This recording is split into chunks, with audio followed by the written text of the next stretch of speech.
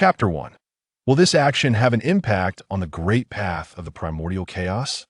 If no changes can be made, the disappearance of the primordial world is merely a matter of time. And what about the rewards? I recall that there's a heap of items I collected from other minor worlds in the storeroom. You may sift through them to see if any are of use. Understood. After countless epochs in the primordial world, the six saints were ordained, and the land was suffused with calamity, leading to frequent conflicts between the demon and witch clans. On an unknown celestial island overseas, a formation enveloped the area, and within it, apart from a towering ancient tree, not a single creature or plant could be found. After a prolonged silence, the tree gradually coalesced into a humanoid form. Ian gazed at the desolate island he had left devoid of life, shaking his head in resignation. Finding a suitable identity proved exceedingly challenging. With a wave of his hand, the spirits of the mountains, along with the flora and fauna, were instantly restored, breathing life into the entire island. Reflecting on the task bestowed upon him, Ian calculated with a flick of his fingers. The calamity of the demon and witch clans has already commenced. Fortunately, I am not too late. Ian retrieved a long-stored black ore from his spatial domain and infused it with his spiritual essence. Now it is up to you. The orb instantly radiated a brilliant light, and simultaneously, a live broadcast screen appeared before all beings in the primordial realm. Ding! As calamity enveloped, to prevent the suffering of sentient beings, a QA live broadcast was initiated. On all broadcast screens, the word "shpng" appeared, indicating that any being could seize the opportunity to answer. Those who responded correctly would receive substantial rewards. Of course, incorrect answers would incur certain unique penalties, though they would not endanger life. The QA live broadcast upheld absolute fairness and justice, adopting a mode of universal participation, subject to all forms of scrutiny. Naturally, if anyone perceived it as unfair, that would certainly be their own issue. Now, answers may be seized. As the announcement concluded, the word "shang," encircled, appeared on the screens of all beings, set against a backdrop of profound darkness. Fuxi, what is happening? Fuxi, my words are actually being broadcasted live. Kuanpeng, I can do that too. NWA, brother, why did you send a message without first checking? By Zay, the broadcast screen is moving. The previously displayed word "shang" vanished, and the announcement resonated once more. Ding! Tongtian has chosen to seize the opportunity. Tongtian has secured the qualification to answer. Within the Zhixiao Palace, Hongjun was calculating with the Chaos Jade Butterfly, attempting to discern the sudden emergence of the broadcast screen. He had begun his calculations the moment the broadcast screen appeared. Suddenly, PFF. Hongjun spat out a mouthful of blood. He felt as though his internal organs were ablaze and was directly forced down a significant realm. Upon looking up again at the live broadcast room, he saw his third disciple standing there, utterly bewildered. Hongjun was infuriated. Did Tongtian not notice that no one else was seizing the opportunity? Why was he making a move? What was he thinking? Why was his disciple so foolish? Could he not learn from his elder brother? In truth, Hongjun had greatly misunderstood Tongtian. Tongtian was merely curious about the abruptly appearing broadcast screen and had intended to poke it for study, only to inadvertently touch the answer key and be transported here. Just as Hongjun was settling down, he suddenly sensed instability in the Tao fruits of all saints above the heavenly Tao, except for Tongtian and NWA, as if they were on the verge of falling from their saintly positions. At this moment, Hongjun could no longer afford to criticize Tongtian and hurriedly aided in stabilizing the other saints' Tao fruits. Once he had stabilized all the Tao fruits, he found that the power of the heavenly Tao had been significantly depleted. What on earth is happening? Hongjun immediately investigated the recent occurrences, only to discover that all the saints, save for Tongtian, had been attempting to calculate the live broadcast room, resulting in their failure to predict and suffering backlash instead. NWA, shielded by merit and having attained sainthood relatively early with substantial cultivation, managed to secure her saintly position. However, the others fared less well. Having only just become saints, they nearly fell from their ranks due to the backlash. Yet now, even if they had not fallen, these saints could only exhibit the power of quasi-saints. He hoped they would quickly cultivate to regain their strength, otherwise it would be detrimental to his merging with the heavenly Tao. If one lacks the ability, they should refrain from attempting calculations. It is truly troublesome. As Hongjun grew increasingly agitated, the dialogue within the broadcast room had already commenced. Shangqing Tongtian, as the answer, please choose. Past, present, future. The three options materialized instantly on the screen before Tongtian. Tongtian attempted to inquire further questions from the owner of the broadcast room, but received no response, only silence. He had considered whether destroying this place would provoke the owner to appear, yet he had an instinctive feeling that it would be best not to do so. Otherwise, some unpleasant events would surely ensue. During the conflict among the Dragon, Phoenix, and Qilin clans, Tongtian had narrowly escaped death multiple times relying on his intuition, and he placed great trust in it. Thus, after contemplating the three choices, he hesitated for a moment, but ultimately chose the past. Since it pertained to his own past, he should be well aware of it. As long as he answered based on his memories, he would not incur punishment. Tongtian's reasoning mirrored that of most cultivators with knowledge of the past. Choosing it was naturally the best method to secure rewards. As Tongtian selected the past, the surroundings began to shift within the space. The scenery transformed into a chaotic void. Yet even amidst the chaos, Tongtian felt no discomfort whatsoever. He did not even need to obstruct the chaotic energies, which posed no threat to him. As he pondered this peculiarity, a giant emerged from the chaos. Di Jiang, this is the Father God. Zhu Meng, Father God, what treasure is this light screen? It allows us to witness you once more. Zhuan Ti, such a treasure appears before us, yet we cannot reach out to seize it. It is truly inconvenient. Kuanpeng, Zhuan Ti, I see you wish to monopolize this treasure, is that not so? Yao Shi, Kuanpeng, how dare you speak this way to a saint? You have great audacity. Kuanpeng, you little brat, I was born before you even existed. Your master from Zhixiao Palace has already entangled with me over this matter. It will be settled eventually.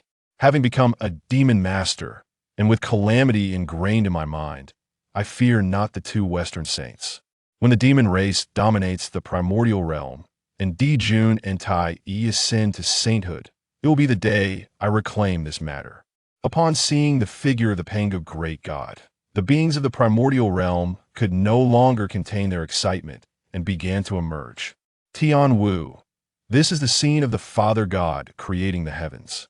Di Jun, Pangu great god. Zhen Yuanzi, what manner of being is capable of recording the Pangu great god's creation of the heavens?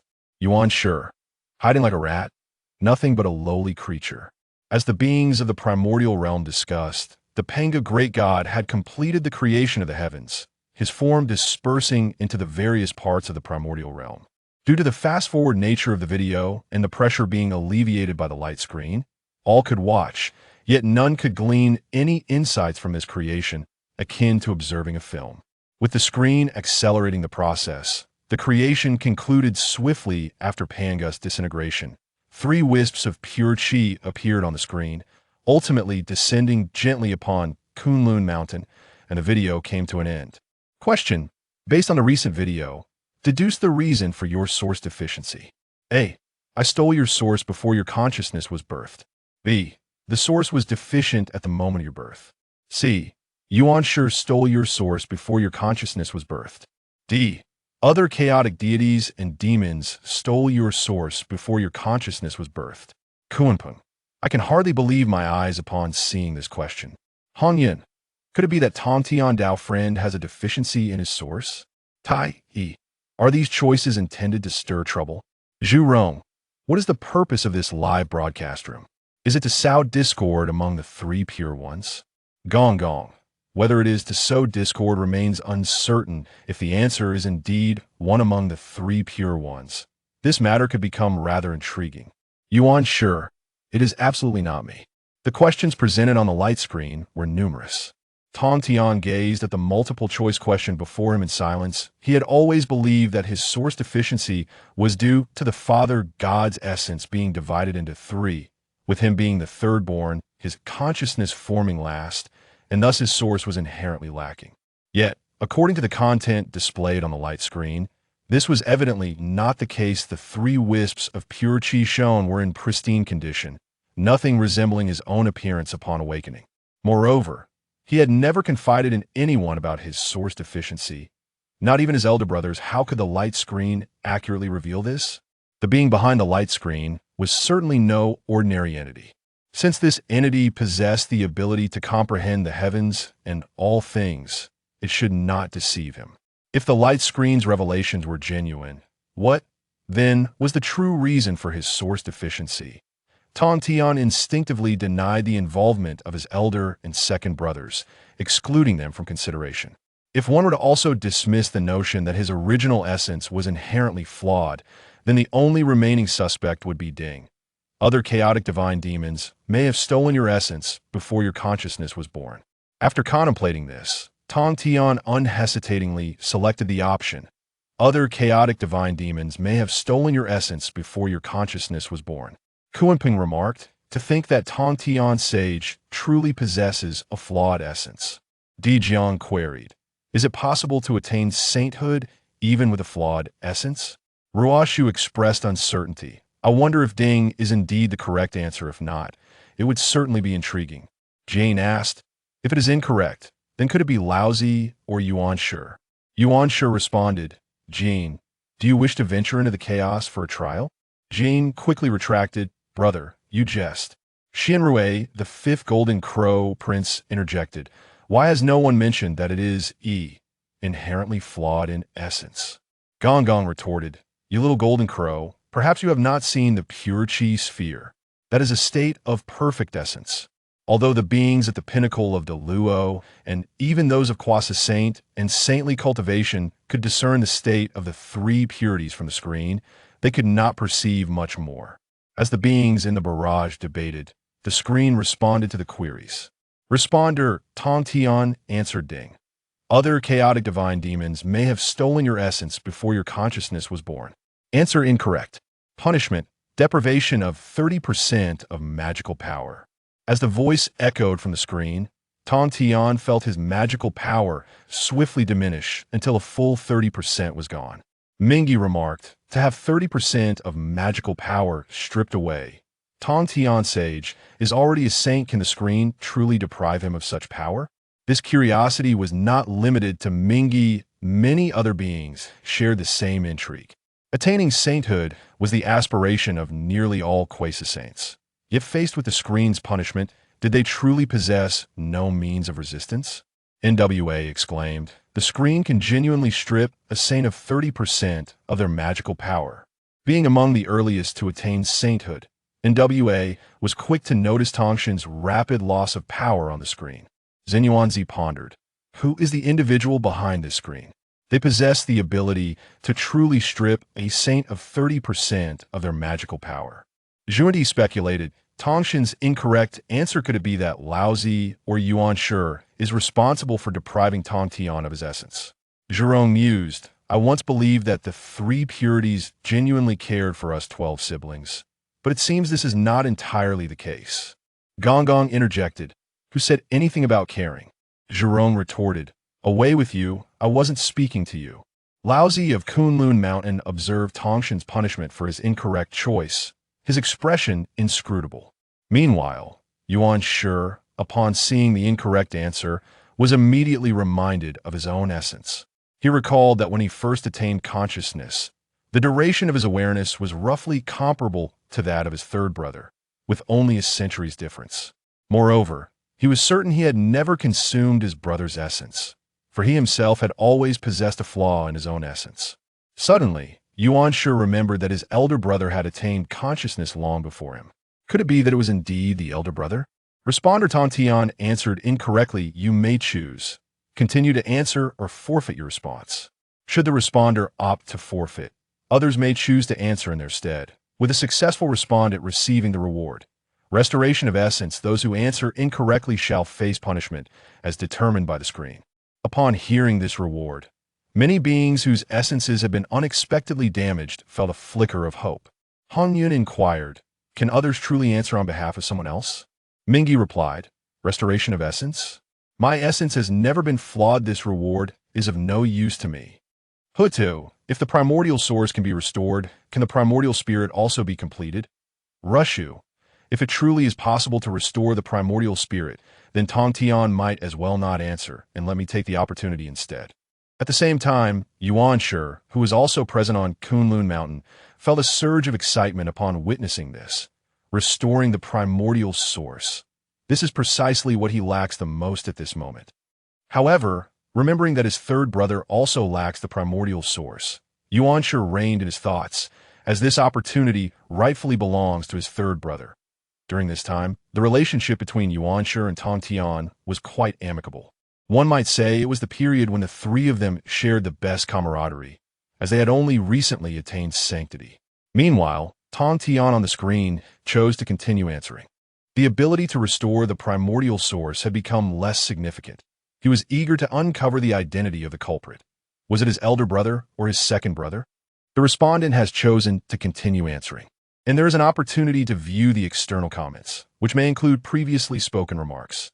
The following are the selectable comments. Yuanshi, Hongyun, Inhua, Fuxi, Junti, Jin, a series of names from beings who had previously spoken on the screen, all broadcasted onto the light screen. Tai, this is intriguing. I wonder whom Tongtian will choose. Yuanshi, third brother, choose elder brother. Zhurong, are the three cleans going to have an internal conflict? Tai, to take someone's primordial source is to destroy their Tao foundation. In such circumstances, it's difficult to avoid discord. Dijuan, Tai, aside from the brainless Wu clan, the not yet sanctified Dijuan is unwilling to oppose the saints. Wanggong, Yuanshi has made an appearance. Xianming, why is it only Yuanshi? Where is Laozi? Qiangliang, it seems that since the light screen appeared, Laozi has not spoken again. Could it be that he feels guilty? Hongyun, not necessarily. Perhaps my Taoist friend Laozi is simply in seclusion and hasn't seen it. Watching the good-natured Hongyun's remarks, Xinyuan Zai felt an overwhelming urge to rush into Hongyun's fiery cloud cave and silence him. The question now had only two evident answers. It was either Laozi or Yuanshi. Hongyun's defense of Laozi could be interpreted as an acknowledgement in front of countless beings that he believed Yuanshi was the one who harmed Tongtian. This would directly offend a saint. Did they not see how many refrained from responding after Hongyun spoke? At that moment, Juni unexpectedly chimed in on the comments. Juni, I must say I feel ashamed. I was forcefully awakened from my seclusion by the light screen, clearly indicating that my powers are not profound enough. Junti appeared to merely be making a timely lament, not explicitly stating anything, nor even mentioning Laozi, but the implications were significant. If a saint like Junti could be awakened from a seclusion by the light screen, how could Laozi, who had only recently attained sanctity, possibly remain undisturbed? Yet, despite their lengthy discourse, Laozi had remained silent. The answer was self-evident that a saint's thoughts can transcend heaven and earth. Although Tongtian was currently isolated from the Hongyun world by the light screen, he merely cast a fleeting glance and noted the absence of his elder brother's name in the comments. Why wasn't he his elder brother speaking? Was it his elder brother who had stolen his primordial source? The three cleans had been together since their transformation. Their understanding of one another was profound. However, the lack of Laozi's comment made Tongtian instinctively uneasy, though he was reluctant to think ill of his elder brother. In the face of only two choices, it became easier for Tongtian to arrive at clarity. Tongtian, I choose the comment of second brother Yuanshi. Ding, respondent Tongtian has selected a comment, commencing random selection. Random result. Yuanshi, third brother, choose elder brother. Upon seeing Yuanshi's words, along with the silence of Laozi, the answer became nearly clear. Tongtian suppressed all the emotions within him and clicked on the response option. A. I stole your primordial source before your consciousness was born. Ding. Respondent Tongtian answered correctly. Reward. Restoration of the primordial source. As the announcement resonated, a shimmering golden light appeared on the screen, descending upon Tongtian and merging with his body. At the moment the light integrated into Tongtian, he directly broke through to the second level of sainthood, surpassing even Inhua, who had been a saint for many years and had reached the pinnacle of the first level of sainthood. Outside the light screen, Hongjun, having just observed the screen, was taken aback to see Tongtian, having regained his primordial source, suddenly breaking through to the second level of sainthood. What is happening? Tongtian's power was closely tied to the subsequent calamity of the function. How could he suddenly surpass the other saints by such a margin? Hongjun quickly deduced the sequence of events. However, upon understanding, he became even more apprehensive about the origin of the light screen. Who exactly is behind the light screen? And how could they produce the very primordial source Tongtian lacked, which happened to be the piece taken by Laozi? Where did that primordial source in the light screen come from? To be so perfectly attuned to Tongtian, he distinctly remembered that Tongtian's primordial source had long been utilized by Laozi, even if the light screen could retrieve the primordial source Tongtian lacked from Laozi. It would merely be the one that had been refined by Laozi, marked by him, and would have become one of Laozi's 3 corpses, specifically the evil corpse source, which Tongtian could not possibly utilize. What was the origin of that piece of primordial source displayed on the light screen? Hongjun could not help but calculate again, this time resorting to the power of the heavenly Tao to avoid any inability to deduce the outcome. As Hongjun employed the power of the heavenly Tao for his calculations, Tongtian had already completed the restoration of his missing primordial source, emerging from the light screen. Observing Tongtian's emergence, the myriad beings of Wanggong sent forth a flurry of comments. Rushu, I wonder how the 3 cleans will resolve this matter. Qiangliang, it truly was Laozi. One cannot judge a person by their appearance. Laozi, who seems so indifferent and appears to only care for his younger brother, secretly stole Tongtian's primordial source. Tai, I wonder how the 3 cleans will handle this situation. Mingi, rather than how the 3 cleans will resolve this, I am more curious about Tongtian's stolen primordial source. What of Yuanshi's primordial source? As Laozi's brother, what has happened to Yuanshi's primordial source? Kunpeng. If Yuanshi's primordial source has also been stolen, that would make things all the more interesting. Kunpeng still vividly recalled when Yuanshi scolded him for being an inferior being, unworthy to sit with them, which led to him losing his mat. Back then, he feared the unity of the 3 cleans and did not dare to confront them. But now that the 3 cleans seemed on the verge of disintegration, how could he refrain from taking pleasure in their misfortune? Kunpeng. Red flowers, white lotus, green lotus leaves, the 3 teachings were originally one family. It seems this phrase is nothing more than a jest now. Hongyun, I still hope that Tongtian Dao friend will not act rashly. Ding Dong Wanggong has successfully buzzed in, becoming the respondent. Fuxi, when did the buzzing begin? I didn't notice. Enwa, Dong Wanggong. Was he not dead? The focus of the brother and sister was entirely different. Just as they were speaking, the lingering true spirit of Dong Wanggong appeared within the light screen. Mingi, under the joint assault of the demon clan. Dong Wanggong was still able to preserve a trace of his true spirit. Tai, impossible. My Dong Huang bell clearly extinguished Dong Wanggong's true spirit. Mingi, previously, Dong Wanggong had remained silent on the light screen. Who would have thought he had such luck? The other members of the demon clan, upon seeing Dong Wanggong on the light screen, also displayed expressions of disbelief. They distinctly remembered that during their siege of Penglai Island, the celestial court established by Dong Wanggong was shattered by them, and they clearly recalled that Dong Wanggong's true spirit had been extinguished by the Dong Huang bell, dissipating into the heavens and earth. How could he still possess a lingering true spirit? The true spirit of Dong Wanggong within the light screen, upon realizing he had entered, burst into laughter. Dijuan, Dong Huang Tai, Kunpeng, did you not expect this? I'm still alive. Ha! As the foremost male immortal, personally bestowed by the Tao ancestor, the embodiment of the first ray of innate pure yang, before Tai could seal him within the Dong Huang bell. Dong Wanggong had employed a special method to forcibly tear apart a portion of his true spirit, allowing this part to escape, thus enabling him to survive to this day. Originally, without the establishment of reincarnation, this portion of Dong Wanggong's true spirit would have dissipated after prolonged exposure outside. But unexpectedly, due to the serendipitous emergence of the light screen and the reward given to Tongtian, Dong Wanggong found renewed confidence. Previously, Dong Wanggong had been persistently clicking on a light screen, intending to buzz in for the question, and unexpectedly, due to everyone's attention being diverted towards Tongtian, he truly seized the opportunity to answer. Dong Wanggong, recalling the reward Tongtian had received from the light screen, which had directly restored Tongtian's previously missing primordial source, wondered if he too could rely on the light screen to restore his true spirit and reconstruct his physical body. As the responder, Dong Wanggong, please choose past, present, future. Fuxi, why are the options for present and future dark? Zhuangmu, dark. Could it be that selection is impossible? Inhua, Zhuangmu has appeared as well. Zhuangmu, greetings, thou friend Inhua. As everyone pondered the peculiar difference in this election compared to previous ones, the figure of Dong Wanggong clicked on the option of the future upon the luminous screen. Previously, Tongtian had opted for the past. Yet the revelations that ensued were completely unknown, implying that the luminous screen would not pose questions based on known matters, i.e. in such a scenario. The future, present, past, and unknown circumstances were all equivalent. Hence, choosing the future would not only be prudent, but also could unveil the trajectory of forthcoming events. Dong Wanggong's thoughts were astute.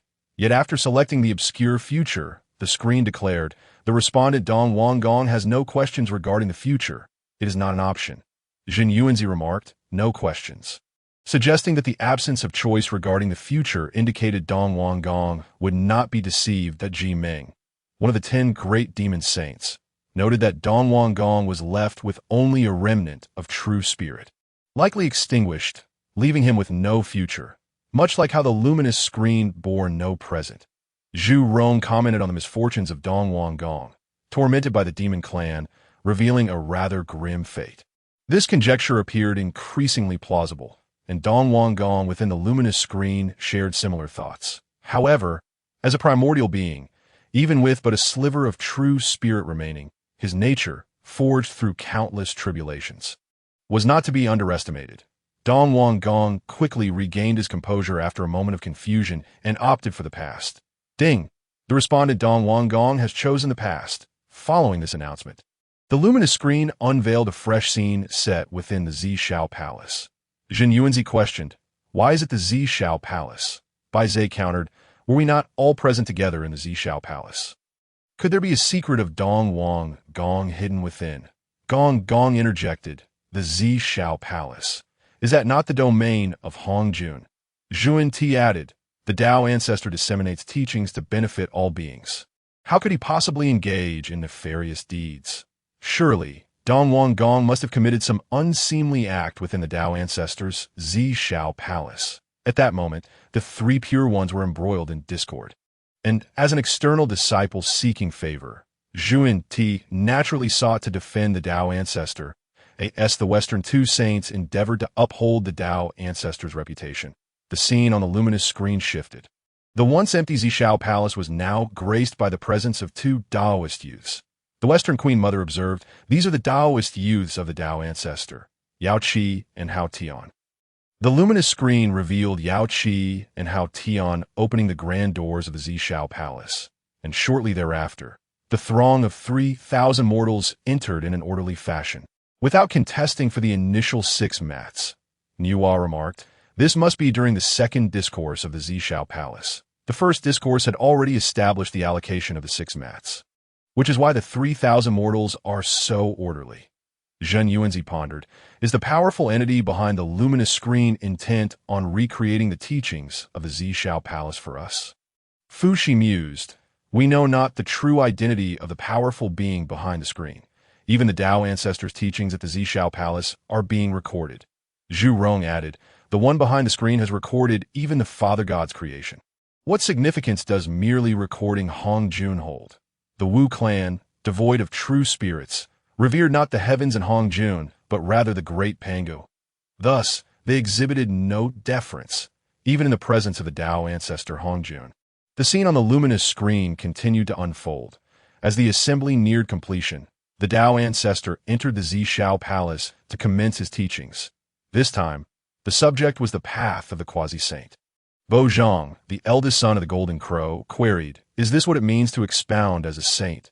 Xing Tian retorted, the saint's teachings are nothing extraordinary, devoid of insight, devoid of gain. Jin Yuanzi noted, it is likely due to the barrier of the luminous screen that we do not perceive the same enlightenment as we did when facing the saint's discourse on the path of the quasi-saint. Di Jun remarked, The luminous screen must have shielded the saint's might. Otherwise, many beings of early Tai golden immortal cultivation would surely face peril. The second discourse, focusing on the path of the quasi-saint, primarily addressed the 3,000 mortals who had already attained the cultivation of the great Luo golden immortal. Thus, the saint's pressure was not particularly restrained. However, should such teachings be unleashed directly upon the lower beings of the Hongyun, those of lesser cultivation would likely perish instantly. From another perspective, the actions of the luminous screen were understandable. Many of the 3,000 mortals who had experienced the saint's pressure immediately grasped Di Jun's implication. Fuxi observed, even the beings of the Hongyun have been considered. The luminous screen truly accounts for all. The Western Queen Mother questioned, yet why does the luminous screen choose to recreate this moment of the Zishao Palace's teachings? Could it be related to the title of the foremost male immortal? The Western Queen Mother retained vivid recollections of this discourse, not only because the Tao ancestor was expounding the path of the quasi-saint, clarifying her path of cultivation, but also because following this lecture, Dong Wanggong was conferred the title of the foremost male immortal, while she received the title of the foremost female immortal. Consequently, Dong Wanggong became entangled with her, seeking to unite as Tao partners, only to be met with her firm rejection, retreating behind closed doors in the western Kunlun, fearing the three pure ones, who resided in Kunlun, and later, the turmoil instigated by Di Jun's demon court against the celestial court established by Dong Wanggong led to the celestial court's destruction, ultimately freeing her from Dong Wanggong's clutches. Ming, he remarked, if one were to trace the cause of Dong Wanggong's demise, it seems to stem from the Tao ancestor's second discourse, wherein he was conferred the title of the foremost male immortal, igniting the conflict with Di Jun and Tai Yi. Unafraid of offending the demon court, Ming, he spoke with piercing clarity. Living in the sea of blood, he claimed, as long as the sea of blood does not dry, Ming, he shall not perish, that he had forged 480 million blood gods, ensuring that as long as even one blood god remained alive, he could never truly die. Even the demon court would hesitate to provoke such a troublesome existence. Thus, Ming, he spoke without fear. Zhang Yinzi noted, yet the luminous screen typically recounts matters unknown to the respondent. Could there be elements unknown in this instance? Zhang Yinzi's assertion garnered considerable attention, although upon reflection, it seemed the second discourse had not witnessed any extraordinary occurrences. As everyone contemplated, the content on the luminous screen fast-forwarded to the conclusion of the teachings. The screen displayed. The second discourse concludes. Hongjun, seated firmly on the high platform, proclaimed, the beings of the Hongyun require governance. Today, I shall appoint the foremost male and female immortals to assist in managing all living beings. Dong Wanggong. Western Queen Mother, you too represent the yin and yang of the Hongyun realm. Meng Ji exclaimed, this is the spectacle of the Tao ancestor appointing the foremost male and female immortals. Within the luminous screen, Dong Wanggong, upon hearing the Tao ancestor's words, eagerly rose to accept the position, while the Western Queen Mother hesitated before responding, observing his own eager demeanor within the Zishao Palace. Dong Wanggong felt a twinge of embarrassment. At that time, he believed he had encountered a significant opportunity. In truth, aside from the bestowed dragon-headed staff, the Tao ancestor granted him no tangible benefits. The title of the foremost male immortal was, in fact, a colossal trap. By declaring Dong Wanggong as the foremost male immortal, the Tao ancestor positioned him directly in opposition to the demon court established by Di Jun and Tai Yi, effectively placing him beneath all male immortals. Even when the demon court clashed with the celestial court, and Di Jun and Tai Yi sought his demise, Dong Wanggong called upon the Tao ancestor's name, brandishing the title of the foremost male immortal. Yet no being of the Hongyun came to his aid, not even the Tao ancestor who had conferred the title. In retrospect, this position of the foremost male immortal was no blessing. It was a death warrant issued by the Tao ancestor. In oh wonder, the Western Queen Mother retreated to the Western Kunlun after receiving the title of the foremost female immortal at that time. He thought her timid. Now it appeared she possessed foresight, having traversed the realms of life and death. Dong Wanggong, once intoxicated by the joy of the title of the foremost male immortal, established a celestial court naively believing that reliance on the Tao ancestor would allow him to stand unchallenged above all male immortals. But he now found clarity.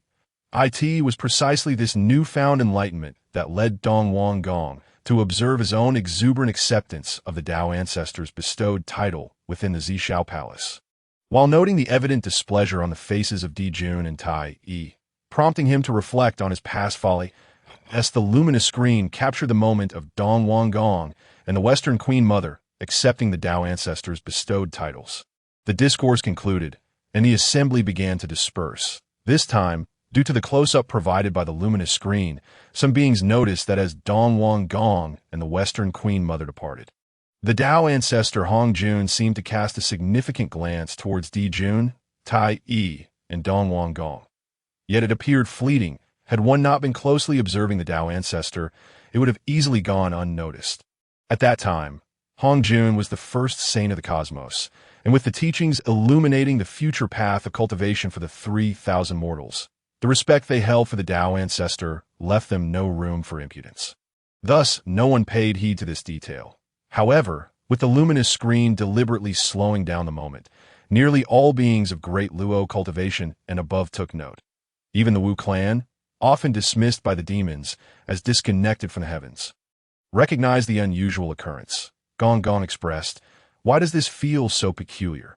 Zhu Rong mused, "Am I the only one who has always felt that this Tao ancestor is not a benevolent figure?" As the Zhixiao Palace unfolded, Hongjun, noticing the bold remarks of the ancestral witch in the bullet comments, wished to unleash a bolt of thunder upon them. Yet these ancestral witches were astute enough to evade his wrath.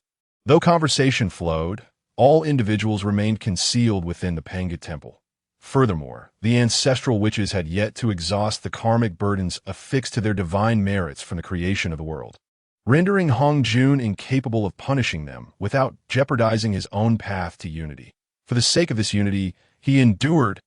Hongjun believed his forbearance was in service of his grand ambitions. However, in the eyes of the beings of the primordial world, the audacity of the witch clan to challenge the Tao ancestor without consequence was indeed impressive. The status of the witch clan had risen, yet the radiance of the Tao ancestor had dimmed. Nonetheless, Hongjun remained the Tao ancestor, and few beings dared to discuss him as openly as the witches did. Yet, through the barrage of comments on the screen, the magnificent image of the Tao ancestor in the hearts of the primordial beings had undeniably lost some of its luster. These events unfolded in an instant, and as the guests of the mortal realm departed from the Zhixiao Palace, the narrative presented on the screen concluded, leading to the commencement of inquiries. Question: based on the previous scenario, deduce why Dong Wanggong became the foremost among male immortals. A. Dong Wanggong's noble character, exceptional prowess, and benevolent disposition earned him the respect of the beings of the primordial world. Thus Hongjun appointed him as the foremost male immortal. The emergence of this option nearly provoked laughter among the multitude of primordial beings. The character, virtue, and strength of Dong Wanggong bore no resemblance to the descriptors in this option. Tai remarked, "To formulate such a question is indeed a trial for the screen." Falian added, "If there were even a single term Dong Wanggong could live up to, we wouldn't have been compelled to extinguish our true spirits." B. Dong Wanggong is the illegitimate son of Hongjun. C. Hongjun intends to use Dong Wanggong's death to facilitate the calamity, hence he granted him the position of foremost male immortal. D. Hongjun requires someone to govern the primordial realm, and as the embodiment of the first ray of pure yang energy, Dong Wanggong is suitably qualified. Thus he was conferred the title of foremost male immortal. Changxi noted, "It seems the Tao ancestor mentioned that Dong Wanggong was appointed as the foremost male immortal precisely because he embodies the first ray of pure yang energy." Is this inquiry truly so simple? With her somewhat naive disposition, she curiously inquired upon seeing the apparent answer. Shiha replied, "It is not so simple." Kuenping added, "It is uncertain which option Dong Wanggong will choose."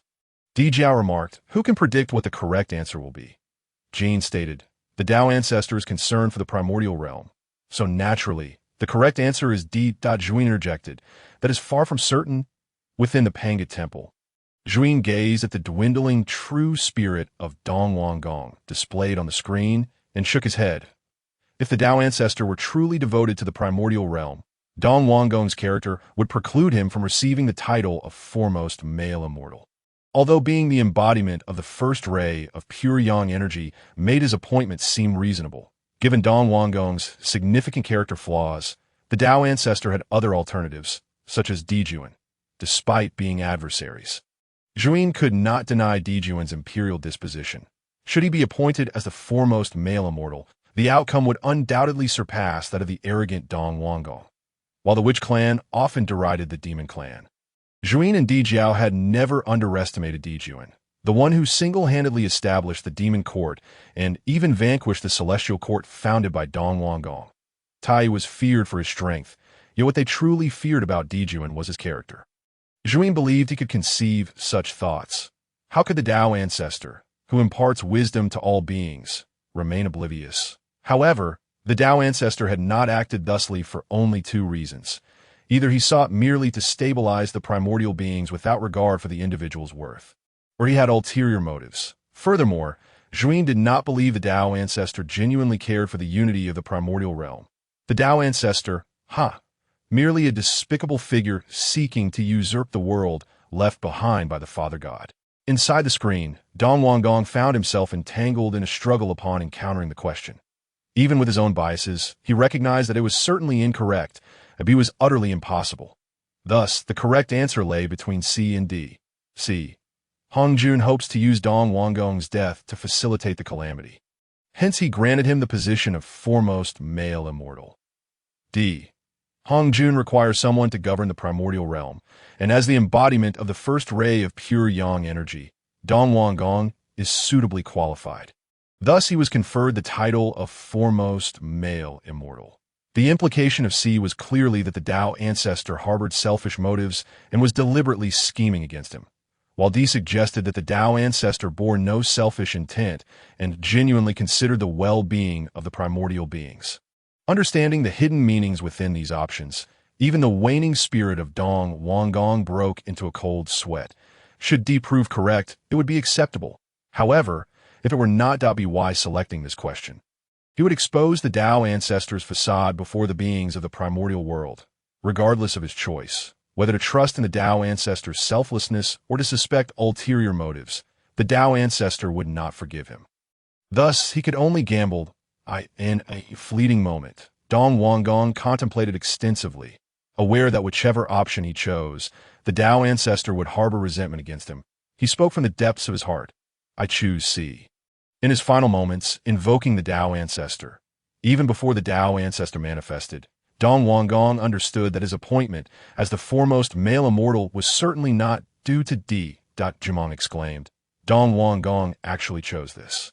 He possesses quite the audacity. Xianming added, even a corner dog will leap over walls. Russia remarked, one wonders if Dong Wanggong will still retain his life upon emerging from the screen.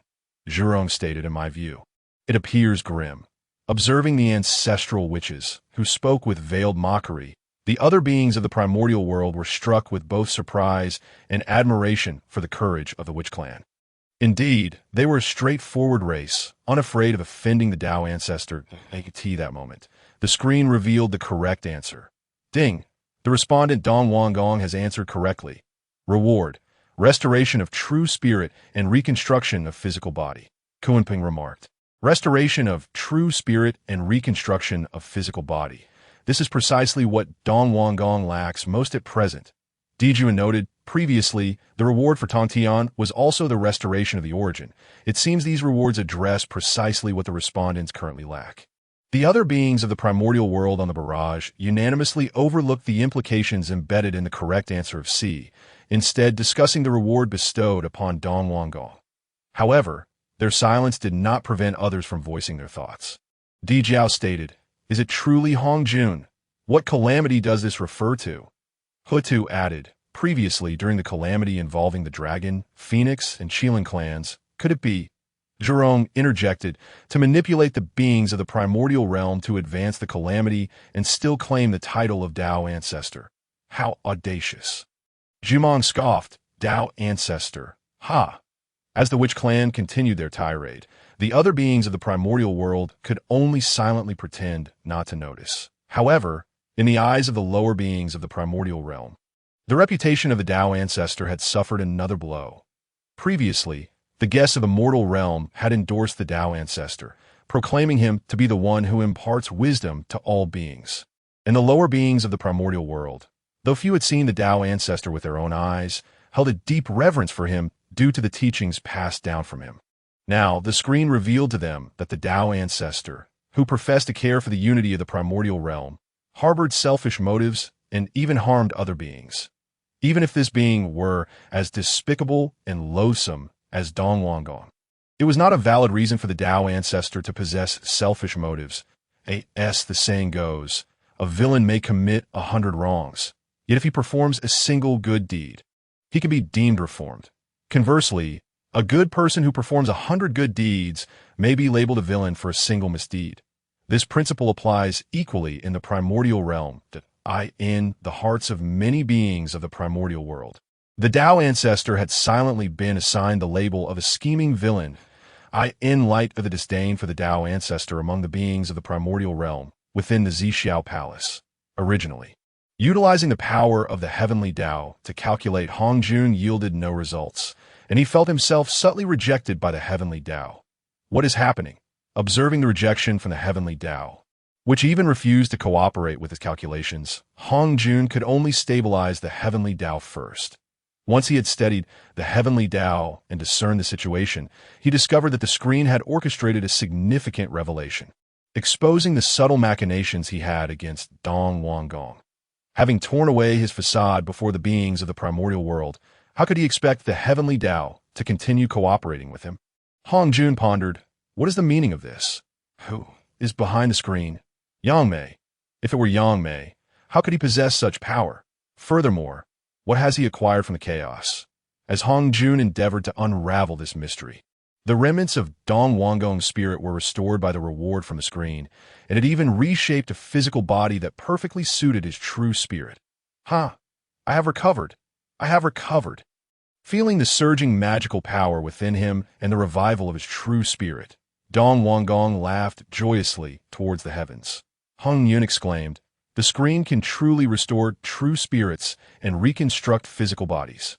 Mingyi, the current physical form of Wanggong seems no worse than before. Daijang, Wanggong has indeed turned misfortune into fortune. Xianming, if only I could compensate for the deficiency in my Witch clan's original spirit. Zhuni, if it can restore the true spiritual body, I wonder if the light screen can also mend the western ley lines. The Western Jane gazed at Wanggong on the light screen. Junior brother, we must seize this opportunity. Zhuanti, but senior brother, the punishment on the light screen? Jin, it's merely the deprivation of magical power. It doesn't mean that cultivation cannot be regained later. The deprivation of magical power is different from the loss of cultivation. The latter may cause them to fall directly from the level of a sage to that of a quasi-saint. However, magical power is stored primarily in their dantians, akin to physical strength. Even if lost, they can recover through meditation, rest, or seclusion. Very well, I shall rush to answer. Senior brother, your strength must be preserved. Jane understood Junius' intention. Thank you, junior brother. Zhuanti, senior brother, why should we be so polite? We are all striving for the prosperity of the Western realm. After witnessing the light screen grant 2 astonishing rewards, it was not only the 2 from the West who desired the rewards. Others, although silent in the barrage, keenly focused on the light screen, fearful of missing even a moment. Just as Wanggong reveled on the light screen, the rewards concluded, and the light screen abruptly dismissed him. At the moment Wanggong was escorted out, a single word "seize" appeared on the light screen. The previously conversing beings of the primordial wilderness fell silent upon seeing this word. They swiftly clicked the seize button on the light screen. Ding! Emperor Jun has successfully seized the opportunity and become the respondent. As the voice fell, Emperor Jun's figure appeared within the light screen. Zenyuzi, it is indeed Emperor Jun who has seized this time. Jumang, the light screen is truly intriguing. The last one to seize was the enemy of the demon clan, and this time it is the demon clan seizing it. Zitai. Who cares who seized it last time? It certainly wasn't your witch clan. Zhu Rong, how dare you speak to us witches like that? Are you itching for a fight? Ing Zhao, if it comes to blows, do you really think our demon clan fears you? The witch and demon clans have always been at odds, and with the calamity's energy within them, even minor provocations can lead to disputes, potentially escalating into larger conflicts. Had it not been for Emperor Jun and Daijang previously restraining their respective clans, the witch and demon clans would have clashed countless times by now. The setting here indicates that the two clans have had friction, with numerous minor skirmishes, but an all-out battle has yet to occur. As a respondent, Emperor Jun, please choose past, present, or future. Mingi. The present on the light screen is dark, which indicates that Emperor Jun has not been schemed against the present, but in the future and past he has been. Based on the responses and choices of the two previous respondents, everyone is gradually understanding the rules of answering. Anything illuminated signifies matters unknown to the respondent, but already calculated, such as the primordial source of Tongtian and the secret of Wanggong being conferred the title of the foremost male immortal. Zenyuzi. I wonder which choice Emperor Jun will make this time. Inwa. Brother, what do you think? Fuxi. Each of the past and future has its merits. I cannot predict which one the Demon Emperor will choose. Emperor Jun found himself momentarily troubled by this choice. The previous questions made it abundantly clear that the choices presented by the light screen contained secrets unknown to the respondent, all of which were unknowns, making them difficult to select. After pondering for a moment, weighing the options, he ultimately chose future. The past schemes are inconsequential. He yearns only to know the future. At which juncture will his path as an emperor lead him? Will he achieve great mastery and become a sage? Is his demon clan truly the greatest clan of the primordial world?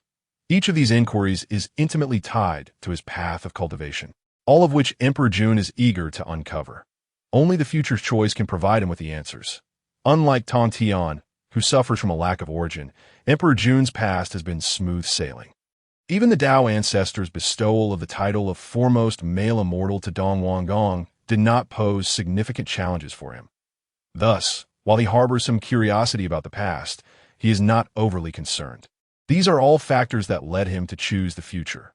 What solidified his resolve was Dong Wanggong's earlier correct answer, indicating that the Tao ancestor conferred upon him the title of foremost male immortal to advance the calamity. What does this calamity refer to? Is it related to his demon clan? Having witnessed the calamities faced by the dragon, Phoenix, and Qilin, Emperor Jun cannot help but feel anxious for the future of the demon clan. Ding, respondent Emperor Jun has chosen the future. As the voice on the light screen concluded, the previously empty scene transformed into another image. The opening scene depicted the Eastern Emperor Tai blocking an arrow and subsequently striking to E with the Eastern Emperor bell, while the Eastern Emperor Tai cradled a trembling three-legged golden crow in his arms. Fortunately, Daijang and Zhu Jiuyin arrived in time to successfully intercept the Eastern Emperor bell, saving De Yi's life. The E. Is that me? Mingi. What has transpired here? Why did Tai take action against the great witch of the Witch clan? It is well known that Tai is exceedingly combative. He seldom acts against anyone unless they are of equal strength. If he truly aimed to confront the Witch clan, then his opponent should logically be a primordial witch, yet targeting a great which does not align with Tai's character, Bo Zhuang. It appears that the one cradled in my uncle's arms is the 10th brother. Zhonglang. What is happening here? Why is the 10th brother so terrified? Though they are brothers, there can be only one position of Demon Emperor, and the competition for the title among the princes is fierce. Yue, how would I know what is happening? Ashamed and furious, Yue retorted that on the light screen. At this moment, Emperor Jun also arrived. The great witch of the Witch clan has slain my 9th son. I shall not rest until I avenge this grievance. The light screen's focus gradually widened, revealing a massive figure of the great witch of the Witch clan in the background, along with several deceased three-legged golden crows. Additionally, there were numerous other scorched primordial beings, although their sizes did not stand out as much as the great witch and the three-legged golden crows. Nevertheless, the dire state of this realm was apparent. The earth had turned to scorched soil, countless beings charred to death. Even through the light screen, one could hear the wails of those beings. Zenyuzi. What has happened to the land? Hongyun. These beings, with their low cultivation, have likely little chance of survival in this state. Kwafu. How could I die? Why is it so tragic, my skin torn and flesh charred? Bo Zhuang. The one lying over there is me. Shukuan. The one pierced through the heart by an arrow is me, Ji Shi. How could I die? I have perished. Each of the Golden Crow princes, including Xing Rui, Lu Jun, Yixiong de Zhen, and Rin Jing, were utterly astonished upon seeing their own lifeless bodies. They could hardly believe that they, as prominent Golden Crow princes, had met such an untimely demise, the Shi Wangmu, slaying my 9 sons. This implies that aside from the 10th prince, all of Emperor Jun's other 9 sons have perished. Mingyi, no wonder this great which could provoke Tai, this great which is indeed ruthless. Zhuanti, all of these are future events. If such things were to truly occur, then the demon and witch clans would likely be locked in a death struggle. Yue, I have become the sole survivor, the Shihi. The witch clan has slain my 9 sons. You better provide an explanation, or do not blame me for attacking Mount Buzhou. Are you show? An explanation? With my great witch dead, I have yet to demand an explanation from you. Zhu Rong, if you seek an explanation, you might as well wait until all your little brats are dead before coming to us for one. Ha! Gong gong. Ha! By that time, we will surely provide you with a satisfactory explanation. Chang Shi, you witch clan is too overbearing. Zhu Meng, you are nothing but a motley crew. How laughable it is that you have established some demon court. Seeing this scene, Yue finally understood why he, as the 10th prince of the Golden Crows, trembled so. Witnessing the tragic deaths of his brothers, the next in line could very well be himself. That it is no wonder he felt such fear. He had not anticipated the witch clan's brutality, and he would rather remain in the safety of Tang Valley, as arranged by his parents. The other 10 Golden Crows shared his sentiments, having witnessed their own tragic fates. For them, it was a tremendous shock. At least for the time being, these Golden Crows would not yearn for the outside world, within the light screen, as Emperor Jun's veins bulged in agitation at the sight of the familiar corpses. The narrative before him continued. Daijing, you demon princes have wreaked havoc upon the primordial world, causing untold suffering. What wrong is there in Yi, the great witch of our clan, enforcing divine justice? Shihi, my child merely felt stifled in Tang Valley and ventured out for leisure. Even if he erred, must he face death?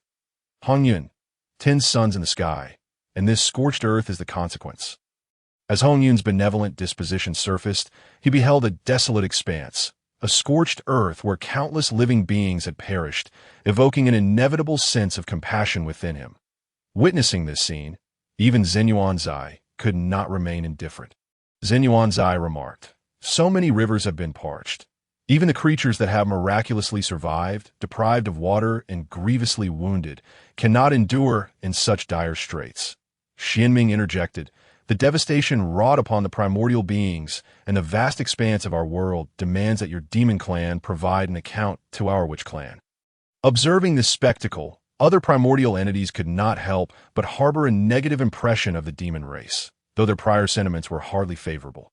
The suffering of billions of beings was trivialized in the demon clan's discourse as mere folly, a crime not deserving of death.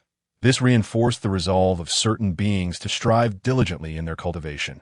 None could predict the calamities that might befall them one day, particularly for those who glimpsed their own reflections upon the luminous screen. As discussions unfolded in the barrage of comments, the narrative on the screen hastened to a juncture where both sides engaged in conflict, neither gaining the upper hand, and a pact was forged for a millennium hence. To determine victor and vanquished, life and death. Question, based on the preceding content, deduce why the 10 Golden Crows appeared simultaneously, scorching the primordial world. The demon clan seeks to provoke a war with the witch clan, thus unleashing the 10 Golden Crows, intending to exploit their demise as a pretext for conflict. B. The 10 Golden Crows are overly curious about the world beyond Tang Valley, and, taking advantage of their parents' absence, descend to the lower realms. C. The 10 Golden Crows are destined to become the catalyst for the power struggle between the 2 demon factions, willingly descending to their demise to fulfill this role. D. Someone, seizing the opportunity amidst the conflict between the witch and demon clans, intentionally releases the 10 Golden Crows, aiming to expedite the downfall of both factions. Lu Jun, C is utterly impossible. Bo Zhuang, it is definitely not C. Shu Kun, I would never willingly embrace death. Ji Shi, whoever wishes to perish may do so. I for one shall not. Regarding the third possibility, the 10 golden crows unanimously expressed their disbelief. Those who had never encountered the 10 golden crows might consider C a plausible choice, but anyone familiar with their temperament would understand that, given their nature, willingly accepting death was inconceivable to Shi Wangmu. The likelihood of A is also minimal. Dijun does not seem the type to sacrifice 9 offspring for a singular goal. Jin Shi Da Peng Diao. In this world, many pursue their objectives through unscrupulous means. Ran Deng. Jin Shi Da Peng Diao? Who might you be? Jin Shi Da Peng Diao. Does it concern you? Dong Wanggong. What he says is not without merit. Dijun's methods may surpass your imagination. It cannot be entirely dismissed. Tai Yi. Dong Wanggong. How dare you slander my brother? Do you believe that once the luminous screen revives you, I will be unable to exact retribution? Dong Wanggong. I shall not dwell on it. Secretly observing, Ming He. Eliminating A and C leaves only B and D, both of which appear plausible. Fail Yin. The likelihood of D is quite low. Tang Valley is heavily guarded, making entry for outsiders exceedingly difficult. Yao Sure.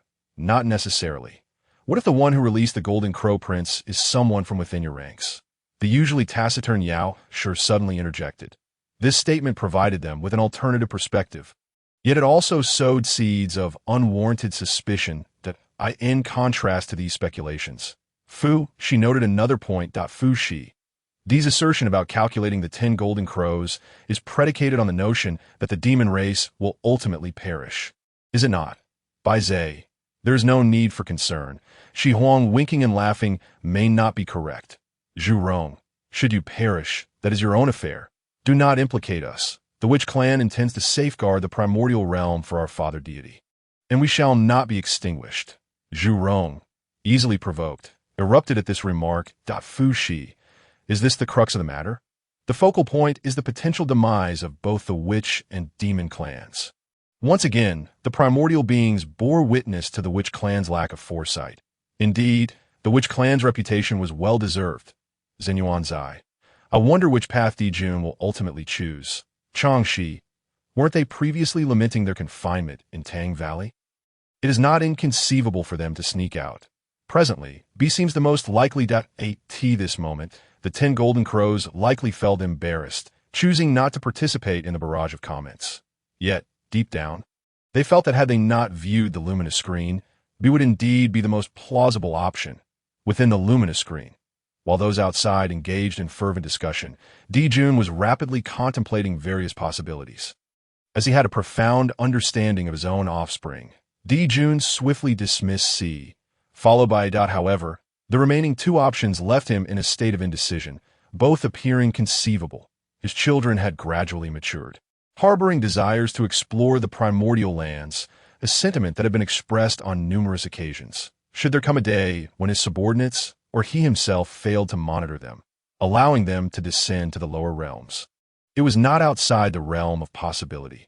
The notion of being deliberately manipulated to release the 10 golden crows seemed rather unlikely, as few beings could access Tang Valley, situated within the Sun Star. Only those of quasi-saintly prowess could enter. Others, even those of great luo cultivation, would find it exceedingly difficult to withstand the scorching solar flames. Furthermore, those above the level of De would comprehend certain causalities. If one were to truly unleash the 10 golden crows to wreak havoc upon the primordial realm, the repercussions would not rest solely upon the golden crows. Those responsible for their release would also bear the burden of consequence. Even if this were to enact vengeance upon the demon race, it would not be worth the risk of entangling oneself in such causality.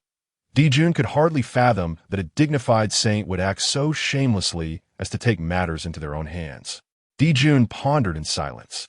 Yet, he did not entirely rule out the possibility that the Witch clan orchestrated this scheme, although it seemed rather challenging for the other members of the Witch clan to execute such a plan. The involvement of Di Jiang and Zhu Jioyin made it conceivable that the demon emperor. Dijun was accustomed to considering matters from a broader perspective, which led him to contemplate more extensively. After much deliberation between options B and D, his understanding of his offspring ultimately prevailed, and he chose B. The 10 golden crows are overly curious about the world beyond Tang Valley, and Taking advantage of their parents' absence, descend to the lower realms. By Zhe, His Majesty has made a choice, the Shi. Choosing B is indeed reasonable. Lu Jun, I should not have ventured out, should I? Bozhuang, Sixth brother, you have expressed your desire to leave Tang Valley on multiple occasions. Do you truly believe you would refrain from sneaking out? Shu Kuan, Sixth brother, there is no need for pretense at this juncture. We all reside in Tang Valley, and it has been a recurring complaint that it is dull. Who could possibly deceive whom? Ran Deng. I wonder if B is indeed the correct answer. Ming He, let us await the revelation from the luminous screen. As Ming He's comment faded, the announcement from the luminous screen echoed. Respondent D. Jun selected B. The 10 Golden Crows are overly curious about the world beyond Tang Valley and, taking advantage of their parents' absence, descend to the lower realms. Incorrect answer. Penalty. Forfeiture of 90% of magical power. D. Jun, who once brimmed with magical energy, now found himself considerably diminished, nearly losing his balance and teetering on the brink of collapse. Yet he managed to stabilize himself, promptly entering a meditative state to recuperate. Ming He, B has proven to be incorrect. Ran Deng, does this not imply that someone has plotted against the demon race's 10 princes? Shu Kuan, who? Who has orchestrated this? Bozhuang, should anyone dare to conspire against my 9 brothers, I shall not rest until I confront the mastermind, Dong Huang Tai Yi. It appears that someone indeed has schemed. Let us hope that the perpetrator does not fall into the hands of the demon race. Zhuan Ti, with 10 princes among the demon race, to lose 9 at once is to forge a profound enmity with them. Even if one resides in the West, witnessing this, Zhuan Ti cannot help but exclaim. At this moment, he was unaware that the future perpetrators would be none other than the 2 of them. Enhua, why is the penalty a forfeiture of 90% of magical power this time? Hongyun, previously, Tongtian Daoist faced only a 30% penalty. Could it be due to the disparity in cultivation levels? Jin Shi Dapeng Diao, 30%, 90%. Both incorrect answers yielded vastly different penalties. Is there truly such a significant difference between saints and quasi-saints? Yao Sure. I can only say that the chasm between quasi-saints and saints is akin to the fall of the heavens. These forfeitures, I feel, are quite insufficient. Shi Wangmu. Is the difference between quasi-saints and saints truly so great? Respondent D. Jun answered incorrectly. He may choose. Continue answering or forfeit the opportunity to respond. Should the respondent choose to forfeit, others may attempt to answer. Those who succeed will receive rewards based on their abilities, while those who fail will face penalties from the luminous screen. Randang, I wonder if D. Jun will choose to continue answering. Dong Wanggong, it would be better if he refrained from responding. I've already formulated my plan. His hand poised to seize the opportunity to respond. Tai, even if my brother opts not to answer, it will not be your turn. Within the luminous screen, D. Jun had not anticipated that he would answer incorrectly. However, only one option remained, which was evidently the correct answer. The ever-calm Emperor Jun would not readily relinquish the imminent reward. He promptly selected continue answering. The answerer, Emperor Jun, has chosen to continue. You may have one opportunity to view the comments from the audience, specifically those that have already been voiced. The following are the selectable comments. Yuan Sure, Hongyun, Niwa, Fuxi, Zhuan Ti, Jin. A series of names belonging to beings who had previously spoken on the screen were announced. Having grasped the correct answer, Emperor Jun felt no significant hesitation in choosing a comment, and directly opted for his good brother, Dong Huang Tai. Ding, the answer Emperor Jun has selected the comment from Dong Huang Tai Yi, commencing random selection. Random result, Tai Yi. Even if my brother chooses not to answer, it does not concern you. Emperor Jun speculated that, given Tai Yi's temperament, he must have had a dispute with others, who likely did not pay much heed. After all, there were few in the Hongyun world capable of causing Tai Yi any loss. Emperor Jun's focus remained on the question before him, and upon seeing the options presented, he immediately selected it. Someone seeks to take advantage of the conflict between the Wu and Yao tribes, deliberately releasing 10 golden crows while the demon tribe is distracted, intending to hasten the demise of the 2 Yao tribes. Ding, the answer Emperor Jun has answered correctly. Reward, the law of fire or the method of ascension. Choose one. Kuanpeng, the method of ascension. This time, there is actually a method of ascension. Fuxi, Can one become a saint without the primordial purple energy? Zhen Yuanzi. Was it not said that only those possessing primordial purple energy are qualified for ascension? Without primordial purple energy, one can at most attain the rank of Hongyun Daiyou Jingxian, Tongtian. So there is still Hongyun Daiyou Jingxian, Yaoshi. Achieving Hongyun Daiyou Jingxian is exceedingly difficult. The utmost most can aspire to is the peak of quasi-saint. Lu'er, is it not true that by merging the three corpses, one can attain sainthood? Dong Wanggong. Becoming a saint is not that simple. Ran Deng. I wonder how my friend Emperor Jun will choose. Minghe. I also wonder if the method of ascension can only be utilized by the emperor or if it could be imparted to others. Upon hearing Minghe's words, the quasi-saint powers who were merely astonished now seemed to share a common goal. Their eyes fixed intently on Emperor Jun on the screen, especially those who had already severed their three corpses but were still unable to merge them. Emperor Jun regarded the two rewards with some trepidation, as both were of significant importance to him. Whether it was the law of fire or the method of ascension, both were what he currently lacked most, as long as he achieved sainthood. What did the Wu tribe matter? He leaned more towards the law of fire. Should he obtain the complete law of fire, it might well assist him in advancing further, achieving the rank of Hongyun Daiyou Jingxian. If he could attain that, he need not necessarily strive for the position of saint. However, having observed the circumstances of the answerers in the previous two rounds, Emperor Jun understood that his answering would undoubtedly attract the attention of many beings in the Hongyun. If he obtained the method of ascension, the allure it presented would surely entice countless mighty beings to join the demon tribe, leading to its rapid growth that in this context, bearing the fate of the entire demon tribe. Emperor Jun felt he had no alternative choice. After a final glance at the law of fire, he ultimately chose the method of ascension. Ding, Emperor Jun has selected the method of ascension. Reward: 1 strip of primordial purple energy, which can grant entry to the 3 paths of sainthood. Note: the paths of earth and living beings have yet to awaken. If you wish to enter the other 2 paths, please strive to perfect the Hongyun world. The path of sainthood is akin to a profession. If we liken Hongyun to a grand corporation, saints are akin to the management staff. Meanwhile, Hongyun Daiyou Jingxian possesses equivalent strength to the management but lacks formal recognition and authority. Ran Deng. What are the paths of earth and living beings? Is there not only the path of heaven in this world? Hongyun. What does the path of living beings refer to? The path of all beings in the Hongyun world. Niwa. Hearing the path of living beings evokes a strange feeling within me. Hudu. The path of earth. What does earth signify? Is it the land? I can't shake the feeling that something is amiss. Zhen Yuanzi. I feel as though my path lies within the path of earth. Hongyun. Congratulations, friend, on discovering your path. Minghe.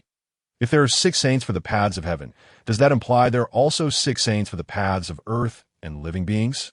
Zhuangmu. It should be more than just 6 saints. Fuxi. The primordial purple energy of the path of heaven is 9. Thus, the paths of earth and living beings should also each have 9 strips of primordial purple energy. Zhuanti. I wonder how one can obtain these primordial purple energies. Is it by answering questions on the screen? Mingji. If answering questions truly allows one to acquire primordial purple energy this time, that would be splendid, but alas, until now, the rewards displayed on the screen seem not to repeat. Minghe. Let the next round of answering commence swiftly. I am ready. Randing. This time, the one who answers first will surely be me. Golden-winged Great Peng. After so many rounds, it is finally my turn. The prospect of acquiring a strip of primordial purple energy has ignited the fervor of these quasi-saint powers in the Hongyun world. Ascension is the ultimate goal for all quasi-saint powers. Meanwhile, Hongjun in the Zixiao Palace truly did not anticipate that his concealment of the multitude of Hongyun beings would be exposed in such a short span of a day, with the screen revealing one revelation after another. Now, even the paths of earth and living beings could lead to sainthood, but the secrets yet to awaken had all been divulged by the screen, informing all beings of the Hongyun about the existence of these paths, thus obstructing his ability to suppress them with the path of heaven and prevent their resurgence.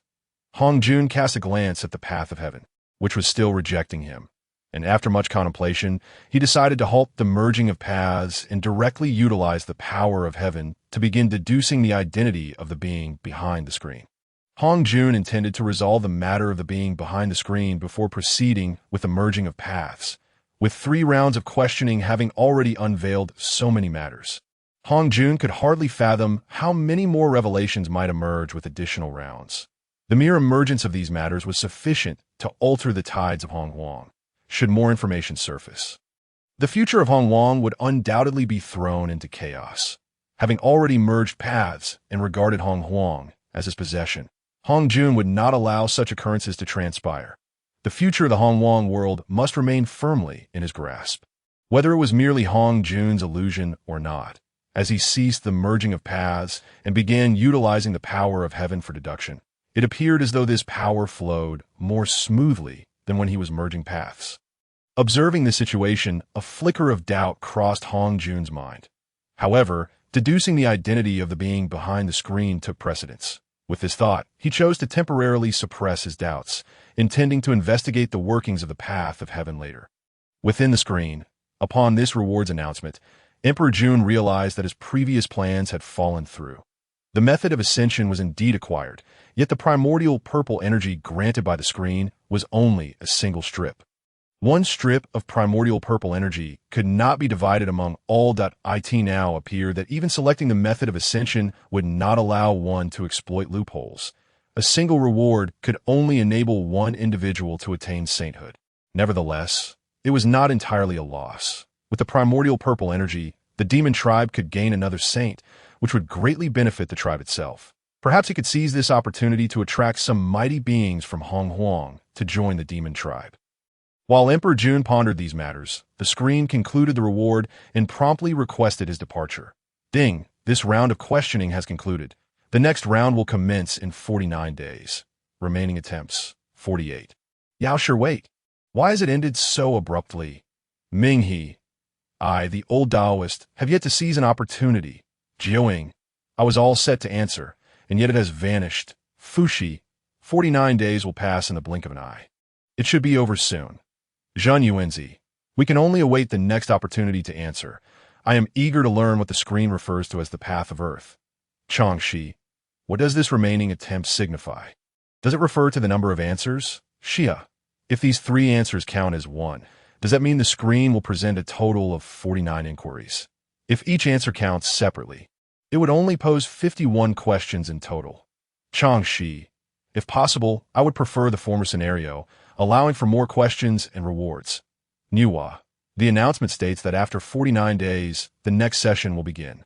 Does that imply the screen will only appear 49 times in total? Zhuangmu. We can only wait until the next round of questioning concludes to ascertain this. As the screen temporarily vanished and the questioning ceased, it offered Hongjun in the Zixiao Palace a sigh of relief, granting him more time for calculations.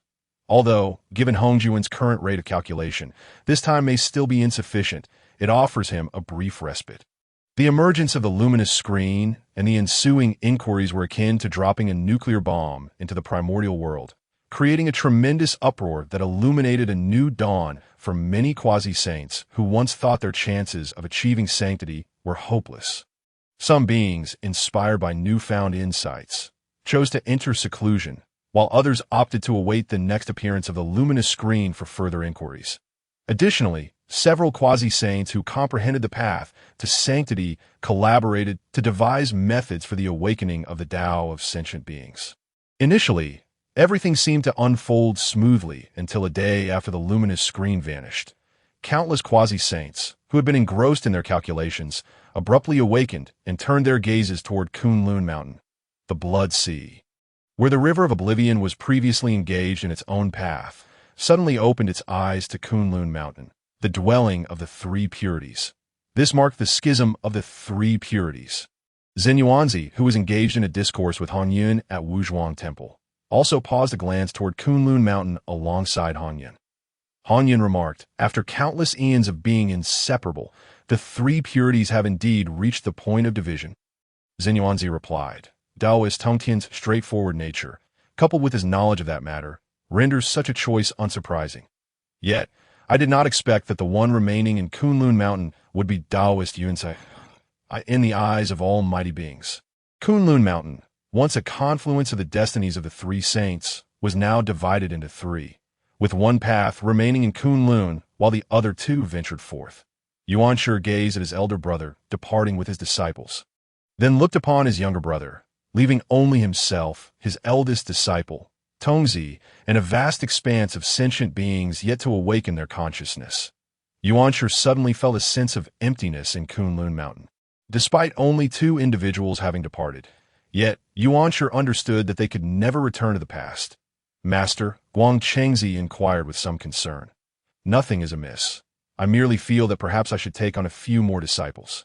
You must strive to be a good elder brother. Yuanshi paused momentarily, swallowing his subsequent words, shaking his head as he walked away. Yes, master, I will undoubtedly fulfill my role as the eldest disciple, Guang Chengzi declared loudly, not only responding to his master, but also assuring him that he would never become like his uncle.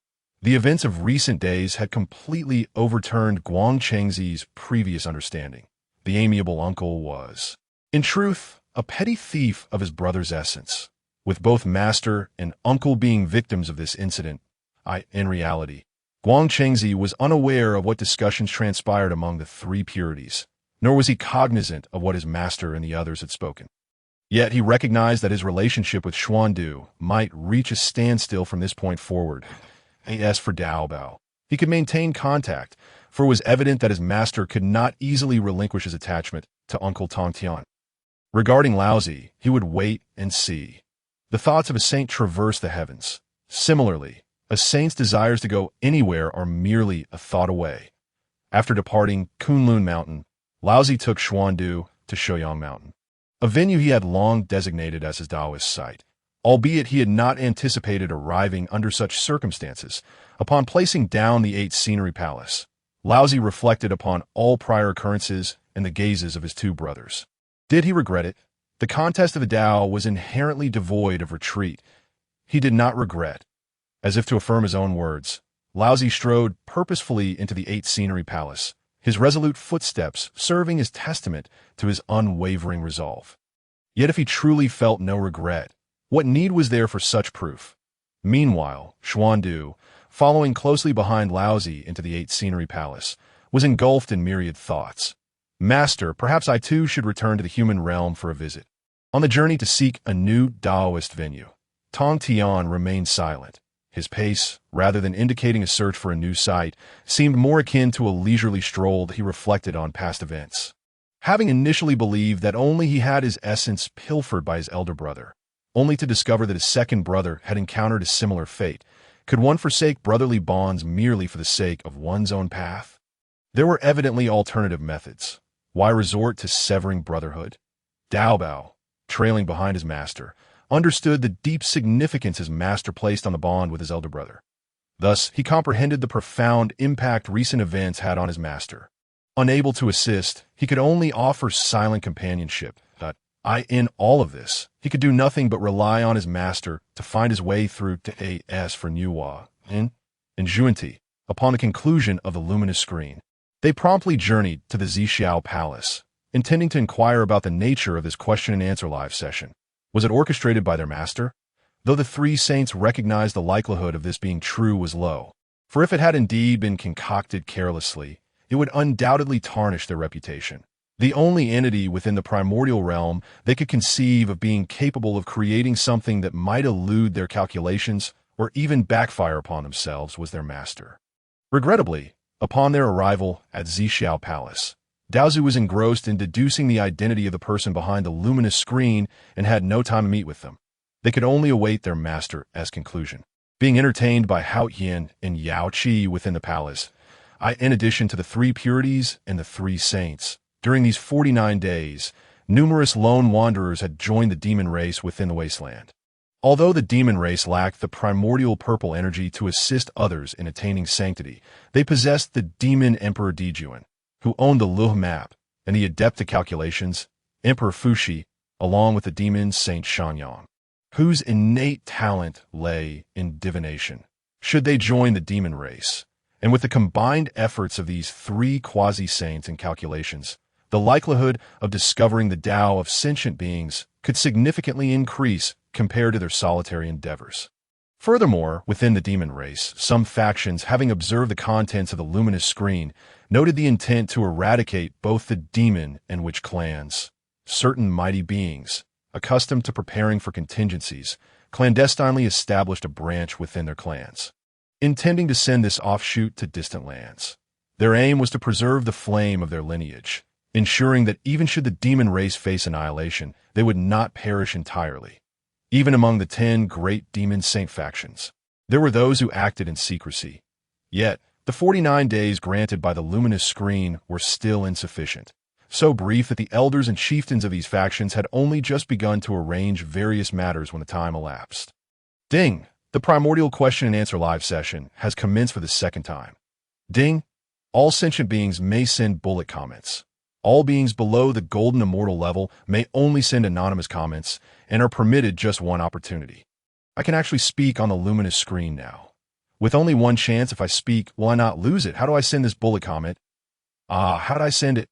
Previously, only those mighty beings could speak, yet today I can as well. Speaking to the luminous screen allows it to be sent out. How on earth did you manage to send a bullet comment? Why can't I? Well, now that it's sent, there's no opportunity left. Yin observed how, after over 40 days of effort, he had finally developed this new function. During the previous question and answer session, only a few individuals spoke, while the majority maintained their silence due to their perceived status, rendering the live session rather dull. Now that everyone could contribute, the atmosphere grew lively. Yin initially intended for lower-tier beings to speak freely. However, since sending bullet comments required energy expenditure for these lesser beings, he had set a threshold. Although the energy consumed for a single comment was minimal, the cumulative expenditure from numerous low-level beings speaking simultaneously amounted to a substantial quantity, which was why Yin established this requirement. Conversely, cultivators above the golden immortal level faced no such issue. Their consciousness could connect directly with the luminous screen as long as they had a thought. They could articulate their words in the form of bullet comments. This meant that cultivators above the golden immortal level could generate the necessary energy themselves without needing the luminous screen's assistance for connection. This was also why Yin did not impose limits on the number of bullet comments for those above the golden immortal level. They did not consume the luminous screen's energy. Hence Yin felt no need to govern them. As he observed that the participants had gathered sufficiently, Yin understood it was time to proceed to the next step. Ding! The answering session has commenced. With the announcement of the start of the answering session, all previously displayed bullet comments vanished in an instant, and everyone frantically pressed the answer button before them, fearing they might be a moment too late.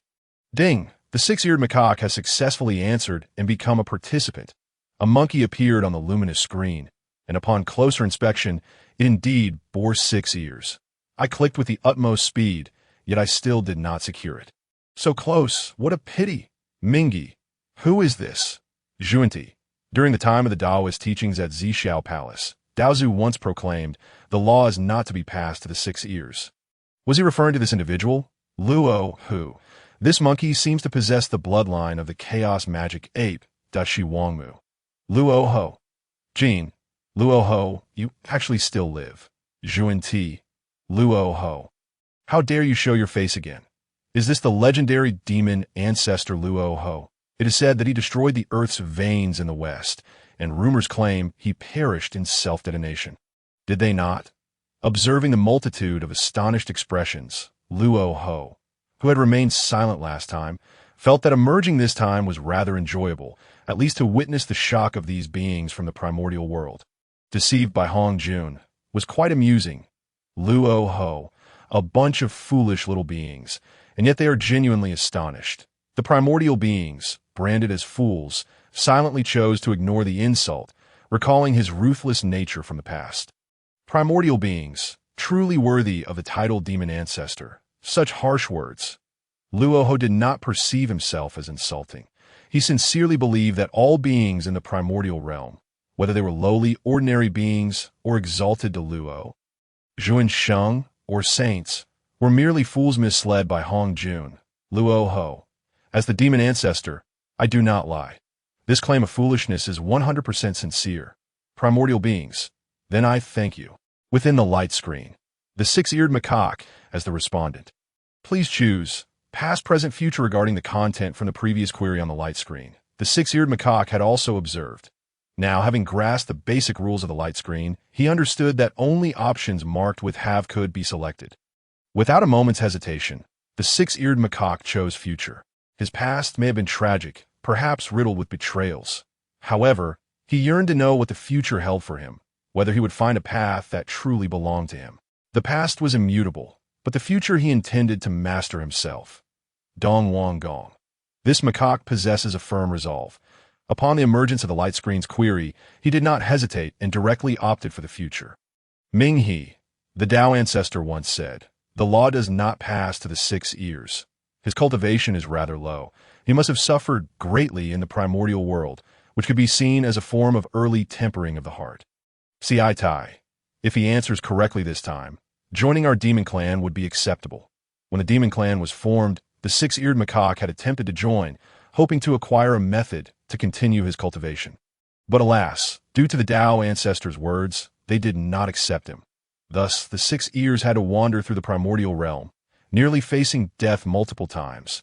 Among the challenges he faced were the Wu clan, who coveted his flesh and blood, aiming to kill him, as well as betrayals from his own kind that nearly led him to peril, and others who merely sought to use his bones for weapon crafting. The journey was fraught with difficulties. Ming He, if he answers correctly, joining your demon clan is indeed permissible. I see you all are concerned that he might answer correctly and the rewards may not fall into your hands. Luo Ho, a bunch of foolish little beings, while trained by Hongjun to save face. The demon ancestor is indeed a demon ancestor, his words cutting with precision and clarity. In a brief moment, the demon clan members were rendered speechless. The Wu clan was more than willing to stoke the flames. Zhu Rong.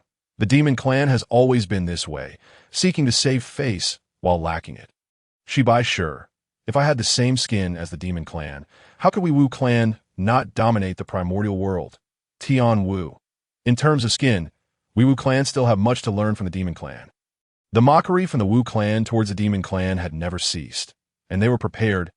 If the six-eared macaque truly received a reward, they would immediately dispatch someone to find him.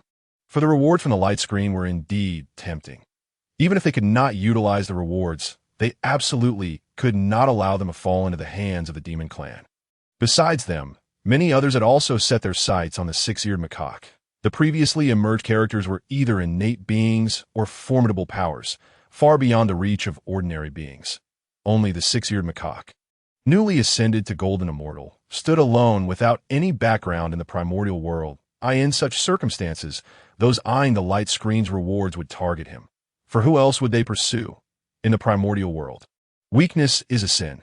Meanwhile, the 3 saints in the Zishao Palace observed Luo Ho's ongoing discourse, glancing at their still absent master, unsure of what actions to take. They were all aware of the relationship between Luo Ho and their master, a long-standing enmity. Previously, everyone believed Luo Ho was dead.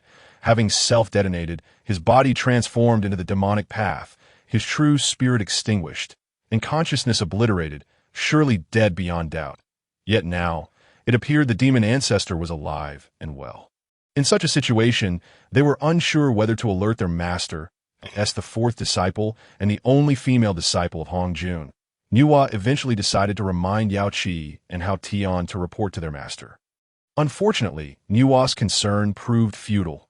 To prevent others from intruding, Hongjun had directly set up a barrier and was independently deducing. Even Yao Qi and Hao Tian could not enter the barrier. Upon learning of the barrier preventing outsiders, Nuwa, Jane, and Zhuan Ti remarked, "Master, this time it is not that we do not wish to inform you, but rather you have shut the news out yourself." Within the light screen, the moment the 6-eared macaque chose the future, changes began to unfold inside. Before the 6-eared macaque appeared a vivid monkey, resembling him in some aspects. However, upon closer inspection, it was evident they were not the same monkey.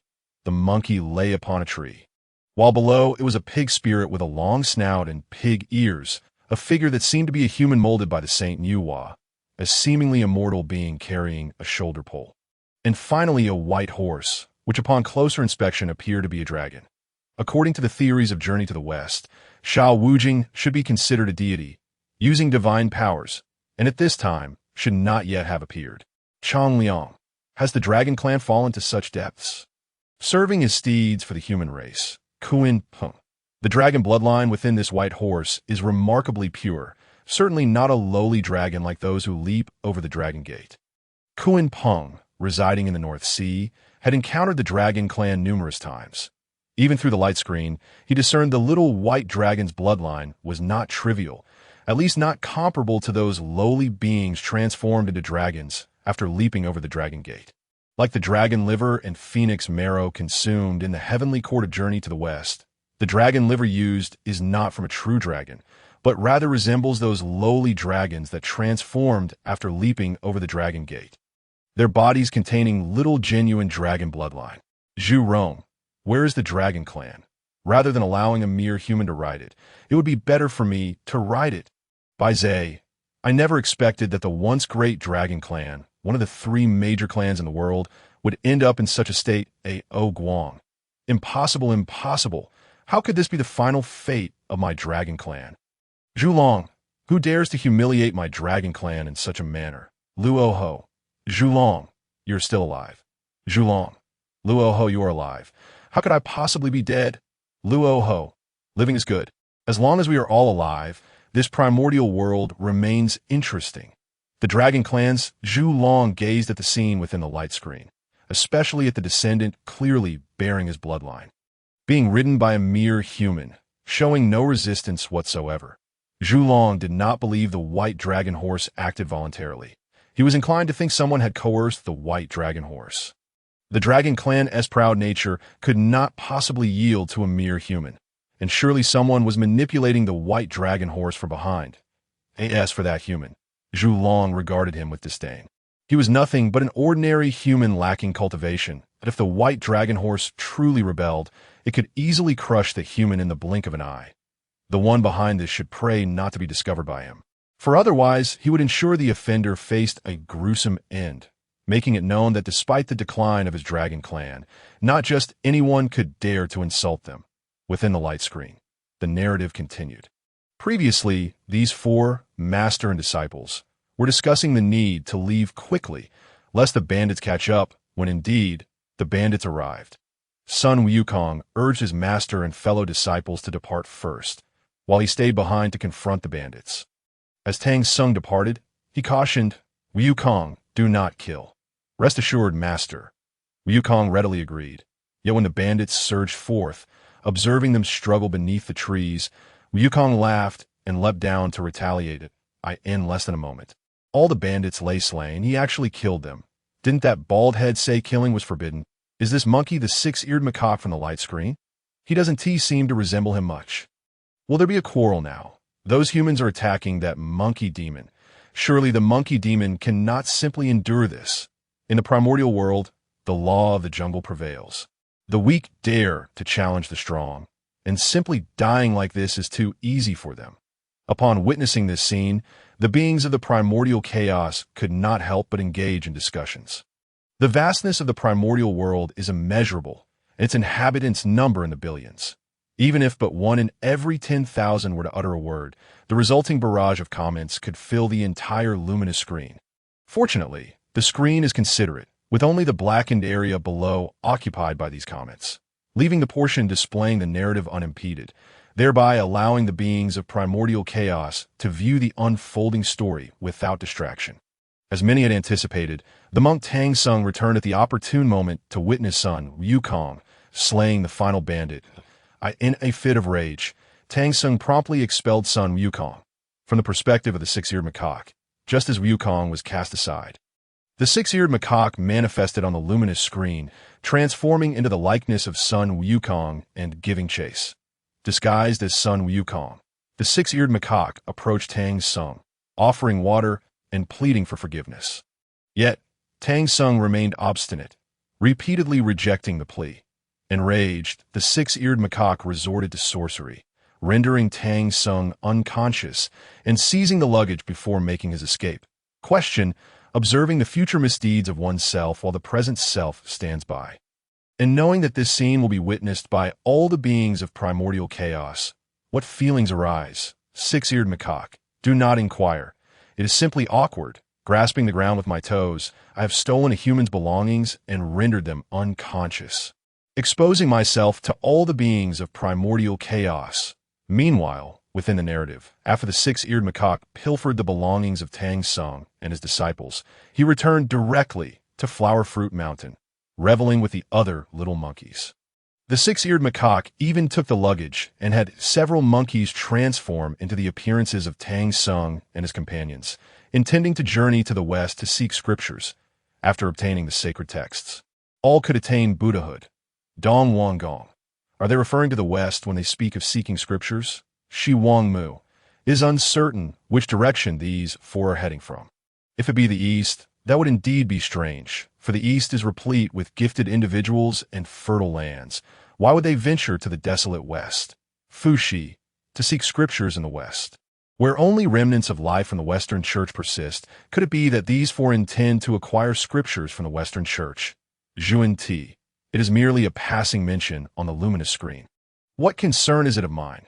The Western Church harbors no Buddha. Zhen Yuanzi. What is this Buddha? How have I never heard of it before? Minghe. It must pertain to a certain karmic position. Yet, are there still unnoticed karmic positions in this realm? Upon hearing Minghe's words, the two saints of the West suddenly felt a stirring. Gazing at the mention of the Buddha on the luminous screen, they seemed to gain insight. Zhuan Ti. Brother, could it be that this Buddha is indeed related to us? Jiang. It appears so. Zhuan Ti. Encouraging individuals from other regions to seek scriptures in the West signifies great prosperity for our Western domain. Ever since Luo Ho self-destructed, obliterating the Western ley lines, the West has become the most barren of the four regions. The beings from the other three regions scarcely venture here unless absolutely necessary. Even if they desired to attract beings from other regions to the West, they could only forcibly ferry them over. Gentle persuasion proves utterly ineffective. Now, the luminous screen reveals that individuals have intentionally come to the West to seek scriptures, which from any perspective foretells a future flourishing for the West. Brother, perhaps the future of our Western Church hinges upon this. Jiang nodded. If I am not mistaken, this is indeed the case. Once this luminous display concludes, we may collaborate to delineate the future of the Western Church. With the emergence of the Buddha as a karmic position, this projection should prove easier than previous ones. Zhuan Ti. I shall heed my brother's counsel. As the two saints of the West deliberated over the future of their church, the narrative hastened to the moment when Sha Wujing sought out the six-eared macaque, who was masquerading as Sun Wukong. Upon encountering the doppelganger of himself alongside the new master in Zhubeiji, a fierce argument ensued over their intentions to seek the true scriptures. Sha Wujing went to seek the guidance of Guanyin Bodhisattva, only to meet the true Sun Wukong, who outright denied Sha Wujing's claims. In a fit of anger, the two departed from Guanyin Bodhisattva's presence, heading to confront one another at Flower Fruit Mountain. Upon Wukong's arrival at Flower Fruit Mountain, he beheld a strikingly similar figure, the beautiful Monkey King, seated in his rightful place. Upon their encounter, the true and false Wukong clashed fiercely, engaging in a tumultuous battle, yet neither could claim victory. Luo Ho. The scene depicted within the luminous screen must be set long after this moment. It is certain that several epochs have transpired. Given such a lengthy interval, it is peculiar that the six-eared macaque could only engage in a stalemate with a relatively recent little monkey. As one capable of rivaling Hongjun, Luo Ho discerned Sun Wukong's age at a mere glance. Some life forms with shorter lifespans. Sun Wukong's age may seem substantial, but for Luo Ho, who has existed for countless epochs, calling him a little monkey is hardly unwarranted. Furthermore, Luo Ho not only perceived Sun Wukong's age, but also recognized that he, like the six-eared macaque, possessed the bloodline of the chaos demon ape. While the younger monkey appeared to possess a more potent lineage, given the six-eared macaque's greater experience across epochs, in a direct confrontation, the six-eared macaque ought to have dominated the younger monkey rather than merely matching his prowess.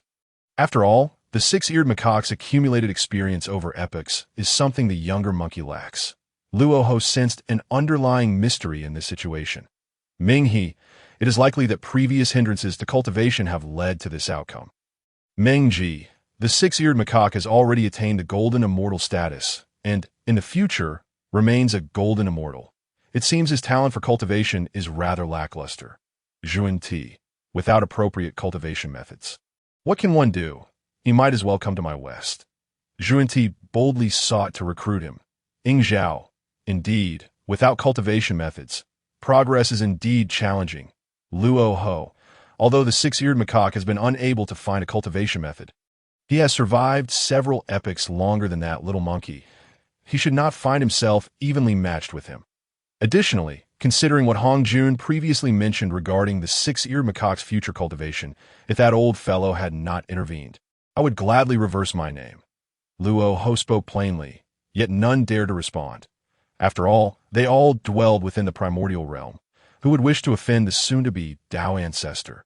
The narrative within the luminous screen continued. The two adversaries exchanged blows, neither gaining the upper hand. Shao Wujing, unable to discern the truth, suggested they consult Guanyin Bodhisattva for clarity. Unfortunately, even Guanyin could not reveal their true forms. Zhen Yuanzi, I cannot quite articulate it, but I sense something amiss with this Guanyin. Hongyun, I share a similar sentiment, yet cannot pinpoint what feels off. Minghe, there's an inexplicable peculiarity about the future of the West. At this moment, Yuan Shi had yet to receive Si Hang. These primordial beings merely felt a dissonance in Guanyin's presence, but could not articulate their feelings further. Only Yuan Shi, stationed at Pangu Shrine, gazed at the figure of Guanyin on the luminous screen, momentarily taken aback. Yuan Shi sensed a profound connection to the bond between master and disciple within Guanyin, yet this Guanyin was clearly of the West. How could it relate to him? What could this possibly mean? Unable to discern the truth with Guanyin, they decided to approach Tang Sung. Yet Tang Sung, being merely immortal, could not discern the truth either. Soon after, the true and false Monkey Kings arrived at the East Sea Dragon King's abode, seeking to determine who was genuine and who was not. Regrettably, the East Sea Dragon King, inebriated, could only utter drunken ramblings. Believing that the true and false Wukong were merely playful illusions conjured by Sun Wukong himself. Seeing that the old Dragon King could not assist in discerning the truth, the two Wukongs sought out other avenues. A.O. Guang, is that drunken Dragon King me? At this time, A.O. Guang had yet to ascend as the East Sea Dragon King. He was merely the Prince of the East Sea. Thus, witnessing himself as the East Sea Dragon King on the luminous screen left him somewhat astonished. A.O. Qin, A.O. Guang, you must refrain from such excess. Getting drunk so easily is unbecoming to A.O. Yin. You ought to drink less. Being inebriated to the point of mistaking two monkeys for one is quite the folly. A.O. Shun, given that both of these monkeys possess the bloodline of the chaos demon ape, it is not entirely surprising to mistake one for the other, as they engaged in lively banter.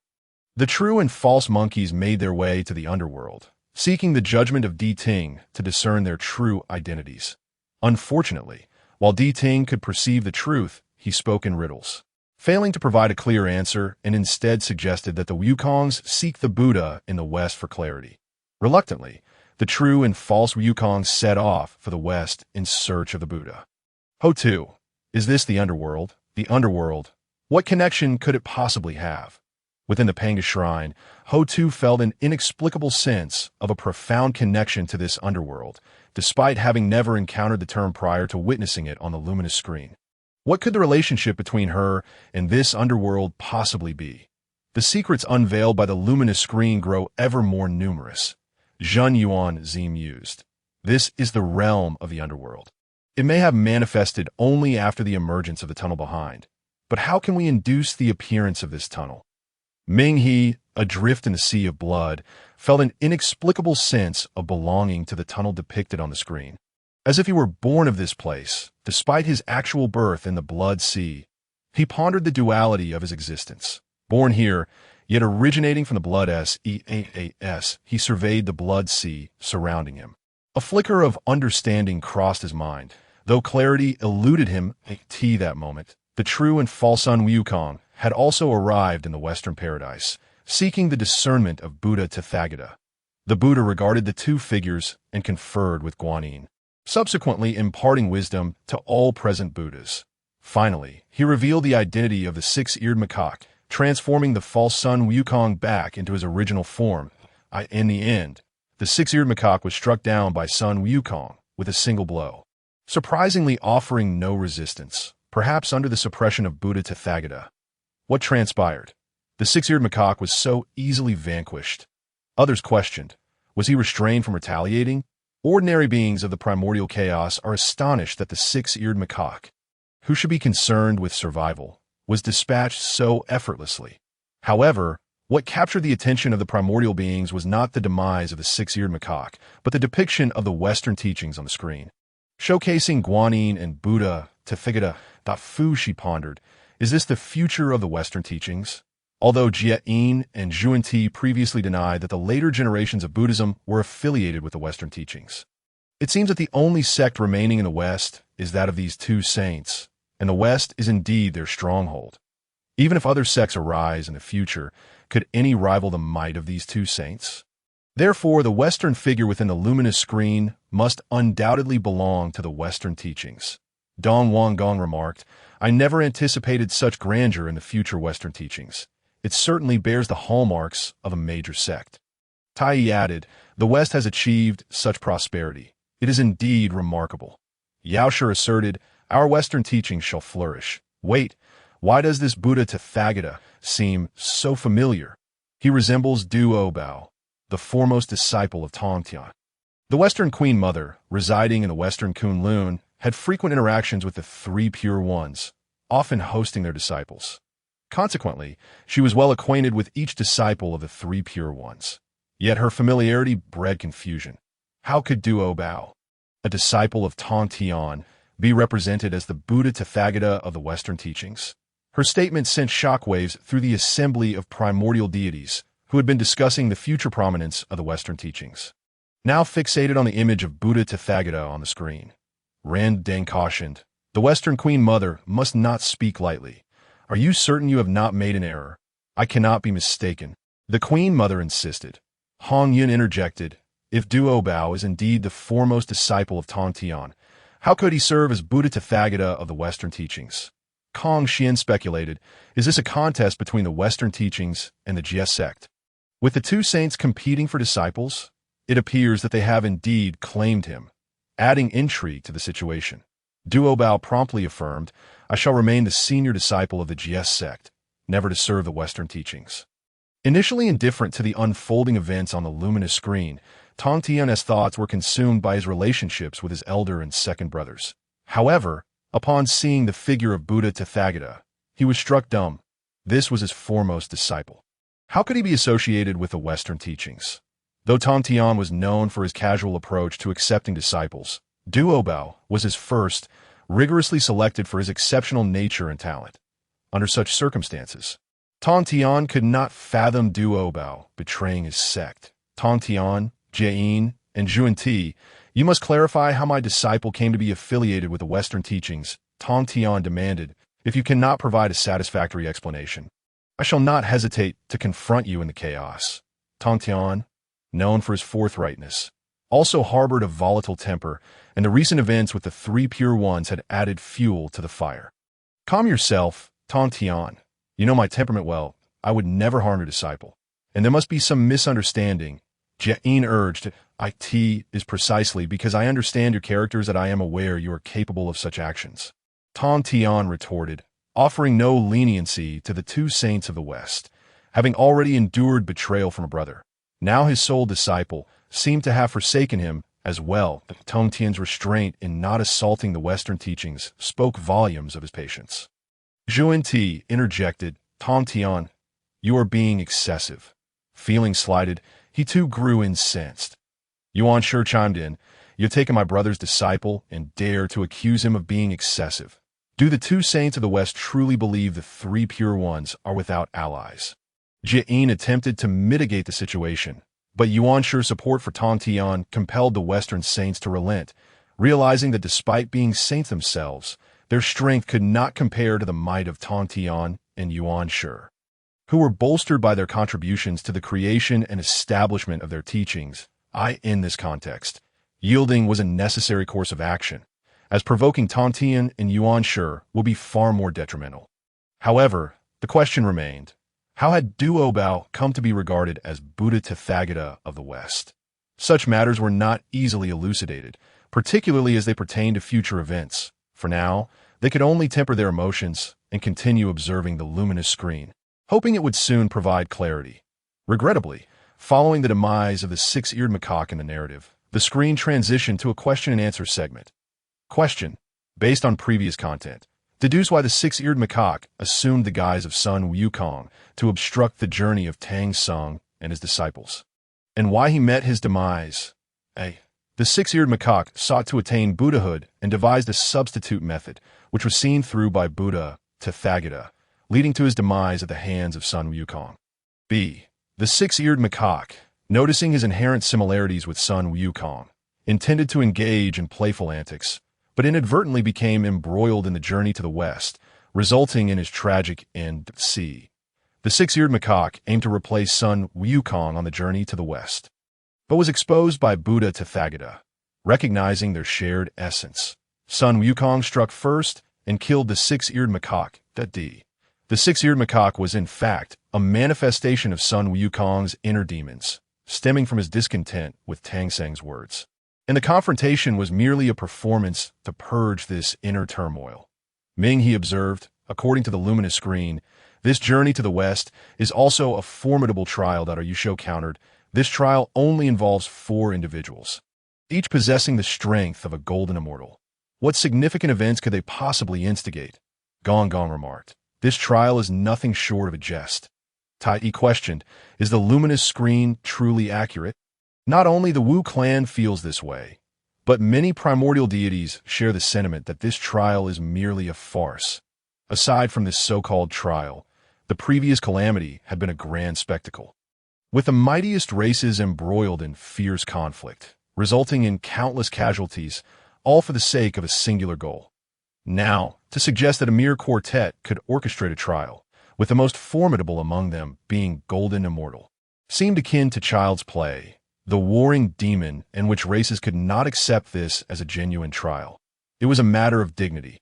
The attention of the primordial deities was now fixated on this supposed trial.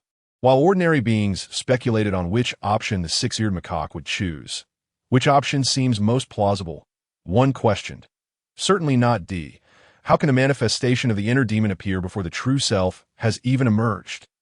Another replied, that may not be the case. Perhaps the entity known as Sun Wukong has already come into being, and this six-eared macaque truly is an inner demon.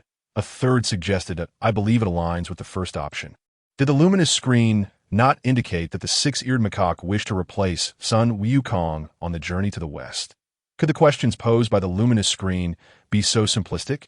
It feels off. Another chimed in. I wonder how the six-eared macaque will choose. Previously, the luminous screen mentioned that if the respondent answers incorrectly and does not continue, they can still respond to the questions. I sincerely hope that the six-eared macaque answers incorrectly, as I too wish to engage with the queries presented on the luminous screen. It seems you are eager for that reward. For whenever one speaks to the luminous screen, their words are recorded as bullet comments, and many ordinary beings unwittingly squander their opportunities. This consequently leads to a plethora of discussions within the bullet comments. While other primordial beings ponder which answer is correct, the six-eared macaque is also mulling over its choice. Among the options, aside from the clearly erroneous option of Ding, for no one knows better than the six-eared macaque whether it is a manifestation of its inner demons. The other answers appear to hold merit and can be rationalized with the scenarios depicted on the luminous screen. The six-eared macaque finds itself ensnared in a web of indecision, as all the answers seem plausible. Yet among these 3 seemingly correct answers, 2 must surely be incorrect. But which 2 could they be? A. The six-eared macaque, in its ambition to attain Buddhahood, sought an alternative path, only to be seen through by the Buddha, resulting in its demise at the hands of Sun Wukong.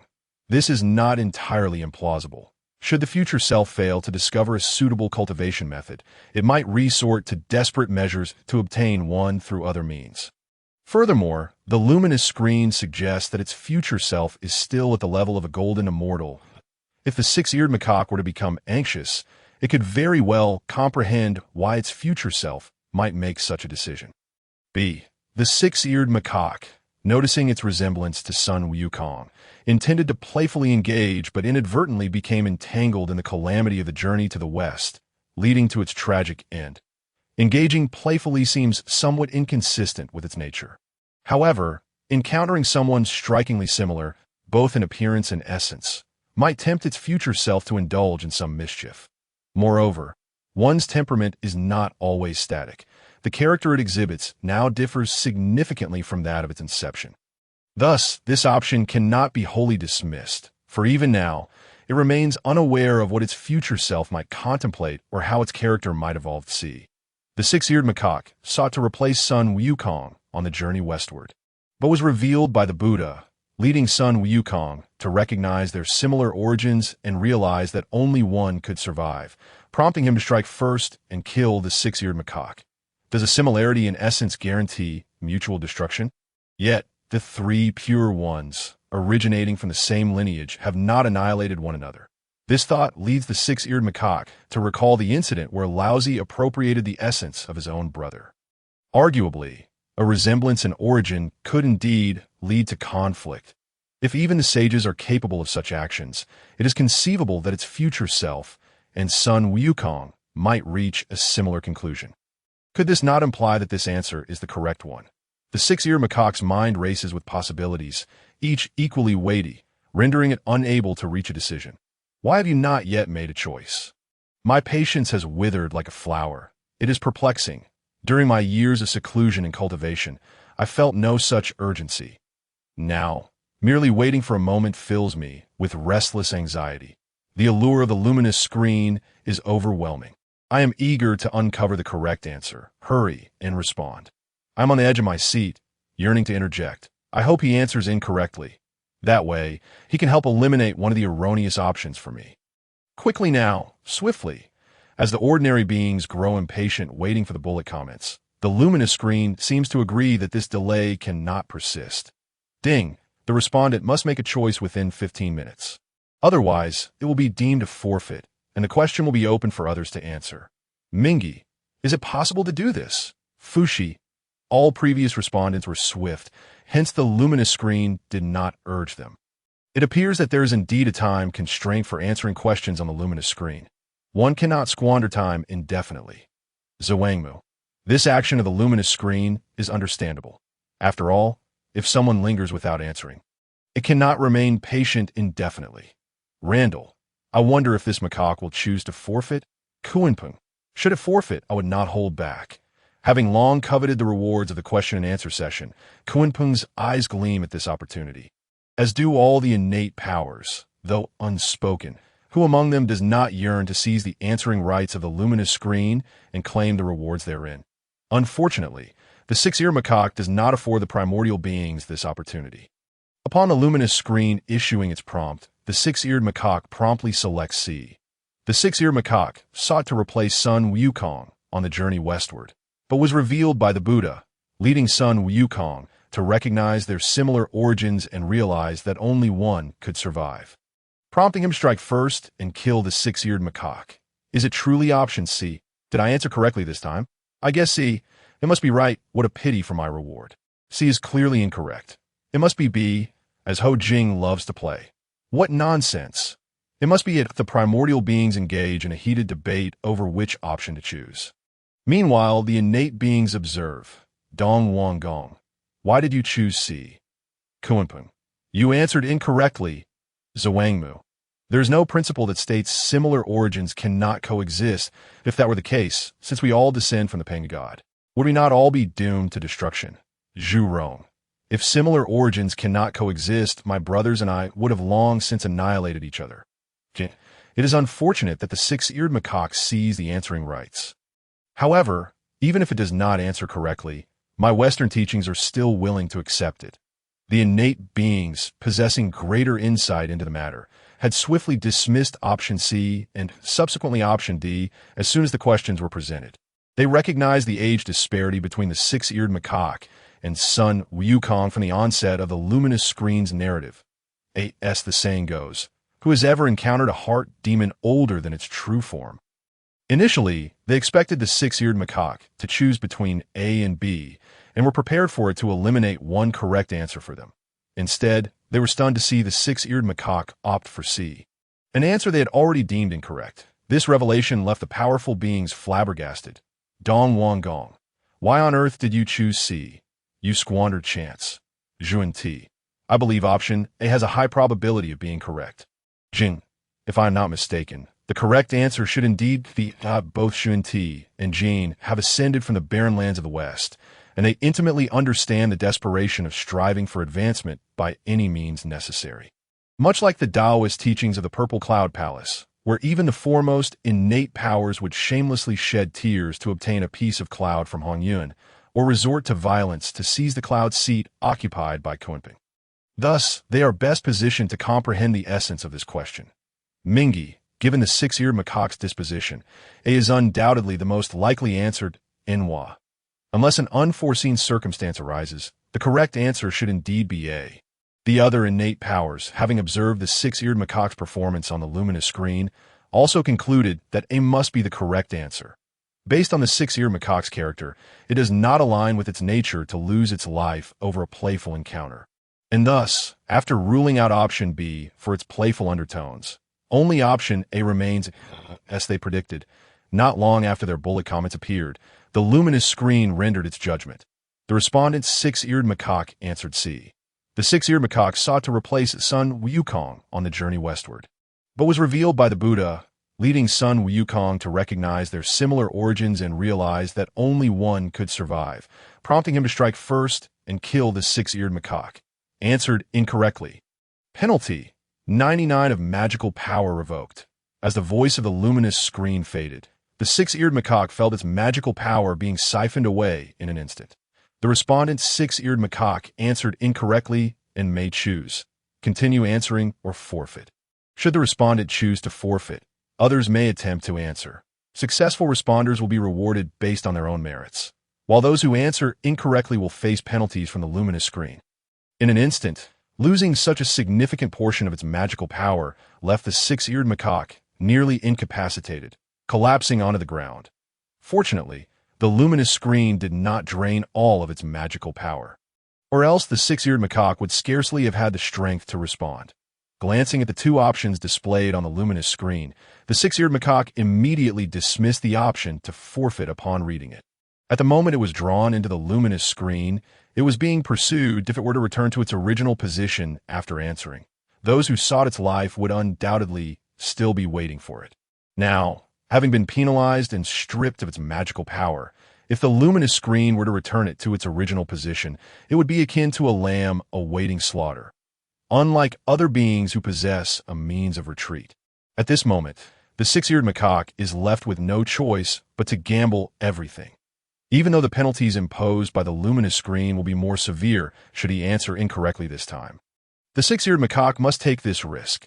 Understanding that to forego answering is tantamount to death, the six-eared macaque hardly hesitates before opting to continue answering. Why not give up? I'm all set to buzz in. If I were in his position, I would not relinquish my chance either. Having already faced punishment from the luminous screen, what harm could it do to try once more? If he succeeds, there could be rewards to reap. Alas, my preparations may have been in vain. I hope he answers incorrectly this time as well. The respondent, the six-eared macaque, has chosen to continue answering and has the opportunity to select from the previously spoken comments from the audience. The following comments available for selection are Yuan Shi, Hongyun, Nuwa, Fuxi, Juanti, Jain, and unnamed primordial beings that can be chosen at random. Note: selecting unnamed primordial beings grants 3 comments, though their utility is not guaranteed. A series of names belonging to powerful beings that have been previously mentioned on the luminous screen are now announced. The six-eared macaque gazes at these names displayed in the commentary, uncertain of which to choose. To be frank, the six-eared macaque is well aware of the renown of these primordial figures, yet has had little actual contact with them. Information regarding their specialties is scarce, and the six-eared macaque, who often finds himself fleeing from danger, knows even less. Although the six-eared macaque possesses the ability to listen to all things, following the incident at Zishao Palace, the Tao ancestors' words have diminished this capacity significantly. Currently, he can only hear beings of equal or lesser cultivation. The six-eared macaque's understanding of these powerful figures is so scant that it would not be an exaggeration to say he is completely in the dark. The six-eared macaque has not considered choosing a comment from a being of lower cultivation. After all, he has gradually ascended to the golden immortal level from a lower cultivation base, unless protected by a great clan. Beings of lesser cultivation, much like him, are left guessing about their choices. Thus, he must select a comment that seems plausible. After much deliberation, the six-eared macaque decides to choose Nu Wa, the first sage to attain sanctity, excluding the Tao ancestor. Beep. The respondent, six-eared macaque, has selected a comment and the selection begins randomly. Random result. Nu Wa. If all goes as expected, the correct answer should be A. Upon seeing this comment, coupled with his own inclination towards A, the six-eared macaque, bolstered by the endorsement of a sage, confidently chooses A. The six-eared macaque, in his futile attempt to attain Buddhahood, sought an alternative method and was seen through, resulting in his demise at the hands of Sun Wukong. Beep. The respondent, six-eared macaque, has answered correctly. Reward. Complete bloodline of the Chaos Demon Ape. Ro. How could the complete bloodline of the Chaos Demon Ape be present within the luminous screen? Who is truly behind the luminous screen? Lot C. Is the Chaos Demon Ape not already dead? How can his complete bloodline still exist? Je'in. Lot C, my senior brother, is indeed a rare sight to behold. A comment ambiguous in tone emerges. Tanya. Impossible. The Chaos Demon Ape is dead. How could anyone have obtained his bloodline? Rahu. Tanya. I can't believe you are still alive. Rahu is genuinely astonished. Tanya is one of the four great beasts under the god of beasts during the calamity, possessing the ability to consume everything. Even some innate spiritual treasures could be devoured by him, making him an exceedingly formidable opponent. The four great beasts under the god of beasts are Chaos, Xiongqi, Taowu, and Tanya. It is fair to say that the havoc wreaked by these beasts in the primordial world was monumental, and he played a significant role in IT. IT is surprising to discover he is still alive. With such an ancient figure emerging from the luminous screen, lower-tier beings are rendered speechless. Tanya. Rahu, I never expected you to be alive as well. When the beasts fought for the merits of the heavenly Tao, Rahu certainly reaped his share of merits. Thus, Tanya is somewhat familiar with Rahu. Though he holds no positive impressions that in fact, it could be said that Tanya harbors no favorable sentiments towards any chaos deities or primordial beings opposing the god of beasts. Rahu. Oh, come now. Don't be so hot-headed. How many years have passed since then? Look, I too am suffering my retribution now. Let bygones be bygones, shall we? Rahu is utterly unconcerned about Tanya's attitude towards him. After all, this world is now dominated by Hongjun. And in terms of merits, apart from the three clans, Hongjun has amassed the most. Even if Tanya truly wished for revenge, he would first target Hongjun. Understanding this, Rahu pays no mind to Tanya's fierce demeanor, knowing that should Tanya harbor any anger, it would be directed towards that old toad, Hongjun, with someone standing in his way. What is there to fear? Meanwhile, the six-eared macaque, having acquired the bloodline of the Chaos Demon Ape, successfully integrates it into his being and begins to push towards the Tai level, starting from his already peak golden immortal status. However, before the six-eared macaque can complete his ascension, the luminous screen promptly returns him to the primordial world, instructing him to advance to Tai there and simultaneously imprint himself upon the primordial realm. He cannot ascend within the luminous screen. Upon returning to the primordial world, it may no longer acknowledge him. As and swiftly orchestrates all of this behind the luminous screen, he contemplates these matters while promptly relocating the six-eared macaque. The second round of buzzing in begins. Beep. The buzzing in has commenced. As soon as the words are spoken, the word buzz appears on the luminous screen, instantly halting the previous commentary. Everyone hurriedly clicks on the buzz on the luminous screen, hoping to become the fortunate one favored by it. Beep. Hongyun has successfully buzzed in and is now the respondent. With the selection of the respondent, the commentary quickly becomes lively once again. East King. The first reward of today's live quiz is the bloodline of the Chaos Demon Ape. I am truly curious about what rewards lie ahead. And you, Wa.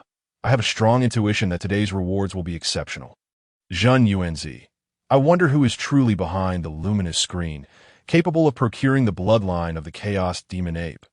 Minghe, Hongyun, my friend, is indeed fortunate, first favored by the primordial purple energy at Zhixiao Palace, and now surpassing all to become the respondent of the luminous screen. Truly, he is the first red cloud in the world, a stroke of luck unmatched by others. Kuan Peng. Indeed, Hongyun, what remarkable fortune you possess.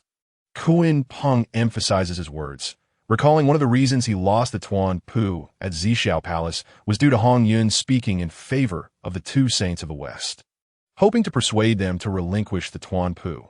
Subsequently, he lost the Tuan Pu and completely forfeited the primordial purple energy. Meanwhile, Hongyun, while also losing the Tuan Pu, was favored by the seventh strand of primordial purple energy, gaining it while among all who had sat upon the Tuan Pu, he alone did not receive the primordial purple energy. It is indeed ironic, as Kuan Peng waits to accomplish a certain task. He observes Hongyun's luck on the luminous screen, intensifying his inner malice. Beep! Congratulations to Hongyun for becoming the respondent. Please choose past, present, future. West Queen Mother. I can't believe Hongyun can even choose. Randang. This is the second time in so many quiz sessions that such a selection has occurred. Bai Zhe. Since he can choose, it proved that there are indeed circumstances unknown to Hongyun in all three timelines. Shangyang. This could become troublesome. Kong Xian. I wonder which option Hongyun will select. Golden-winged Great Peng. It is difficult to say. Hongyun, too, feels a bit troubled, as he had not anticipated encountering so many unknowns. Gazing at the three options, he hesitates for a moment before ultimately choosing present, the time closest to him. The past has been calculated, and the future is too distant. Only the present is nearest to him. Should he truly be ensnared now, knowing it sooner would allow him to break free of the trap earlier? As Hongyun harbors such thoughts, the plot on the luminous screen gradually unfolds. Having concluded his discussion at Wuzhuang Temple, after eating the ginseng fruit, Hongyun parts ways with Jin Yuanzi and sets off towards his fire cloud cave. Upon seeing this, Hongyun's expression becomes somewhat peculiar. It is primarily because he was engaged in a discussion with Jin Yuanzi just before entering the luminous screen, and they were nearing the conclusion of their discourse, having finished the ginseng fruit.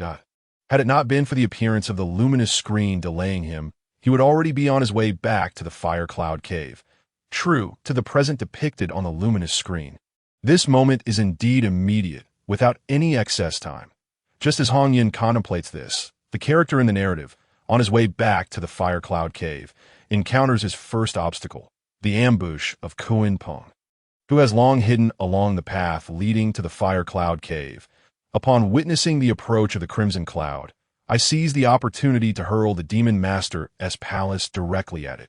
Fortunately, despite the astonishing speed of the Kuan Peng, the crimson cloud, being the foremost among the celestial phenomena, was not to be underestimated. By the time it registered the ambush, it swiftly raised the 9-9 scattering soul gore to deflect the Kuan Peng's lethal strike. Kuan Peng, what are you doing? Inquired the Western Queen Mother. What is happening? How did Kuan Peng and the crimson cloud come to blows? Previously, it seemed we had not witnessed a life and death struggle between the crimson cloud and Kuan Peng. Could this be a foreshadowing of future events? Pondered the burning lamp. It was inevitable that they would clash. It was merely a matter of time that I did not anticipate it would be broadcasted by the light screen. How intriguing, remarked the Eastern King. Kuan Peng, you must provide me an explanation for what transpired on the light screen, lest I pursue this matter to its bitter end, warned Jin Yuanzi. Caught off guard, Kuan Peng had not expected this incident to unfold at such a moment. The revelation of this event jeopardized his prolonged vigil. His days of waiting had been in vain. Realizing the exposure of his scheme, Kuan Peng had little left to conceal. Explain? What is there to explain? In the Zhixiao Palace, the crimson cloud caused me to lose my primordial purple energy. Naturally, it owes me restitution. Upon uttering this, all innate beings who had visited the Zhixiao Palace understood precisely to what Kuan Peng was referring. The Zhixiao Palace must yield. If Kuan Peng sought trouble over this, it was understandable. After all, if they were to forfeit a chance at sanctification due to one person's words, they might indeed become more frantic than Kuan Peng himself. The light screen continued its narrative. When I lost my Tuan Pu in the Zhixiao Palace, This karmic debt must be settled today. With this declaration, Kunpeng engaged in a fierce struggle with the Crimson Cloud. Both were unparalleled masters of speed, and as innate beings of comparable cultivation, both stood at the threshold of sanctification. Thus, while the Crimson Cloud could not evade the battle, Kunpeng was equally unable to vanquish the Crimson Cloud. They remained entangled in combat for an extended period. Oddly enough, despite their tumultuous clash, no one seemed to notice the fierce confrontation between the Crimson Cloud and Kunpeng, nor did it attract any powerful quasi-saints. Have they been fighting for so long without any interference? Queried the Eastern King. It appears that Xinyuanzi's relationship with the Crimson Cloud is not as amicable as one might think.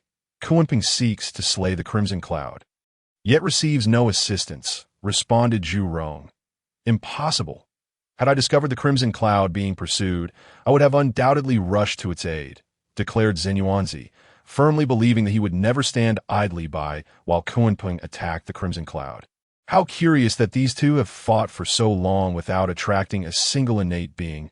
Something must be amiss, remarked N.W. It is a rare sight to witness a battle among quasi-saints. If other innate beings had noticed the conflict between Kunpeng and the Crimson Cloud, they would have come to either assist or observe in hopes of gaining insights. As time passed, the burning lamp lamented. I wonder who will ultimately prevail in this battle. How much longer must they continue fighting? I am growing weary just watching. Yon the golden-winged great Pung It should be drawing to close. The light screen will not allow them to squander too much time, replied the Western Queen Mother. Just as she spoke, a new development unfolded on the light screen. Suddenly, Dijun and Tai Yi appeared beside the two combatants, joining the fray with intentions aimed squarely at the Crimson Cloud. With the assistance of two allies, the balance of the battle swiftly tipped in their favor. Crimson Cloud, if you relinquish the primordial purple energy, I may spare your life, Dijun declared, sensing the shift in control. The Crimson Cloud, aware of its precarious position, erupted into laughter. If you wish to claim the primordial purple energy, then come and take it. Not good. He intends to self-destruct. Quick, stop him. But alas, it was too late. As a fellow innate being, although the Crimson Cloud could not withstand the combined might of Kunpeng, Dijun, and Tai Yi, its self-detonation was beyond their capacity to prevent. No, shouted Xinyuanzi. Kunpeng, demon race, I shall not allow you to go unchallenged. Calm yourself, friend Xinyuanzi, urged Dijun. Alas, the Crimson Cloud has perished just like that, lamented the Western Queen Mother. See, one cannot always be the good-natured one. In critical moments, Kunpeng has allies, while the Crimson Cloud does not, remarked the Eastern King. That recent battle scene between Kunpeng and the Crimson Cloud appears to have had its fate obscured, mused Yuan Shi. Obscured? How did I not notice? Questioned Minghe. The events on the light screen seemed vague. One cannot perceive the details without keen observation. Yuan Shi replied that I trust that my friend Yuan Shi speaks truthfully. Do not let me uncover the one who obscured the heavenly secrets, Xinyuanzi declared, fully aware that had he seen the Crimson Cloud entangled in combat, he would have intervened without hesitation. However, the light screen revealed no trace of his presence. There are only two possibilities. One, as Yuan Shi suggested, someone had obscured the heavenly secrets, or two, he himself was ensnared in a dire predicament. Yet Xinyuanzi clearly remembered that the Crimson Cloud had chosen the moment of now. At present, he faced no crisis. Moreover, at the time of their parting, the Crimson Cloud had been unharmed. Thus he could only conclude that Yuan Shi's assertion of someone obscuring the heavenly secrets was the likely truth.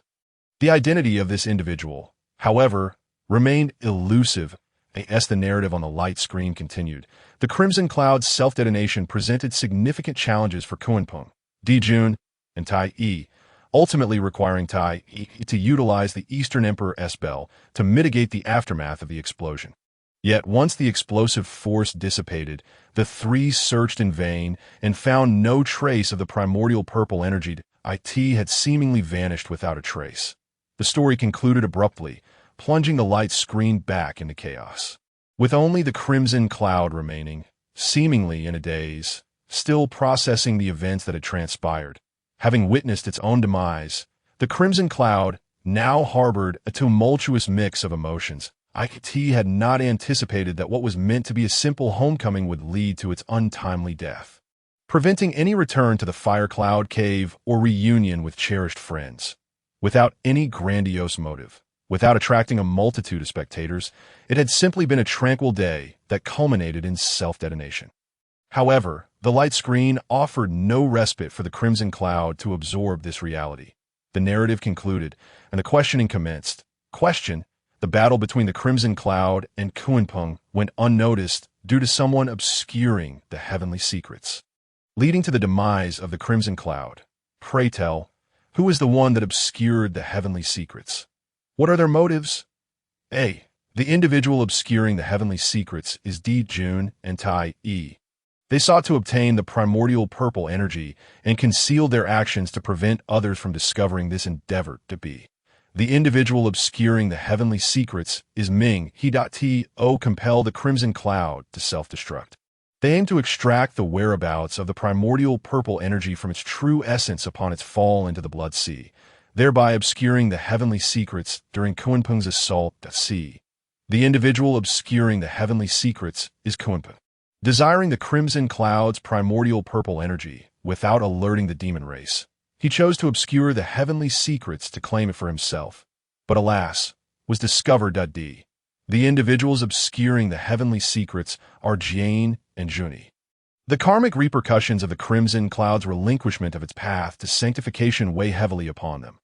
Upon witnessing the clash between Kunpeng and the Crimson Cloud, malevolent thoughts arose, prompting them to use this opportunity to eliminate the Crimson Cloud and thus dissipate the karmic debt. Upon seeing these options, many powerful beings were left bewildered. The fact that someone truly intervened to obscure the heavenly secrets is astonishing, remarked the Western Queen Mother, and oh wonders in Yuanzi was absent from the battle on the light screen. Who could have foreseen that someone would act to conceal the heavenly secrets in advance? Mused the burning lamp. I initially believed this was a spontaneous decision by Kunpeng. It now appears he had forethought. Added Shihi. Yet it may not necessarily be Kunpeng. There are so many choices above, observed the golden-winged Great Pong. Who can say who the correct answer will be? Seeing his name appear on a light screen. Ming, he protested. What does this have to do with me? Who could predict that the Crimson Cloud would self-destruct, or that its true essence would inevitably flow towards my blood sea? I would never engage in such a thankless endeavor. The choices presented suggest that any of them could be possible, noted the Eastern King. Be mindful of your words, Eastern King. What does this have to do with us? Retorted Juni. Crimson Cloud bestowed upon me the grace of sanctification. I would never stoop to such underhanded tactics to negate the karmic bond, Jane added. Although the Western Saints felt a stirring of temptation upon seeing the hint from the light screen, they had yet to take action. The luminous screen is visible to all beings of the primordial world, and they, of course, must immediately deny it. Otherwise, how could the Western Church maintain any face when recruiting disciples and deceiving beings from other realms to the West? Regardless of their inner thoughts, they must not display any discrepancies outwardly. With this in mind, the two saints of the West resolutely insisted that they were not involved in the death of the red cloud depicted on the luminous screen. The lower-tier beings who had not encountered the two saints of the West generally chose to believe in them, as they were saints and should be above such despicable acts. However, some of the innate powers who understood the personalities of the Western saints were filled with skepticism.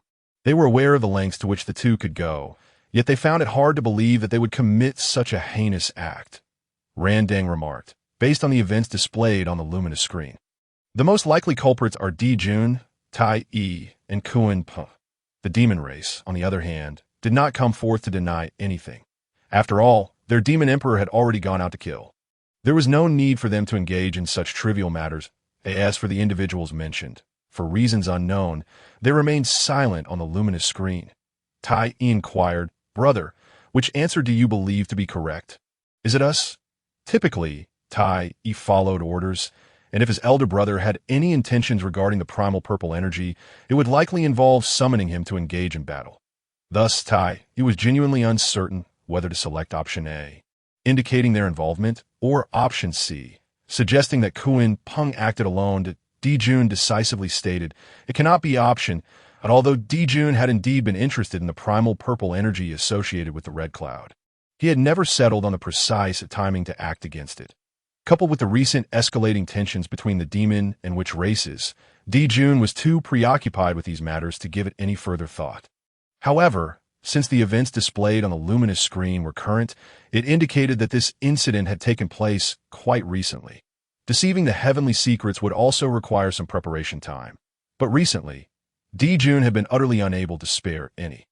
Thus, his certainty was unwavering.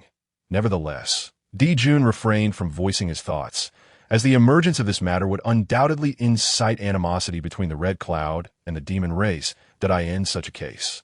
Why eliminate one possible error for the red cloud?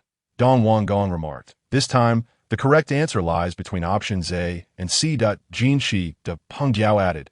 All three individuals appeared on the luminous screen. Examining these two options, it remains unclear who is responsible.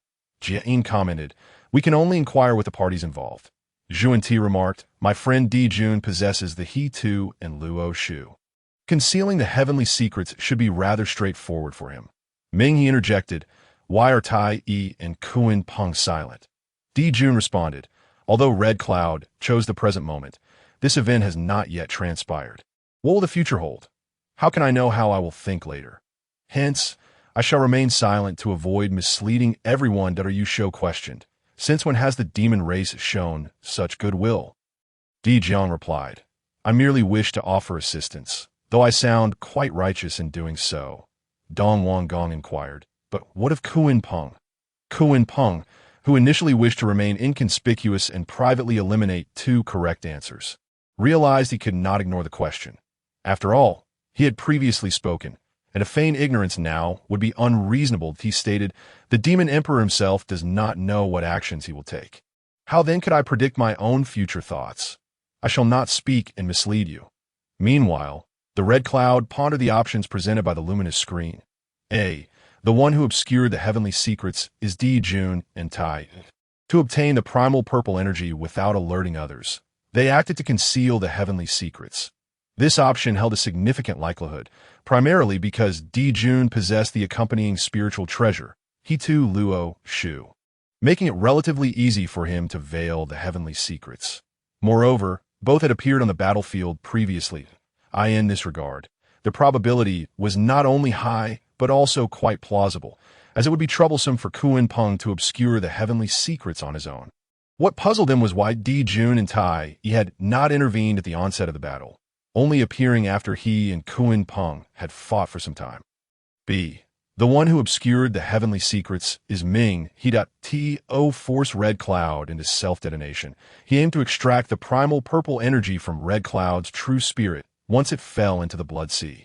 Thus, he acted to conceal the heavenly secrets when Kuan Peng made his move as a fellow innate being of the same caliber. Although Ming he was not often seen in the Blood Sea, Red Cloud had some understanding of his character. He was a being of slaughter. While such actions were not impossible for him, the likelihood remained low that it was difficult to justify his interference in shielding Kuan Peng.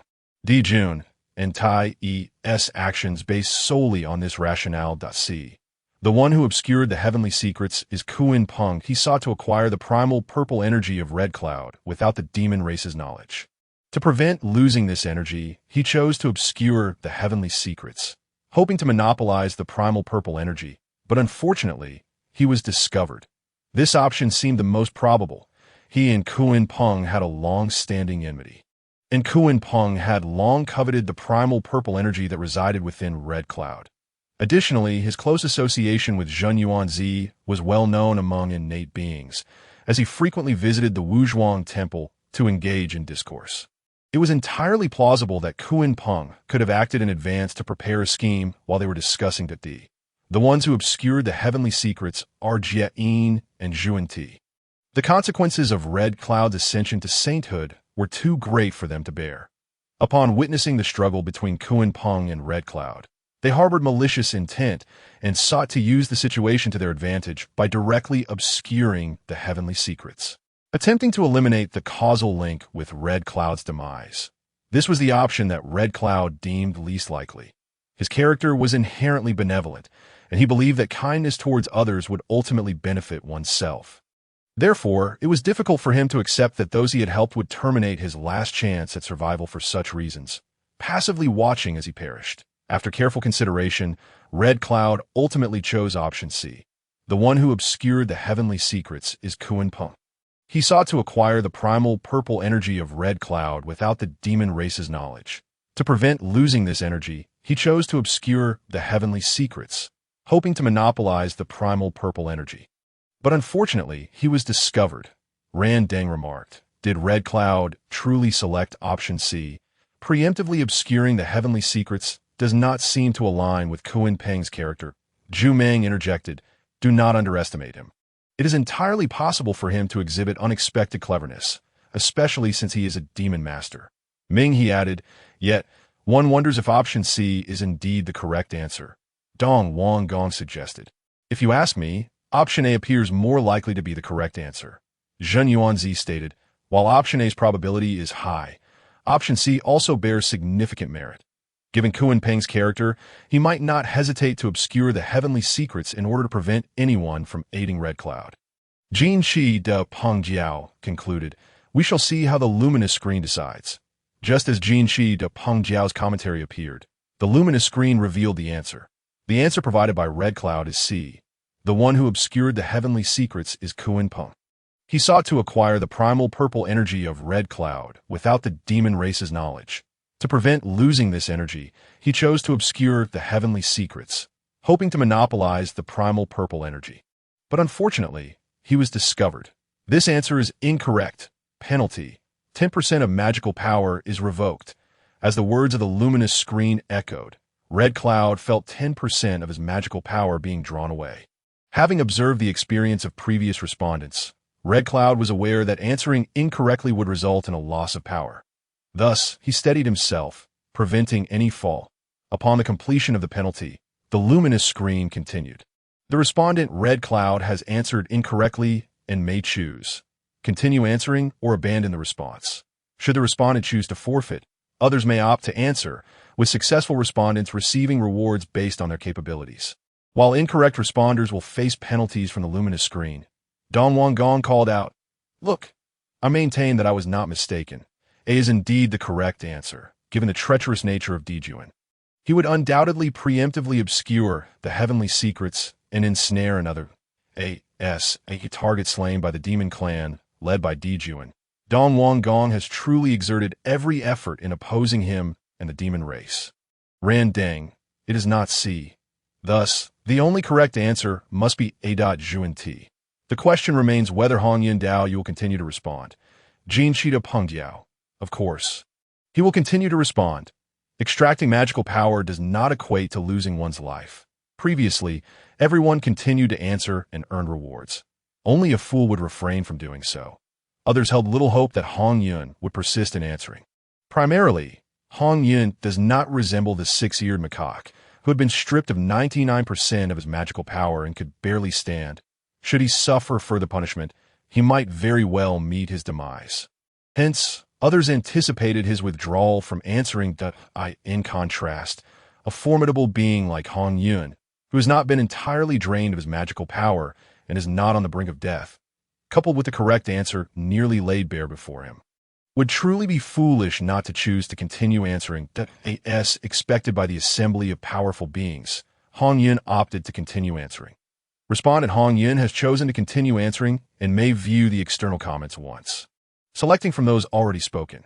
The following comments available for selection are Yuan Shi, Hongyun, Nuwa, Fuxi, Zhuanti, and Jiayin, as well as unnamed primordial beings that may be randomly selected. Note: selecting an unnamed primordial being grants 3 comments, though their utility is not guaranteed. A series of names of beings that had previously spoken were broadcasted on the luminous screen. After contemplating these comments, Hongyun selected Zhen Yuanzi, although he was already confident in the correct answer. Discovering additional information through the comments would be even better. With this thought in mind, Hongyun attentively observed the random comment displayed on the luminous screen. Ding, respondent Hongyun has selected a comment. Commencing random selection. Random result: Zhen Yuanzi, Kuan-Peng, demon race, I stand opposed to you. While he did not obtain useful information, the sight of this comment uplifted Hongyun's spirits. This comment likely originated from a friend who spoke these words when witnessing his self-detonation. To have such a friend in his lifetime is indeed a fulfillment of existence for Hongyun. Having already discerned the correct answer, Hongyun, despite not gaining any news from the comments, smiled and selected. The ones who obscure the heavenly secrets are Dejuan and Tai Ti obtain the Hongming purple chi. They wish to prevent others from discovering it. Randeng. It seems at this time, this is indeed the correct answer. I wonder what reward the luminous screen will bestow. Dong Wanggong. The reward presented by the luminous screen must be exceptional. How unfortunate that I am not the one to seize this question. Just as the comments are beginning to scroll on the luminous screen, the voice of the screen rang out. Respondent Hongyun answered A.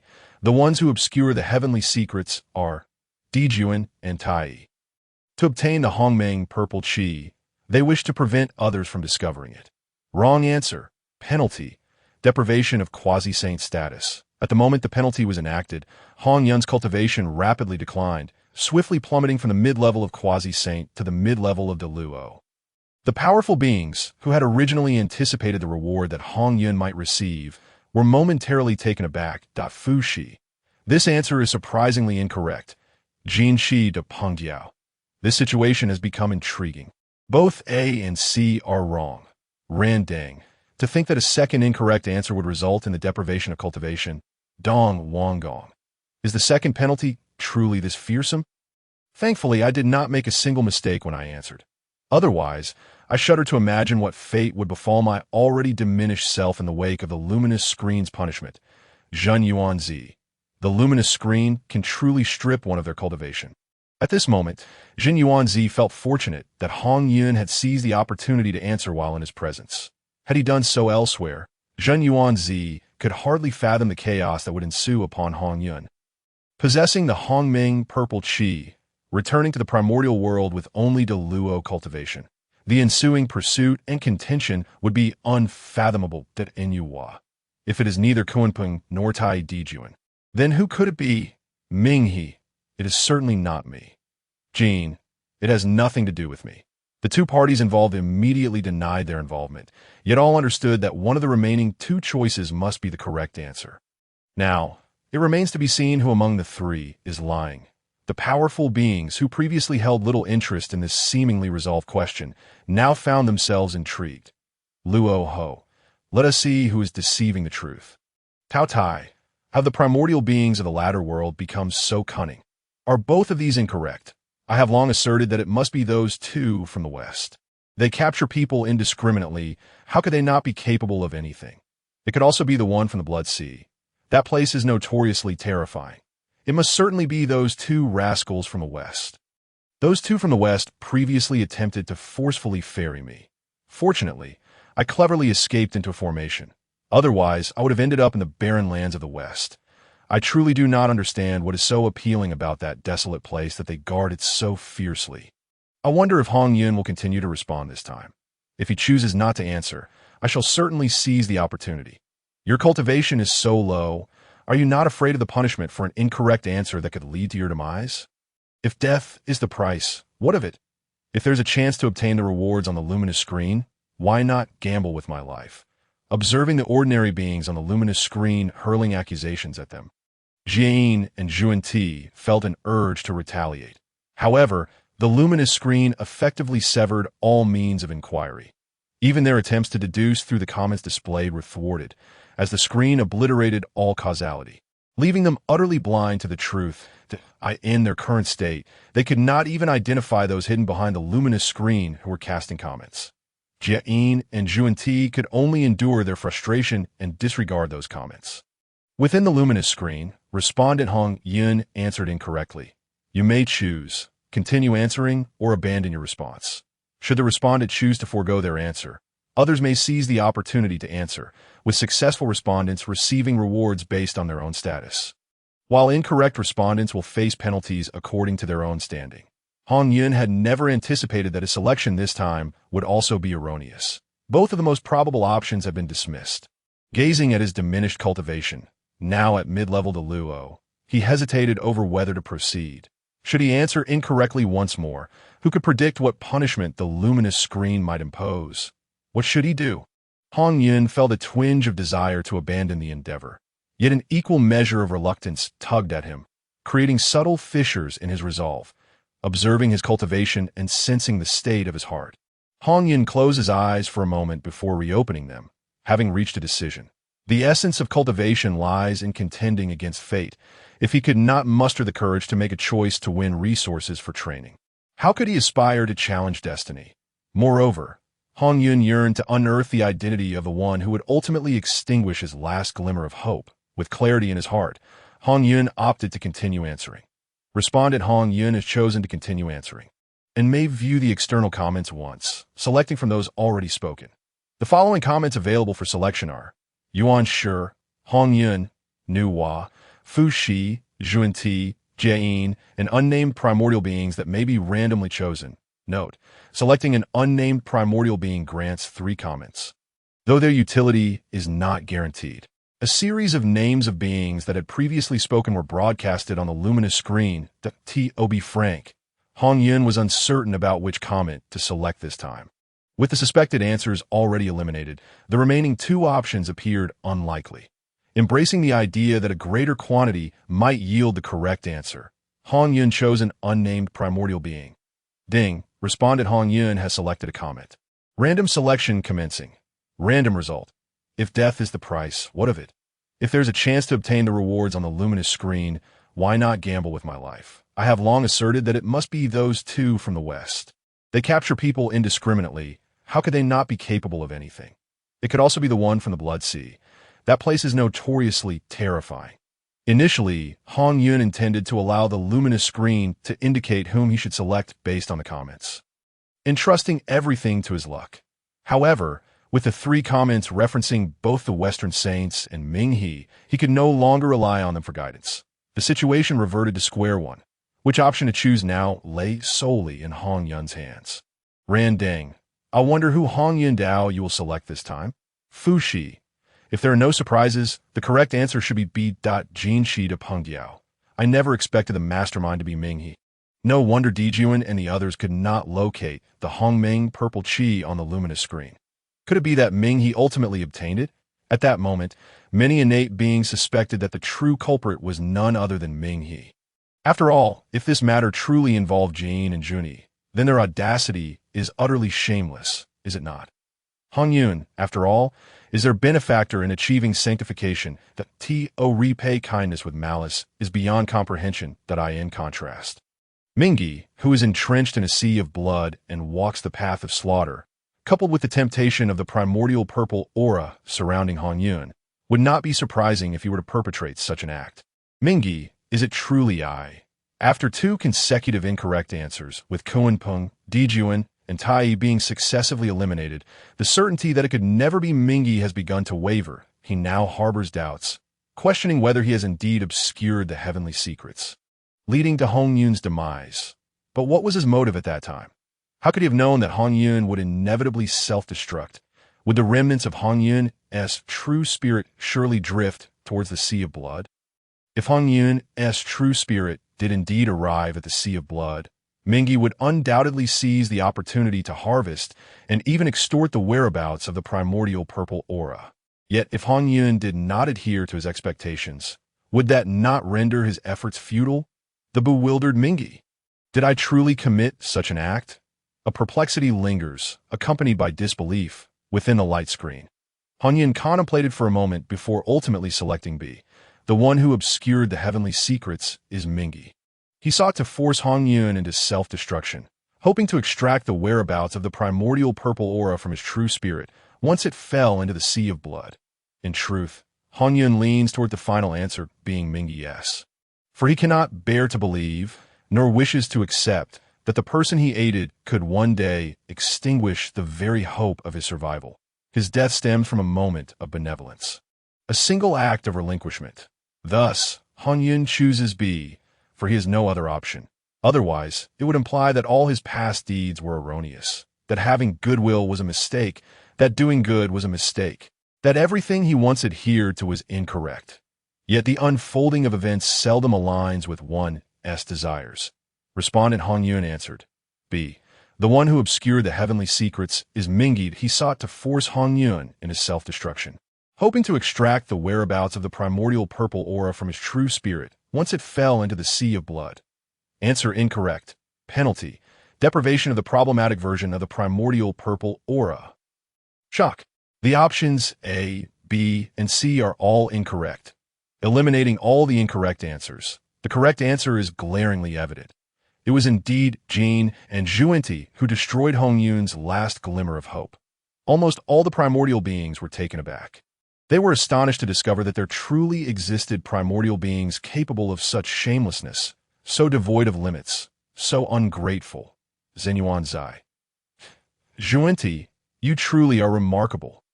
Mingi, this act of repaying kindness with malice is executed with such finesse. Dijuan. After all these years, today, I have come to re-evaluate my understanding of the two of you. Wanggong. The two saints of the West, despicable scoundrels. Ha! From this day forth, the echoes of the prehistoric realm shall resound. Yuan Sure. They were never virtuous beings. Their actions are unsurprising. Kuanpeng. Magnificent. Truly splendid. Today I have witnessed a marvelous spectacle. Whether it be Jin and Zhuanti or Hongyun, all bear enmity towards Kuanpeng. Hence, Kuanpeng is exceedingly keen to observe this drama unfold. He not only wishes to watch with detached interest, but also to stoke the flames. He intends for Hongyun to see clearly how, back in the Zixiao Palace, he urged Hongyun to relinquish his position to Jin and Zhuanti, and how Jin and Zhuanti have repaid him for that act. In my setting, at the Zixiao Palace, after relinquishing his position, Hongyun felt pity for Jin and Zhuanti's apparent distress, and offered a word of advice to Kuanpeng. Otherwise, it would seem rather peculiar for Kuanpeng to harbor resentment solely due to Hongyun's relinquishment. Bays, what does the problematic version of the primordial purple aura mean? Is there a distinction between flawed and flawless primordial purple aura? Luhu, a problem? Could it be that that old fellow Hongjun has bestowed this flawed primordial purple aura, rendering it incapable of leading to sanctification? Luhu, I recall that the one named Hongyun seems to be the only individual to obtain the primordial purple aura without being a disciple of that old fellow Hongjun. No wonder all others who acquire the primordial purple aura have achieved sanctification, while he has not. Tao Tai. Hongjun is as despicable as ever, but he bestows the potential for sanctification upon his disciples while relegating the flawed portions for others. It is truly repugnant. Tao Tai harbors 1,000 grievances and 10,000 aversions towards Hongjun. Upon witnessing this opportunity, he immediately ridicules. The other primordial beings, however, do not dare to mock the Tao ancestor in such a manner. Yet after Liu and Tao Hie's remarks, doubts linger in their hearts. Indeed, with the same primordial purple aura, how is it that others can achieve sanctification? Even 5 saints sanctified on the same day, some even borrowing merit from the heavens to attain sanctification. Why is it that the only one who is not Hongjun's disciple, Hongyun, fails to achieve such a status? Is there truly no conspiracy at play? Reflecting on a moment when Hongyun first entered the light screen, it allowed him to choose both past and future, perhaps concealing some secrets within. Those primordial beings who survived the calamity of the dragon and phoenix and cultivated to the Luo or even quasi-saint status are not fools. Now, upon witnessing this, who does not harbor a hint of suspicion? Jinchida Pingdiao. I had a question. The light screen stated that this is a punishment, yet it has helped Hongyun strip away the problematic primordial purple aura and reveal that the primordial purple aura bestowed by the Tao ancestor has issues. Can this truly be deemed a punishment? This clearly discloses a great deal. Inwa. The complete version of the primordial purple aura is not only the foundation for achieving sanctification, but also brings its possessor closer to the heavenly Tao. Even if the flawed version cannot serve as the foundation for sanctification, a typical quasi-saint could still rely on the primordial purple aura to reach the pinnacle of quasi-saint status, even surpassing those below the saint level. Dijuan. If that is the case, the light screen-s deprivation of the primordial purple aura could indeed be considered a punishment. N01 expected that the one who elucidated this for Jinchida Pingdiao would be the Saint Enwa. It must be noted that the ancestor is Enwa's master, and now the discussion revolves around the issue of the Tao ancestor's bestowal of flawed primordial purple aura, making Enwa's comments as a disciple rather inappropriate, even if she merely sought to clarify. Junti, senior sister, you, Jane and Junti are Hongjun's registered disciples, while Enwa is Hongjun's closed-door disciple, so Junti calling Enwa senior sister is not problematic. At the same moment, Jane and Junti at Zhixiao Palace did not expect that Enwa would speak up at this juncture. Previously, when they witnessed the light screen decisively negating the other options, directly accusing them of obscuring the heavenly secrets that led to Hongyun's tragic death. They too felt it should be their doing. After all, who could resist the allure of understanding the causality of relinquishment, as they prepared to defend themselves and obscure the perceptions of lesser beings in the prehistoric realm? Upon seeing the light screen indicate that Hongyun's primordial purple aura was problematic, a tempest of shock surged within them. Jane and Junti never anticipated that their master could manipulate the primordial aura. The heavenly Tao is impartial and would not engage in such actions. Thus, it must be Hongjun who is responsible. After the revelation from the light screen, Jane and Junti could not afford to dismiss the barrage of comments from other primordial divine beings, and immediately began to examine the sanctified fruits within themselves. The primordial purple aura bestowed by Hongjun had already integrated into their sanctified fruits, forming a connection between the saints and the heavenly Tao. This is also the reason why saints can harness the power of the heavenly Tao to resurrect. Indeed, they have reaped the benefits from the primordial purple aura, which allows saints to remain undying and unyielding, viewing it as a significant fortuity. However, upon discovering that the light screen revealed issues with Hongyun's primordial purple aura, what was once a boon has now become a thorn in their hearts. A volatile powder keg that leaves them restless. Even though Junti has meticulously examined his sanctified fruit time and again, without discovering any issues, he cannot suppress the doubts festering within. The emergence of the light screen has repeatedly stripped away the facade of their master Hongjun. The halo of the Tao ancestor surrounding Hongjun is now marred with blemishes, no longer perceived as supreme and selfless in their eyes.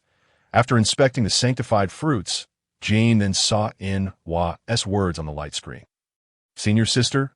Why? Jane observed Enwa's expression, which remained unchanged, feeling somewhat perplexed by her reasoning for speaking at this moment to clarify matters for the beings of the prehistoric realm. If it were truly for the benefit of their master, would it not be better to allow those beings to harbor such misunderstandings? Had the light screen not provided explanations, they could have utilized this opportunity to cast aspersions on its saints. It is our inherent duty to impart the Tao and clarify doubts for the beings of the prehistoric realm. But is there truly an issue? Nuwa's expression was inscrutable, a subtle blend of joy and anger, as she replied softly. Yet, within her heart, a heavy feeling lingered, one that had persisted since the moment the light curtain had mentioned the path of beings. For reasons unknown, she suddenly felt a pang of regret for attaining sanctity through merits. This inexplicable regret was resolute, as if this elevation had cost her a tremendous opportunity. However, when she attempted to analyze it concretely, she found herself at a loss. Nuwa had come to the Zhixiao Palace solely to seek clarification from the Tao ancestor, to unravel the identity of the figure behind the scenes, particularly concerning the path of beings mentioned by the light curtain. Yet the Tao ancestor had not appeared, and her sense of lost opportunity grew ever stronger. Furthermore, Nuwa had an intuition that the force behind the light curtain was not a teacher. Yet everything spoken by the light curtain rang true, which prompted her to speak up for understanding at this moment. After failing to discern anything from Nuwa's countenance, Jane was at a loss for words. Was it inappropriate for Nuwa to say such things? Nevertheless, Nuwa did not elaborate further, merely stating some basic uses of the primordial purple energy.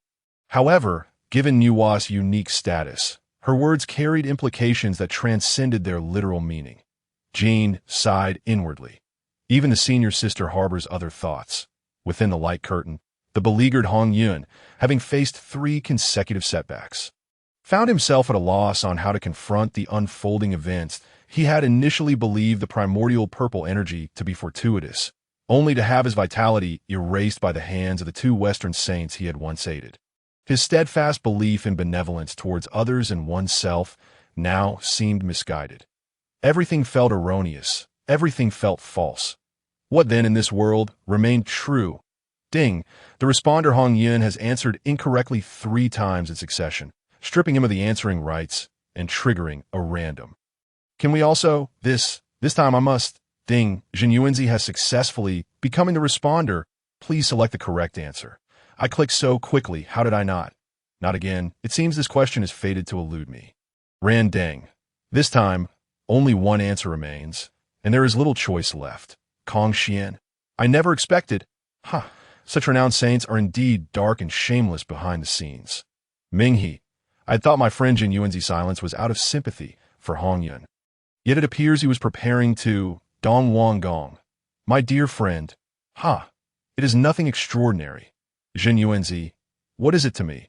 Jin Yuanzi merely responded with this, and then decisively selected. Ding. The ones who obscure the heavenly secrets are Jian and Juni. Because the causality of Hongyun relinquishing his position to attain sanctity is too great, they cannot bear it. Upon witnessing the struggle between Kunpeng and Hongyun, they brazenly wielded the knife of betrayal, directly obscuring the heavenly secrets, attempting to erase this causality through Hongyun's demise. Ding. The responder Jin Yuanzi answered correctly. Reward. The method for attaining sanctity through the earth path, or an issue-free version of primordial purple energy, or restoration of Hongyun's mid-stage quasi-saint cultivation. Golden-winged great Peng. Oh ho, this has become interesting. Tai Yi, is the reward from the light curtain an attempt to stir trouble? Zhu Rong, who does not know of the close relationship between Jin Yuanzi and Hongyun. Why would the light curtain act thus?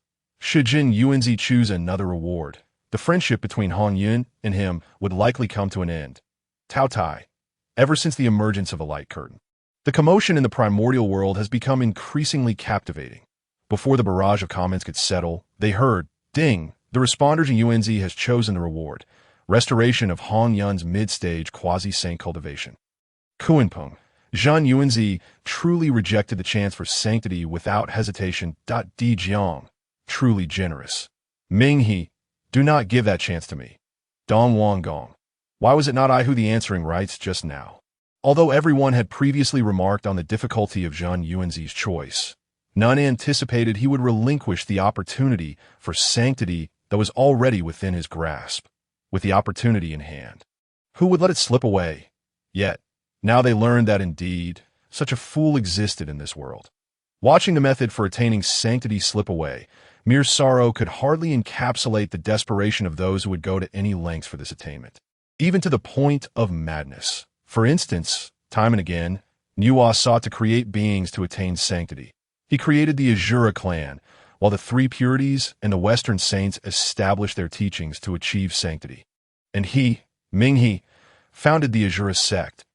Blood Sea witnessed that which he had sought with great effort was willingly forsaken by others for friendship. Minghe, if you do not wish to attain sanctity, then allow me this opportunity. I shall aid Hongyun in restoring his quasi-saint strength. Heartache, profound heartache, within the light curtain, the disheartened Hongyun, battered by successive blows, upon seeing Jin Yuanzi's choice for the reward, immediately implored him not to restore his own strength, but to select another reward. The bond between Hongyun and Jin Yuanzi was unlike that with anyone else. They had met shortly after their inception, traversing the primordial realm together, evading the calamity of dragons and phoenixes, supporting and encouraging one another, sharing discussions on the Tao, and feasting on ginseng fruits, all while evading enemies and facing life and death together.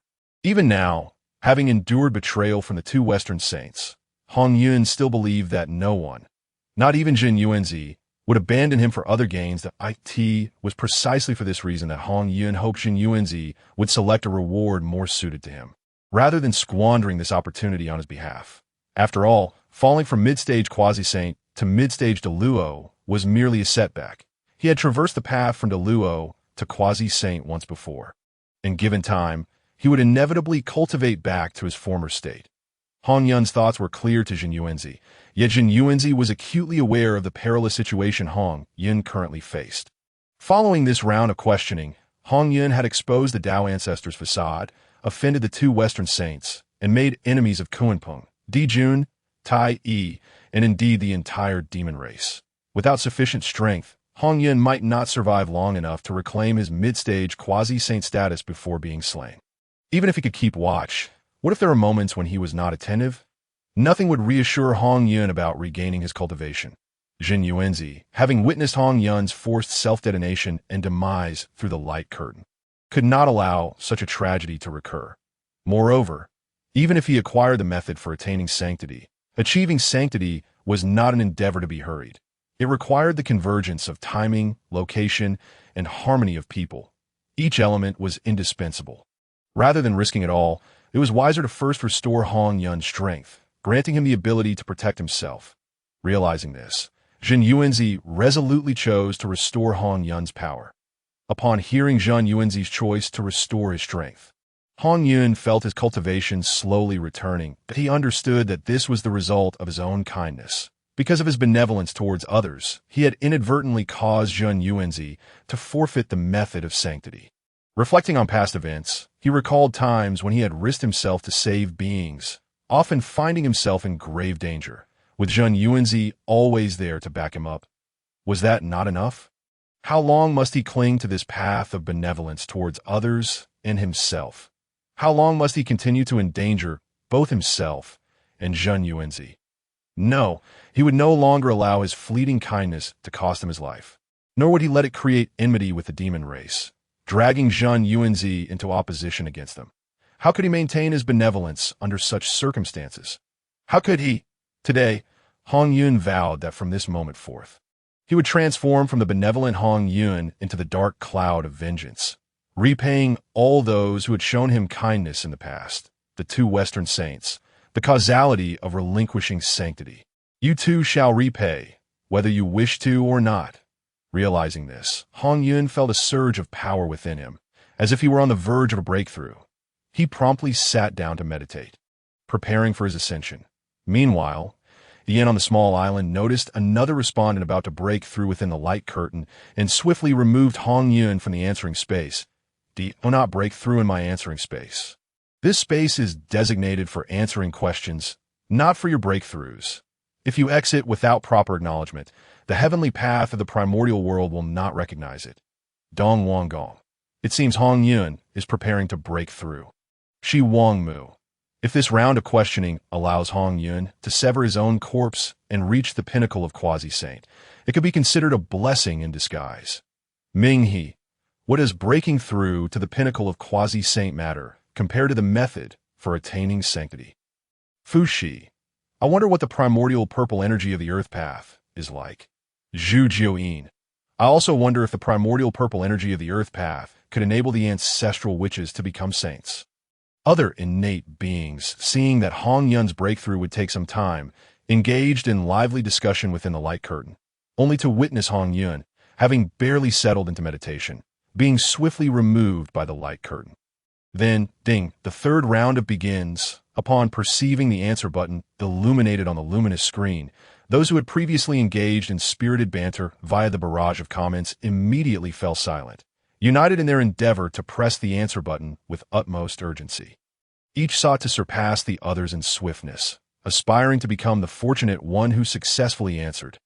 Beep, the ancestral deity Wanggong has successfully answered and has become the respondent. Ah, I clearly reacted with the utmost speed. So why am I not the one? Last time, there were only 3 questions. Surely this time there won't be just 3 as well.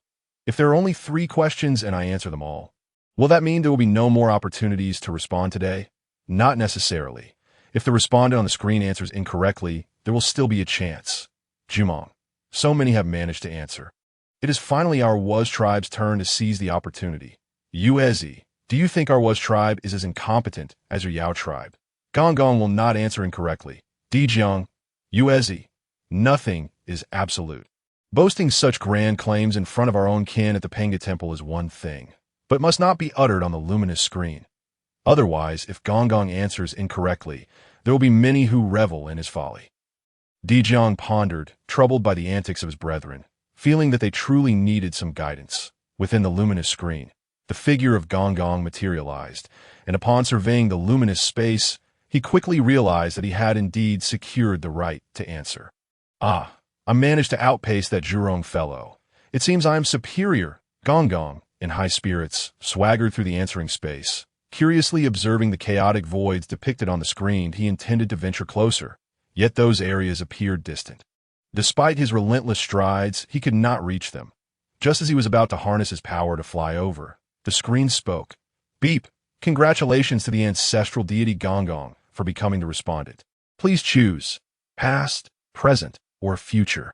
Upon hearing the voice from the screen, Wanggong turned around, only to find himself inexplicably returned to the starting point, as though everything that had transpired was merely a figment of his imagination. Such peculiar methods. Though Wanggong grumbled, he recognized that the rewards offered by the screen were undoubtedly substantial, so he attentively examined the choices presented, only to find the future shrouded in darkness. Why is my future dark? Zhurong, what is the matter with Wanggong? Why does his future remain obscured? Ingzhao, a dark future. Could it be that Wanggong shares the same fate as Dong Wanggong, devoid of a future, Xin Yuan, but of Hongyun? Even after his self-destruction, his future was not dark. Jimmerng, perhaps after Hongyun's self-detonation, he did not perish, while Wanggong's future is irrevocably doomed. Xin Yuan, Jimmerng, you seek death. Jimmerng, I merely speak the truth. If you dislike it, so be it. Regardless, Wanggong is bound to meet his end in the future. Jumong, Jimong, do you wish to engage in a contest with our Was tribe? Rongsho, Jimong, come on my tribe. I shall crush you. The relationship between the Was and Yao tribes has always been fraught with tension, and hearing the Yao Saint Mani utter such curses against the ancestral deity Wanggong, they could hardly contain their outrage. Meanwhile, Wanggong remained utterly oblivious to the tumult raging in the comments. Had he known the content of the barrage, he would surely have engaged in a quarrel with the Yao tribe, since the future was not an option. Wanggong, driven by curiosity about recent events, opted for present. Beep! The respondent ancestral deity Wanggong has chosen present. As these words echoed across the luminous screen, the scenery within began to shift.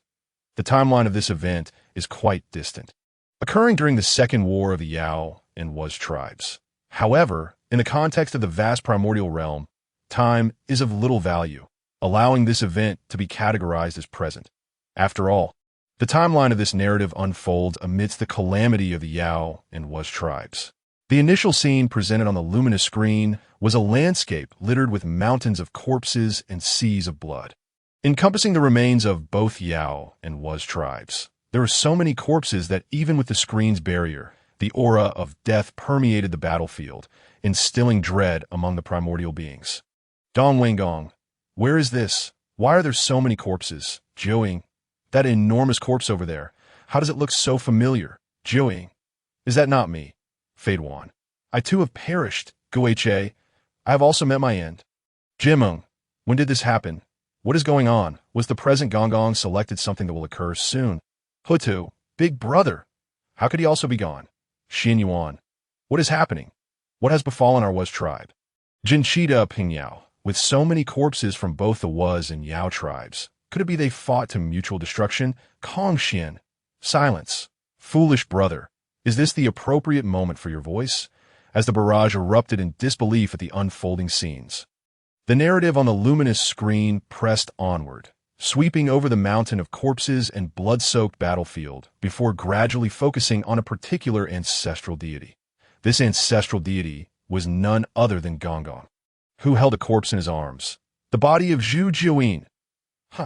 You killed my brother and destroyed my clan, in the primordial realm bestowed by our father. If my Was tribe cannot thrive, I shall ensure that no vile person claims dominion over it. Wanggong's eyes blazed crimson, resembling a frenzied spirit, his gaze filled with the madness born of vengeance, enveloped by an aura of malevolence, as if he were on the verge of losing control. After uttering these words, Wanggong did not attack anyone. Instead, he ignited his essence, propelling himself with lightning speed directly into Mount Buzhou, having just endured a fierce battle. Mount Buzhou was already unstable. It could hardly withstand the force of Wanggong's collision. His impact brought the mountain crashing down, causing the heavens to tremble and the waters of the celestial river to cascade downwards. Dijuan, Mount Buzhou has collapsed. Zhurong, the spine of our father. Jinchida Pingyao, This Wanggong has gone utterly mad in the end.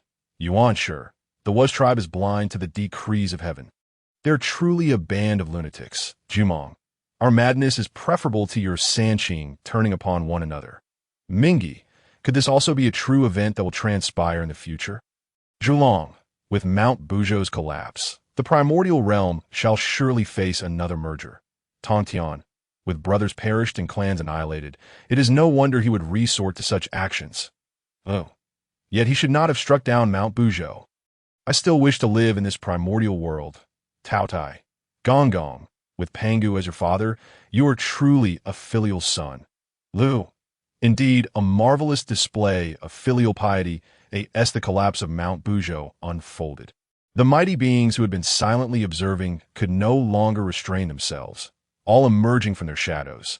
The sheer audacity of demolishing Mount Buzhou was egregious, effectively obliterating the pathway of existence for all primordial beings. Will Mount Buzhou truly be shattered in the future? If Mount Buzhou is destroyed, where shall we go? What is that water flowing down? Those beings who came into contact with it have all sunk, none resurfacing. That water consumes life? Why would the Was tribe attack Mount Buzhou? Was it not merely some of our kin who perished? There are still survivors. Do you not comprehend the saying, as long as the green hills remain? I need not fear the absence of firewood? Inside the luminous screen, Wanggong, having crashed into Mount Buzhou, was instantaneously met with the backlash of causality, resulting in his demise. This was supposed to be a fleeting moment. However, the screen deliberately slowed down the unfolding of this narrative, extending it to a pace where all could witness how Wanggong met his end through the backlash of causality. After this segment concluded, the narrative on the luminous screen came to an end, and tranquility enveloped the surroundings once more, as if everything that had transpired had been but a dream. Question: why did Wanggong collide with Mount Buzhou? Was his action truly voluntary? A. It stemmed from genuine emotion, yet was also fueled by the grief of losing his brethren during the Second War of the Yao and Was tribes. Wishing to drag the primordial realm down with him. B. It was coerced. Someone took advantage of Wanggong's vulnerability after the Second War to manipulate him into crashing into Mount Buzhou. C. Someone implanted a seed of malevolent thought within Wanggong. After losing his beloved kin during the Second War, this dark notion grew until it culminated in his collision with Mount Buzhou. D. Wanggong's furious assault on Mount Buzhou was driven by selfish motives. Following the heavy toll of the Second War on the Was tribe, he felt incapable of controlling the primordial realm. Unwilling to let others enjoy the world left by their father, he resolved to destroy it. The Second War of the Yao and Was tribes, such a brutal conflict. Could there truly have been two such battles? Will I even survive? I must find a place far from Mount Buzhou. I cannot afford to be implicated in this conflict. Whereas the first battle that preceded the Second War at Mount Buzhou, I must seek refuge in a location untouched by these two conflicts. I shall head north. I cannot remain in the east, lest I be drawn into this calamity. I will venture west. The west is indeed a barren choice. Nevertheless, I shall go. Preserving my life takes precedence. Once the battles conclude, I will return. Slower cultivation matters little. Without life, nothing else holds value. The western lands are distant. I fear that before we reach them, we may perish from unforeseen calamities along the way. To venture westward, have we forgotten how Red Cloud met his demise? We must not go.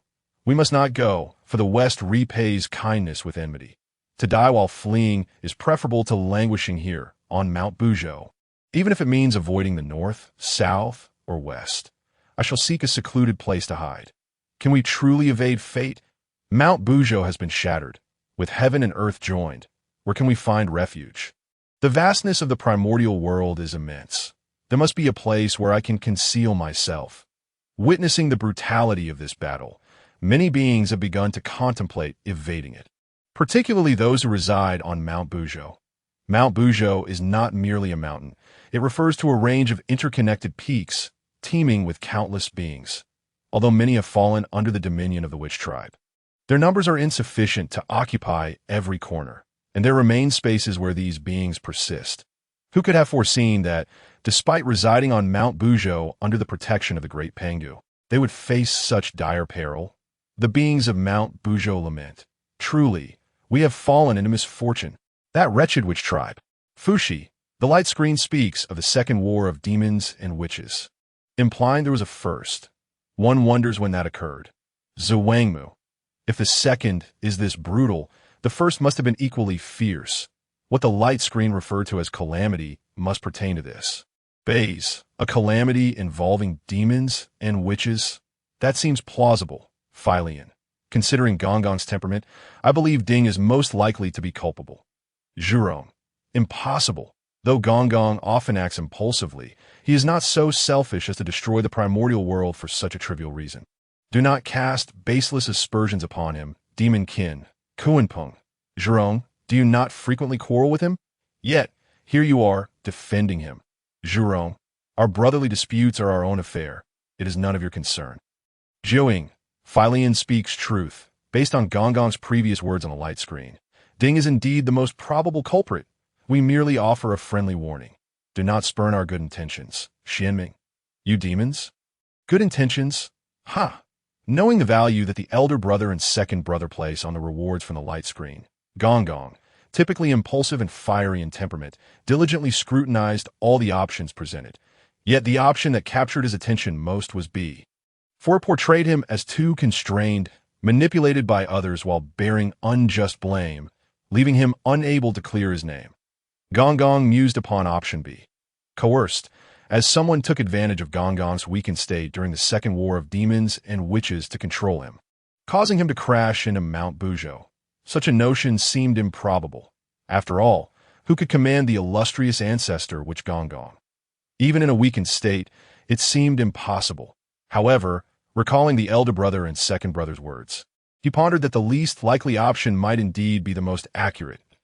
As he contemplated, Wanggong suddenly recalled the time he accompanied his younger sister, Huda, to the Zixiao Palace to hear teachings, where they encountered the sage Hongjun.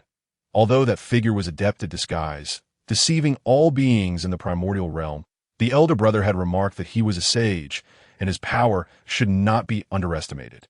Ever since Hongjun was hailed as the Tao ancestor and imparted his teachings, leading many lower beings to recognize only the ancestor and not the great Pangu, Wanggong's feelings towards Hongjun had soured. He had always thought Hongjun a nefarious character, intent on seizing the primordial world bequeathed by their father deity while marginalizing the witch tribe, establishing himself as the foremost male and female immortal, aspiring to govern them. Had Emperor Jun not acted swiftly against the demon tribe, Wanggong himself would have intervened to eliminate that foolish East King Gong, an immortal bestowed by a Tao ancestor. Seeking to control them? Such audacity! Wanggong, the primordial realm is my home. Do you comprehend? It was left to me by my father. Reflecting on Tao ancestor Hongjun, Wanggong increasingly believed option B to be the most plausible. He resolved to select B. Coerced, as someone took advantage of Wanggong's weakened state during the second war of demons and witches to control him, causing him to crash into Mount Buzhou. Kuanpeng, have you decided so quickly? Tai, it is truly astonishing that Wanggong would choose B. Zhurong. Why should it matter which option Wanggong selects? Jinchadaping. At least Wanggong is forthright. He is nothing like those previous respondents who dawdled. Making me anxious. Tongtian. Dapeng. Jinchadaping. All right, I won't say more. Jinchadaping. Am I not allowed to speak the truth? How tiresome. As the two brothers bickered, the light screen revealed the correctness of Wanggong's choice. Respondent Wanggong answered B. Coerced. As someone took advantage of Wanggong's weakened state during the second war of demons and witches to control him, causing him to crash into Mount Buzhou. Answer incorrect. Penalty. Deprivation of 90% of his magical power. Mingi, an incorrect answer. Zhuangmu. An error was to be expected. How many can fully control an ancestor witch, compelling them to willingly use their body to strike against the spine of the great Pangu? Zhuangmu. Moreover, the witch tribe holds Pangu in such high esteem. The likelihood of Wanggong being controlled against his will to commit such an act is exceedingly low. Zhurong. Why respond so hastily? Wanggong should have taken more time. Look at the error he made. Tai, I have noticed that the first penalty for incorrect answers from the light screen is always a magical power penalty. While serious, it is not the gravest of consequences. Should the second or third penalties be severe? Losing this magical power necessitates a period of meditation to recuperate. If the light screen's next question comes after several days, those who answered incorrectly may miss the subsequent opportunity. However, it is not absolute. If one does not meditate, they can gradually recover, albeit slowly. Yet if someone were to ambush them during this period, it would be perilous, given the predatory nature of the primordial realm. It remains to be seen how those who answered incorrectly will choose. Changshi. The second penalty involves the deprivation of cultivation. The third entails the loss of primordial purple energy. Both are grievous fates. Shiha. We cannot ascertain whether the second and third penalties are identical. Previously, only Hongyun had encountered such penalties. Perhaps further observation of the light screen is necessary to determine. What should we observe? Naturally, we must watch the content regarding the penalties imposed upon the respondents. Yueji. Wait. After a respondent answers incorrectly, does the light screen not indicate a chance for a hint from the barrage? Xiangliang. Indeed, there's an opportunity for a hint, which is a correct one. Speak to him quickly. Shebi. If you're asking me, I have no idea either. Tianwu. Emperor Jiang. Zhu Jiuyin, elder brother, second brother. You are clever. Think quickly about which answer is correct. Hutu, little sister, you absorb the turbid energy the least. Think as well. Hutu. Based on the current information, Ding, Wanggong's anger towards Mount Buzhou stems from selfish motives. Since the witch tribe was severely weakened during the Second War of Demons and Witches, unable to control the primordial world, he might destroy it rather than allow others to inherit the legacy left by the father deity. This is improbable. Option B is ruled out, leaving the remaining two, which seem equally plausible given the temperament of the fourth brother. Emperor Jiang. Little sister speaks wisely. Options A and C appear nearly indistinguishable. Zhu Jiuyin. No, I choose C. Someone planted a seed of malevolence within Wanggong, which grew after he lost his beloved siblings during the Second War of Demons and Witches, ultimately leading him to crash into Mount Buzhou. Zhu Jiuyin. The causal link seems to extend beyond the fourth, Wanggong. There is another element of causality that remains untraceable. Ruzhao. Is there more? I had not noticed. Zhurong. Indeed, Wanggong has been schemed against. To call him simple-minded and brawn-driven is an understatement. Witnessing Wanggong's demise on the light screen struck a profound blow to all ancestor witches, shifting their focus entirely upon the deceased Wanggong. Neglecting other discrepancies, it was Zhu Jiuyin's keen perception that noted this detail. Emperor Jiang. I heed your second brother's counsel. All agree to select C. Ruzhao. Excellent. Wanggong selects C. Zhurong. C it is. Yuezhi. C. Xingtian. C. Fengjiu. Choosing C showcases the advantages of the witch tribe's numbers. Following this, the barrage seemed to be dominated by the witch tribe, as all voices resounded in unity, declaring their choice of C with great fervor. Inside the light screen, Wanggong could not believe that his resolute answer was incorrect. Could it be? Was Hongjun truly a benevolent figure, unmanipulative? Wanggong. Why do I find it so hard to believe? Surely the light screen has erred. With unwavering conviction, Wanggong firmly believes that Hongjun is a villain. The scenario unfolds. The respondent Wanggong has answered incorrectly. He may choose to either continue answering or give up, should he opt to relinquish the question. Others may seize the opportunity to buzz in, with successful respondents rewarded according to their merits, while those failing to answer will face penalties from the luminous screen. Having witnessed others navigate this process outside the luminous screen, Wanggong is well aware of the optimal choice. Naturally, he opts to continue answering. Losing 90% of his magical power is inconsequential, as he remains lively and vigorous. The respondent Wanggong has chosen to continue. He now has the chance to observe the barrage of comments from the audience, selecting from those already spoken. The following comments are available for selection. Zhuangmu, Dongwanggong, Shihe, Daijiang, Hutu, Xinming, Jumong, and Rushu, along with unnamed beings of the primordial wilderness that may be chosen at random. Note: selecting an unnamed primordial being grants 3 comments, but does not guarantee usefulness. A series of names belonging to beings that had previously spoken on the luminous screen are announced. Wanggong attentively observes until he reaches the names of the Wu clan, at which point he begins to make a selection.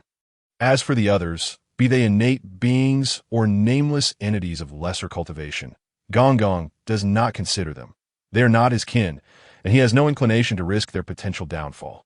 Should a query arise, would he consult Zhu Rong? That would be foolish. He dismisses the thought. What about Jumong? He seems rather dull as well, so Wanggong discards that option.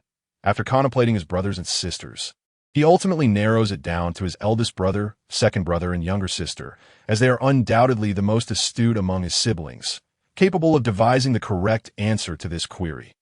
Wanggong points to the names of the ancestors, Daijing, Zujian, and Hutu, pointing at the dots. Whoever it lands on is the one. Observing this scene from beyond the luminous screen, Daijing cannot help but facepalm. Daijing, how did he manage to seize the answering rights? From this day forth, the Wu clan's reputation is utterly tarnished. Zijian watches Wanggong's earnest selection with a pained expression. However, the attention of the other ancestors is entirely disconnected from that of Daijing and Zijian. Zhu Rong, Wanggong still lacks cunning. He should have chosen me. What a fool. Yuezhi, eldest brother, second brother, and younger sister have all mentioned C, right? If you haven't spoken yet, do so quickly. Changliang, yes, Wanggong is rather clever. He has indeed chosen the three who have already spoken. Rishu, when uncertain about whom to select, just point at random. What a splendid strategy. Why didn't I think of that? Xianming, it's never too late to realize. Turning to see a group of oblivious younger siblings engaged in trivial chatter, Daijing remarks, actually, it's quite fortunate that Wanggong managed to secure the right to answer. Meanwhile, Wanggong has completed his selection. It's you, eldest brother. Ding. The respondent Wanggong has chosen a comment, and the result is random. The outcome reveals Daijing. Listen to your second brother. Everyone says to choose C. Upon seeing this comment, Wanggong is momentarily taken aback. I guessed wrong. It was actually my second brother who devised this, Wanggong reflects. So, my second brother is indeed the wisest of the ancestors. The sensation of not having to think is delightful, and with a cheerful heart, Wanggong selects C. A sinister thought was planted in Wanggong's mind. Following the second battle against the demon witches, after losing his dear siblings, this malign thought grew ever larger, ultimately leading to Wanggong's collision with Mount Buzhou. Ding! Congratulations to respondent Wanggong. Correct answer. Rewards: complete Pangu array, restoration of the tainted primordial spirit, or the law of strength. Upon witnessing these three rewards, everyone is astounded. They knew that if the answer was correct, the luminous screen would not be stingy with rewards, but they had not anticipated such generosity. Dijuan. The luminous screen has indeed granted the law of strength, Kuanping, the legendary law cultivated by the Pangu deity, who opened the heavens with a law of strength, resulting in the current primordial world. Will the Wu clan also receive it? Mengji, I had no idea the Wu clan possessed such fortune. They are truly fortunate. Fuxi, what is the complete Pangu array? Mingi, anything connected to the Pangu deity must possess significant power. Jiaoying, the luminous screen specifically mentioned it is the complete version, implying that the Wu clan must have a fragmented one if the attention of the innate deities is entirely focused on the other two rewards, while the restoration of the tainted primordial spirit is of little concern to the beings of the primordial wilderness, as everyone, save the Wu clan, possesses a complete primordial spirit. Although Dijuan worries that the Wu clan's strength may surge once they regain their primordial spirits, it seems that among the three rewards presented by the luminous screen, the restoration of the primordial spirit poses the least threat to the demon clan. Dijuan hopes the Wu clan opts for this reward that I in the Pangu temple. Jumong muses, the law of strength from our father. How could the luminous screen possess it? Hutu, will the fourth brother be able to utilize it, considering he cultivates the law of water? Why must the luminous screen impose a 3-for-1 choice? I desire them all. It seems unfair to answer correctly, yet be forced to forego. Toot, having witnessed the struggles of others before, the Wu clan now understands the discomfort of having something so tangible within reach, yet being compelled to choose only one, leaving two behind. The other younger siblings wail in despair. Yet having grown accustomed to their obliviousness, Daijing and Zijian manage to ignore their lamentations and focus on serious matters. Daijing, second brother, your guess was indeed accurate. The luminous screen has provided a method for us Wu clan to restore our primordial spirits. Daijing, Given the fourth brother's temperament, he will undoubtedly choose to restore his primordial spirit. And once he does, we may be able to ascertain the method to rid our other brothers and sisters of their taint. This would alleviate one of our concerns, allowing us to communicate with the world left behind by our father. Zhejian. Previously, when advising our younger siblings, I considered the possibility that the luminous screen would offer the most scarce resource to the respondent, yet I never anticipated it would provide three crucial options to choose from. As Zhejian contemplates, he experiences a slight headache. Initially, he believed the luminous screen would only provide what the respondent lacked most. Thus, he only advised them regarding the primordial spirit, never considering that the luminous screen would present such vital rewards for selection, nor that the Pangu array left by their father was indeed a fragmented version. Now, the true, complete Pangu array could only be obtained through the luminous screen, but if circumstances allowed, they should have let the fourth brother, Wanggong, choose the Pangu array. Zhejian reflects on the information previously gathered from the luminous screen, which had explicitly mentioned 2 battles against the demon witches. This indicates that even with the Pangu array as their trump card, they did not achieve victory in the first battle. The fact that they did not prevail in the first confrontation suggests that the demon clan is not as weak as they presumed. At the very least, they possess the means to resist the Pangu battle. Given the current situation, it is inevitable that the Wu clan will eventually confront the demon clan. Under such circumstances, the Wu clan should continuously bolster their trump cards, and obtaining the complete Pangu array would significantly enhance their strength. Zhejian has an instinctive feeling that acquiring the complete Pangu array may be even more crucial than restoring Wanggong's tainted primordial spirit. Daijang, upon hearing Zhejian's words, comprehends the second brother's intent. However, watching Wanggong on the luminous screen, he pats his shoulder. Restoring your primordial spirit is advantageous. The sooner you regain it, the better, allowing for communication with the heavens and preventing the primordial world from falling into the hands of miscreants. Reflecting on the weakening presence within the Pangu temple, Zhejian nods. I've been short-sighted. First, we must restore the primordial spirit to stabilize the primordial world left by our father, AS, for battling the demon clan. We could devise alternative strategies. The possibility of Wanggong opting for the Pangu array instead of restoring his tainted primordial spirit never crosses the minds of Daijang and Zhejian. Although their younger siblings can be somewhat mischievous and often engage in playful squabbles, they are generally obedient. Especially after the first reward from the luminous screen was presented, Daijang and Zhejian had emphasized the importance of restoring their primordial spirits to the Wu clan, which makes them confident that Wanggong would prioritize this reward over others. However, the likelihood of selecting these rewards is exceedingly slim. Indeed, within the luminous screen, Wanggong observed the other 2 rewards, which, though alluring and peculiar, led him to dutifully choose the option that had been emphasized in the previous meeting by his elder brother and second brother, the restoration of his eroded primordial spirit. Wanggong, the obedient younger brother who listens to his elder brother. As Wanggong made his choice, the reward descended upon him, enveloping him in a radiant golden light that circled him before seamlessly merging into his being. At that moment, as the golden light integrated within him, Wanggong felt the irritable emotions that had been incessantly gnawing at him due to the corruption of his primordial spirit begin to dissipate. Moreover, the primordial spirit, which had grown feeble despite the protective forces of the laws, now began to recover slowly. Although the pace of this recovery was not discernible to the naked eye, it was a vast improvement compared to the previous stagnation. Furthermore, time in the primordial realm was not of great value, granting Wanggong ample opportunity to await the restoration of his primordial spirit. However, the luminous screen was not afforded such luxury. Once it had distributed the rewards, it promptly extricated Wanggong from the scene. Ding! This QA session has concluded. The next session will commence in 49 months. Remaining attempts, 47. It's over just like that, and I haven't had a chance to answer. No, please, let us have another question. It seems the luminous screen, like last time, only allows 3 opportunities to answer. Had I known, I would have been swifter last time. Only 49 months? It should pass swiftly.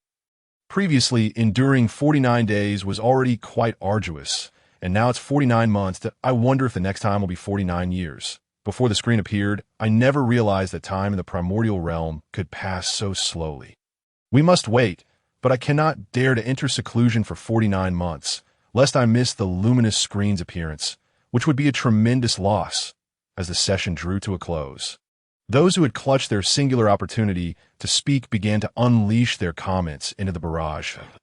In those final moments, the barrage on the luminous screen became the liveliest part of the QA session, with many beings choosing to expend their last chance at this time. "Mingi, it's over." This time, the old Taoist didn't manage to answer. "Bays, the remaining attempts on the screen have now decreased to 47. "Randang, it has indeed changed. After the last QA, the remaining attempts were still at 48. So, does this mean that since this session has concluded, one attempt has been deducted from the screen?" "Zhuangmu, if we calculate it this way, combined with the previous session, the screen would only appear 49 times in total." "Shiha, in the last appearance of the luminous screen, 3 questions were asked, and 3 individuals secured the right to answer, with a total of 3 rewards. This time is no different. Wanggong. Only 3 individuals can seize the opportunity during each appearance of the luminous screen, and it will only appear 49 times in total. With so many beings in the primordial realm, those who have not yet answered should hurry, for once the screen disappears, the chance for rewards will vanish as well." Wanggong's remarks were particularly aimed at the demon race, as Dijun and Tai had caused him much grief, and the demon race had obliterated the celestial court he had established.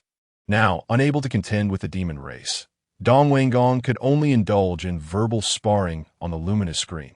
After all, he knew that Dijun could not utilize the river map and Luo book to deduce his whereabouts through the barrage.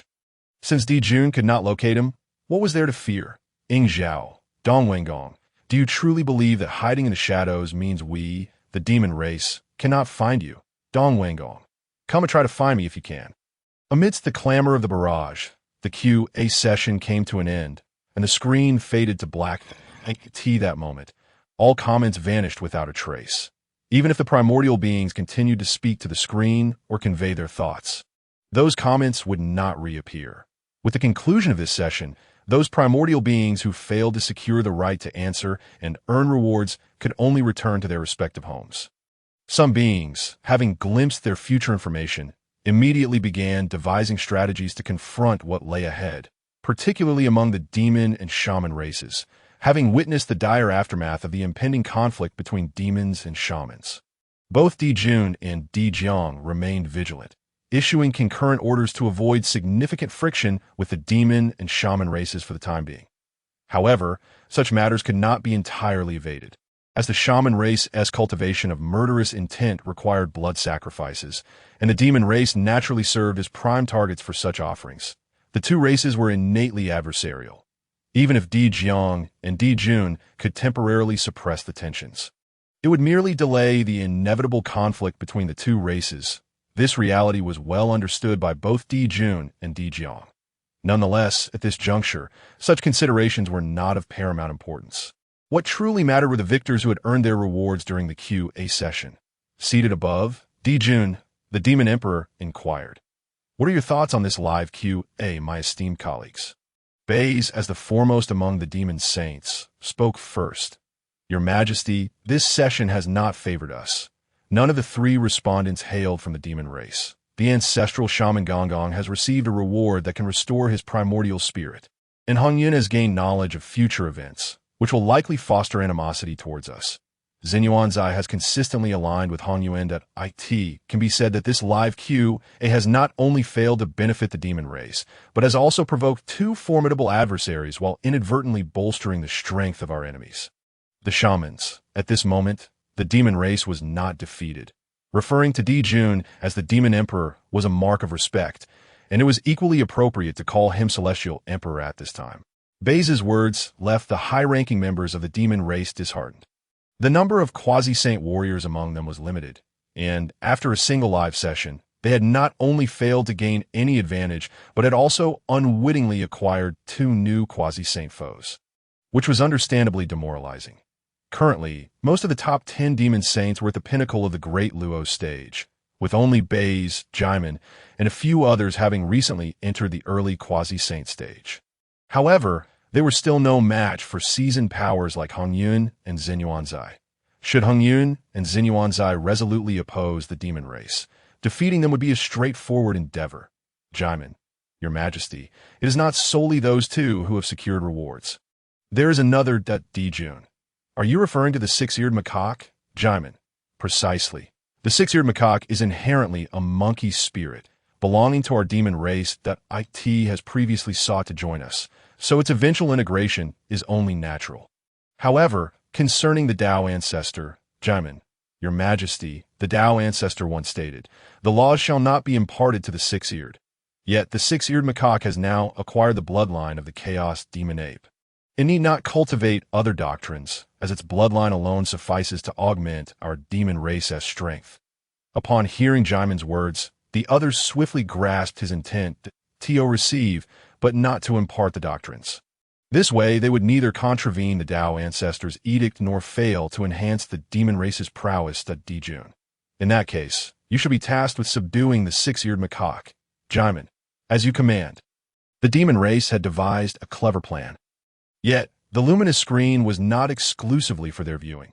Anyone who had witnessed the screen would understand that among the three respondents, only the six-eared macaque lacked any backing, and it was not just the demon race that sought to recruit the six-eared macaque. The first to take notice of the six-eared macaque were the Western saints, who, regardless of their presence in the Purple Cloud Palace, had discreetly dispatched one of their three corpses, the Good Corpse, into the primordial realm to seek out the whereabouts of the six-eared macaque. Additionally, the shaman race, ever watchful over the demon race, also kept a keen eye on developments. As long-standing rivals, the demon clan can keep the matter of the six-eared macaque hidden from the witch clan for a day or two. But such secrecy cannot endure indefinitely. Di Jiang and Zhu Jiuyin are not fools. Upon learning that the demon clan is searching for the six-eared macaque, they immediately discern their intentions and dispatch their kin to seek him out. Yet while various factions in the Wanggong world vie for the six-eared macaque, he himself is currently in the East Sea. Having received rewards from the luminous screen, upon exiting it, the six-eared macaque dares not linger in place. He forcefully suppresses his desire for advancement, utilizing his bloodline to eliminate the small demon that has been relentlessly pursuing him, and promptly departs the scene, neglecting even to notice who the questioner behind the screen is. The six-eared macaque, having navigated the Hongyun realm for such a long time, is acutely aware of the principle that a man of humble means is innocent, yet possessing a treasure can bring calamity. Now, all beings in the Hongyun world know he has acquired the bloodline of the chaos demon ape. The six-eared macaque understands that upon exiting the luminous screen, numerous powerful factions will surely fix their gaze upon him. And what he needs to do now is find a place to conceal himself. Fortunately, the luminous screen did not divulge the detailed information about the rewards he received. His acquisition of the chaos demon ape's bloodline includes not only the bloodline itself, but also certain inherited memories that have been unlocked as the bloodline seal is lifted. Within these memories, the six-eared macaque discovers cultivation techniques and learns of a formation that can mask his aura, allowing him to evade the searches, tracking, or deductions of others. His journey to the East Sea is motivated by the hope of finding a secluded spot amid the vastness of the ocean. Furthermore, the East Sea is imbued with more abundant spiritual energy than the other four seas, making it more suitable for his cultivation. With such thoughts in mind, the six-eared macaque meticulously selects a tranquil location and establishes his abode there. Simultaneously, the second visitor to the East Sea, Tongtian, arrives. After the luminous screen concludes, Tongtian, having fruitlessly attempted to deduce how his disciple duo, Bao, might enter the Western sect, is drawn here by an unseen opportunity. Realizing that his own chance lies in this vicinity, and spurred by the revelations from the luminous screen, he hastens to find a place to settle down, prepare further, and assist duo Bao in predicting future events. Thus, he ventures into the East Sea. Even if he cannot find a location capable of accommodating the fortunes of a grand sect, he must at least secure a temporary refuge in this manner. Tongtian follows his fortune to the East Sea. While seeking opportunities, Tongtian inadvertently comes across the six-eared macaque. The moment he perceives the clever and self-concealing six-eared macaque, he briefly contemplates accepting him as a disciple, but quickly abandons the thought. His master has stated that the law should not be imparted to those with 6 ears. a principle that others may disregard, but as a disciple of Hongjun, Tongtian feels compelled to uphold it.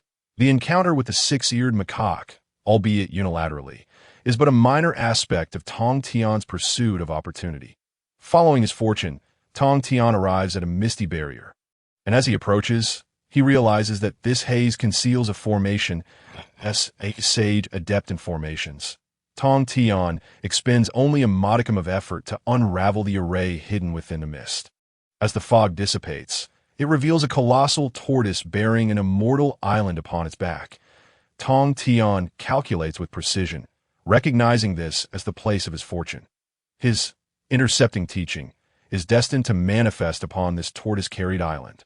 Fully cognizant that this opportunity is intended for the establishment of his sect, Tongtian gestures, and a palace emerges from his sleeve, soaring to the peak of Jin Ao Island, materializing into its true form.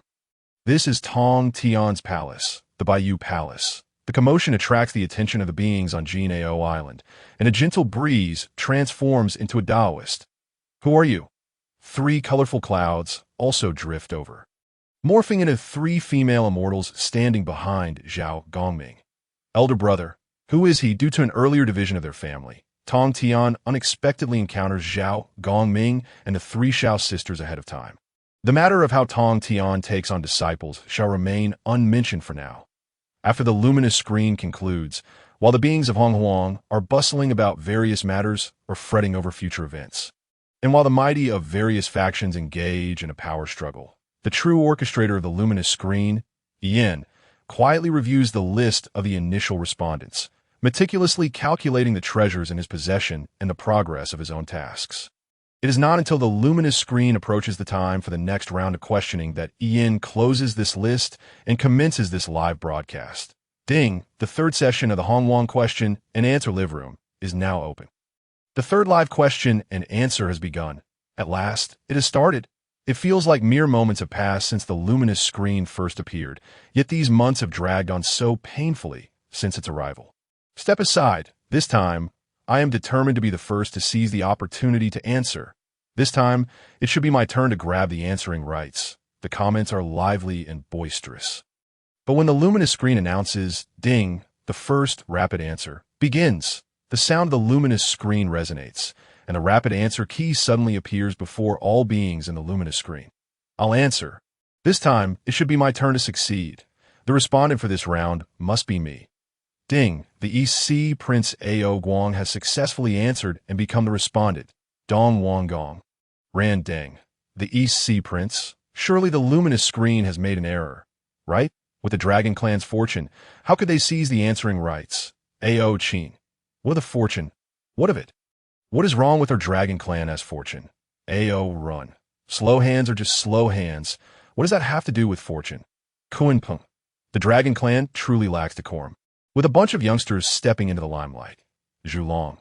What? Can't the young one speak on the luminous screen?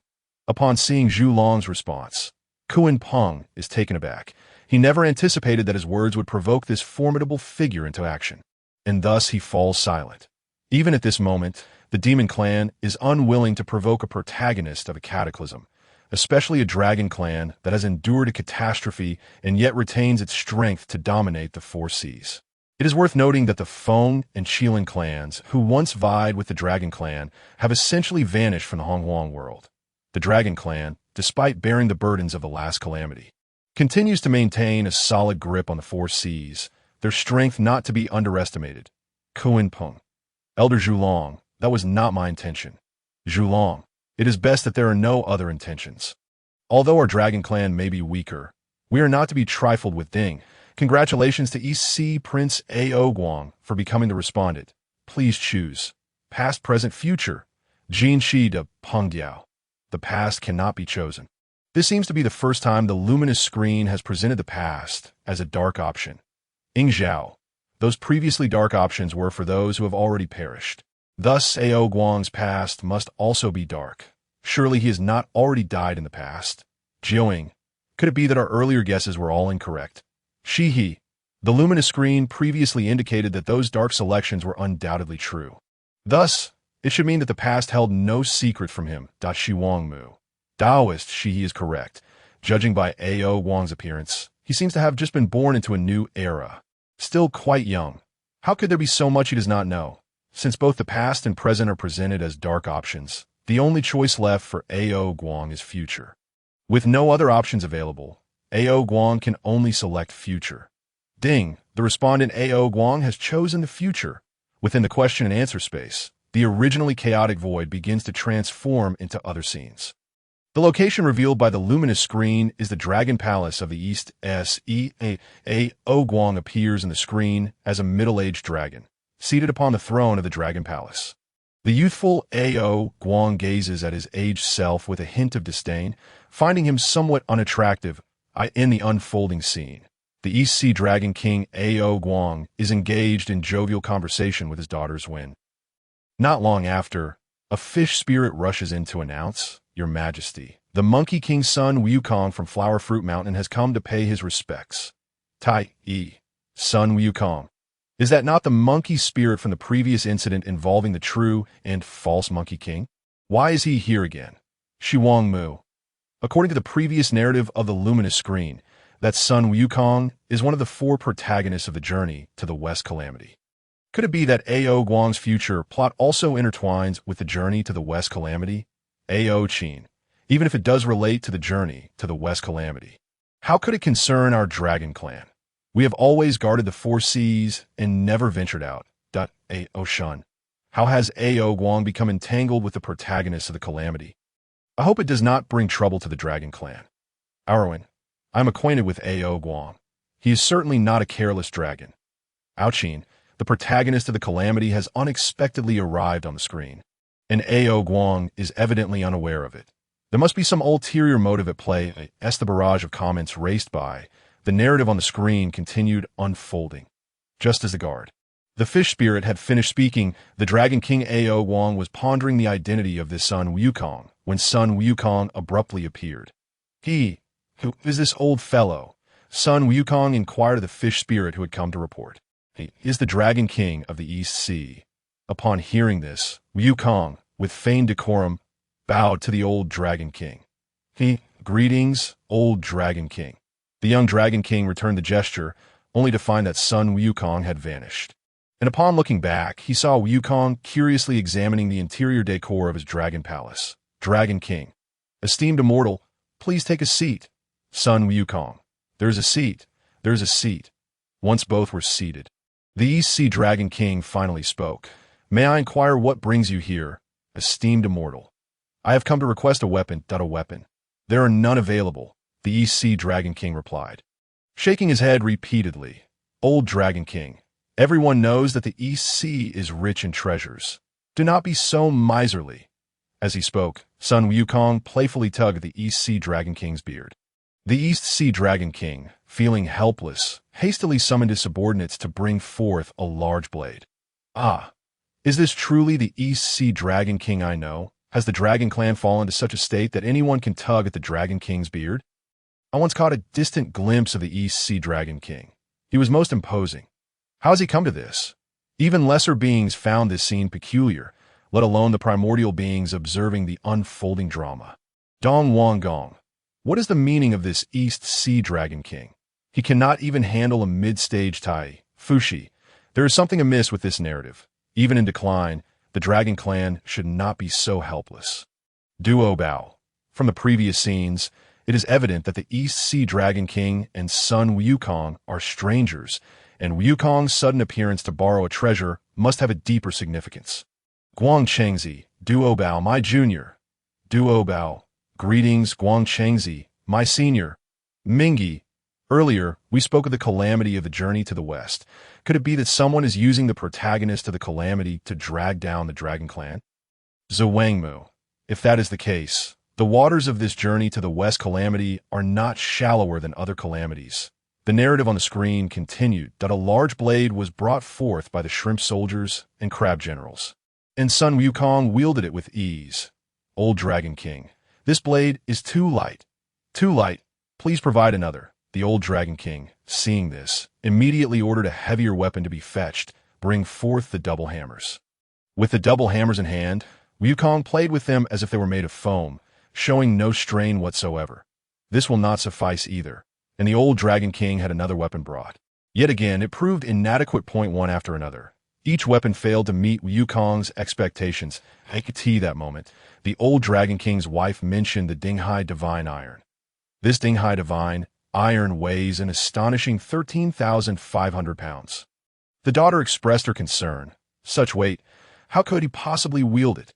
However, the old Dragon King saw it as an excellent solution.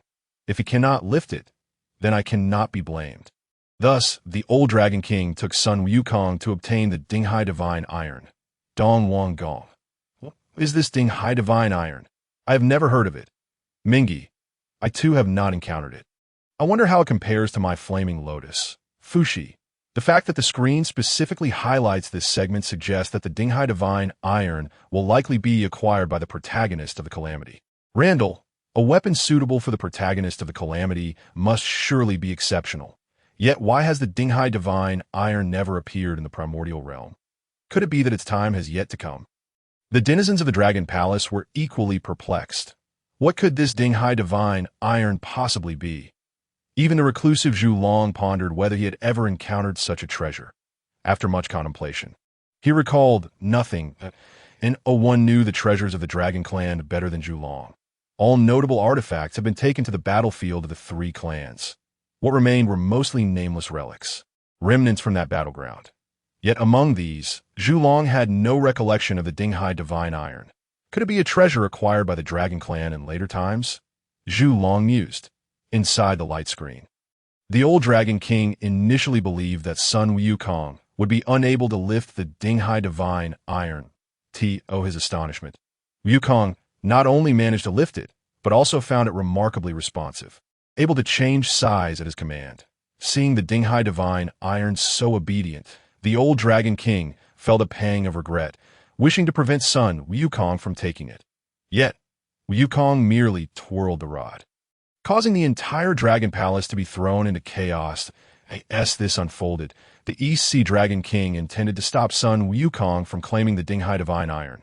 But unexpectedly, Wukong noticed the old Dragon King's attire and realized he was missing a fine garment. He thus insisted that the old Dragon King grant him a piece of clothing. Otherwise, he would refuse to leave. The old Dragon King, unable to refuse, summoned the three other Dragon Kings of the North Sea, West Sea, and South Sea. Upon hearing of the situation, the three Dragon Kings proposed, "Let us unite to eliminate him." However, the East Sea Dragon King quickly interjected, "This plan will not do. The iron rod in his hand could crush us with a mere knock, or merely graze us and inflict wounds." The three Dragon Kings, upon hearing this, felt somewhat daunted and exchanged glances, ultimately agreeing to feign compliance, presenting gifts to Sun Wukong, only to later report to the Heavenly Emperor and reclaim their treasures. Thus, the four Dragon Kings, unable to contend with a mere mid-stage Tai, respectfully presented clothing to Sun Wukong, allowing him to depart from the East Sea Dragon Palace, resplendent and fully armed with the Dinghai Divine Iron. "Lu, you dragons have truly become increasingly pathetic.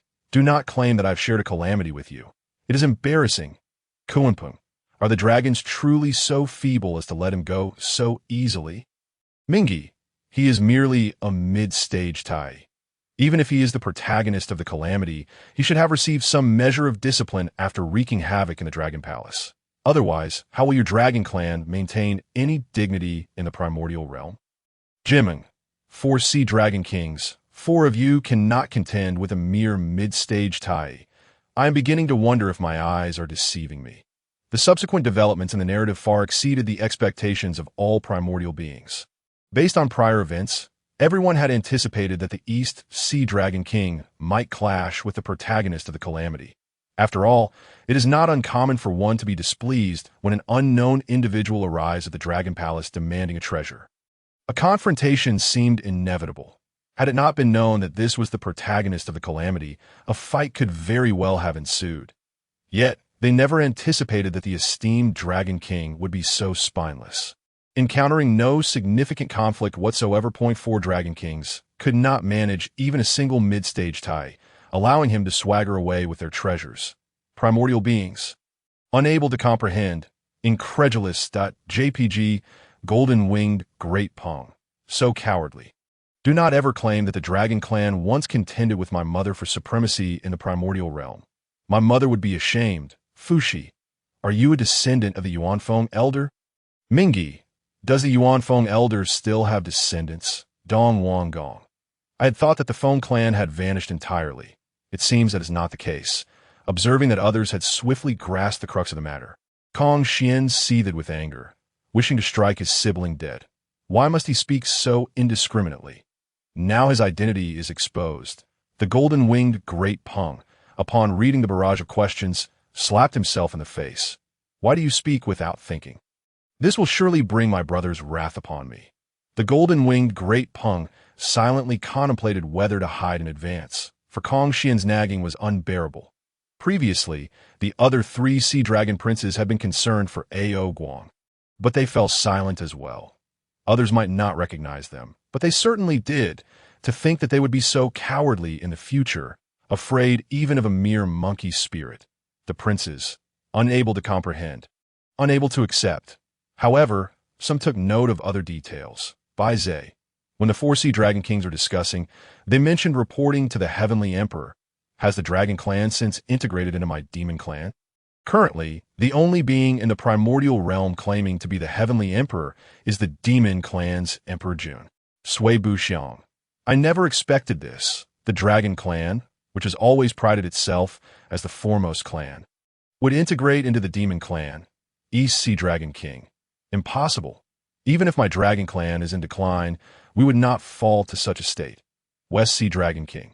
There must be another reason behind this. Even the illustrious Emperor Jun of the Yao court had not anticipated that he would one day subdue the dragon clan at present. The dragon clan is still under the watchful eye of the Zhulong. In the past, Emperor Jun had contemplated this possibility, yet hesitated due to the burdens of causality that the dragon clan bore. Moreover, upon discovering through the luminous screen that Zhu Long still lived, he abandoned this notion altogether. It remains unclear whether the future depicted in the luminous screen refers to a timeline in which the screen did not manifest, allowing them to traverse their predetermined path, or whether it illustrates the circumstances following the rewards bestowed by the screen. That if the former holds true, it suggests that their future has been altered since the appearance of the screen. Thus, the narratives concerning the future on the screen can only serve as reference rather than certainties. Conversely, if the scenarios presented by the screen represent events that will transpire post-manifestation, it would imply that significant occurrences must have compelled him, or the Yao clan, to confront the Dragon clan directly and invite them to join their ranks. Should this be the case, the proud nature of the Dragon clan would make them reluctant to acquiesce. If so, the Yao clan would undoubtedly resort to coercive measures should conflict arise between the 2 clans, and if the higher-ups of the Dragon clan were to be slain by the Yao clan. The Dragon clan, bereft of its formidable talents, might indeed find its future aligning with the vision depicted on the luminous screen. As Emperor Jun pondered these matters, the narrative on the screen reached its conclusion. Query, based on prior events. Why did the old Dragon King permit Sun Wukong to take the sea-stabilizing needle iron? A. The Dragon clan is weak and cannot contend with Sun Wukong. Thus they allowed him to take it. B. The sea-stabilizing needle iron is inherently tied to Sun Wukong, who is the destined protagonist of the calamity. It rightfully belongs to him, and the old Dragon King merely played a role in this charade. C. The Dragon clan also seeks to involve themselves in the calamity through the hand of the protagonist, and the sea-stabilizing needle iron symbolizes their sincerity. D. The Dragon clan has been ensnared in a plot, compelled by unseen forces to participate in the calamity. Thus, they offered the sea-stabilizing needle iron in pursuit of the greatest benefit. Ding. Please, A.O. Guang, make your selection within 15 minutes. Failing to do so will be considered forfeit, and the question will be answered by the sentient beings of the Hongyun realm. Mingyi, among the 4 options. 3 subtly indicate that the East Sea Dragon King is merely performing in a play, revealing an underlying scheme. Zhen Yuanzi. It seems this journey of the westward expedition is not as straightforward as it appears. Hongyun. If option A is not chosen, the forthcoming westward expedition calamity will likely involve a multitude of competing interests. Feilian. If it is indeed a contest of interests, it makes sense. No wonder the protagonist of the calamity is merely a golden immortal. Mingji. Speaking of the cultivation level of this protagonist, I have a question. Currently, Sun Wukong has reached the Tai Golden Immortal stage. Yet how could he have been at the Golden Immortal level during the true and false Monkey King incident? There seems to be a discrepancy. Kuanpeng. According to the timeline, the protagonist should have demanded weapons from the Dragon Clan earlier than during the true and false Monkey King episode. How can his power level be higher now than it was then? Golden-winged Great Peng. I fail to comprehend this timeline. What is going on? Minghe. Based on the previously displayed narrative, the true and false Monkey King incident should occur later than the weapon demand from the Dragon Clan, as Sun Wukong wielded the sea-stabilizing needle iron during that time. This implies that by the time of the true and false Monkey King, Sun Wukong had already acquired the sea-stabilizing needle iron as his weapon. That if both narratives are true, the incident with the true and false Monkey King should follow the request for weapon from the old Dragon King. However, if this is the case, Sun Wukong's cultivation level becomes inexplicable. One cannot grow weaker in the pursuit of power. This is clearly inconsistent that it was only when Mengji, Kuanpeng, and Minghe raised these points that the others began to notice the inconsistencies in Sun Wukong's cultivation levels based on the timeline. Primarily, the narratives on the luminous screen rarely present two distinct video accounts that can be seamlessly linked by the timeline, which would cause the great beings to overlook this detail. Nonetheless, regarding the inconsistency in the cultivation levels of the calamity's protagonist, the discourse was largely met with curiosity and a few remarks. Only a handful continued to deliberate on the matter, while the majority remained indifferent. Firstly, those currently enmeshed in the calamity could only afford to be curious about future events, for their present concerns were paramount. Secondly, the Hongyun realm is not a tranquil place, and conflicts among sentient beings are commonplace. It is not uncommon for one's cultivation to be diminished, even for a protagonist like Sun Wukong. Shi Wangmu. If the westward expedition calamity is indeed a contest of interests, then the nature of this protagonist will surely be tested. Fuxi. If that is the case, it would not be surprising if his future cultivation were lower than it is now. Dong Wanggong. Now we must ascertain which answer is the correct one. Kuanpeng. I wonder which option he will choose. Shi Wangmu. At present, option A appears the least likely, even if the Dragon Clan is weak. They would not allow a Tai mid-stage to brazenly rob their lair. Randang. I too believe option A is the least plausible. Conversely, options B and C seem quite viable. Zhuan T. This hinges on the Dragon Clan's perspective. If they wish to avoid trouble, option B is undoubtedly the best choice. However, should they seek to leverage the protagonist's involvement in the calamity, option C would be more appropriate, in the eyes of the innate great beings. The Dragon Clan, despite bearing the burdens of the previous calamity's causality, possesses considerable strength that in fact, the Dragon Clan dominates the Four Seas and is considered one of the most powerful clans in the Hongyun realm. Alongside the Witch and Yao clans, during this time, while other saints may have established their teachings, few have gathered many disciples, typically only one or two apprentices. Under such circumstances, the Dragon Clan's apparent influence in the Hongyun realm ranks them third. From the perspective of the innate beings, the Dragon Clan is indeed qualified to act as a player in the calamity. Within the luminous screen, Ao Guang 2 pondered which option to select. If he were to choose based solely on his conscience, option A would be the least desirable. The Dragon Clan is weak and cannot contend with Sun Wukong, thus they allowed him to take it. If the screen is accessible to all beings of the Hongyun realm, and if this were truly the answer, what would become of the Dragon Clan's dignity? However, as the Prince of the East Sea, Ao Guang understood that he could not sacrifice the potential rewards of the luminous screen for the sake of pride. The rewards from the screen might represent the sole opportunity for the resurgence of the Dragon Clan, and he must seize it, maintaining his composure to discern the authentic answer among the options presented. Reflecting on this, Ao Guang regarded the four choices before him, gradually immersing himself in the decision-making process. Anticipating the future from his own perspective and contemplating various possibilities. Based on the earlier narrative on the luminous screen, he had been unaware of Sun Wukong's impending arrival, that if he truly had no knowledge of the matter at that time, option A would not be entirely implausible. After all, if he had been entirely ignorant then, how could he have plotted against others? Moreover, if the Dragon Clan had indeed been so weak at that time, allowing the protagonist of the calamity to depart was not out of the question, albeit a humiliating prospect. Yet, option B presented itself. The sea-stabilizing needle iron is inherently tied to Sun Wukong, who is the destined protagonist of the calamity. It rightfully belongs to him, and the old Dragon King merely played a role in this charade. This option explicitly suggested that he might have been performing, indicating that the previous narrative could have encompassed elements of his own dramatization.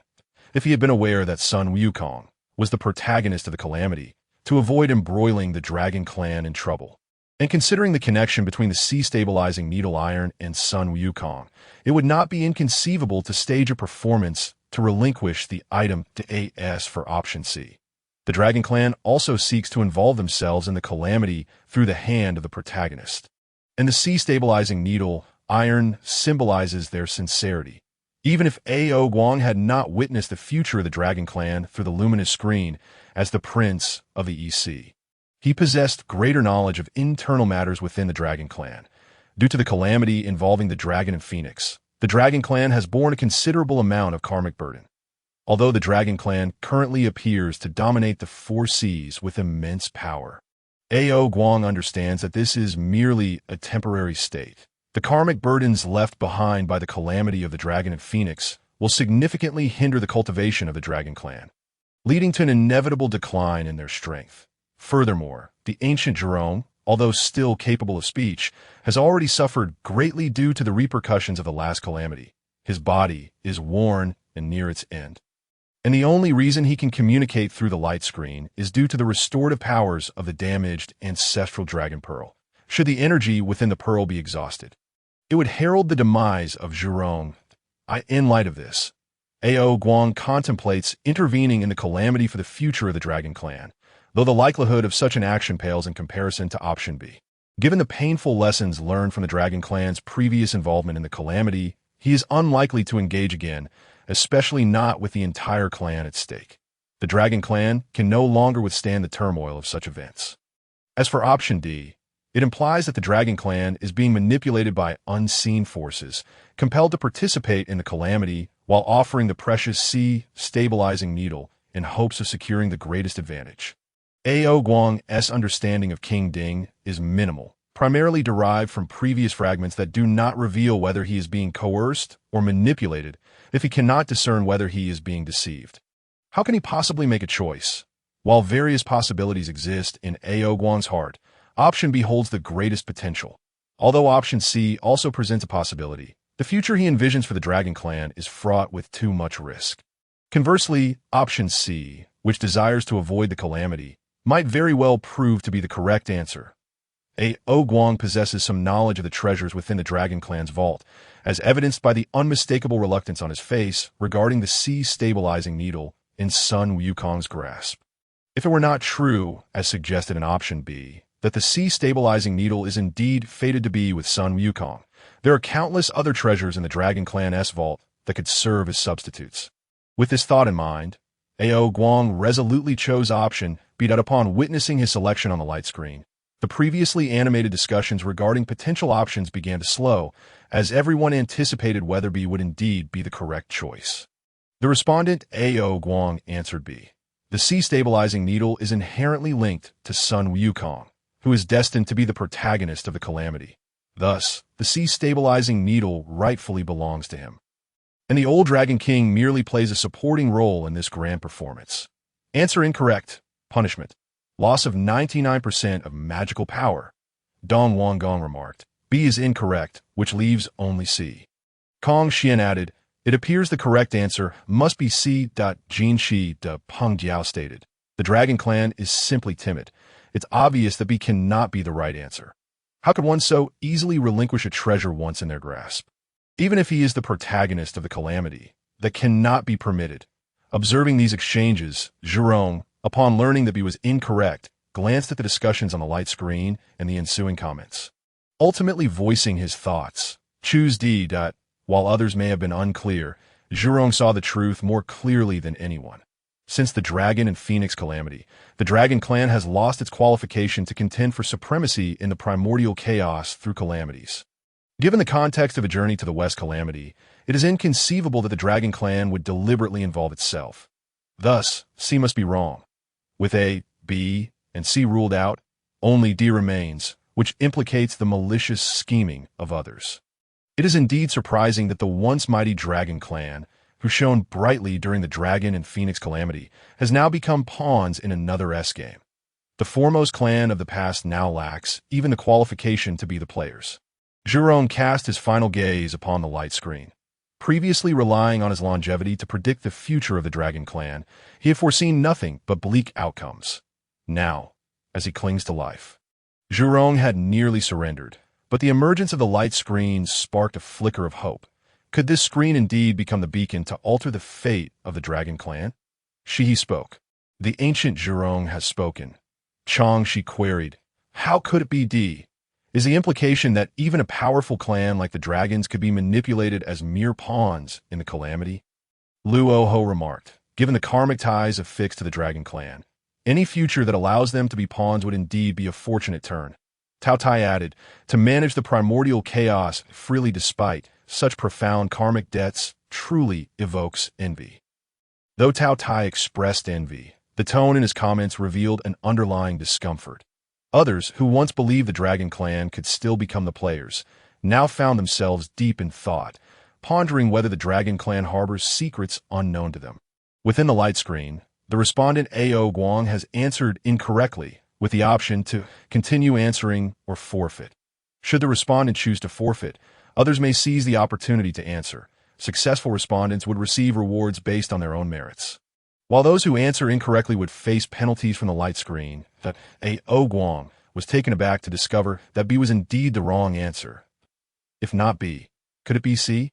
Would he truly be willing to risk the entire Dragon Clan's involvement in the Calamity once more? What dire straits would that signify for the Dragon Clan? Although his mind was awash with tumultuous thoughts, A.O. Guang ultimately chose to continue answering. The respondent A.O. Guang has chosen to continue, granting him one opportunity to consult the external comments, selecting from those who have previously spoken. The following comments are available for selection. Zhurong, A.O. Qin, Fuxi, Zhuan Ti, Ran Deng, Ming He, Jin Shida Peng Diao, or an unnamed primordial being. Note, selecting an unnamed primordial being grants 3 comments, but their usefulness is not guaranteed. A series of names of beings that had previously spoken on the light screen were broadcasted. Upon realizing he could seek external assistance, A.O. Guang thought there was no one more reliable than the ancient Zhurong. Without hesitation, he selected Zhurong. Beep. The respondent A.O. Guang has selected a comment. Randomizing results. Random result. Zhurong. Choose D to T.O. Think that the ancestor believes D. The Dragon Clan is being manipulated, with unseen forces compelling them to engage in the Calamity, forcing the Dragon Clan to offer the C stabilizing needle in pursuit of the greatest benefit. Is indeed the correct answer. In the eyes of the ancestor, has the Dragon Clan truly fallen to such a state? It is no wonder that every time his father returned from consulting the ancestor, he appeared despondent, lacking enthusiasm for any undertaking. The future of the Dragon Clan has reached a critical juncture. Within the primordial realm, they might well become mere pawns in the schemes of others. This marked A.O. Guang's first confrontation with the brutal future awaiting the Dragon Clan. Previously, he had thought that the worst fate would be the loss of their protector upon the ancestor's demise, leading to hindrances in their cultivation due to karmic entanglements, thus rendering their path to enlightenment increasingly arduous. That alone constituted the most dismal future he could envision for the Dragon Clan. Yet the ancestor's choice delivered a resounding slap to his expectations. The future of the Dragon Clan is even bleaker than he had imagined. The prospect that they might only serve as pawns in another's game, mere discarded pieces in the grand calamity, is an unbearable truth for A.O. Guang, who has always taken pride in the former glory of the Dragon Clan. Closing his eyes to steady himself, A.O. Guang took a moment to quell the tumultuous emotions stirred by his contemplation of the implications of a single choice. Regardless of his internal turmoil, he maintained the composure befitting the prince of the East Sea Dragon Palace, revealing no trace of emotion upon his face, as all beings in the primordial realm gazed upon him through the light screen. After regaining his composure, A.O. Guang ultimately chose D. The Dragon Clan is being manipulated. with unseen forces compelling them to engage in the calamity, forcing the dragon clan to offer the sea-stabilizing needle in pursuit of the greatest benefit. Beep. Congratulations to respondent A.O. Guang. Correct answer. Reward: complete ancestral dragon pearl, or the method for the dragon clan to attain sanctification, or the method for purifying and cultivating the dragon clan's bloodline. Randeng exclaimed, "It truly is D." Ming, he lamented, "To see the dragon clan in such a state is indeed disheartening." Jiuing pondered, "This reward? Purifying the bloodline. Aren't bloodlines typically innate? Can they truly be purified?" Sibu Xiang remarked, "While this method for bloodline purification is indeed remarkable, it is regrettably exclusive to the dragon clan." Jin Shi de Peng Jiao commented, "I wonder which option the dragon clan will choose. Alas, it is a pity that I couldn't seize this question." Bai Zhe mused, "Is the method for the dragon clan to attain sanctification something entirely distinct from the methods of severing the three corpses, proving the way, or achieving sanctification through merit?" Di Jiang responded, "Given the uniqueness of the light screen, it would not be surprising to have other methods for sanctification." Tai Yi added, "I recall that the ancestral dragon pearl is still with the dragon clan. Could it be that there is a second ancestral dragon pearl?" Ao Qin sighed. "It is unfortunate that the light screen does not permit communication between those inside and outside. Otherwise, we could offer some insights." Upon witnessing these rewards, the eyes of the dragon clan gleamed with excitement. Yet upon realizing they could only choose one of the three, a sense of regret lingered. However, among these three rewards, obtaining even one of them is quite commendable, particularly the ancestral dragon pearl, for the dragon clan possesses the ancestral dragon pearl. Yet, this ancestral dragon pearl is shattered and incomplete, containing only a minuscule fragment of the ancestral dragon's techniques and some remnants of its power. Originally, the ancestral dragon pearl was intended to purify and refine the bloodline of the dragon clan, but due to its damage, it has long since lost its potency and is now utterly unusable. Upon seeing on the luminous screen that the rewards include the ancestral dragon pearl or the method for purifying the dragon clan's bloodline, the dragons, who have been hindered in their cultivation by karma and the purity of their bloodline, feel as though they have discovered a new direction, their eyes sparkling with astonishment. It is a pity that the contestants within the luminous screen cannot hear the voices of the beings outside the primordial realm. Otherwise, Ao Guang would likely be inundated with a multitude of dragon tongue urging him to choose between the ancestral dragon pearl or the method for purifying the bloodline. Having lived in the East Sea Dragon Palace since birth, Ao Guang comprehends better than anyone that the most scarce resource for the dragon clan at present is indeed the method for purifying their bloodline, whether it be the ancestral dragon pearl or the method for bloodline purification. Both rewards could resolve the dragon clan's most pressing and dire issues. That as for the method of achieving sainthood is not of paramount importance to Ao Guang, primarily because the dragon clan still bears the weight of karmic obstacles. Even if he were to acquire the method for sainthood, it would merely be a tantalizing illusion, something to gaze upon but never to utilize. Until these karmic obstacles are resolved, the prospect of a dragon attaining sainthood is as daunting as scaling the heavens. Contemplating the two options of the ancestral dragon pearl and the method for purifying the dragon clan's bloodline, Ao Guang deliberated before ultimately selecting the ancestral dragon pearl. After Ao Guang made his choice, a lustrous and smooth ancestral dragon pearl gradually appeared before him. As he gazed upon the ancestral dragon pearl, he was suddenly reminded of the fragmented ancestral dragon pearl he had previously encountered.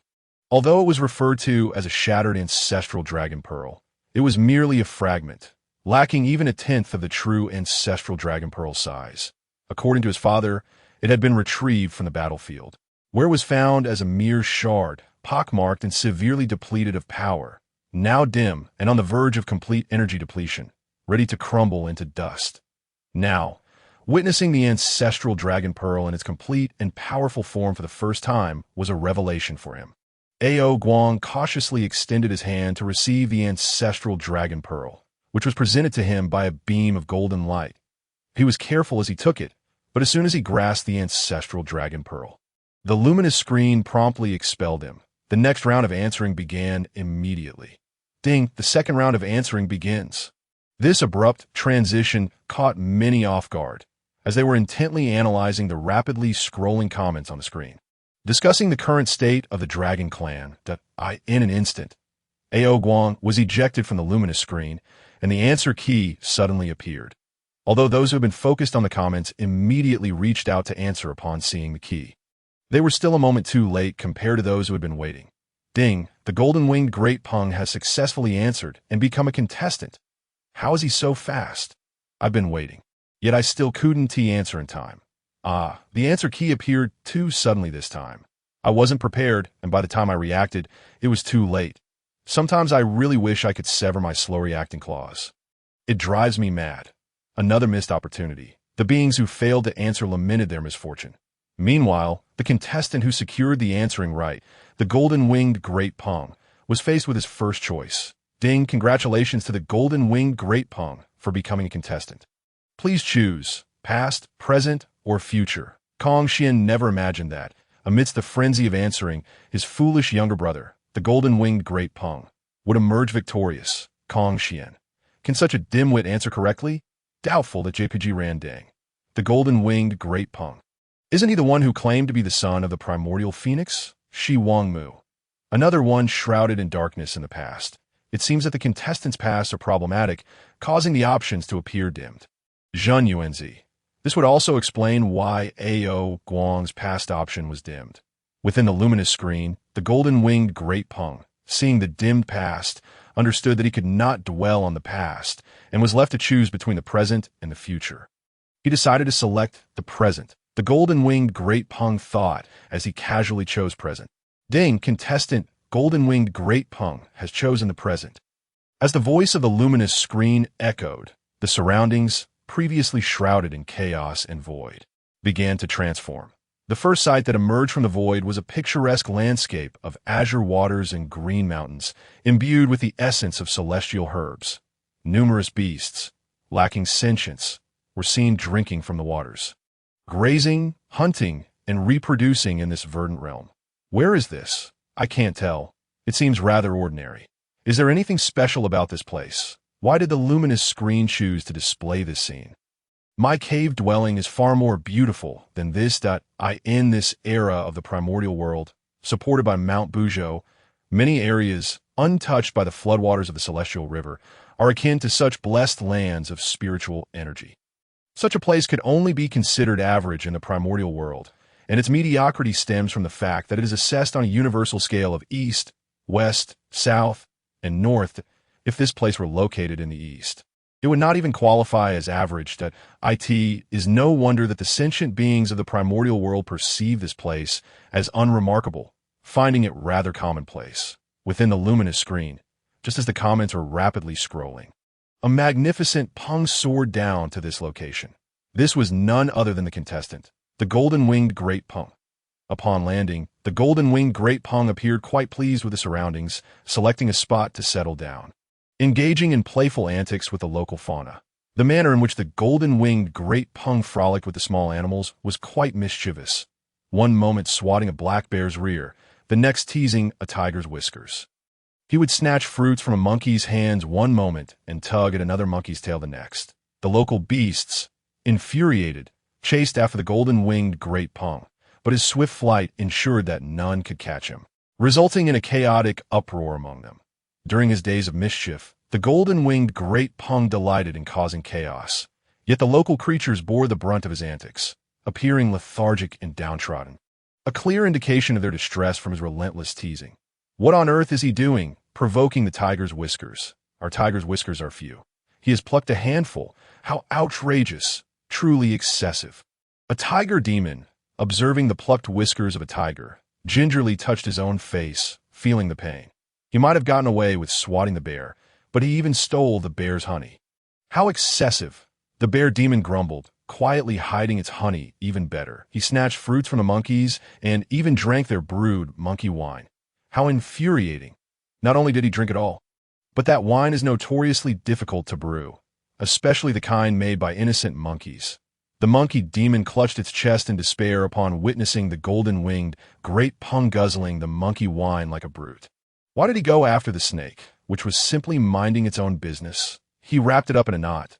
The serpent kin, though not directly affected, winced at the sight, feeling a twinge of pain. That flying dragon, while merely adorned with more beautiful feathers, still had its plumage plucked by him. How excessive! Fellow avian kin observed the dragon, now resembling a plucked chicken, and instinctively clasped their most exquisite feathers tighter. Is this truly the behavior of a cultivator? I suspect this is merely a mischievous child running amok. Observing the comments, Tongtian felt a wave of frustration. He knew his brother could be unruly when separated from him. But he never anticipated such mischief. Tongtian. Night has fallen. It's time to discipline my brother Fuxi. This is indeed a bit too mischievous. Randang, the child of the primordial phoenix, is quite lively. Indeed. Uz. Sometimes such exuberance is unnecessary. Look at how these beasts have been thoroughly tormented. Witnessing the pitiful state of the animals, even though they were devoid of sentience, the primordial beings felt a pang of compassion. It was simply unbearable to see those small creatures suffering so. Even if the witch clan desires to consume animals, they would do so with a swift and decisive kill, bringing the carcasses back to their tribe for sustenance. Never have they resorted to such convoluted methods. Just as the onlookers express sympathy for the plight of the creatures in this locale, a new development unfolds on the luminous screen, revealing two figures that surprise all the primordial deities, Jin and Juni, who appear to be traversing the jungle. Dong Wanggong. How did Jin and Junti come to be here? Shiwangmu. Could it be that this is the West? Luo-ho. If the West possessed such breathtaking scenery, I would gladly offer my head to you. And one understands better than Luo-ho the dire circumstances currently afflicting the West, ever since he detonated the ley lines of that region. Aside from a few renowned sites, the West has been devoid of any picturesque landscapes. Zhen Yuanzi. The likelihood of such sites existing in the West is quite low. Had there been scenery like that depicted on the screen, the Western Two Saints would have long since packaged and promoted it, making this place famous throughout the primordial realm and attracting more beings from other regions. Zhen Yuanzi, seated at the Wuzhuang Temple, which lies between the East and the West, has heard tales of the Western situation, coupled with his lingering resentment towards the Western Two Saints due to the incident with Hongyun. He is unreserved in his commentary. Jumang. I have visited the West. That place cannot gather spiritual energy, so how could it possibly boast such splendid vistas? Rusho, in that dismal place. I doubt our witch clan would even consider establishing a presence. Ho-Tu. The ley lines of the West have been shattered. Unless a primordial powerhouse dedicates countless cycles to restoration, it is impossible for such vibrant scenery to emerge in the short term. As the custodian of the Earth's laws, Ho-Tu has also sojourned in the West and recalls that, due to the damaged ley lines, aside from the renowned Lingshan where the saints reside, the rest of the region is desolate. Consequently, after Luo-ho's self-detonation, most beings in the West relocated, leaving very few behind. The mass migration of Western beings underscores the region's inhospitable terrain, while verdant mountains and flowing waters may be commonplace in the East. The chances of encountering such beauty in the West are exceedingly slim. Even under the powerful magic of a saint, the ley lines of the West require time to mend. Even if a saint were to forcibly transform the fractured rivers and mountains into scenes reminiscent of the East, it would merely be an illusion, lacking a complete ley line foundation. Any such beauty would be akin to clouds in the sky, ephemeral and insubstantial. The primordial deities speculate about the appearance of Jin and Junti in this location. Wondering if it truly is the West, Jin and Junti appear to be engaged in discussion. Junti, brother, what do you think of this place? Jin calculates. Though this area's ley lines connect to the East, the connections are sparse. The underground ley lines can form a complete structure on their own, and if we proceed with caution, we could indeed transport this place to the West. Junti, shall we begin our work now? Agreed. Yuan, sure. Jin, Junti, do you dare? Shiwangmu, how could the ley lines of the East be pilfered by others? Xing Tian, a dignified saint engaging in such acts, truly shameless. Can ley lines even be stolen? So saints truly possess the ability to move mountains and fill seas. If they can steal the ley lines of the East, can the ley lines where I reside also be taken? I certainly do not wish to awaken in the barren lands of the West, Witnessing such developments on the luminous screen, the beings of the East experience panic, fear, and disdain. Luo Ho. These two are quite clever. Transferring complete ley lines from the East to nurture the West is indeed a faster solution than slowly repairing the West's ley lines. Tao Tai. For two saints to undertake such actions, they truly have the audacity. Unlike the East's beings, who react with indignation, Luo Ho and Tao Tai do not condemn the actions of the Western two saints, seemingly offering a nod of approval instead. In the Zixiao Palace, Junti observes the events unfolding on the luminous screen, her brow furrowed. Brother, previously, they had conspired to gather ley lines from the East to nourish the West, aiming to restore the damaged ley lines there. However, these plans have been prematurely exposed on the screen, which could severely disadvantage them in the future. In contrast to Juni's anxiety, Jane remains unperturbed. Do not fret. We have not yet acted. The innocent will clear their names. There is no need for excessive worry. Within the luminous screen, the golden-winged Dapeng eagle, engaged in playful antics with the animals, remains blissfully unaware of the impending danger. Suddenly, the ground trembles violently, causing even the Dapeng eagle to struggle for balance. Sensing something amiss, it takes flight to investigate.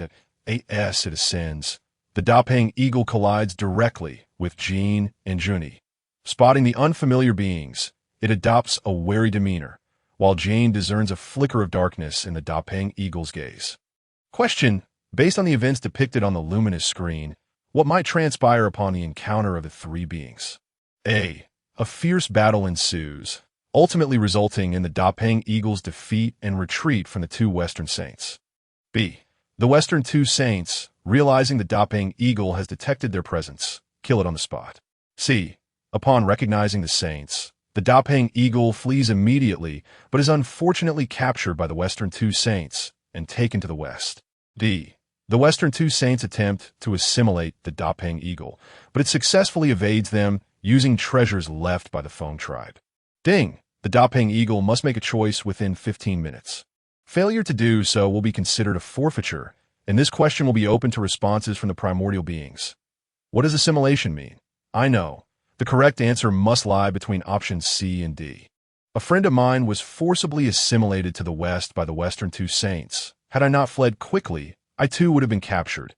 Assimilation involves forcibly altering your mindset, convincing you that the East is not the true land of cultivation, but rather the West is the ultimate paradise where true freedom and cultivation can only be attained. But aren't the Western two saints supposed to be saints? How could they engage in such despicable acts? Being a saint does not erase one's inherent depravity. The notion that the West requires development is absurd. If they wish to develop, they should seek out the beings of the West, not expect an Eastern being to journey there. This is terrifying. I initially thought to flee to the West to escape the impending battle, but now it seems wiser to reconsider. Perhaps I shall head north instead. I will go south. Any heat there is preferable to the risk of being trapped in the West. I will retreat to the northern sea, a desolate place. Surely the battle will not reach there. Upon witnessing these choices, many primordial beings express confusion about the meaning of assimilation and inquire on the luminous screen. Meanwhile, those who have narrowly escaped cannot help but voice their experiences. If only one being had spoken out, it would not have been significant, but with so many voicing their concerns, even those who initially held a favorable view of the West begin to reconsider once they understand the implications of assimilation. Aside from a few stubborn individuals who believe that only in the barren West can one evade the chaos of the Demon Witch War, most beings opt for other places of refuge. Even the primordial beings of the East, observing the plight of their kin, cannot help but furrow their brows. However, as the Western two saints are indeed saints, the situation remains precarious without a leader to address it. Even Di Jiang and Di Jun, leaders of the demon and witch clans, refrain from taking the initiative in the luminous screen, choosing silence. Meanwhile, Tai Yi remarks, engaging solely in underhanded and despicable deeds. Jumang, having witnessed previous events, I suspected the Western two saints were up to no good, and now it appears my suspicions were justified. Ingzhao, is there even a need to govern such a place? Even if the ley lines of the East were transplanted to the West, it would be a mere drop in the bucket. Zhu Rong, I once thought the demon clan was already shameless. But it seems the Western two saints surpassed them, si tai. Who are you calling shameless? I believe it is your witch clan that is truly brazen. Zhu Rong, daring to seize the primordial realm left by our progenitor. Are you not shameless? Fei Lian, the primordial realm does not belong solely to your witch clan. Why should it not be governed by us, the demon clan? As the conversation unfolded, the two tribes of the Lich and the disdainful Western saints found themselves embroiled once more in an age-old debate. The barrage of comments was rife with turmoil, yet within the luminous screen, tranquility reigned supreme. Within the light of the screen, the golden-winged roc meticulously scrutinized the question and all available options, hesitating over which choice to make. Option A. In a fierce battle among three, the golden-winged roc ultimately finds itself outmatched by the Western saints, leading to a hasty retreat, though the roc held a profound confidence in its strength. Believing it could surpass all its peers, it was not devoid of wisdom. The Western saints had ascended to a level of sanctity, and the notion of engaging in combat with them, while expecting to escape unscathed, seemed overly ambitious. Option B. Upon realizing the golden-winged roc had discerned their intentions, the Western saints swiftly extinguished its life. This scenario was not without plausibility, for the roc had observed numerous comments from various beings prior to its arrival, many of which reflected poorly upon the Western saints. If the roc were to uncover their machinations, it would not be surprising for the saints to eliminate it. After all, the world of Wanggong was one where the strong devoured the weak. Discovering another's secrets without the means to escape could lead to inevitable annihilation. Option C. Upon recognizing the saints, the golden-winged roc immediately fled, only to be captured by the Western saints and subsequently transformed. This prospect was highly likely, particularly since the roc had indeed witnessed comments indicating the Western saints' intent to transform beings into their own kind. Moreover, such comments were not singular. Even the roc's elder brother, Tongtian, had previously cautioned it to maintain a distance from the Western saints. Option D. The Western saints aimed to transform the golden-winged roc, yet the roc, utilizing the treasures bestowed by the Phoenix lineage, successfully evaded their pursuit. This possibility was also substantial, as the roc's mother had indeed left it with artifacts capable of unleashing a significant portion of her power in dire moments, potentially providing the time it needed to escape.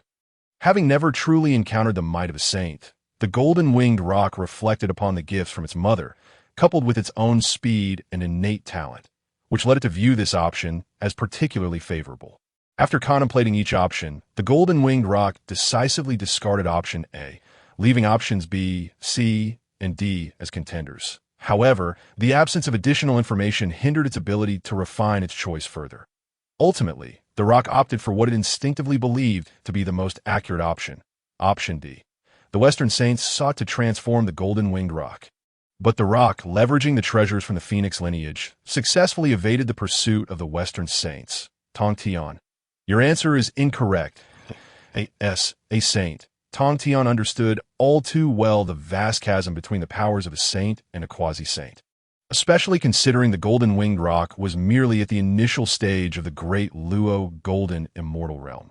Even with the artifact bestowed by its esteemed ancestor, it was implausible for the roc to withstand the full might of a single saint, let alone two. Moreover, if the Phoenix lineage indeed possessed an artifact capable of staving off two saints simultaneously, it would have been employed during the cataclysmic battles of the three tribes, rather than being preserved.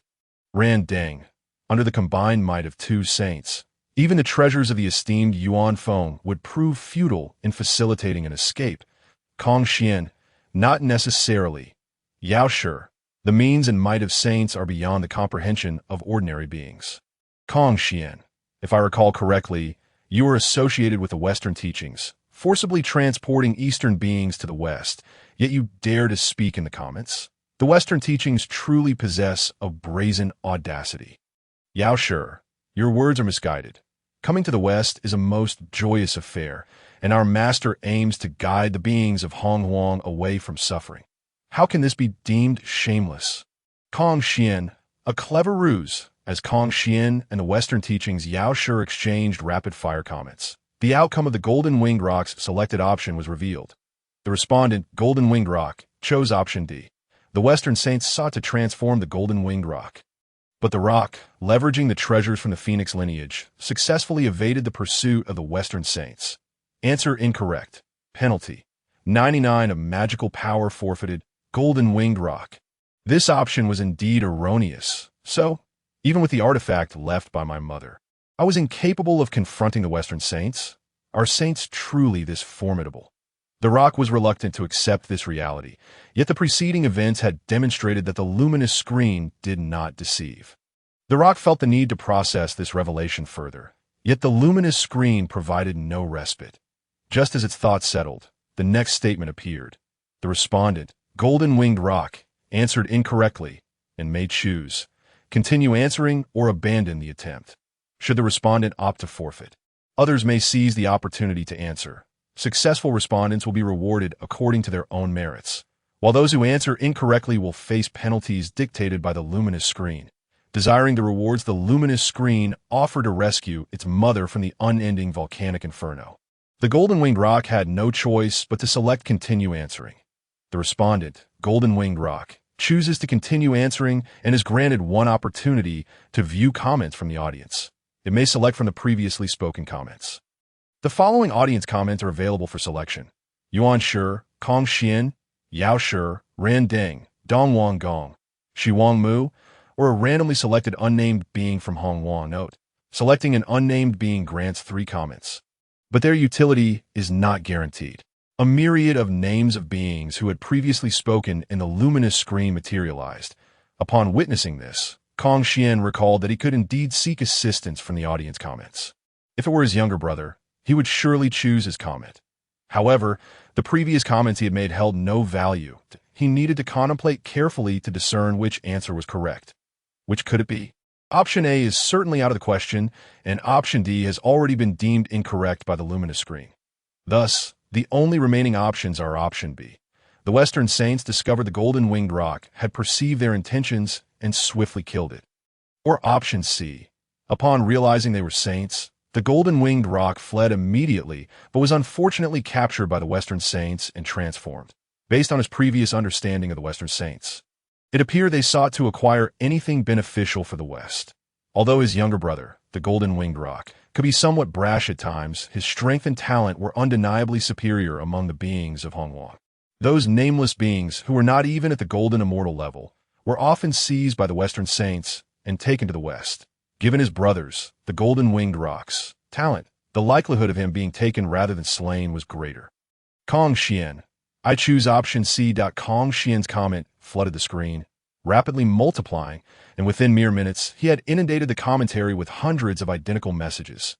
Beep. Excessive identical content from the Hongyun being Kong Xian detected. A spamming effect has occurred. This live question and answer session will mute until the next session commences. Shi Wang Mu. It seems that repeating the same phrase too many times in the comments can lead to a mute. Ming Ji. Then why was the witch tribe allowed to spam without consequence? Zhu Rong. Ming Ji. Are you looking for trouble? Ming He. It appears that the witch tribe had numerous speakers, rather than a single individual spamming. Hence it was not recorded by the luminous screen. Wanggong. See? There are advantages to having many voices. Originally fixated on the questioner, Ian inadvertently glanced at the barrage of comments, only to find the aforementioned remarks made by Wanggong and others. Observing the statement on the screen that having many people is indeed beneficial, Ian realized that there was still a flaw in this live stream session. It could only detect one person spamming, which proved ineffective. While it could recognize repeated comments from the same individual, this approach merely restricted a single primordial being and could not contain formidable clans such as the Yao and Wu tribes. It seemed evident that the QA live stream required further enhancement, necessitating the ability to detect and impose penalties for identical comments made by multiple individuals. Contemplating the barrage of messages on the screen, Ian silently pondered how to modify the QA live stream in the future. Unbeknownst to the golden-winged Great Peng, all matters inside and outside the screen, he, seeing the barrage of comments that could inquire about the outside, unhesitatingly chose his elder brother, Kong Xian. Ding! The questioner Golden-Winged Great Peng has selected the barrage, commencing random selection. Random result. Kong Xian. Choose option B. The Golden-Winged Great Peng glanced at the content of option B. which he had previously considered plausible. Naturally, he believed that option B was a viable choice, and with his brother, Tongtian, urging him to select it, the typically rebellious golden-winged great Peng unexpectedly became a dutiful younger brother. Opting for B, the golden-winged great Peng immediately flees upon realizing he is a sage. However, he is unfortunately captured by the Western Two Saints and is transformed to the West. Ding! Congratulations to the questioner golden-winged great Peng. Correct answer. Reward: 1 pinnacle substitute puppet of quasi-saint level. Changshi remarked, "Is there really no other option this time?" The Queen Mother of the West replied, "It seems this reward is the only one available." Luo Ho added, "It can replace Yuan Feng to guard the undying volcano." Indeed, the golden-winged great Peng is the child of Yuan Feng. Fuxi observed, "The reward provided by the screen are precisely what the questioner lacks most." It appears that the golden-winged great Peng has not been troubled by the karma of the Feng clan, which is why the screen offered only this reward without requiring him to make a choice. Merely through a single reward, without the need for selections as before, Fuxi could discern so much.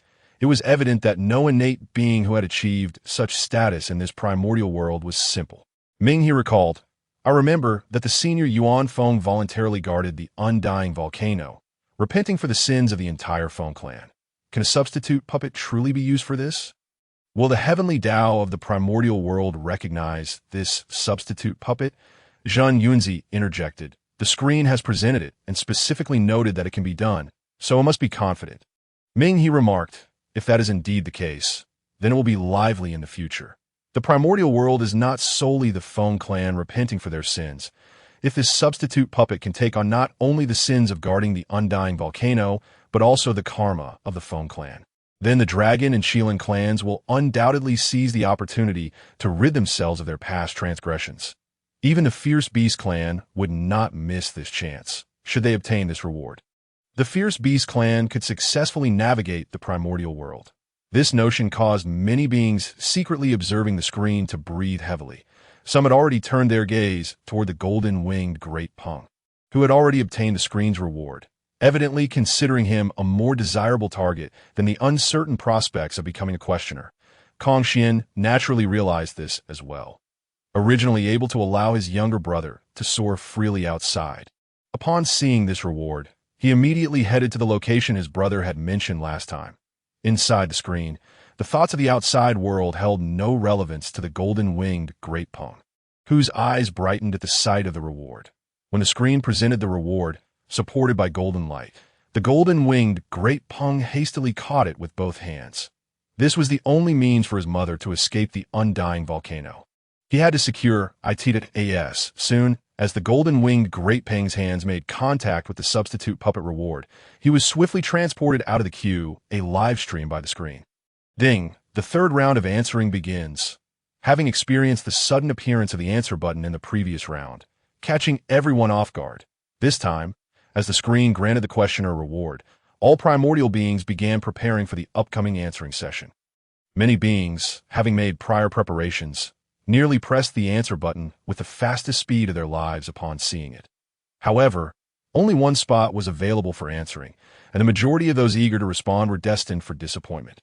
Ding! The four simultaneous creature has successfully answered and become the questioner.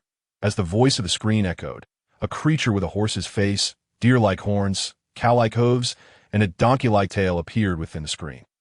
Guangxingzi remarked, "I never expected it would be the four simultaneous creature that seized the right to answer. The four simultaneous creature is the mount of the primordial supreme being. What should the disciples of the primordial supreme being call it? Uncle? That seems inappropriate, as Tongtian is also an uncle, but calling it junior brother feels even more wrong." Tai questioned, "What is this? How does it look so indescribable?" Jun responded, "It seems to resemble a Qilin. Here, it is assumed that the four simultaneous creature is the offspring of the Qilin ancestor." Tai replied, "Elder brother, are you certain? It bears no resemblance to a Qilin." Donghuang Tai expressed his confusion. Ming he confirmed, "It is indeed a Qilin, and it seems to be closely related to the bloodline of the Qilin ancestor." Are you show added, "But how did it come to look this way?" "It's rather strange." Luo Ho commented, "This round of questioning is truly intriguing. In 3 rounds, descendants with significant bloodlines from the Dragon, Phoenix, and Qilin clans have all been drawn in. The Dragon clan is represented by the Prince of the East Sea Dragon Palace, the Phoenix clan by the child of Yuan Feng, and the Qilin clan by the 4 simultaneous creature, which has a notable bloodline connection to the Qilin ancestor. This situation is becoming increasingly interesting. As Luo Ho spoke, many primordial beings also noticed the questioners who had successfully answered in these 3 rounds, distinguishing them from the previous ones. However, they could not immediately discern whether it was coincidence or intentional on the part of the screen. Inside the screen, upon entering, the 4 simultaneous creature faced the first question. Ding, congratulations to the 4 simultaneous creature for becoming the questioner. Please choose past, present, or future. Seeing that the past was dark, the 4 simultaneous creature was not surprised. Since birth, it had been well protected by the Qilin clan. Even during the last calamity of the Dragon and Phoenix, the final battle did not affect it. In fact, this battle brought karma to the Qilin clan. Yet its father had managed to secure a powerful patron for it to ensure its future safety. Had there been any plots back then, it would have perished long ago, and it certainly would not be alive now.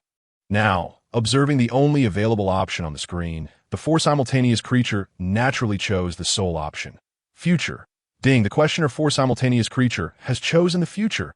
As the voice of the screen faded, the chaotic void surrounding the QA live stream gradually transformed into a different scene. The first sight that emerged on the screen was a grand palace. As the screen zoomed in, the characters on the palace's plaque gradually became clear, revealing the inscription, Yusu Palace. Kuanping exclaimed. Yusu Palace. It is indeed Yusu Palace. Zhuan Ti remarked. Isn't this the place where Brother Yuan Shi resides? How could the Qilin clan be connected to Brother Yuan Shi? Yuan Shi clarified. The 4 simultaneous creature is now my mount. Jane understood. I see. Thank you, Brother Yuan Shi, for the clarification. The Sea Dragon King of the West commented, so the Qilin clan had already arranged a powerful backing for their descendants. No wonder they were prepared on the battlefield. The North Sea Dragon King added, the Feng clan had calculated in advance to avoid karma with their offspring, while the Qilin clan also had foresight for their descendants. Alas, our Dragon clan was utterly unaware and ultimately bore the consequences, with no member escaping their karma. The golden-winged Great Peng retorted, as if you all are so pitiful. Among the 3 clans, isn't the Dragon clan the one with the most surviving members? Xianming interjected, if we were to discuss who is truly pitiful, the answer is not so clear. Mengji added, Golden-winged Great Peng, you have emerged. The golden-winged Great Peng replied, indeed, I have emerged. What of it? Mengji continued, I merely admire the senior Yuan Feng and wish to witness the poise of Yuan Feng's offspring. The golden-winged Great Peng responded, well, Kong Xian interrupted, silence from now on. Do not speak in the screen. The golden-winged Great Peng protested, why do you always prevent me from speaking in the screen? I refuse. I will speak regardless. Kong Xian warned, I'm already on my way back. If you wish for me to spare you, you should remain silent. The golden-winged Great Peng retorted, Tisish, if you don't want me to speak, then I won't. Why so fierce? Seeing his brother returning, the golden-winged Great Peng decisively conceded, having experienced his brother's affectionate education countless times. He understood that being obstinate now would only lead to harsher consequences later. Mengji questioned, what is there that cannot be said?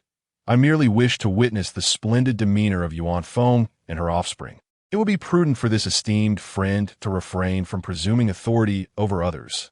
Ingzhao. Indeed, the noble golden-winged Great Peng should make decisions for himself, and it seems rather excessive for Kong Xian to meddle in affairs that do not concern him. Ci Tai.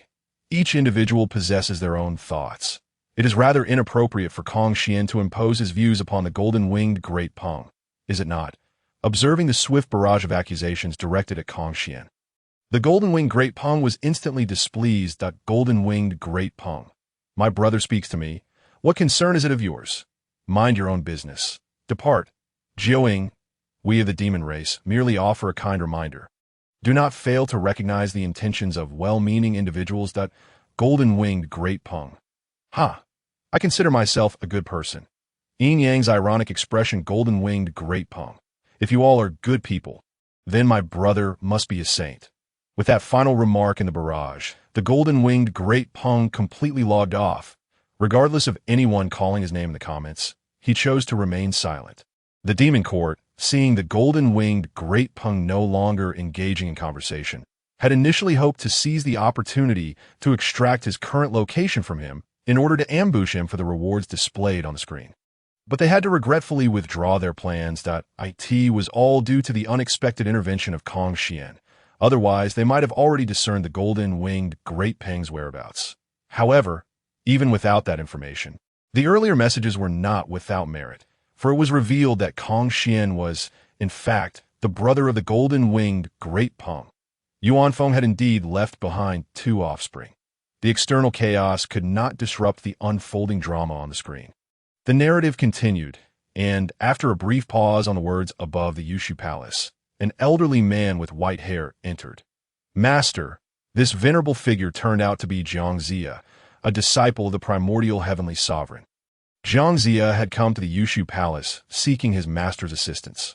According to Jiangxia's words on the screen, due to the interference of the 4 kings of 9 Dragons Island in the campaign against the Shang dynasty, their extraordinary mounts hindered his efforts, prompting him to seek help from his master. Tai Yi. If I'm not mistaken, this Jiangxia belongs to the human race, does he not? It is quite surprising that the primordial sovereign would take a human as a disciple. Kuanpeng. The primordial sovereign only despises those of us with fur and horns, those who are born from water and lay eggs. The human race, being inherently a primordial Tao body, could hardly provoke the primordial sovereign's disdain. Kuanpeng held a grudge. The matter involving the Zixiao Palace had nearly become his inner demon. Even now, as he stood as a revered master of the demon race, basking in glory, he could not erase the shadows cast by that past incident involving the Zixiao Palace. No one dared to respond to his words. Thus, the conversation shifted to other topics. Dong Wanggong, the campaign against the Shang dynasty. Who is this Shang? And who is Zhou? Minghe, for a saint to intervene. This matter must be of great significance. Jiangxia, being of the human race. Could it be related to them? Zhu Rong. The human race is so feeble. How could they possibly be connected to an issue of such magnitude that warrants the attention of a saint? Minghe. That may not be the case. Let us not forget that Nuwa became a saint through the creation of humans, and Laozi achieved sainthood through the establishment of a human teaching. If the human race were truly so weak and useless, how could they support 2 saints? Minghe's words struck like a thunderbolt, awakening all those who underestimated the human race. In truth, even Minghe himself only recalled this upon seeing the discussions in the comments. A mere human race had indeed supported 2 saints in their ascension. This was utterly astonishing. Even his own creation, the Azura race, could not achieve such a feat. It was known that the Azura race he created was considerably stronger than the human race. Yet, he had only garnered a modest amount of merit, insufficient even to elevate him by a single realm, let alone attain sainthood. While both involved in the creation of races, Nuwa's creation of humans led to her ascension. Whereas his creation of the Azura race did not yield similar results, Laozi's establishment of a human teaching resulted in his ascension, while his foundation of the Azura teaching did not. Previously, he had believed it was due to differences in their strengths. But now, reflecting upon it, he realized they were all primordial beings, with only a slight difference in their time of existence, that if it were genuinely simple to create humans or establish teachings to achieve sainthood, then he should have succeeded in those endeavors. Yet he did not attain sainthood. If the issue did not lie within his own strength, then it must pertain to the nature of the races he created versus those he established teachings for. Understanding this, Minghe experienced a moment of enlightenment, recalling how he had previously become fixated on attaining sainthood. Looking back, he felt as though he had been bewitched, entirely overlooking this layer of understanding. Given his nature, he should have comprehended this long ago. How could it be that he only came to this realization amidst the discussions today?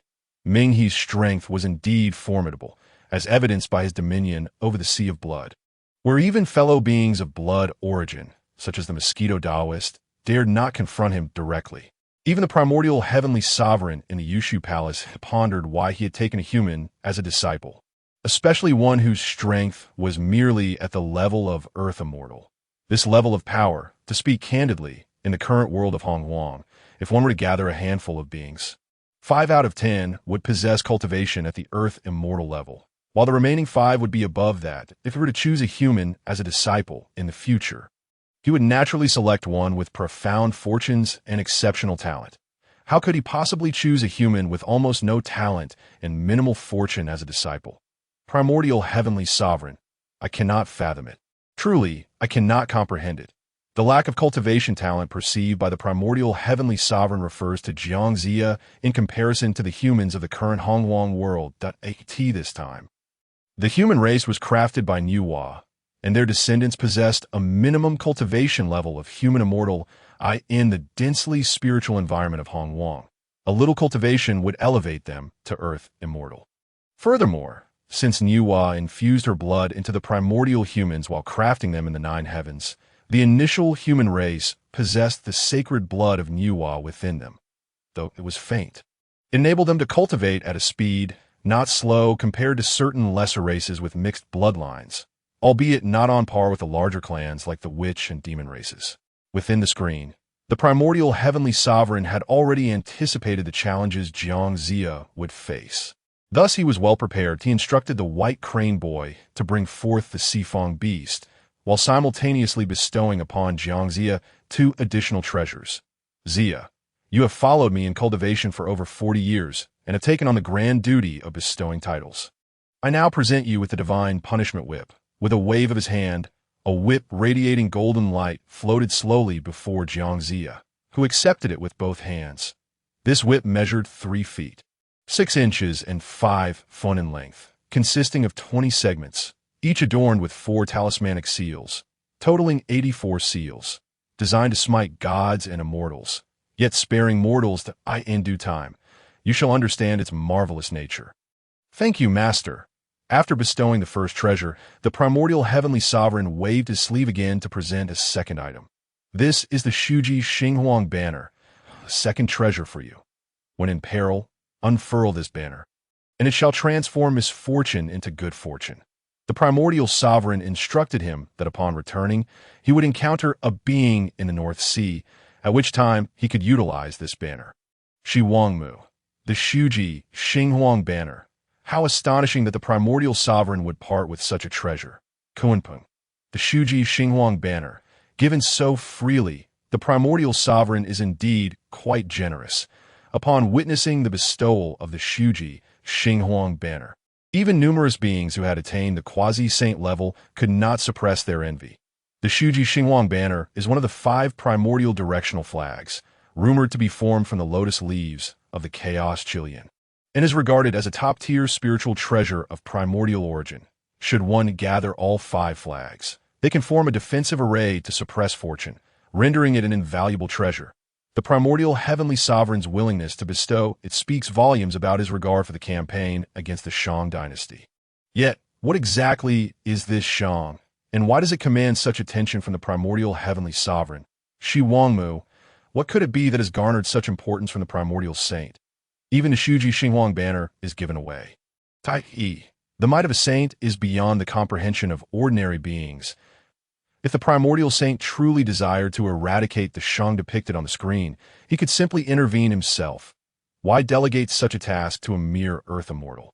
Randang, the matter of the campaign against the Shang reveals an increasing number of future events through the screen. Jumang, there are too many matters depicted within the screen. It is becoming increasingly incomprehensible within the screen. Having received the 2 treasures, Jiangxia expressed his gratitude to the primordial heavenly sovereign and prepared to take his leave. However, just as he was about to depart from Kunlun Mountain, he was halted by the white crane boy, who was leading the Sifong beast with the reins attached to its neck. The white crane boy addressed Jiangxia. This is the 3rd treasure bestowed upon you by the master. Named Sifong. This creature resembles neither dragon nor tiger, neither deer nor dog, yet embodies the might of a dragon, the courage of a tiger, the agility of a deer, and the loyalty of a dog. It can traverse the air, water, and land with unparalleled swiftness, capable of covering vast distances in a single day, undoubtedly aiding you in achieving great endeavors. By He Tongzi, uttering these words, handed over the reins of the Qilin-like creature to Jiangxia. Thank you, esteemed teacher, for your immense grace. The scene upon the light screen ultimately focused on the Qilin-like creature ridden away by Jiangxia, before the surroundings of the light screen transformed once again into a chaotic void, causing all imagery to vanish. Question: please infer why Yuan Shi Tianzun would bestow the Qilin-like creature upon Jiangxia, based on the previous narrative displayed on the light screen. A. Jiangxia presides over the significant matter of bestowing divinity, which is a profound merit. The Qilin-like creature was entrusted to Yuan Shi Tianzun by the progenitor of the Qilin, and naturally, considerations must be made for it. Thus, Yuan Shi Tianzun sent it to Jiangxia to partake in the merit. B. With the onset of the divine calamity, the heavenly mechanisms are in disarray. Yuan Shi Tianzun, seeking to extricate himself from the entanglement of this creature, decided to send it into the divine calamity, presenting it with an opportunity that it must grasp on its own. C. The Qilin-like creature is inherently connected to Jiangxia through karmic ties. Now that Yuan Shi Tianzun has returned it to Jiangxia, this karmic bond is thus fulfilled. D. The Qilin-like creature was originally the mount of Yuan Shi Tianzun, but since he acquired the 9 dragons of Agarwood Palanquin, the creature has been relegated to idleness. Now, with the disciples' request for assistance, Yuan Shi Tianzun simply took the opportunity to bestow the creature upon him. Ding, the answerer must make a selection within 15 minutes. Otherwise, it will be regarded as a forfeit, and this question will be answered by the beings of the primordial wilderness, A.O. Guang. It is entrusted by the progenitor of the Qilin. Hence, this Qilin-like creature is the progeny of the Qilin. Tao Tai. The individuals who seize the answering rights this time are quite intriguing. Ran Deng. Light screen. Is your choice concerning the divine calamity genuine? Ming He. The light screen rarely presents entirely false options. Even within the falsehoods, there are elements of truth. Moreover, given that this scenario involves the intervention of a superior being, the divine calamity is likely genuine. Xiandu. Yet another calamity. I had assumed that the journey to the west calamity was the last, yet it appears there are more to come. Tai Yi. How many calamities must we endure before it concludes? Zhen Yuan Zi. Over the course of so many years, we have only experienced 2 calamities, yet now the light screen reveals 3. In the world of the primordial wilderness, the majority of beings are aware of only 2 calamities, the beast calamity and the dragon and phoenix calamity. Other calamities, such as during the opening of heaven involving Pangu and the 3,000 divine demons, or the conflict between Luo, Hu, and Hongjun, remain obscure. Meanwhile, the Qilin-like creature, having witnessed the entirety of the narrative, felt rather disheartened. Its father had given it to Yuan Shi Tianzun because it was one of the 3 pure essences derived from Pangu's primordial spirit, being the progeny of the Qilin. It felt a sense of pride in following Yuan Shi Tianzun rather than other beings. Moreover, now that Yuan Shi Tianzun had attained the status of a sage, being a mount of a sage was a coveted position sought by many. Yet now, what had become of it? In the future, it found itself merely as the mount of a minor earth immortal. This once proud son of the Qilin progenitor had fallen to such depths. The Qilin-like creature found it momentarily difficult to accept. However, upon noticing the light screen's prompt for the answer to respond within a quarter of an hour, it had no choice but to cast aside its thoughts and meticulously analyze the various options available. A. Jiangxia presides over the significant matter of bestowing divinity, which is a profound merit. The Qilin-like creature was entrusted to Yuan Shi Tianzun by the progenitor of the Qilin. Thus, Yuan Shi Tianzun must consider its fate, sending it to partake in merit. This option was not without merit. When surrendering itself to the master, its father had bestowed upon him many rare treasures. If the intention was merely to share in the merit by sending it to Jiangxia, this rationale seemed plausible, especially with the master's protection ensuring its safety. B. With the onset of the divine calamity, the heavenly mechanisms are in disarray. Yuan Shi Tianzun, wishing to free himself from the entanglement of this creature, decided to send it into the divine calamity, offering it a chance that it must seize on its own. Upon reading option B, the Qilin-like creature's heart raced. B initially appeared similar to A. Yet the crucial difference lay in their intentions for sending it away. A suggests it was sent for its welfare, implying that should it encounter danger, the master would certainly safeguard its life. In contrast, B conveys a sense of wanting to rid oneself of it, evoking a feeling of fate determining life and death, with fortune resting in the heavens. Furthermore, it carries an undertone of the master being a villain. Should it choose this, it would effectively offend the master. C. The Qilin-like creature is inherently connected to Jiangxia through karmic ties. Now that Yuan Shi Tianzun has returned it to Jiangxia, this karmic bond is thus fulfilled. This possibility seemed the least likely. The Qilin-like creature had always been well protected by the progenitor of the Qilin, unless Jiangxia were its biological father. Such a connection was implausible. D. The Qilin-like creature was originally the mount of Yuan Shi Tianzun, but since he acquired the 9 dragons of Agarwood Palanquin, it has been left idle. Now, with the disciples' request for assistance, Yuan Shi Tianzun merely took the opportunity to bestow the creature upon him. This option also seemed unlikely. When the master accepted it, he had taken on the responsibilities of the Qilin clan, which included this creature. If the request was merely due to the disciples' needs, there were many beings in Kunlun Mountain, and the master had numerous disciples that if he truly wished to handle this matter, he would not need to involve it at all. Thus, the most plausible options appear to be A and B. The Qilin-like creature deliberated and ultimately opted for A. Choosing B would imply a lack of trust in the master, which would mean forfeiting the protection of the Qilin clan. Although Yuan Shi Tianzun provided some protection, he was not its biological father and could not attend to every need. Therefore, the once proud Qilin prince, now matured significantly, understood many aspects of interpersonal conduct. The Qilin-like creature realized that regardless of its internal beliefs regarding option A, it was compelled to select it. The answer, the Qilin-like creature, responds, Jiangxia presides over the significant matter of bestowing divinity, which is a profound merit, and Yuan Shi Tianzun, entrusted by the progenitor of the Qilin, naturally must consider the Qilin-like creature's fate, sending it to partake in merit. Correct answer. Jiaoying. Remarkably, it answered correctly. Xing Tian, I had initially planned to seize the opportunity to answer after its incorrect response. What a pity, Dong Wanggong. It seems to be the first answer to respond correctly on the first attempt, aside from myself. Quite fortunate indeed. Lu Er, I wonder what reward the light screen will grant this time. Ingzhao Lu Er. Where are you? What a pity. Lu Er merely made this remark before vanishing again, clearly desiring to evade the demon clan.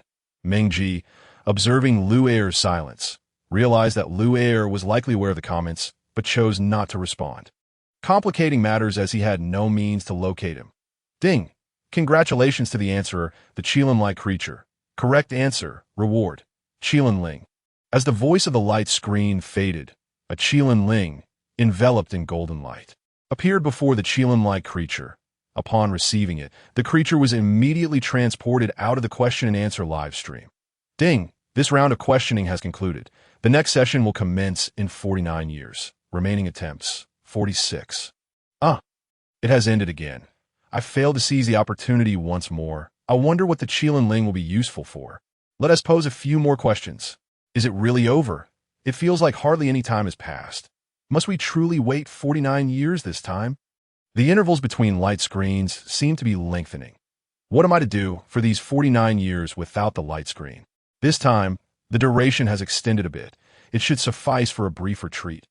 I dare not retreat, fearing I might miss the light screen. Amidst the reluctant comments of the beings in the primordial wilderness, the question and answer live stream gradually dimmed to a close. Today's light screen has concluded. Yet, while the light screen has ended, discussions regarding its content are far from over. Not to mention, the fact that those who seize the answering rights this time are all descendants of the 3 clans involved in the Dragon and Phoenix calamity is enough to spark a lengthy debate. Not to mention the various rewards they acquired in the process. Among these treasures, only the golden-winged Great Peng received a reward, a substitute doll of quasi-saint cultivation. The most captivating and intriguing reward is indeed the one that draws the most attention. In contrast, other treasures, whether the ancestral dragon pearl or the Qilin order, are items that can only be utilized by those possessing the bloodline and cultivation of their respective clans, for beings of the primordial world who are neither of the dragon nor Qilin lineage. The allure is considerably diminished. Furthermore, during this period, the dragon clan holds significant power within the primordial realm, and few dare to provoke them, let alone compete with the prince of the East Sea Dragon Palace for the ancestral Dragon Pearl. As for the four uniques, they're even less relevant. Who would be reckless enough to seize something belonging to the mount of the now Saint Yuan Shi Tianzun, backed by such authority? Thus, the only target that appeared vulnerable and without substantial backing was the golden-winged Great Peng, which seemed to be the easiest to ambush. Countless primordial beings set their sights on the seemingly defenseless golden-winged Great Peng. Initially, the golden-winged Great Peng was unaware of the impending danger as it waited patiently in place for its elder brother, Tongtian, to arrive, following his telepathic instructions to return to the undying volcano together. However, shortly after the light curtain came to an end, the location of the golden-winged Great Peng was swiftly discovered by the primordial beings. This was partly due to its position not being particularly concealed, and also because the golden-winged Great Peng had a penchant for flaunting its resplendent feathers, soaring through the skies with great ostentation, leaving no room for subtlety. It is no wonder that primordial beings had already set their sights on it so early. Fortunately, the initial arrivals were merely minor henchmen, none possessing cultivation beyond Tai. The golden-winged Great Peng quickly dispatched them without causing much commotion. Once Tongtian and the golden-winged Great Peng reunited, upon learning that their location had been compromised, Tongtian immediately led the golden-winged Great Peng towards the undying volcano. They needed to utilize the doppelganger reward as swiftly as possible. Otherwise, the number of pursuers would only increase, making it untenable in due course. However, it was clear that they were not the only ones being watched by ordinary primordial beings. Some major clans were also quite interested in the doppelganger, with quasi-saint cultivation from the light curtain rewards, sending out individuals to capture the golden-winged Great Peng. Unlike the previous six-eared macaque, Tongtian and the golden-winged Great Peng had no barriers to their location being deduced by those of superior cultivation. Along their journey, they faced countless ambushes. Fortunately, both possessed exceptional talents, and with the trump cards left to them by their mother, Yuan Feng, they managed to evade capture. Hearing the reports from his subordinates, the demon clan leader, Dijun, realized that even after deploying 4 individuals of mid to Luo to encircle them, they had failed to capture the golden-winged Great Peng and Tongtian, allowing the duo to escape. Originally merely interested in the doppelganger rewards, Dijun now found himself intrigued by these two who had managed to evade 4 mid-Deluo practitioners while being at the cusp of early Deluo.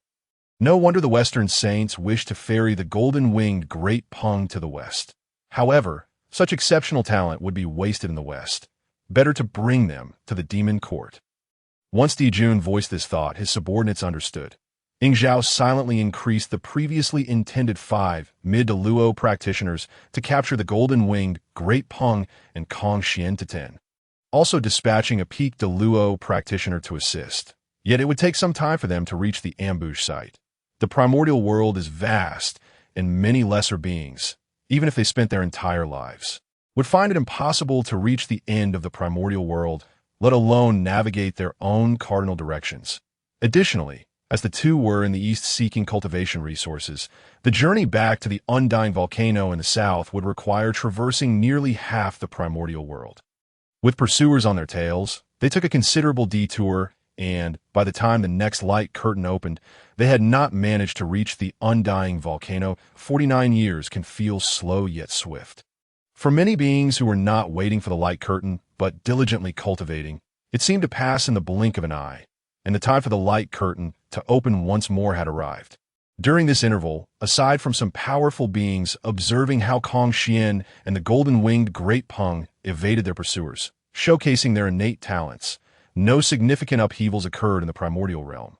Even the typically contentious Wu and Yao clans, known for skirmishes every 3 years and larger battles every 5, had not engaged in major conflicts during these years, only minor frictions. Ding, the 4th session of the Primordial Q, a live broadcast, has commenced. The light curtain has finally opened. This time, I must seize it. Even if you seize it, what then? You cannot retain it. Just like the golden-winged Great Peng, a descendant of the Phoenix clan, who will be hunted after obtaining the light curtain reward, let alone us mere ordinary beings. Is that possible? Wasn't it said in the comments that he is a descendant of the Phoenix clan? How could he be hunted? What of being a Phoenix clan descendant? The Dragon, Phoenix, and Qilin clans are all relics of the past. The Yao and Wu clans are the true rulers of this world. I once saw the golden-winged great Peng and another beautiful being hunted. The battle was so fierce it darkened the skies. Thankfully, I was clever enough to hide.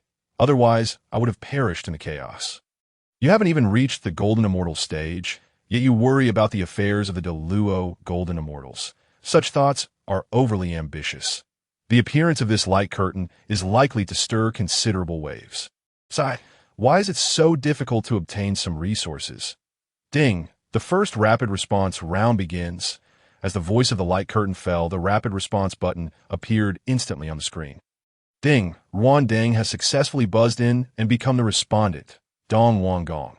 It's actually Wanggong who buzzed in. Zhurong. Isn't Wanggong known for having shallow fortunes? How could he possibly seize the right to answer the light curtain question? It's clear how shallow his fortune is if the Wu clan knows it. Shi Wangmu. It is due to the nature of his true form. How could that be Wanggong's fault? The setting here is that Wanggong's true form is a coffin lid. Hongyun.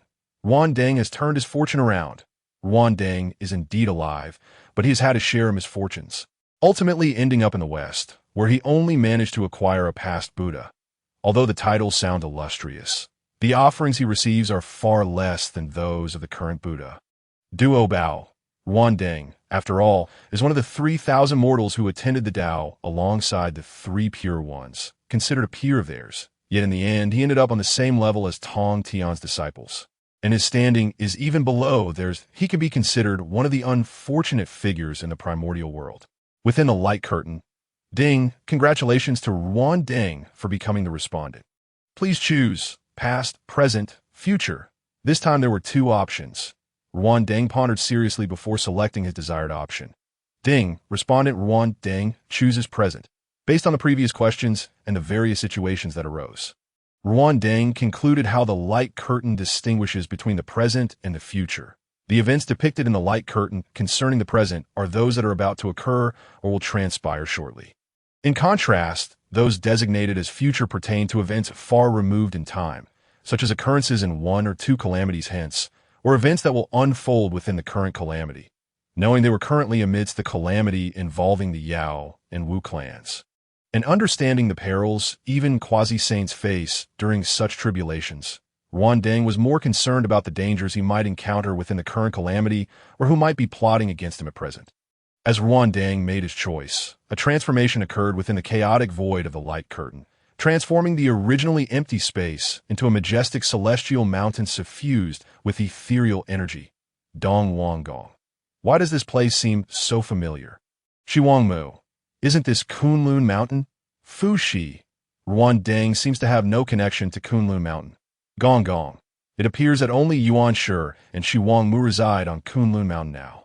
Could it be that Wanggong seeks them in the future, and the light curtain has recorded this? Zhurong. I recall that previously, Laozi and Tongtian were also at Kunlun Mountain. But alas, they fell out. Laozi. Zhurong. Zhurong. Why did I strike a nerve? Laozi. I shall not stoop to your level this time, but should there be a next? Zhurong. A thief who dares to act yet does not dare to take responsibility. Dijiang. Zhurong. Zhurong. If you don't want to speak of it, then let it be. Everyone knows it anyway. What is there to hide? Zhurong murmured to himself, yet ultimately refrained from sending any barrage of comments across the screen. As the comments flew by at breakneck speed, the narrative on the screen underwent a new development. Randang appeared at the foot of Kunlun Mountain and began to ascend on foot. Remarkably, he exerted not a trace of magical power, truly walking step by step. Kunlun Mountain does not refer to a solitary peak, but rather a vast mountain range. Otherwise, it would not bear the fortunes of 3 revered saints. The Western Queen Mother resides in the Western Kunlun, a considerable distance from the Jade Void Palace of the primordial beginning. Furthermore, both parties journey to their respective sanctuaries, each following their own path, without interference. Thus, as Randang made his way up Kunlun Mountain, those familiar with the mountain recognized it as the route to a particular sanctuary. Isn't this the path to the Taoist sanctuary of the primordial beginning? Query Kong T. I recall that the primordial beginning seems to have no acquaintance with Randang. What merits such a devout pilgrimage to Kunlun Mountain?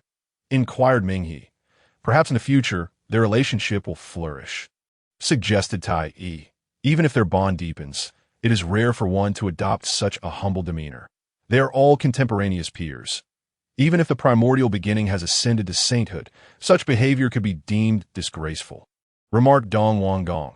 This time, the screen displays yet again the primordial beginning. One might argue whether this is fortunate or unfortunate. The fortunate aspect is that even without becoming the questioner, one may glean future events through the narrative. The unfortunate aspect is that this matter, regardless of its nature, is laid bare before all beings of the Hongyun, lamented Wanggong. Should it be ill tidings, then that illustrious saint would be subjected to the scorn of the creatures of the Hongyun, akin to the two saints of the West. This sentiment was shared among all the innate deities. Thus they grew increasingly curious as to Randeng's purpose for ascending Kunlun Mountain, particularly given their still nascent acquaintance. Just as they pondered, the screen shifted, revealing the interior of the Jade Void Palace. The focus now on the primordial beginning. This moment, the primordial beginning seemed to have already sensed Randeng's ascent. It appeared that he had just completed a divination regarding Randeng's purpose for climbing the mountain. There were no others in his palace. The primordial beginning did not conceal his emotions, displaying a trace of astonishment and an undercurrent of unspoken distress.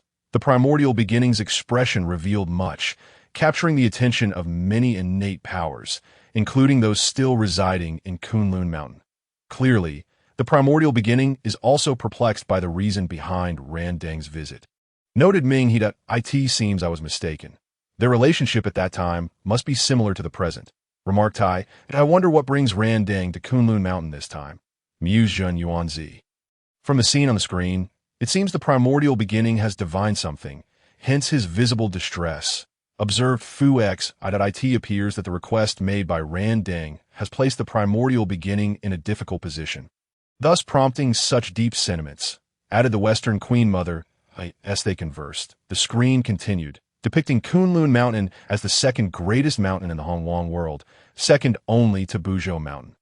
The mountain's vastness is such that an ordinary being might exhaust their lifetime without reaching its summit. Fortunately, Randeng is already a quasi-saint, unafraid of the passage of time, persistently ascending the mountain day by day. Even as the screen accelerated the flow of time, those watching felt as though considerable time had passed before witnessing Randeng reach the pinnacle of Kunlun Mountain. Rather than entering directly, he respectfully performed the disciples' bow before the gates of the Chan teaching. Disciple Randeng humbly requests to join the Chan teaching. His posture was exceedingly lowly, wholly unlike the previous camaraderie they shared as peers. This scene sent shockwaves through all innate beings.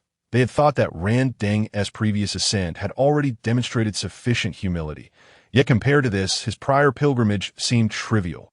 This was an utter disregard for self-respect. Minghe, it seems Randeng wishes to become a disciple of the primordial beginning, he remarked, dropping even the title of friend.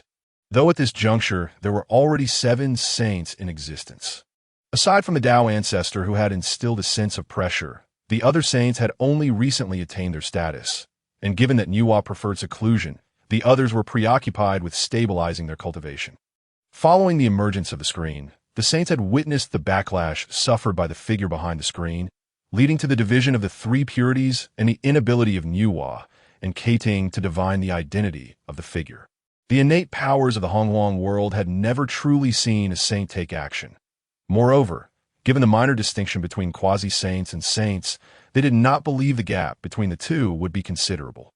Fuxi stated, Randeng has erred in this step. By taking this step, he has lowered himself beneath all saints, effectively offending all the mortals who have attended the Tao ancestors' teachings in the Purple Cloud Palace. Hongyun, it appears that from now on, Randeng shall find it difficult to navigate the Hongyun world. Within the screen, observing Randeng performing the disciples' bow, the primordial beginning could no longer remain seated. Randeng. This is inappropriate. Learning has no precedence. The worthy are teachers that I am willing to accept the saint as my teacher. I implore the saint to show mercy, with Randeng having declared such intentions. What more could the primordial beginning say? Even if he were to reject Randeng, the latter would have still offended the mortals. Welcome, friend, to join my Chan teaching. However, let us not linger on matters of discipleship. We have all listened to the Tao from the Tao ancestor. Should you wish, you may become the vice leader of my Chan teaching. Rest assured, I shall honor the leader, replied Randang. The visual on the screen concluded at this juncture. Tai Yi remarked, originally intending to become a disciple, who would have thought he ended up as a vice leader instead. Dijun countered, the primordial beginning would not permit Randang to become a disciple. If he truly accepted him, it would imply that all mortals in the Hongyun world must now regard Randang as superior to the primordial beginning, a move the primordial beginning would not undertake. Dong Wanggong added, in the end, he became the vice leader of the Chan teaching.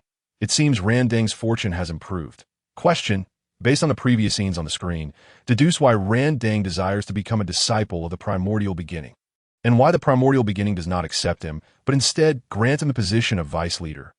A. Randang seeks to cultivate through fortune, much like the demon clan Dijun and Tai Yi.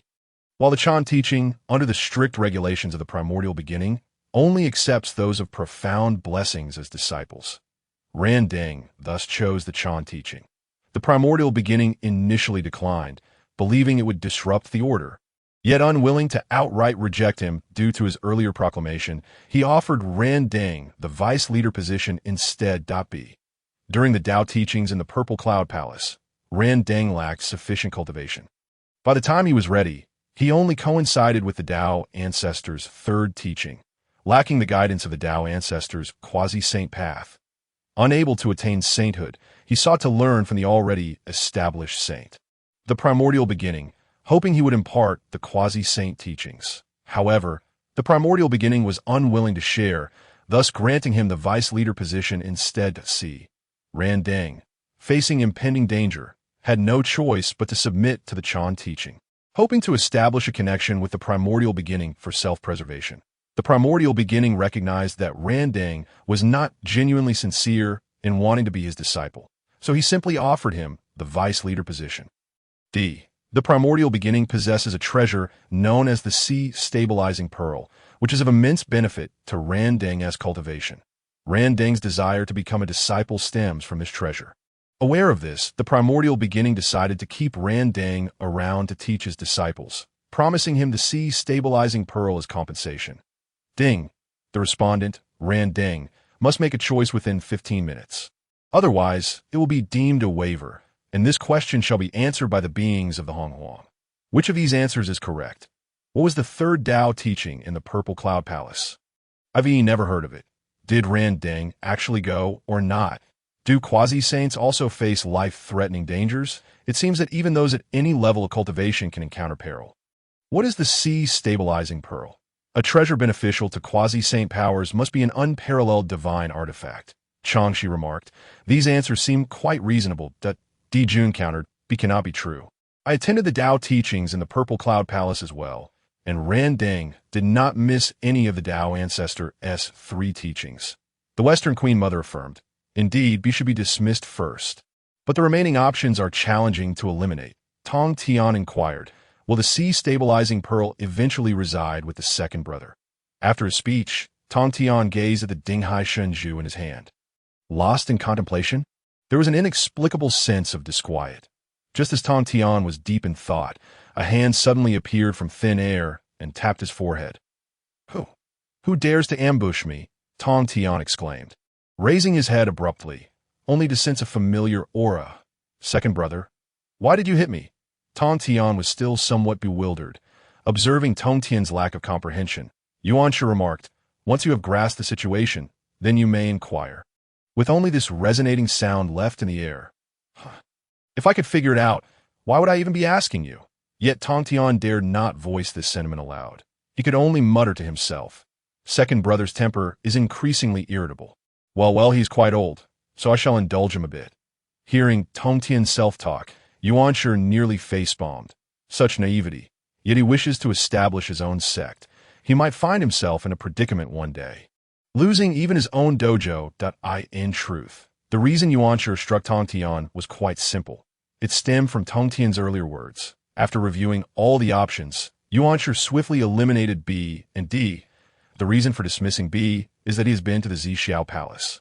And Randing is fully aware of whether he has listened to the teachings 3 times. As for dismissing D, being Tongtian's elder brother, Yuanshi knows that the Dinghai Shunju resides with Tongtian, since it is in his younger brother's possession. It would never come into his hands. The reason is simple. As a master craftsman, Yuanshi lacks for spiritual treasures and has no need to covet his brother's belongings, thus indicating that D is an incorrect choice. However, while Yuanshi is privy to this knowledge, his foolish little brother Veli revealed it on the screen. Yuanshi thought, though having a clever elder brother feels somewhat unpleasant, having an overly foolish younger brother is equally troubling. Shi Wangmu interjected, according to Tongtian's implication, the Dinghai Shunju is currently not in Yuanshi's possession. Inside the screen, Randing pondered which option might be the correct answer. A. Randing aspired to cultivate through destiny like the demon clans Dijuan and Tai, while Jiejiao indiscriminately accepted disciples, regardless of their merits. In contrast, the teachings of the Sanqing were stringent, only accepting those with profound blessings, which led Randing to choose the teachings of the Chan sect. Initially, Yuanshi rejected him due to his strict adherence to rules, believing Randing was of his generation, and accepting him as a disciple would disrupt the order. However, since he had previously stated that anyone who ascended Kunlun Mountain could become his disciple, he found it difficult to refuse outright and instead granted Randing the position of vice master. This option's probability of correctness leaned towards moderate, primarily due to Randing's unfamiliarity with the Sanqing and limited understanding of their personalities. Consequently, Randing remained uncertain about how Yuanshi would treat a disciple who came with ulterior motives. B.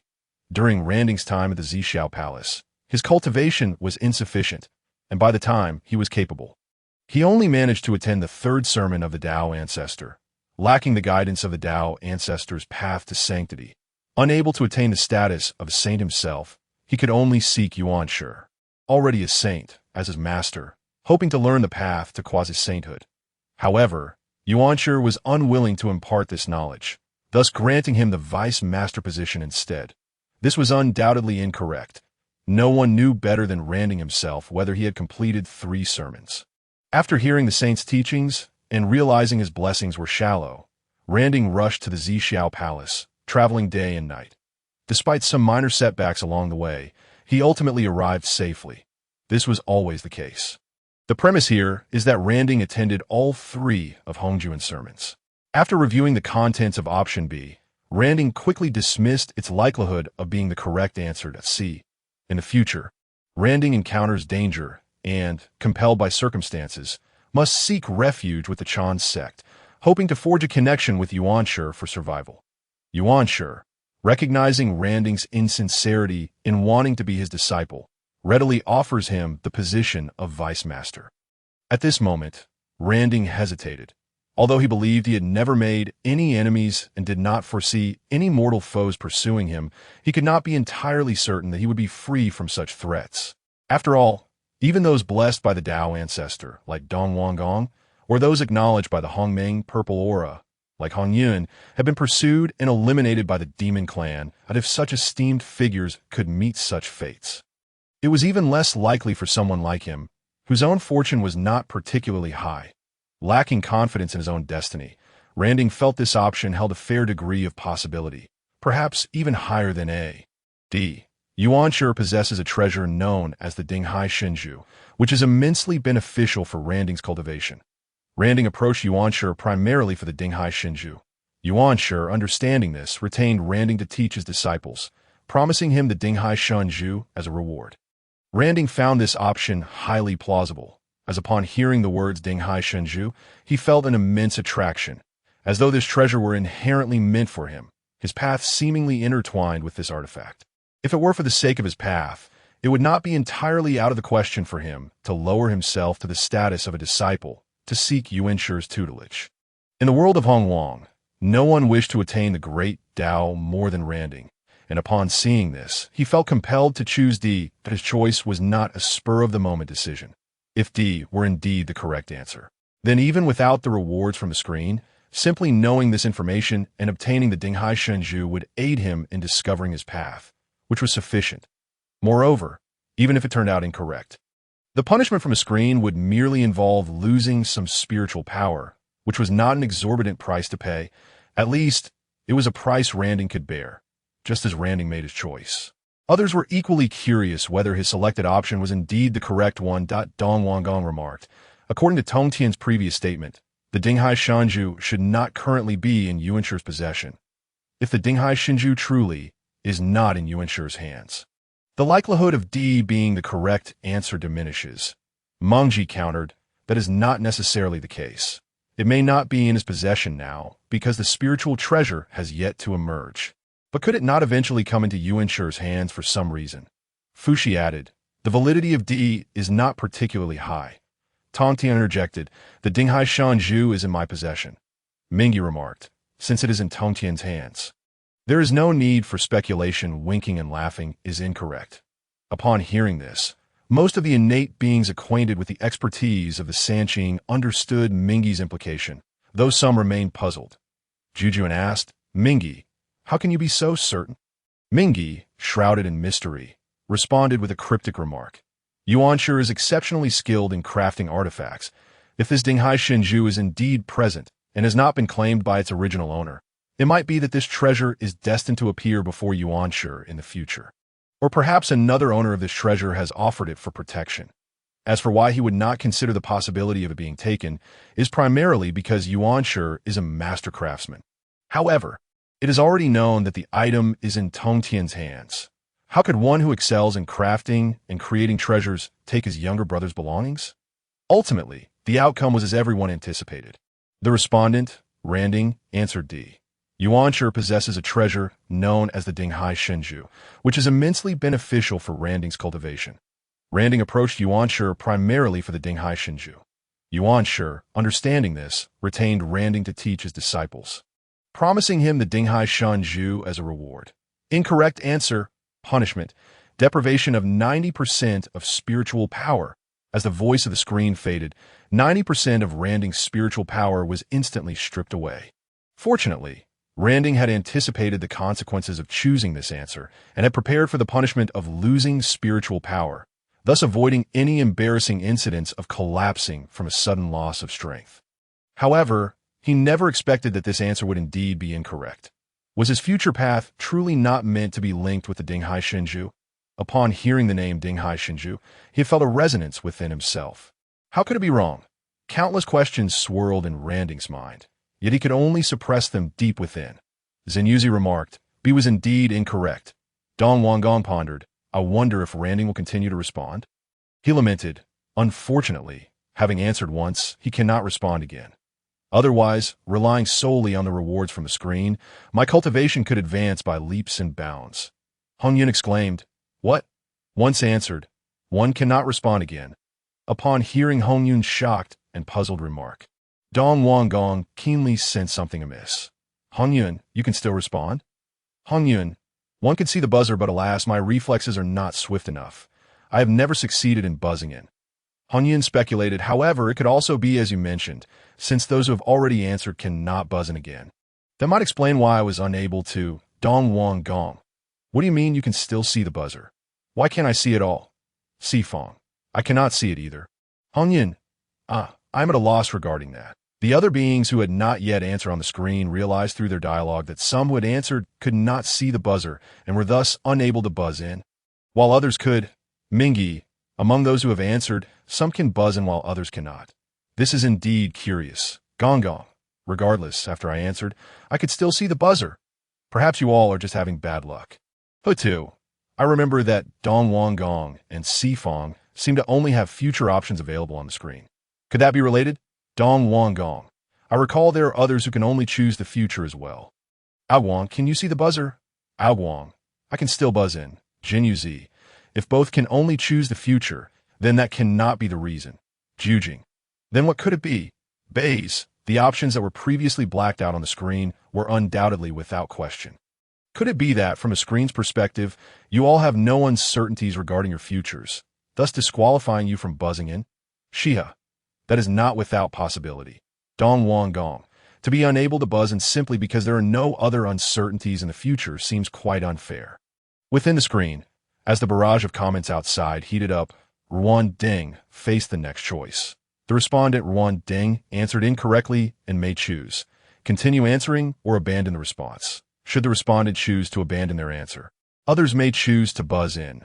Successful respondents will receive rewards based on their own merits, while incorrect respondents will be punished by the screen. Naturally, Ruan Ding chose to continue answering. Although the magical power within Ruan Ding had been stripped away, it could be regained through cultivation, thus not significantly affecting Ruan Ding's ability to continue answering questions. The respondent Ruan Ding has chosen to continue answering and is granted a chance to view the comments from outside. They may choose from those who have spoken. The following are the available comments. Tongtian, Hongyun, Fuxi, Mingi, Bays, Wanggong, and unnamed primordial beings. Note: choosing unnamed primordial beings grants 3 comments, but does not guarantee usefulness. The names of a series of beings who had previously spoken on the screen were broadcasted. Ruan Ding, lacking friends in the primordial world, thought for a moment and chose Tongtian. Originally, Ruan Ding wished to select Yuanshi Tianzuan, but unfortunately, Yuanshi had never spoken on the screen, leaving Ruan Ding with no choice but to select Tongtian, one of the 3 pure ones. Ding, the respondent Ruan Ding has selected a comment, beginning the random selection. Random result, Tongtian. The sea calming pearl is in my hand. Upon seeing this option, Ruan Ding lamented. Had he known, he would not have chosen Ding last time. Had he chosen the previous one, he could have eliminated 2 incorrect answers at once.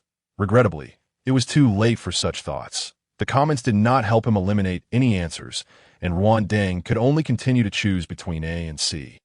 After much contemplation, he ultimately selected the option he believed to be most likely, C. Ruan Ding encounters danger in the future and, unable to avoid it, must pledge allegiance to the Chan sect, hoping to establish a connection with Yuanshi for survival.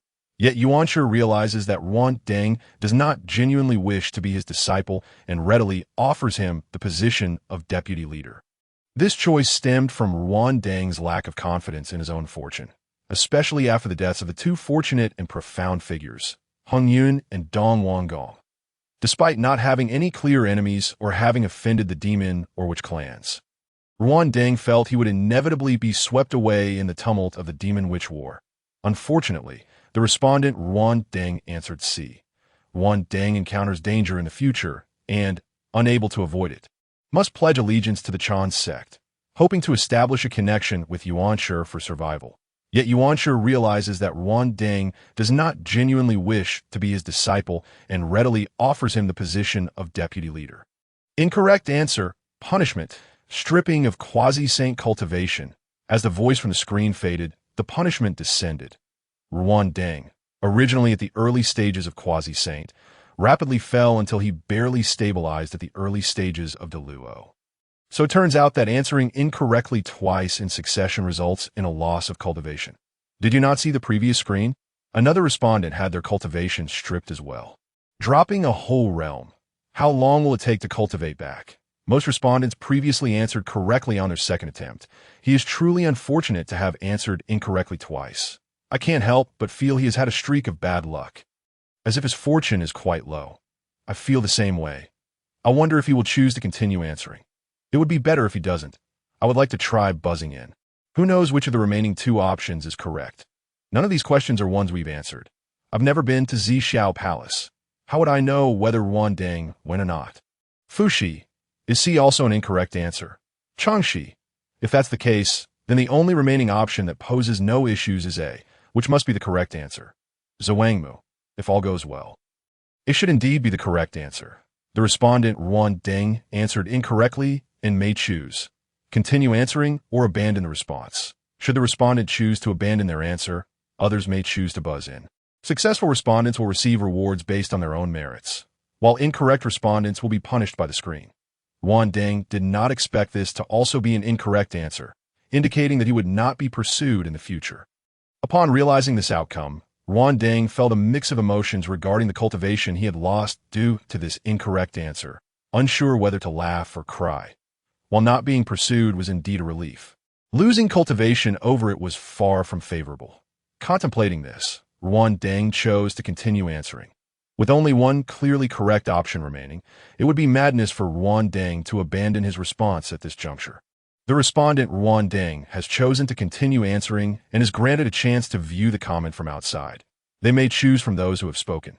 The following are the available comments. Hongyun, Fuxi, Mingyi, Jinyu Zi, Dong Wanggong, and unnamed primordial beings. Note: choosing unnamed primordial beings grants 3 comments, but does not guarantee usefulness. The names of a series of beings who had previously spoken on the screen were broadcasted. This time, Wanggong was uncertain which to choose and decided to select one at random. Ding. The respondent Wanggong has selected a comment, beginning the random selection. Random result: Bays. The options that were previously blacked out on the screen were undoubtedly without question. Could it be that, from the screen's perspective, you all have no uncertainties regarding your futures, thus disqualifying you from buzzing in? Unable to buzz in. Whom is Bays referring to? Who cannot buzz in? Upon seeing this comment from Bays, Wanggong felt puzzled, yet the options on the screen shifted to available selections that he pushed this question aside and chose A. Wanggong aspires to cultivate like the demon clans Diju and Tai.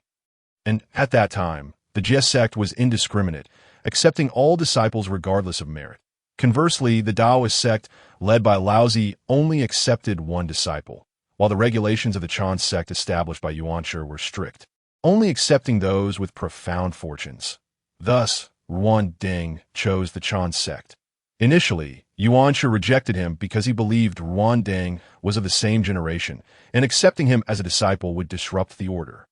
Yet, due to his prior proclamation that anyone who ascended Kunlun Mountain could become a disciple, he could not outright refuse and instead granted Wanggong the position of deputy leader of the Chan sect. Ding, congratulations to the respondent Wanggong. Correct answer. Reward: restoration of cultivation, complete method to become a saint, or 3 spiritual treasures to sever the 3 corpses, yet another method to attain sainthood. Are saints becoming so commonplace? Who dares to speak so recklessly about saints on the screen? How many people have commented on the screen? Do saints have the time to notice us mere mortals? Our lives are hardly worth the saint's intervention. Saints are not common, truly a jest. Let us not forget that there are only 7 saints in the entire primordial world. Fuxi, what does it mean that the treasures mentioned do not belong to the primordial world? Mingyi, are there worlds beyond the primordial realm? Are these treasures from other realms? Juanti, impossible. Outside of the primordial realm lies only chaos and void. Jinyu, if there were other worlds, they should have been discovered when the saints established their palaces amidst the chaos. Inwa, it is also possible that those worlds are too distant, and we have yet to come into contact with them.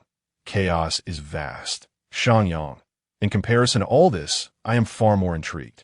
Since the light screen can present treasures not belonging to the Hongyun world, does it imply that the light screen itself hails from another realm? Shi Wangmu. The secrets surrounding the light screen are increasingly unraveling. It is not solely the innate beings beyond the light screen who have noticed the unusual nature of the 3rd reward. Even the innate being known as Wanggong has taken note of the remarks regarding this 3rd reward. What exactly is the spiritual treasure reward that does not belong to the Hongyun world? Wanggong has become thoroughly curious about this reward. However, due to frequent misfortunes and being deceived, Wanggong is now more perceptive than the once naive Hongyun. Thus, he understands that with his current cultivation level, if he were to choose this reward within the light screen, being all alone and without any backing, he might end up fleeing for his life like the Jinshi Peng and Tongtian before him, dodging assassins at every turn. Contemplating this, Wanggong hesitates over whether to select the 3rd reward at that moment. He suddenly recalls an option from before. Wanggong, when faced with danger in the future, would have no choice but to submit to the Chan sect, attempting to connect with Yuanshi to save his life. But Yuanshi realizes that Wanggong does not genuinely wish to be his disciple, and instead offers him the position of deputy sect leader. Although this choice was wrong before, it signifies that he cannot make this matter a reality.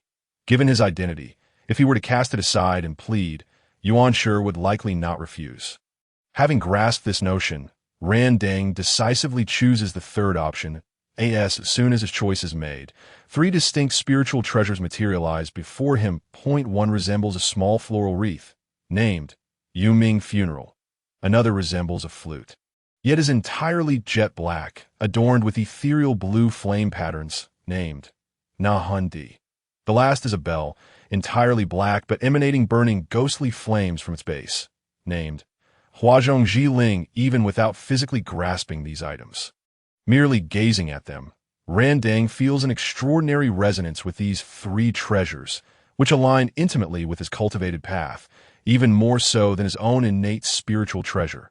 For a moment, Randang believes these three artifacts to be more beneficial to him than his companion spirit treasures. Minghe. These three items seem to resonate with a certain essence of the soul. Living amidst the blood sea, Minghe often encounters departed souls, thus possessing a heightened sensitivity to spiritual matters compared to other innate beings. Zhuan Ti. These three spiritual treasures are remarkably aligned with Dao Yu Randang. Ho Tu.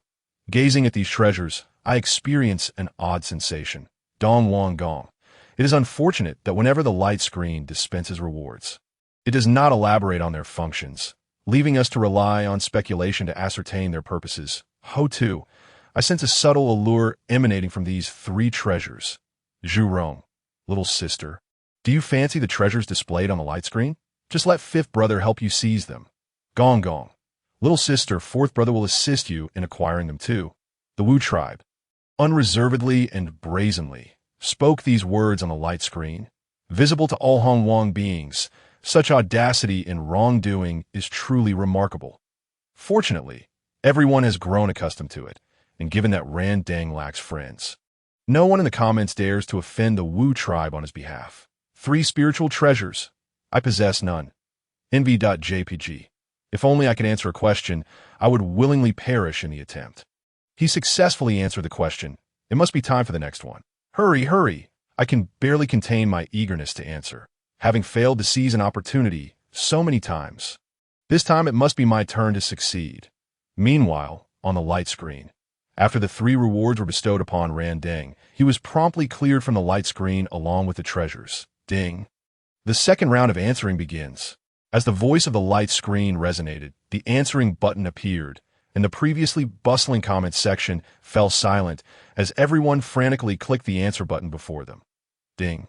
Duo Bao has successfully answered and become the respondent. With the announcement, a plump, treasure-seeking mouse materialized on the light screen, appearing momentarily stunned by its newfound role as the respondent before gradually transforming into the form of an innate Dao body. It resembled a rather chubby Daoist, endearingly rotund and quite likable. Zhen Yuanzi. Duo Bao. Is this not the eldest disciple of Tongtian, Dong Wanggong? Is this not the same Duo Bao who was previously abducted to the West and became a disciple of the Western teachings? Rusho. I wonder if we will witness how this disciple of the GS sect ended up in the Western teachings. Gong. The eldest disciple of the GS sect has been abducted to the West. Tongtian has unwittingly provided the Western saints with a fine disciple. Typically, the eldest disciple within a sect receives the most resources, including the sect's fortune. Aside from the sect leader, the eldest disciple is the most favored by the sect's fortune. With such a resource advantage, the eldest disciple is invariably the most exceptional among all disciples, and their deep bond with their master ensures they would never betray him.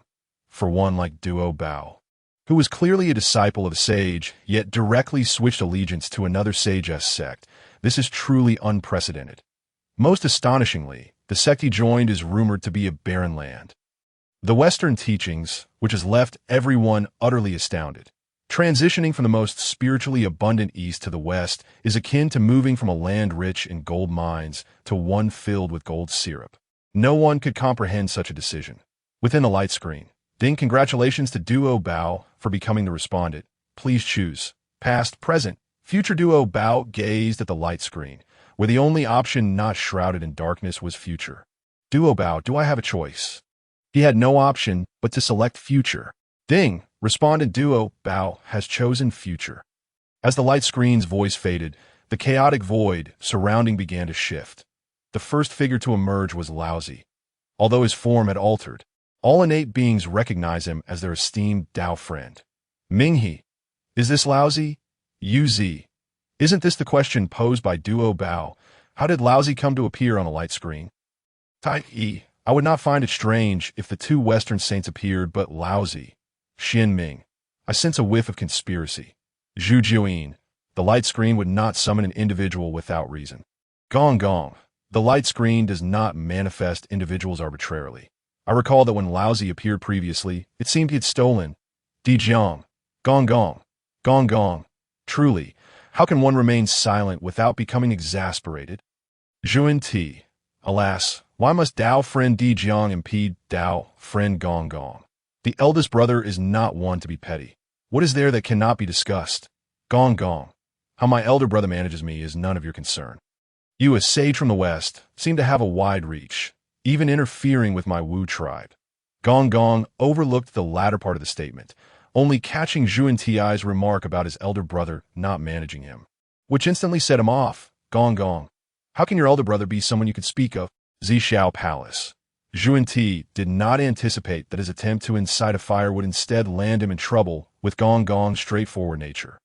Jing, observing Zhuan Ti's somewhat sullen expression, inquired with concern. Junior brother, are you all right? Zhuan Ti, noticing that Nuwa Dao friend was also observing the light screen, felt that even if he were to lose face, it should not be before someone of equal status like Nuwa. Furthermore, the small thoughts in his heart could not be revealed before others. Zhuan Ti had no choice but to suppress his rising anger, stating, Elder brother, I should not have tried to kindly remind them. Jing, the Wu tribe inherently lacks integrity. Junior brother, why bother with them? Zhuan Ti. Elder brother is right. Watching this pair of elder brothers perform their little drama, Nuwa remained silently fixated on the light screen. Being among the same group of innate powers, Nuwa understood the personalities of the two Western saints well. However, as the empress of the Yao clan, she would not expose this fact within the light screen. As Laozi's figure appeared, the imagery within the light screen gradually clarified. That it became evident that the scene being displayed was set in Laozi's 8th scenic palace. Alongside Laozi, another figure emerged, Duo Bao. However, Duo Bao's condition appeared dire, heavily injured and bound. Most importantly, he gazed at Laozi with a gaze filled with unbridled hatred, devoid of any respect. Minghe, what transpired here? Dong Wanggong. Could it be that the three pure ones have quarreled once more? Tai Yi. Given the events that unfolded, it would not be surprising if they did. Zhuan Ti. Who could have imagined that the senior brother would engage in such deeds? Indeed, Zhuan Ti's words remained unspoken, yet everyone comprehended the matter at hand at that moment. The Queen Mother of the West spoke up. Queen Mother of the West. Duo Bao's temperament has always been commendable. Even if there are issues among the three pure ones, they would not involve their disciples. Duo Bao would never show such disrespect to Laozi, even amidst the quarrels between his revered masters. The Queen Mother had considerable interactions with Duo Bao. After all, his true form is the first treasure-seeking mouse in the realm of heaven and earth, a status not particularly exalted, and one that is, in fact, most despised by Yuan Shi, a creature clad in fur and armor. Born of moisture and eggs, it can be said that Duo Bao stands firmly on Yuan Shi's point of disdain. Nevertheless, during the time when the three pure ones resided on Kunlun Mountain, Yuan Shi did not harbor as much animosity towards Duo Bao. He even once taught this disciple some minor crafts out of course. The trifles in the hands of sage are undoubtedly life-saving treasures in the possession of a golden immortal. From this perspective, it is clear that Duo Bao's conduct is beyond reproach. Otherwise, he would not have garnered the favor of Yuan Shi, the most principled of the three pure ones.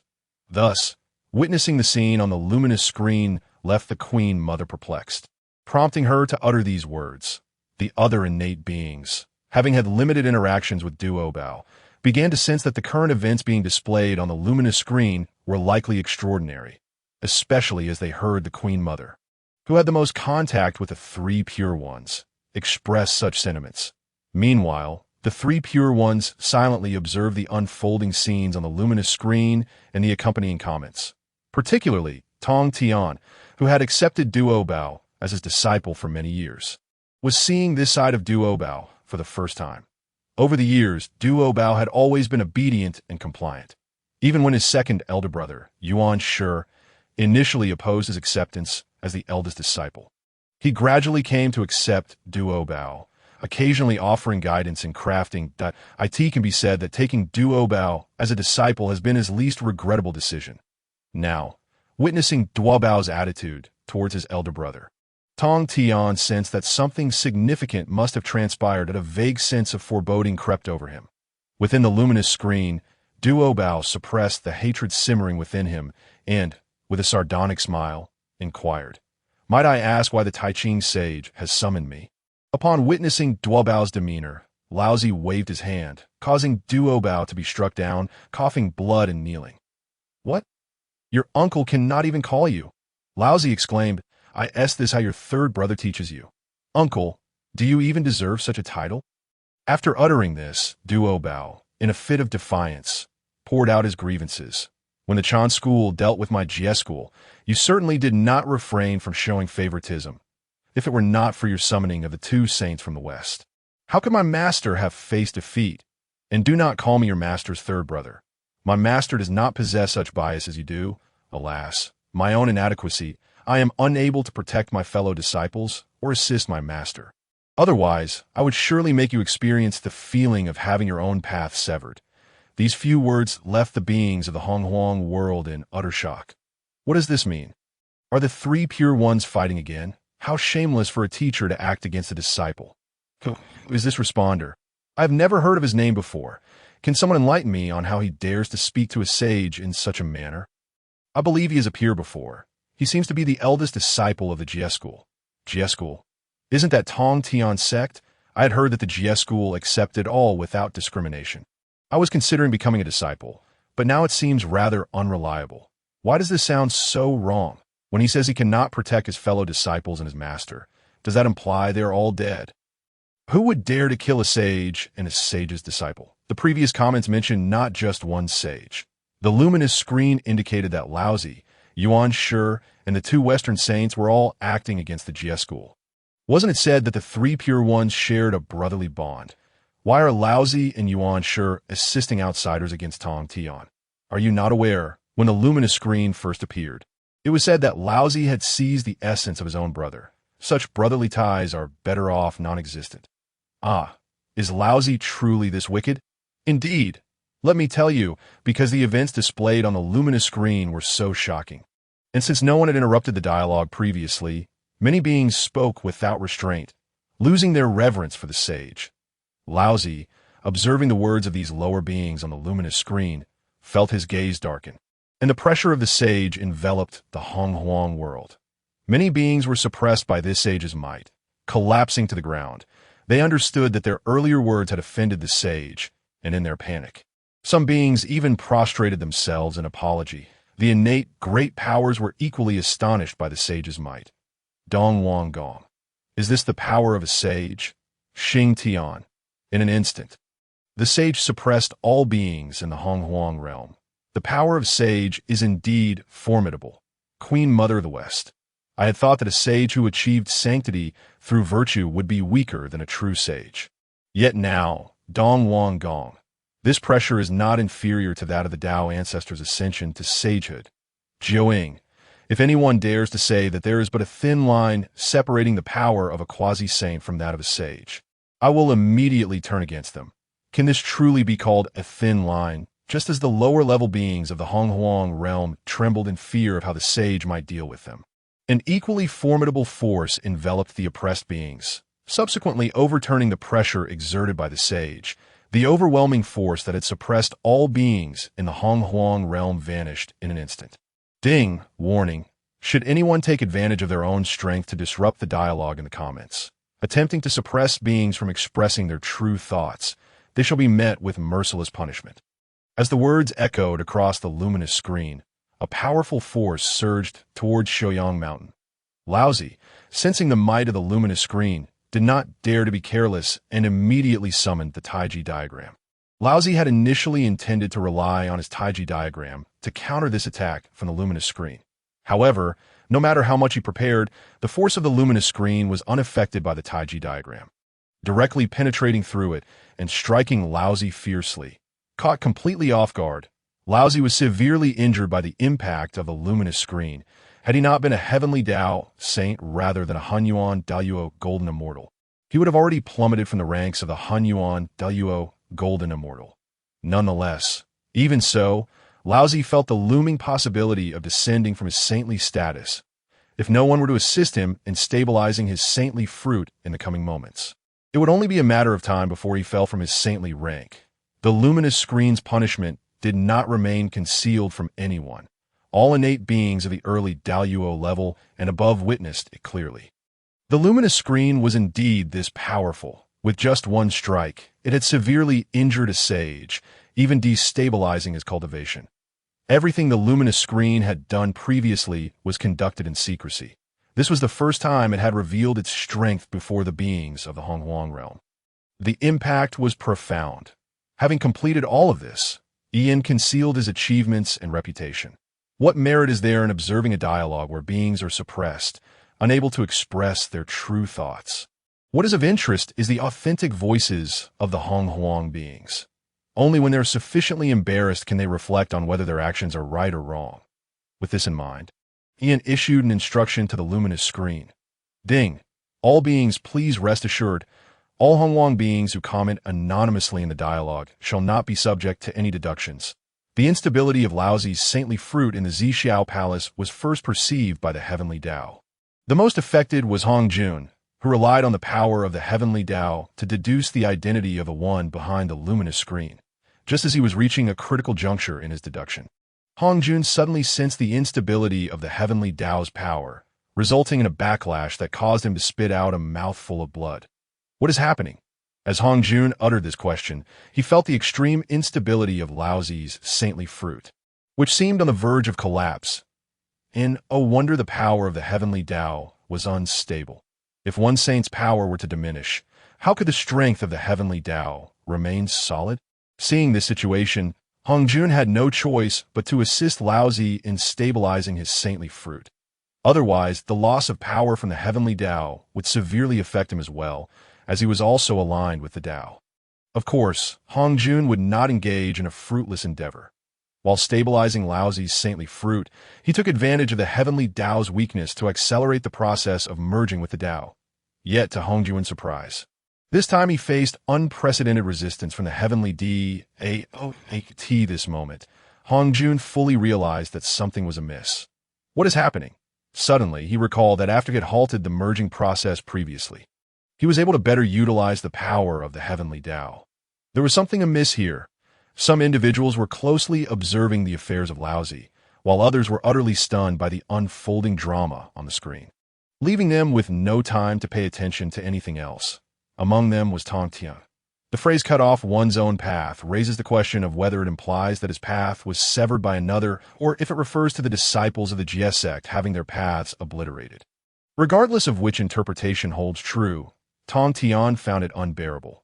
Moreover, the screen revealed that his elder brother, second brother, and the two saints of the West were jointly attacking him. What had the Jie sect done to warrant the combined assault of four esteemed sages? What events had transpired here? In Yushu Palace atop Kunlun Mountain, Yuanshi was equally perplexed by the scenes displayed on the screen. During this time, the bond between Yuanshi and Tongtian was exceedingly strong, especially after discovering that both of their origins had been pilfered by their elder brother. They regarded each other as the only trustworthy brothers among the siblings, and their relationship flourished rapidly. At this moment, the ideological rift between Tongtian and Yuanshi had not yet widened significantly. Furthermore, the screen had already exposed Laozi's theft of their origins, and Tongtian, having just ascended to sainthood, had not recklessly taken on disciples, thus avoiding chaos in Kunlun Mountain. The early separation had, paradoxically, created a distance that allowed their bond to enter a honeymoon phase. Within the screen, regardless of the external circumstances, the narrative within the screen continued uninterrupted, projecting further scenes. Laozi, observing the resentment from Tongtian's duobao, suddenly smiled. The Jie sect is now but a mere shadow of its former self. Do you not consider the fate of the Jie sect? Hearing Laozi's cryptic words, Duobao felt a twinge of wariness. What are you trying to convey? I wish for you to join the Western sect. You must be dreaming. Duobao's refusal was resolute. Even if the Jie sect were to dwindle into insignificance, he would forever remain its foremost disciple and would never betray his sect. Do not be so hasty in your refusal. Laozi seemed to be convinced that his next words would compel Duobao to agree. In the midst of the divine war, The Jie sect faced near annihilation, and the situation for the Chan sect was hardly better. Conversely, the Western sect had absorbed talents from both the Jie and Chan sects. In the future, the Western sect was destined to flourish, and I need you to sow discord within its ranks, preventing them from uniting as one. Ha ha ha. Master Uncle. The two saints of the West have just assisted you in dealing with my master. And now you wish for me to divide the Western sect? Given the shifting tides, even the most capricious of the two saints would bow before you. Duo Bao's words dripped with sarcasm, yet Laozi did not chastise him. Instead, he lapsed into silence, seemingly awaiting Duo Bao's change of heart. The segment displayed on the screen was not particularly lengthy, even significantly shorter than the previously utilized narrative by the questioner. However, the revelations contained within were astonishing enough to shock the world.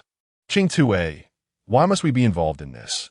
Inha, it is truly hard to fathom the authenticity of these events. Zujian, the depths of this matter are unfathomably profound. The innate saints, wary of openly criticizing Laozi, nevertheless increased their vigilance against him after viewing the video. It appeared that the seemingly uncontentious and nonchalant Laozi had orchestrated a great deal behind the scenes. Now it seemed evident that Laozi was not as passive as he had outwardly portrayed. The innate saints, mindful of their reputations being broadcasted on the screen, hesitated to speak harshly. In contrast, the ordinary beings of the Hongyun realm, previously shielded by the screen, had no such reservations, especially after the screen had previously warned them. It now assured ordinary beings of the Hongyun realm that their words would remain untraceable, even to the saints. With the screen's endorsement, the beings of Hongyun became animated. I have always heard of the harmonious relationship among the Sanqing. Now, seeing the scene on the screen, is this what they call a good relationship? If this is considered a good relationship, then there are no bad relationships in the entirety of Hongyun. Poor Tongtian, he was previously robbed of his origin by his own brother, and now he learns that he will be plotted against by him, leading to the destruction of his sect. Encountering such a brother, Tongtian truly has fallen into misfortune. This is no mere brotherly relationship. It borders on that of mortal enemies. To secretly conspire against one's younger brother is beyond comprehension. I once greatly admired the Taiji saint. As they read the barrage of comments from the beings of Hongyun, the individuals involved in the narrative felt a tumultuous array of emotions. Yuanshi, having witnessed the events on the screen, remained utterly bewildered as to how he and his third brother could have descended to such a state of mutual destruction. Both were grievously injured, and in the end, it merely benefited the Western sect. How had they come to such a point? Yuanshi found it incomprehensible on Janeo Island. Tongtian gazed at the unfolding events on the screen. Do you truly despise me so, dear brother? What is the reason behind it? Why? I'm also your brother. Tongtian was filled with resentment. If it were true that his elder brother had stolen the origins of him and the second brother for his own cultivation, what then was the motive behind the scenes projected on the screen? Why did his elder brother assist the second brother, yet not extend the same aid to him, even seeking to obliterate the Jie sect? What had he done to deserve such meticulous scheming from his elder brother? The events unfolded too rapidly and too densely. Merely a century ago, they had been close brothers, yet within less than 100 years. Tongtian learned that his original loss stemmed from his elder brother's theft at the time of his inception. He subsequently discovered that his chief disciple had joined the Western sect. Now, he realized that his Jie sect had been destroyed by a coalition of his elder brother. The second brother and the two saints of the West, his elder brother had unhesitatingly chosen to assist the second brother over him. Moreover, his foremost disciple, Duo Bao, joining the Western sect could very well be a scheme orchestrated by his elder brother. Tongtian, once possessing the calm demeanor expected of a sage, found his composure shattered. Unbeknownst to him, seeds of inner turmoil had begun to take root within the demon realm. Luo Ho seemed to sense something amiss and glanced towards the east. Things were getting interesting. With these events being prematurely revealed, both the heavenly Tao and Hongjun had ample cause for concern. Time within the screen continued to pass. 1 year, 2 years, 3 years, 5 years, 10 years, until Duo Bao, his voice hoarse, finally spoke. Very well, I agree. The scene drew to a close, yet was not entirely finished.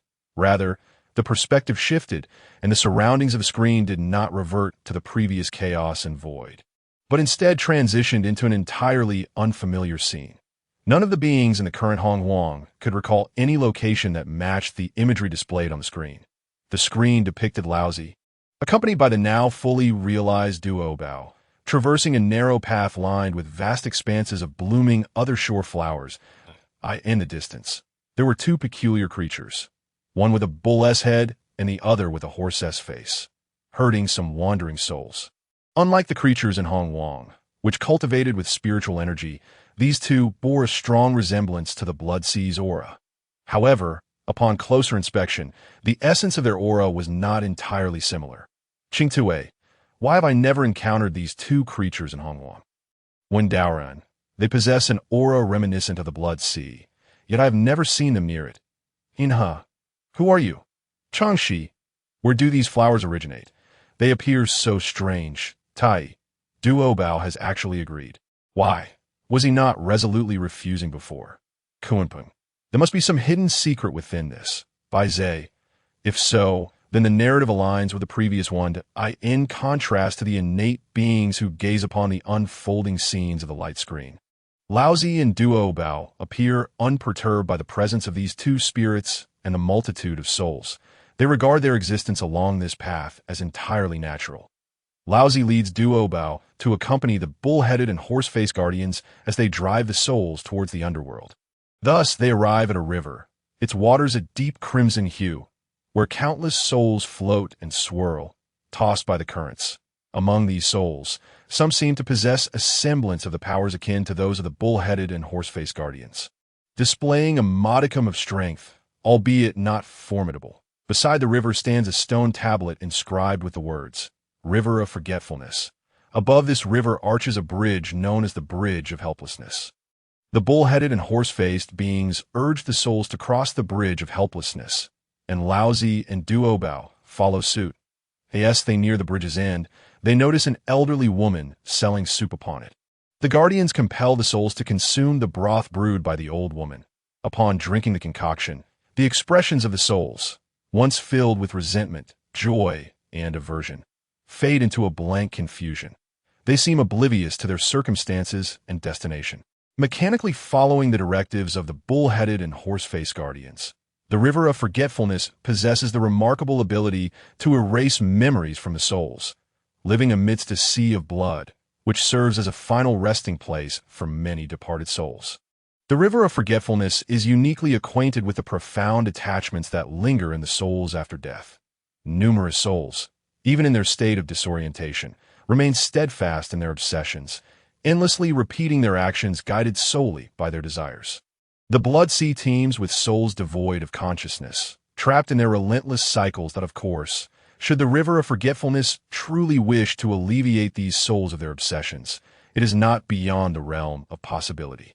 Albeit a rather cumbersome endeavor, in the world of primordial chaos, if anyone could effortlessly resolve the soul's attachments with a mere bowl of soup, it would likely be the alchemical master, the supreme sage of Taiji. Zhan Yuanzi pondered, why have I never encountered this place in the primordial realm? He felt an inexplicable connection to this locale, yet upon reflecting on his travels through the primordial chaos, he realized he had never discovered such a peculiar sight. Thus, he spoke up on the light screen, seeking to identify this place, but no one could provide an answer. Fuxi remarked, I too have never laid eyes upon this land. I wonder where it might be. Rusho added, Elder brother, I cannot shake the feeling that this place is particularly suited for our witch clan survival. Zhu Rong questioned, is it truly suitable? It appears quite promising. Chang Liang declared, if it is indeed suitable for us, we must reclaim this territory. The discussion among the various clans of the Pangu temple grew fervent, oblivious to the fact that Ho Tu had been staring intently at the light screen since the scene had unfolded. Xian Ming was the first to notice something amiss with his younger sister.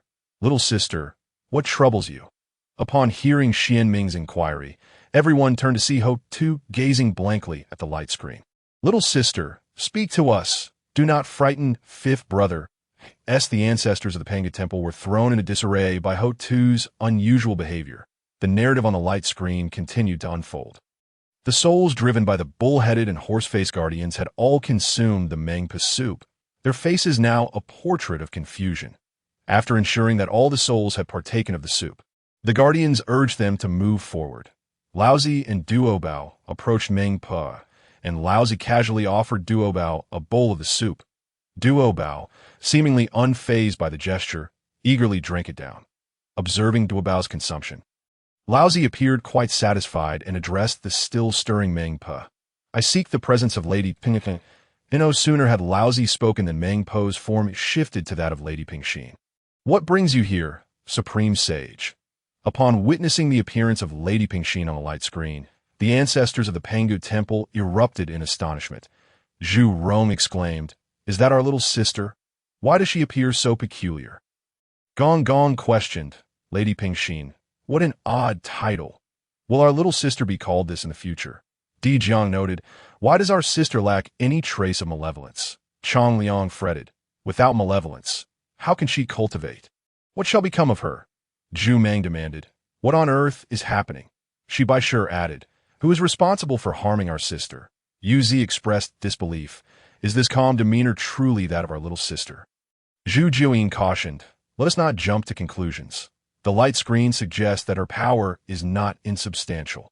The urgency among the witch clan was palpable, for the resemblance between Lady Pingxin and the innate Dao body of the ancestor Ho Tu was striking. Aside from differences in adornments and attire, there appear to be no discernible distinctions. Those powerful beings who had encountered the ancestor Ho Tu in the primordial realm were taken aback at the sight of Lady Pingxin. Kuan-Ping questioned, "Is this composed individual truly akin to a witch ancestor?" Zhu Rong retorted, "Kuan-Ping, what do you imply?" Zhuangmu observed, "The developments on the light screen grow increasingly bizarre." Zhun Yuanzi reiterated, "I cannot shake the feeling that this place resonates with my Dao. Yet I have never encountered it in the primordial realm." Bai Zhe remarked, "Why does the appearance of the ancestor Ho Tu resemble that of a sage?" Fei Yin queried, "Is this some sort of jest? Did the Dao ancestor not proclaim that the witch clan could never attain sagehood?" Gong Gong countered, "Who claims that our witch clan cannot achieve sagehood? It is merely the idle fears of that old man Hongjun." Chong Liang exclaimed, "Our little sister has indeed become a sage. Our witch clan shall have a sage in the future." Yu Zi proclaimed, "With our little sister's ascension, the calamity of the demon witches shall surely culminate in victory for our witch clan." Chong Liang laughed heartily. "I knew that the world left by our father god would ultimately be governed by our witch clan." See, Hitai interjected, "Becoming a sage does not equate to your victory. Such dreams are futile.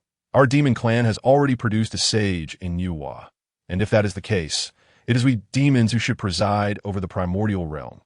Tian Wu chimed in, "The demon clan possesses no right to contest the world left by our father god. It is truly shameless." Instantly, the demon and witch clans fell into a heated argument, yet within this unfolding narrative, some had begun to notice other significant information. Fuxi mused, "Previously, the light screen revealed the calamity of the Fengshen, and now Laozi has mentioned the term Fengshen. Could this signify the occurrence of the Fengshen calamity?" Fuxi continued, "If this is the case, it would explain why the primordial Taoist granted such treasures to Jiangxia, even bestowing the Qilin's child, the Sea Feng, upon him."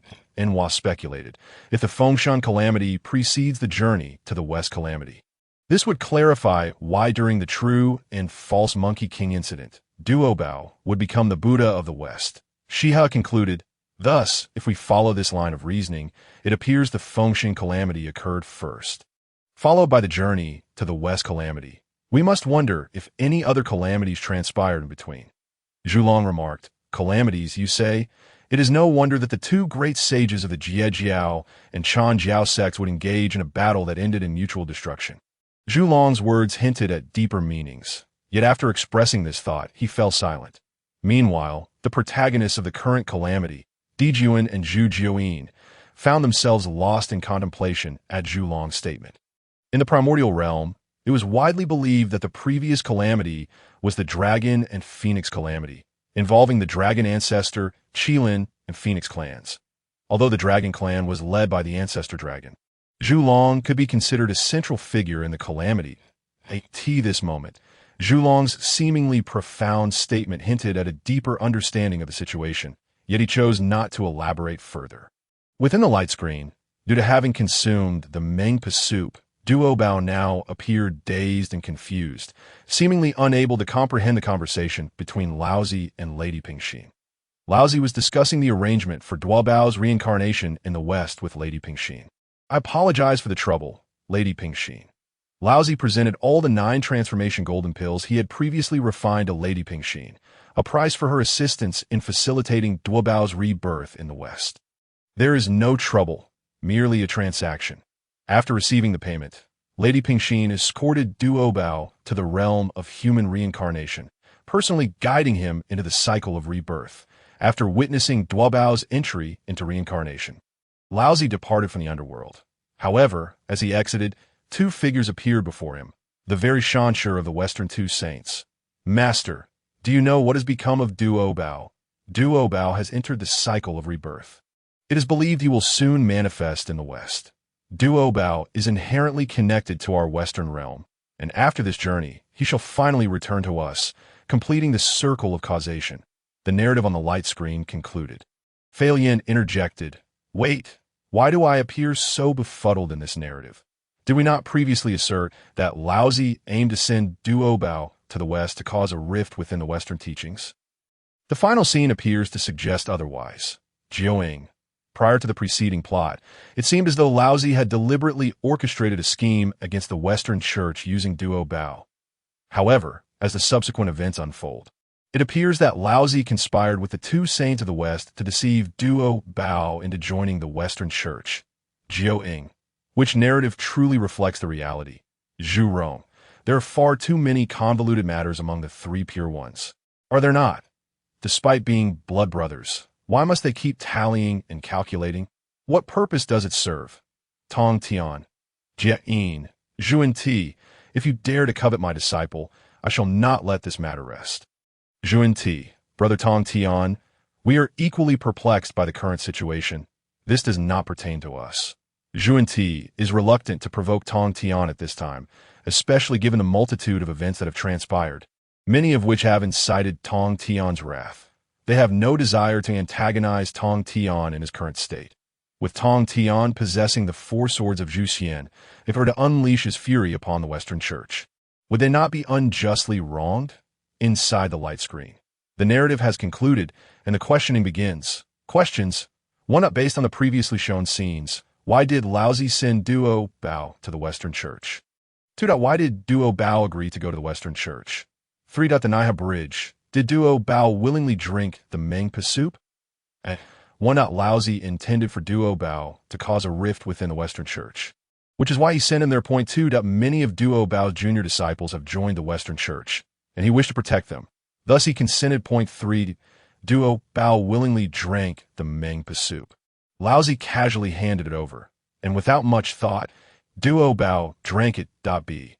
1. Laozi secretly colluded with the 2 saints of the West to send Duo Bao to the Western Church as the Buddha of the West, using deception to lure him there. 2. Many of Duo Bao's junior disciples are in the Western Church, and he wished to safeguard them. 3. It was not voluntary. He was momentarily under Laozi's control and drank it in a daze when it was handed to him. C. 1. Laozi harbors a deep-seated hatred for the Jie sect and refuses to grant them any opportunity for resurgence. Thus, he meticulously orchestrated this situation to ensure that the exceptionally gifted Duo Bao must leave the Jie sect. 2. After his master ingested the fallen saint pill, Duo Bao wished to go to the Western Church to seek a remedy for his master. 3. Drinking the Mengpa soup was voluntary. Duo Bao understood that to enter reincarnation, he must undergo this tribulation, and thus, when Laozi presented the soup, he drank it decisively. 1. Laozi recognized that his actions had irrevocably severed ties with his 3rd brother, and he was unwilling to grant the Jie sect any chance for revival. Therefore, he resolved to swiftly reach an agreement with the 2 saints of the West to send off the Jie sect's eldest disciple, Duo Bao, extinguishing the last glimmer of hope for the Jie sect's resurgence. 2. With the Jie sect's demise, Duo Bao sought to secretly accumulate strength for the Jie sect to restore its former glory, hence he feigned agreement. 3. It was not voluntary.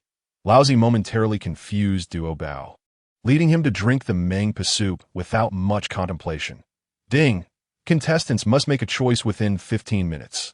Otherwise, it will be considered a forfeit, and the question will be answered by the beings of the Hongyun. Dong Wanggong. This choice is undoubtedly the most intriguing among all the options presented on the light screen. Qua Fu. I am curious as to which answer is truly correct. Xing Tian. What is there to be curious about? Regardless of which answer is correct, it merely serves to demonstrate that Laozi is not a virtuous being, scheming against his own brothers. The saints are no better. In contrast to their discussions, many others have focused on a particular item mentioned in the light screen options. Baize. What is the fallen saint pill? Yang Shang. From the literal interpretation. It seems to be a pill capable of causing a saint's downfall. Niwa. The fallen saint pill? A pill for the downfall of saints. Dong Wanggong. The light screen specifically mentions that Duo Bao sought the antidote to the fallen saint pill in the Western Church. Could it be that this item was concocted by the two saints of the West? Jean. Insolence. How dare you sully the name of the saints? Our Western Church has never possessed such a fallen saint pill. Juan Ti. My brother and I are not adept in alchemy, let alone anything like a fallen saint pill. Moreover, if our Western Church truly possessed such a thing, how could we have fallen to such a state? Jie Yin's words carry weight and merit, prompting deep contemplation. Their lack of skill in alchemy indirectly implies that those capable of creating the fallen saint pill are indeed adept alchemists, in the vast expanse of Hongyun. Who does not recognize the unparalleled alchemical prowess of the Taiping saint? Tai. The light screen states that Tongtian ingested the fallen saint pill. Does this imply that after that cataclysm, Tongtian is no longer a saint? Zhen Yuanzi. Did not the Tao ancestor once declare that saints are untouched by cause and effect? How could one fall from saintly status due to a single calamity? Changxi. It is merely one calamity. How could it lead to such dire consequences? Shihi.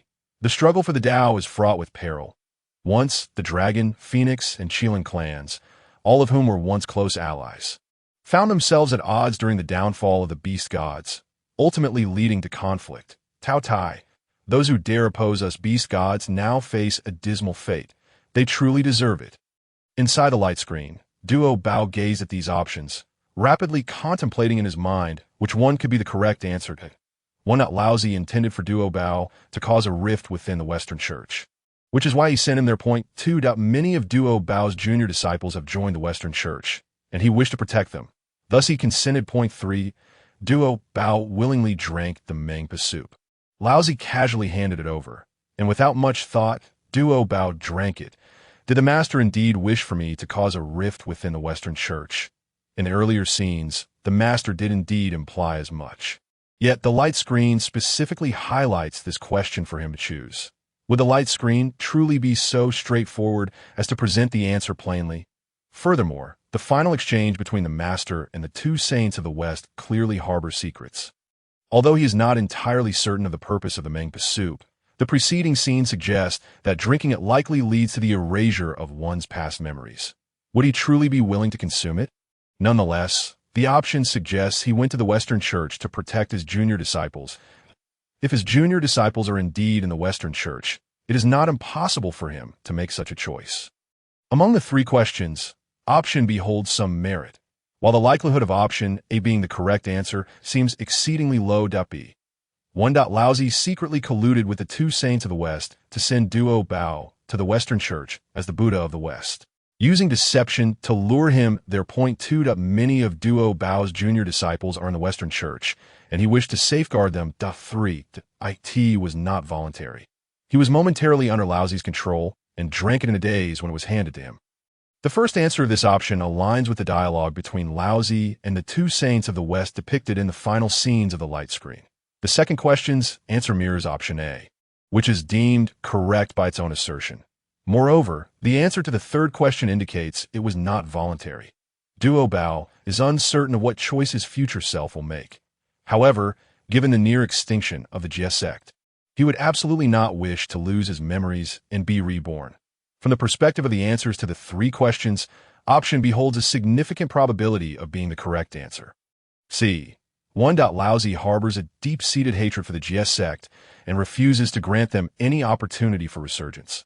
Thus, he meticulously orchestrated this situation to ensure that the exceptionally gifted duo Bao must leave the GS sect.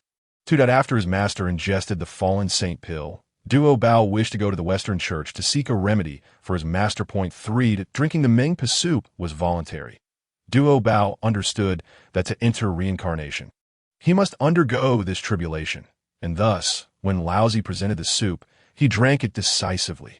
The mention of the fallen saint pill in this option is not referenced in the light screen.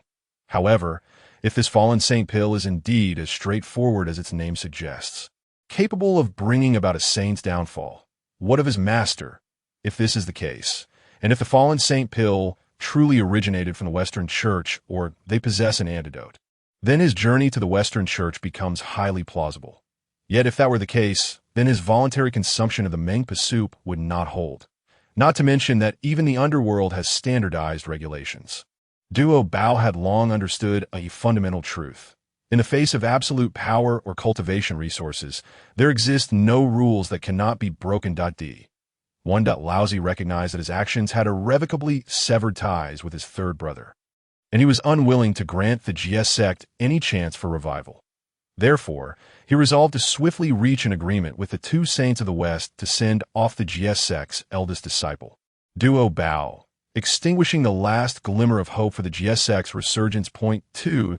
With the GS sect's demise, Duo Bao sought to secretly accumulate strength for the GS sect to restore its former glory. Hence he feigned agreement. 3. It was not voluntary. Laozi momentarily confused Duo Bao, leading him to drink the Mengpa soup without much contemplation.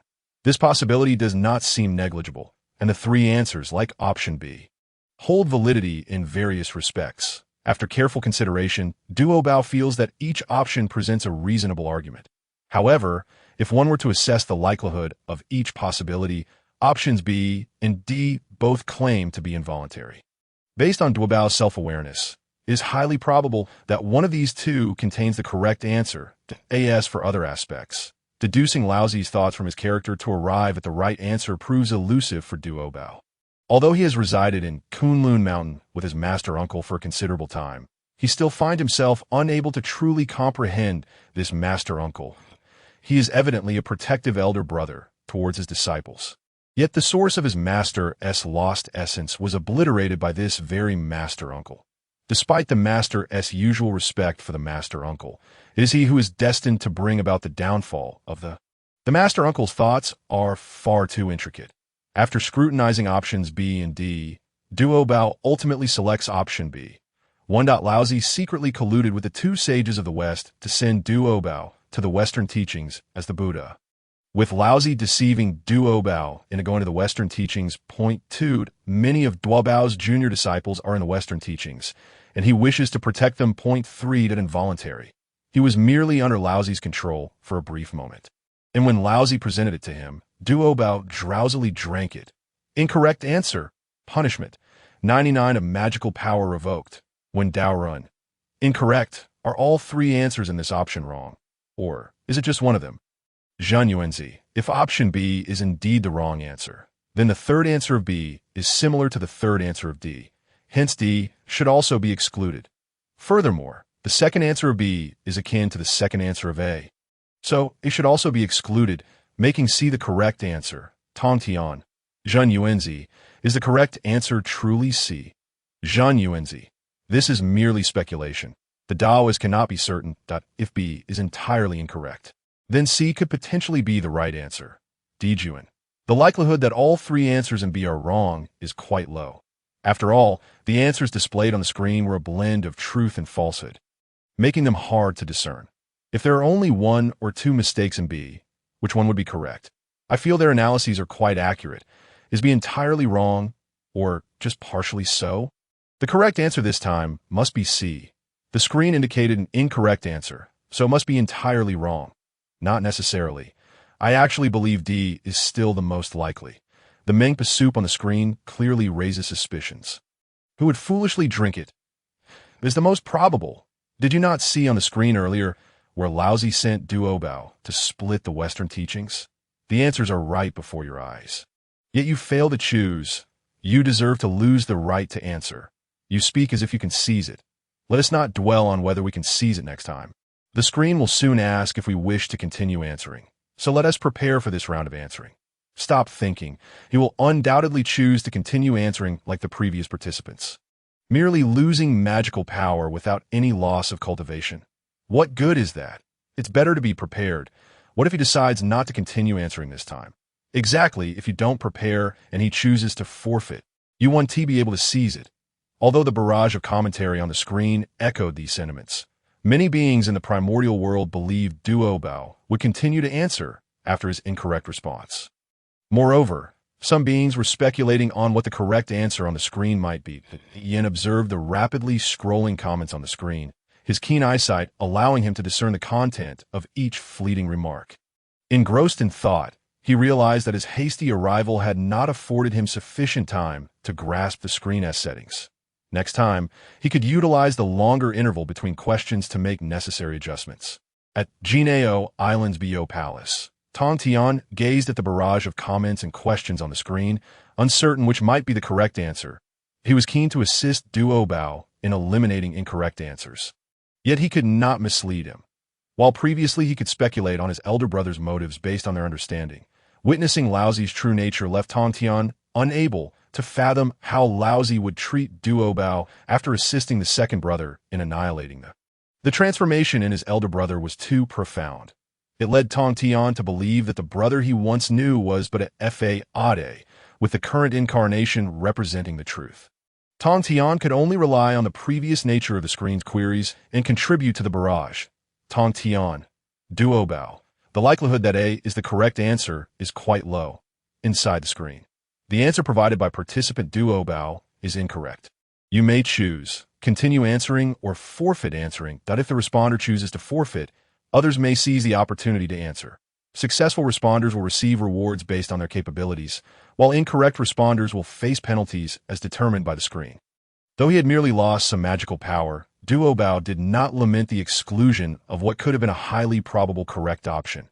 Although he had entertained the idea of answering correctly, the likelihood was too slim. Thus, he was prepared for an incorrect response. Yes, soon as the question emerged on the screen, Duobao opted to continue answering.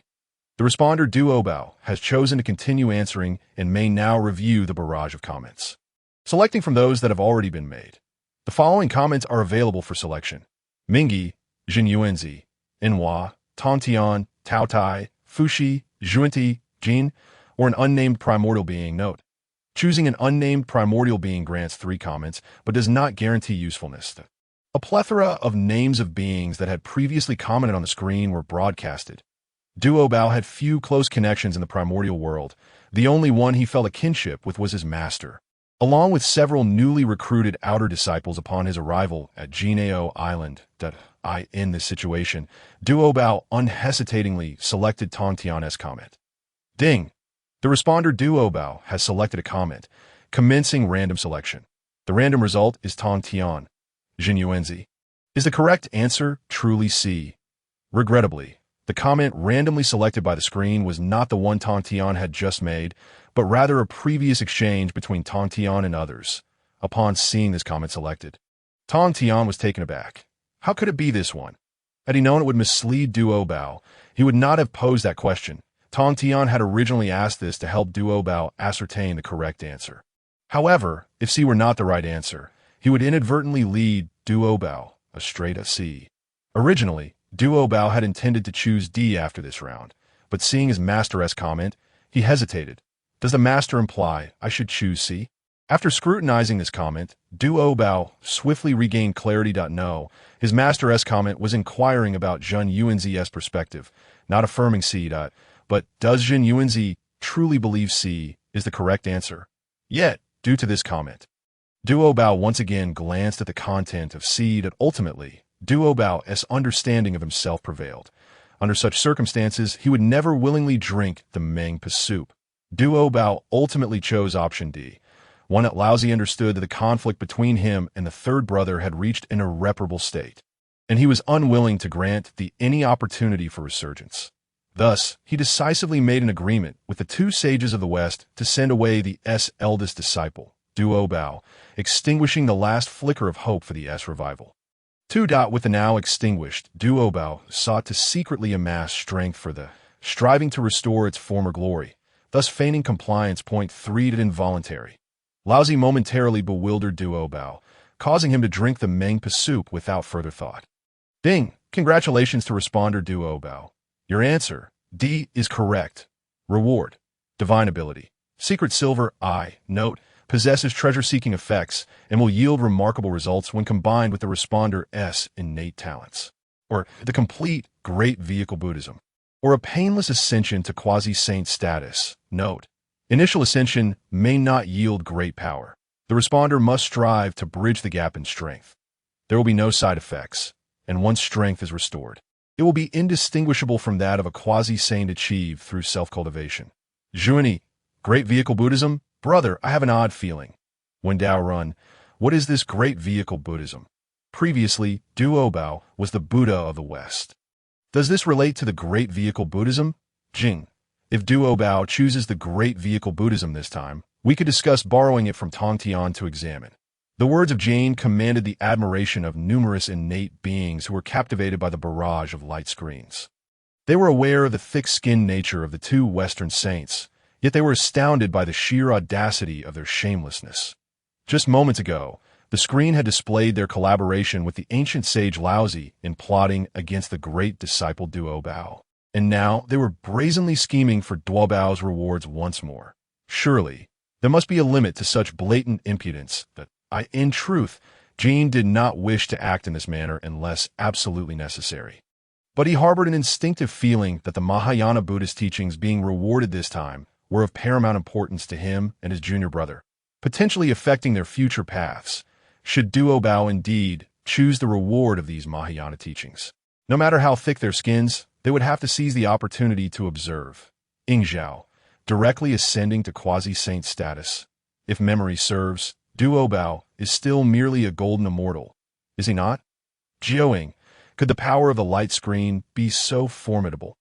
To elevate a mere golden immortal to quasi-saint status in an instant due to a reward, Dong Wanggong.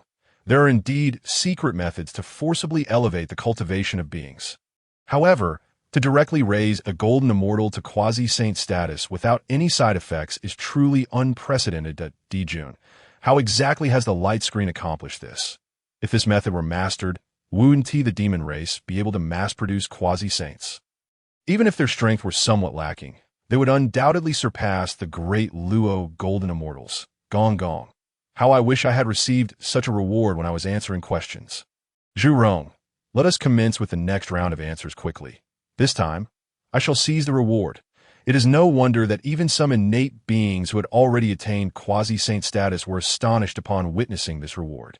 Although there have been instances where the light screen transformed a great Luo golden immortal into a quasi-saint, that individual was the revered Hongyun, who had been stripped of his cultivation by the light screen.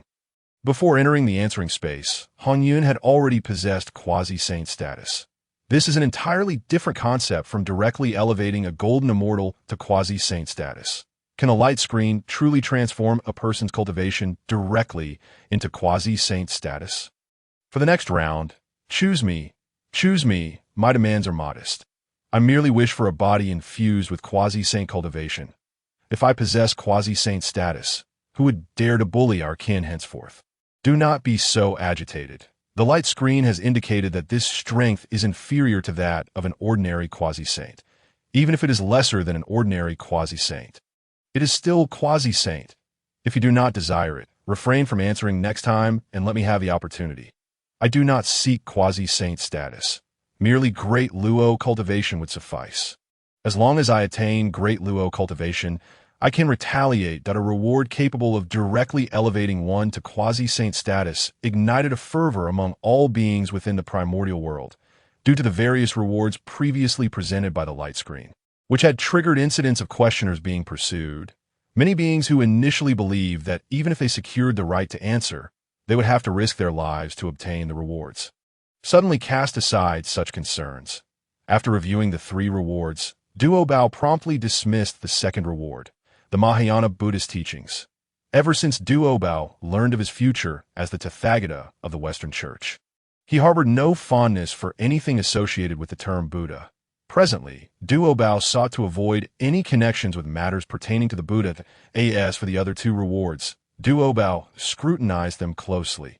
The eye of mystic silver, and the painless ascension to quasi-saint status. Compared to the direct elevation to quasi-saint status, Duobao found himself far more intrigued by the eye of mystic silver, as the foremost disciple of thee and the grand disciple of a saint.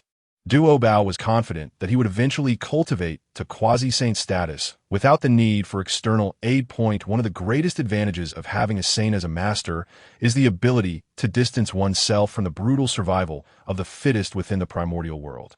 Even though Duobao was currently merely a golden immortal, no stronger beings would come to trouble him or seize his opportunities. Thus, Duobao could freely choose the reward he most urgently required at this moment. Having realized what he truly needed, Duobao decisively selected the eye of mystic silver. Upon making a selection, a beam of golden light descended upon him. All the beings observing the light screen witnessed that as the golden light enveloped Duobao's form, his eyes transformed to a resplendent gold. Before they could discern the effects of the eye of mystic silver, Duobao was abruptly transported away by the light screen, suddenly thrust back to Jinao Island. Duobao immediately noticed the diverse, subtle, and robust earthy yellow auras present on the island.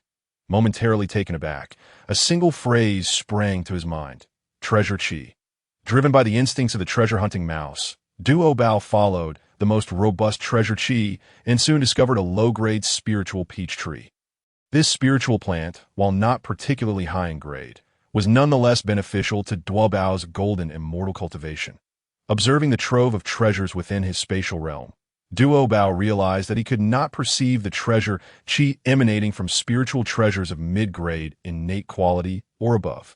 While he could easily see the auras of lower-grade treasures, such as low-grade innate or postnatal treasures, he surmised that this was likely related to his current level of cultivation. Perhaps, as he advanced in his cultivation realm, he would be able to perceive even more treasures and their corresponding treasure queue. As Duobao experimented with the eye of mystic silver, the light screen progressed to the next stage. Ding! The third round of answers begins. Ding! Nuwa has successfully answered and become the questioner. It is the goddess. Goddess, it is you who has secured the right to answer this time. How impressive! Another saint has attained the right to answer. Previously, the saint of Tongtian seized it, resulting in a revelation that his biological brother had stolen the essence of his biological sibling. What might be uncovered this time? Fuxi, sister, Ingzhao. Our Nuwa has gained the right to answer. My demon clan's influence has grown once more. Xingqian. That is not certain. I recall that Nuwa has not visited the demon clan since her sanctification. Xiang Lu. The demon clan is prone to self-deception. Ling Zhuzi. You must not speak ill of our goddess. Xingtian. Who is this wretch? How dare they command my witch clan? Ling Zhuzi. I am the goddess's attendant. Not some wretch, should you speak ill of the goddess. I shall report you. Xingtian. Ill words? Which of my statements is not the truth? Within the light screen. Ding! Congratulations to Nuwa for becoming the questioner. Please choose. Past, present, future. Could she truly choose all three? Nuwa was taken aback to find herself able to select from all three options. Reflecting upon her journey thus far, she believed it had been smooth sailing, as during the tribulations of the dragon and phoenix. When the three clans battled fiercely, she remained unscathed in the east, sheltered by the protective presence of Mount Buzhou. Upon attaining sainthood, she was fortunate to become the close disciple of the Tao ancestor and was granted a wisp of primordial purple energy, becoming one of the 6 ordained saints. Even when faced with difficulties during her cultivation, solutions would present themselves. Despite the guidance of primordial purple energy, she encountered no significant obstacles on her path to sanctification. Yet, in the present, past, and future, she found there were still matters shrouded in secrecy or schemes against her. After a moment of contemplation, Nuwa chose present. She was currently embroiled in the calamity of the demon and witch clans. Although her teacher had once claimed, saints are not entangled with cause and effect, and calamities do not ensnare saints, She had witnessed during the previous light screen scenes that the disciples of the created by the saint of Tongtian would face dire fates. Even saints themselves might find themselves anxious about their futures after consuming the elixir of fallen saints. Prior to her sanctification, Nuwa was the queen of the demon clan. Yet now, having become deeply enmeshed in the calamity of the demon and witch clans, she found it challenging to extricate herself. With Nuwa's choice made, the void surrounding the answering space gradually shifted into a scene within the primordial world. This particular scene was situated at Shoyang Mountain. Zhuan-Ti, Shoyang Mountain. This seems to be the current dojo of her eldest brother, Dong Wanggong. Could this possibly be related to the ancient sage Laozi? Tai-E. It seems not. The light screen does not display Laozi. Ming-He. That appears to be the human race. Tai-E. It is not only the human race, but also a human tribe. Bai Zhe. Living at Shoyang Mountain. These humans must be quite astute. With Laozi, the leader of the human teachings, in Shoyang Mountain, they will undoubtedly avoid formidable foes, allowing their tribe to develop steadily. It is little wonder Bai Zhe praises the humans for their cleverness. Within the light screen, the camera gradually focused on the human tribe at the foot of Shoyang Mountain. These humans lived a life of hunting, appearing to thrive in a seemingly flourishing manner. Xianming. Is this the tribe created by the saints? They appear rather feeble. Jumang. If the tribe created by Nuwa is so weak, how could my witch clan, being so powerful, not achieve the same? Yuzi. What is there to admire in such a feeble tribe? Why does the light screen even showcase them? Dijun. Nuwa personally created the human race. Perhaps this scene is related to them. Changshi. The humans seem not to have spoken in the barrage. They likely have not even reached the golden immortal level. Suirun. Changshi. The humans actually possess a golden immortal. Names appearing in the barrage indicate at least a golden immortal level of cultivation. Suirun was taken aback to find that his silence, devoid of any utterance, was somehow broadcasted upon the luminous screen. Could it be that the demon clan harbored resentment against the human race because of this? The current human race was exceedingly weak, truly unable to withstand the tribulations imposed by a formidable clan like the demons. Jiaoying remarked, merely a golden immortal. Hardly worth mentioning. In truth, this was not the case. Bai Zhe responded, after all, this race was created by the revered Nuwa, and it is only natural for those with exceptional talents to fortuitously ascend to the rank of golden immortal. The human race is far too disadvantaged in comparison to the demons, who scarcely regard humans as worthy of their attention. Thus, even when the demons witnessed a human powerhouse appearing in the barrage, they felt no particular concern. Within the luminous screen, one could see the human inhabitants dwelling at the foot of Shoyang Mountain. Although they occasionally sustained injuries while hunting, the presence of a sage in this area meant they had not encountered excessively powerful adversaries, allowing the human populace at the foot of Shoyang Mountain to settle and thrive. Everything was proceeding smoothly until one fateful day when thousands of figures appeared in the skies above Shoyang Mountain.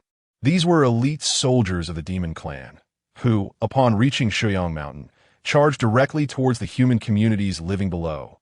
The demon soldiers slaughtered humans indiscriminately, extracting their souls post-mortem. While the human race did possess some strong defenders within their ranks, they were merely at the level of golden immortals, with scarcely a few Tai experts and none at the Luo level. Due to their insufficient cultivation, the human defenders were swiftly vanquished by the demon warriors. The human race had never wronged the demons. Why then were they subjected to such ruthless extermination? Lady Nuwa, save us. Master, Master, please rescue us. Regardless of how fervently the humans pleaded, neither the Master of Humanity nor the Holy Mother Nuwa responded. Thus commenced a massacre directed at humanity. The scenes belonging to Shoyang Mountain gradually diminished on the luminous screen. The chaotic void surrounding the question and answer space was segmented into numerous small narrative fragments, each depicting different locales where humans were being slaughtered. Ultimately, these fragments connected to form a comprehensive portrayal of the entire primordial world, wherein all significant human populations faced assaults from the demon clan. It was then that everyone realized that the massacre at Shoyang Mountain was but the tip of the iceberg of the calamity befalling humanity. Vast human communities across countless regions were also enduring the onslaught of demon soldiers.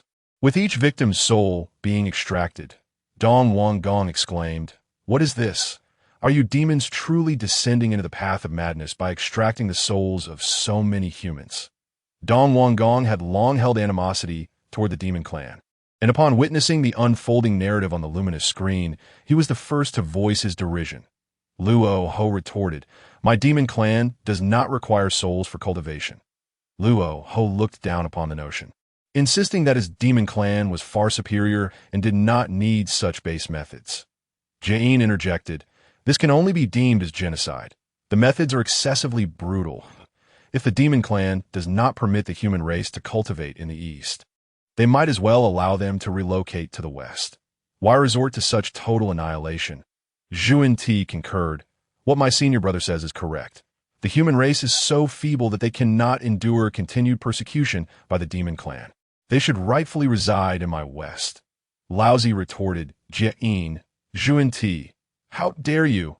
My ascension to sainthood is founded upon the human race. Should they all migrate to the West, it would be greatly detrimental to me. Moreover, based on my prior calculations, many future calamities will involve the human race, and many of my schemes hinge upon them.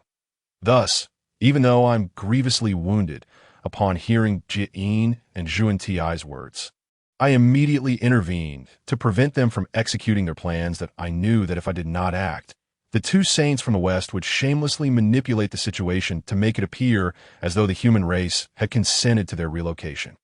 Zhuan Ti replied, "Senior brother, what you are doing is incorrect. You did not come to protect the human race when they were being slaughtered, yet now that they wish to migrate to the West, you still refuse. Are you not forcing the human race toward death?" Zhuan Ti continued, "If this is the case, do you even still consider yourself the master of humanity?" Unfazed by the human race's response, Zhuan Ti and his brother were determined to finalize the matter and intended to lead the human race to the West. Zhuan Ti even accused Laozi, insinuating that he was unwilling to grant the human race a glimmer of hope. Given that Laozi had already fallen out with Yuan Shi, coupled with the previous punishment from the luminous screen, he was currently preoccupied with his own troubles and had no time to confront them. Therefore, Zhuan Ti felt emboldened, even daring to openly criticize Laozi in the barrage at tea times. The two saints from the West found the appearance of the luminous screen quite advantageous, even though it unveiled many of their future misdeeds and created numerous adversaries for them. It also exposed the actions of the three purities, successfully leading to their schism. With the three purities divided and Yuhua remaining solitary, the two of them had thus become the most powerful entities among the saints. Inside the luminous screen, Yuhua was astonished by the unfolding scenes. Although she had spent most of her time in the Wanggong Palace after attaining sainthood and seldom ventured into the primordial world, she still held a degree of affection for the human race, a creation of her own. Occasionally, she would observe the development of humanity. Until now, the human race had always thrived. How could they suddenly be on the brink of extermination at the hands of the demon clan? Moreover, when the human race called out to her for aid, why did she not intervene? Had the humans done something to offend her? After all, they were the foundation of her own ascension. She could not possibly turn a blind eye to their annihilation. Yuhua felt an unsettling sense that something had been overlooked. Just then, the surrounding scenery shifted, and the previous depiction of the human race's plight vanished in an instant, as the imagery coalesced once more.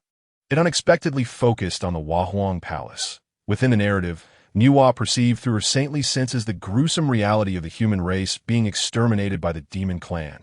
Dijun, Tai, how dare you? Just as Yuhua was about to intervene, the moment her saintly power was unleashed, 5 saints materialized before her, blocking the power she had just wielded. Upon seeing the sudden arrival of the 3 purities and the 2 saints from the West, Yuhua was gripped by a sense of foreboding. Brothers, what is the meaning of this? It was Laozi who spoke first. Sister Yuhua, the external world is not within your purview. Given that you seldom visit the primordial world, it would be best for you to remain in the Wanggong Palace for the time being. Though Laozi's words appeared courteous, they were, in essence, a veiled house arrest. That Yuhua's expression changed dramatically at this. Eldest brother, you are the master of humanity. The human race is currently being slaughtered by the demon clan. Can you not see this? Laozi remained silent. Yuhua immediately turned to Yuan Shi. Yuan replied, "It is the will of heaven. The human race must endure this tribulation to grow." The very foundation of Yuan Shi's teachings was to elucidate the will of heaven, and naturally, he would not contravene it. Seeing that Yuan Shi was unyielding, Niwa turned to Tongtian. "Brother Tongtian, your teachings advocate for granting every being a sliver of hope, and the human race is a part of this existence." Tongtian replied, "Sister Niwa, this is the command of the Master, and he has declared, the demon clan will not annihilate the human race, and the human race shall not perish, since the human race will not be extinguished. It does not contravene the teachings." The two saints from the West echoed this sentiment, asserting that had it not been for the Master's explicit directive, they would not have intervened at all, as the West had no stake in the human race. The extermination of the human race was of no concern to them. They initially planned to journey east to see if they could take advantage of the chaos. After the two saints from the West also asserted, "This is the Master's demand," Niwa found herself compelled to relent in the face of the five saints. The narrative on the luminous screen concluded at this juncture, with no one coming to the aid of the wailing human race. Swearin lamented, "Why? What offense have we, the human race, committed against the demon clan to warrant our extermination?" Ming, he pondered, what secrets does the human race harbor? The creation of beings can lead to sainthood, and the establishment of teachings can also result in ascension. Now, the extermination of an entire race has prompted the intervention of five saints, and there are even hints of the Tao ancestors' involvement. Tao Tai added, "I recall that one of the four protagonists in the previous journey to the West Calamity was indeed of the human race." Jin Yuanzi remarked, "The secrets of the human race are numerous." Ji Meng stated, "Why should we, the demon clan, explain ourselves to humans?" Hongyun questioned, "What secrets lie within the human race?" Xiandu mused, "Perhaps I truly should return to the human race to investigate." The human tribes that had previously lived in tranquility at the foot of Shoyang Mountain were thrown into a state of panic upon witnessing the events unfolding on the luminous screen. Why does the Master not save us? The Master even obstructs the Holy Mother from rescuing us. What wrongs have we, the human race, committed? Why are we being slaughtered by the demon clan while the saints hinder our salvation? In the primordial world, being weak is a sin. I must grow stronger. I must practice the immortal arts. Here, we are at risk of being slaughtered by the demon clan. Can we still continue to reside here? If we cannot live here, where else can we possibly hide? The light screen shows that numerous tribes have encountered similar fates as ours. Apart from a few panicked human tribes, the three ancestors of humanity are also deliberating on how to confront the impending crisis. Yu Chao, Holy Mother. The choice made now indicates that the events displayed on the light screen will soon transpire. We must devise a solution before that occurs. Sui Run. How do we resolve this? If it were merely the demon clan, it would be manageable. However, even the sages have intervened to obstruct the Holy Mother. Currently, aside from the three of us who are Grand Luo Golden Immortals, there are scarcely any formidable experts among humanity. If the Holy Mother does not take action, humanity will not only be incapable of resisting the quasi-saints, but even the demon clan at the Grand Luo Golden Immortal level would overpower us. It appears that relying on the Holy Mother is no longer feasible. Perhaps we should seek refuge with a clan that opposes the demon clan. Z then proposed another idea. Are you suggesting the Wu clan? Upon mentioning a clan opposed to the demon clan, Yu Chao immediately thought of the Wu clan. Z nodded in response. The conflicts between the Wu clan and the demon clan have been numerous, at times even affecting the human tribes. It is impossible to survive in the primordial world without awareness of this. No, Swearin immediately countered upon hearing this. The Holy Mother is the goddess of the demon clan. If we were to ally with the Wu clan, would that not be a betrayal of her? The demon clan is intent on annihilating humanity, and the Holy Mother is unable to save us. If any clan could safeguard us under the sages, it would only be the Wu clan. Z paused for a moment before continuing, "Moreover, are you truly willing to watch our kin perish one by one, just as those displayed on the light screen?" Upon hearing Z's words, Sui Run could only utter, "But we cannot betray the Holy Mother," and fell silent. According to the scenes on the light screen, it was evident that the Holy Mother would not come to their aid. If they were to let events unfold unchecked, humanity would be severely weakened, if not entirely obliterated. Sui Run understood this reasoning. yet could not overcome the turmoil in his heart. As a creation of Nuwa, he held a reverence for the holy mother akin to that of a son towards his mother, observing the tension between Sui Run and Zi. Yu Chao hurriedly intervened to ease the atmosphere. Let us not quarrel, speaking of other matters. Even if we human beings were willing to ally with the Wu clan, it is not as if the Wu clan accepts any clan indiscriminately. They are quite exclusive, and even if we were willing, they may not agree. This statement was made delicately. The Wu clan has always been known for their exclusivity. Even if humanity desired to join the Wu clan, they would undoubtedly be rejected. After all, humanity could offer no assistance to the Wu clan and would merely burden them with the need to protect their kin. After hearing this, Zi sighed and contemplated for a moment before speaking. Do you remember the child I brought back previously? Of course, the child was quite strong. I even remarked that he was a promising candidate for cultivation. Yu Chao noted, observing the unusual expression on Zi's face. What is it? Is there something wrong with the child? He was born of a Wu clan man and a woman from small tribe. What? How could this be possible? Initially, Suiren had been listening to their discussion about the Wu clan with some skepticism, but upon hearing this, he could no longer hold back his shock. The Wu clan could not publicly admit this. They had always claimed that their kin were created from the blood pool, asserting that these individuals were birthed by their ancestral shaman. Consequently, the Wu clan was divided into 12 tribes, each led by one of the 12 ancestral shamans. However, due to the defects in the creation process, while Wu clan men and women could unite, they were unable to bear offspring, which had resulted in a consistently low population for the Wu clan. Nevertheless, the strength of the Wu clan members was formidable, allowing them to contend with the numerous demon clan warriors 3-1 at the same cultivation level. Thus, they could engage in a back-and-forth struggle with the demon clan. Now, the sudden revelation that the Wu clan could produce offspring with humanity left them utterly astonished. Zi, aware of their disbelief, began to recount the circumstances of her discovery of the child and his parents. Zi narrated her experience. The light screen transitioned to the next phase and activated the question mode. Question, based on the previous content displayed on the light screen, deduce why Dao ancestor Hongjun commanded the 5 saints to prevent Nuwa from saving humanity and confined her within the palace of the goddess. A. Nuwa created humanity, and as humanity is the protagonist of the next calamity, it holds the potential to revive the path of sentient beings. Hongjun aims to seize this opportunity to extinguish Nuwa's hope of becoming a saint of the path of sentient beings. B. The path of sentient beings poses a significant threat to the path of heaven. Hongjun seeks to suppress and delay its revival through the demon clan, ensuring that Nuwa does not create chaos at this time, thus ordering her confinement to C. The extermination of humanity is part of Hongjun's scheme. He requires Nuwa to create beings that can attain sainthood, but does not wish for humanity to establish itself within the primordial realm, thus intending to annihilate humanity through the demon clan. D. Once humanity suffers significant losses, it will delay the revival of the path of sentient beings, allowing Hongjun to exploit this opportunity for his own schemes, thereby extinguishing the revival of the path of sentient beings, relegating it forever beneath the path of heaven. Friendly reminder. This is a multiple-choice question.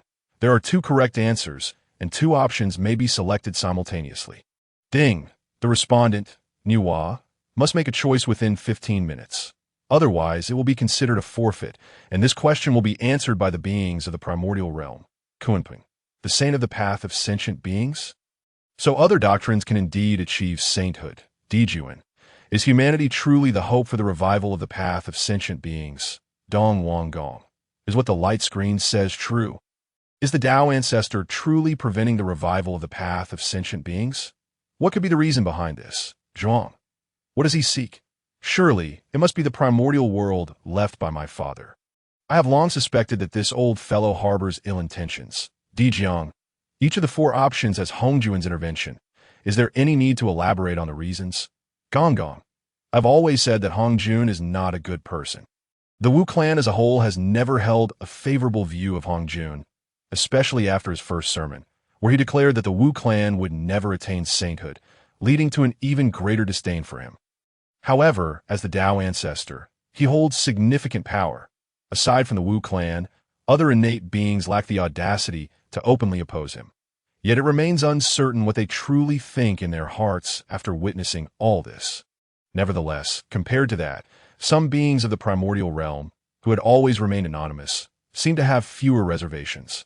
Would the Tao ancestor truly stand by and watch humanity perish because of these matters? Did not the light screen say that the Tao ancestor would not allow humanity to be destroyed? The clan has suffered great losses. What difference does that make compared to outright extermination? So even the exalted Tao ancestor possesses such selfish motives. What is the path of sentient beings? Why does the Tao ancestor prevent it from surpassing the path of heaven? You seem unaware.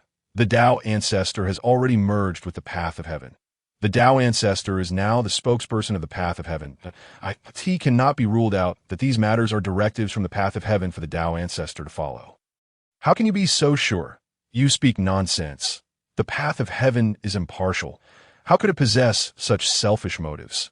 Then consider me to have spoken in vain, based on the previous light screen. I do not perceive the Tao ancestor as a benevolent figure at all within the light screen. Upon seeing the final friendly reminder, Nuwa fell into contemplation. Is this truly a multiple choice question? If she answers one correctly, does that count as a success, or must both be correct for her answer to be deemed accurate? Nuwa was filled with uncertainty, but the light screen offered no clarification.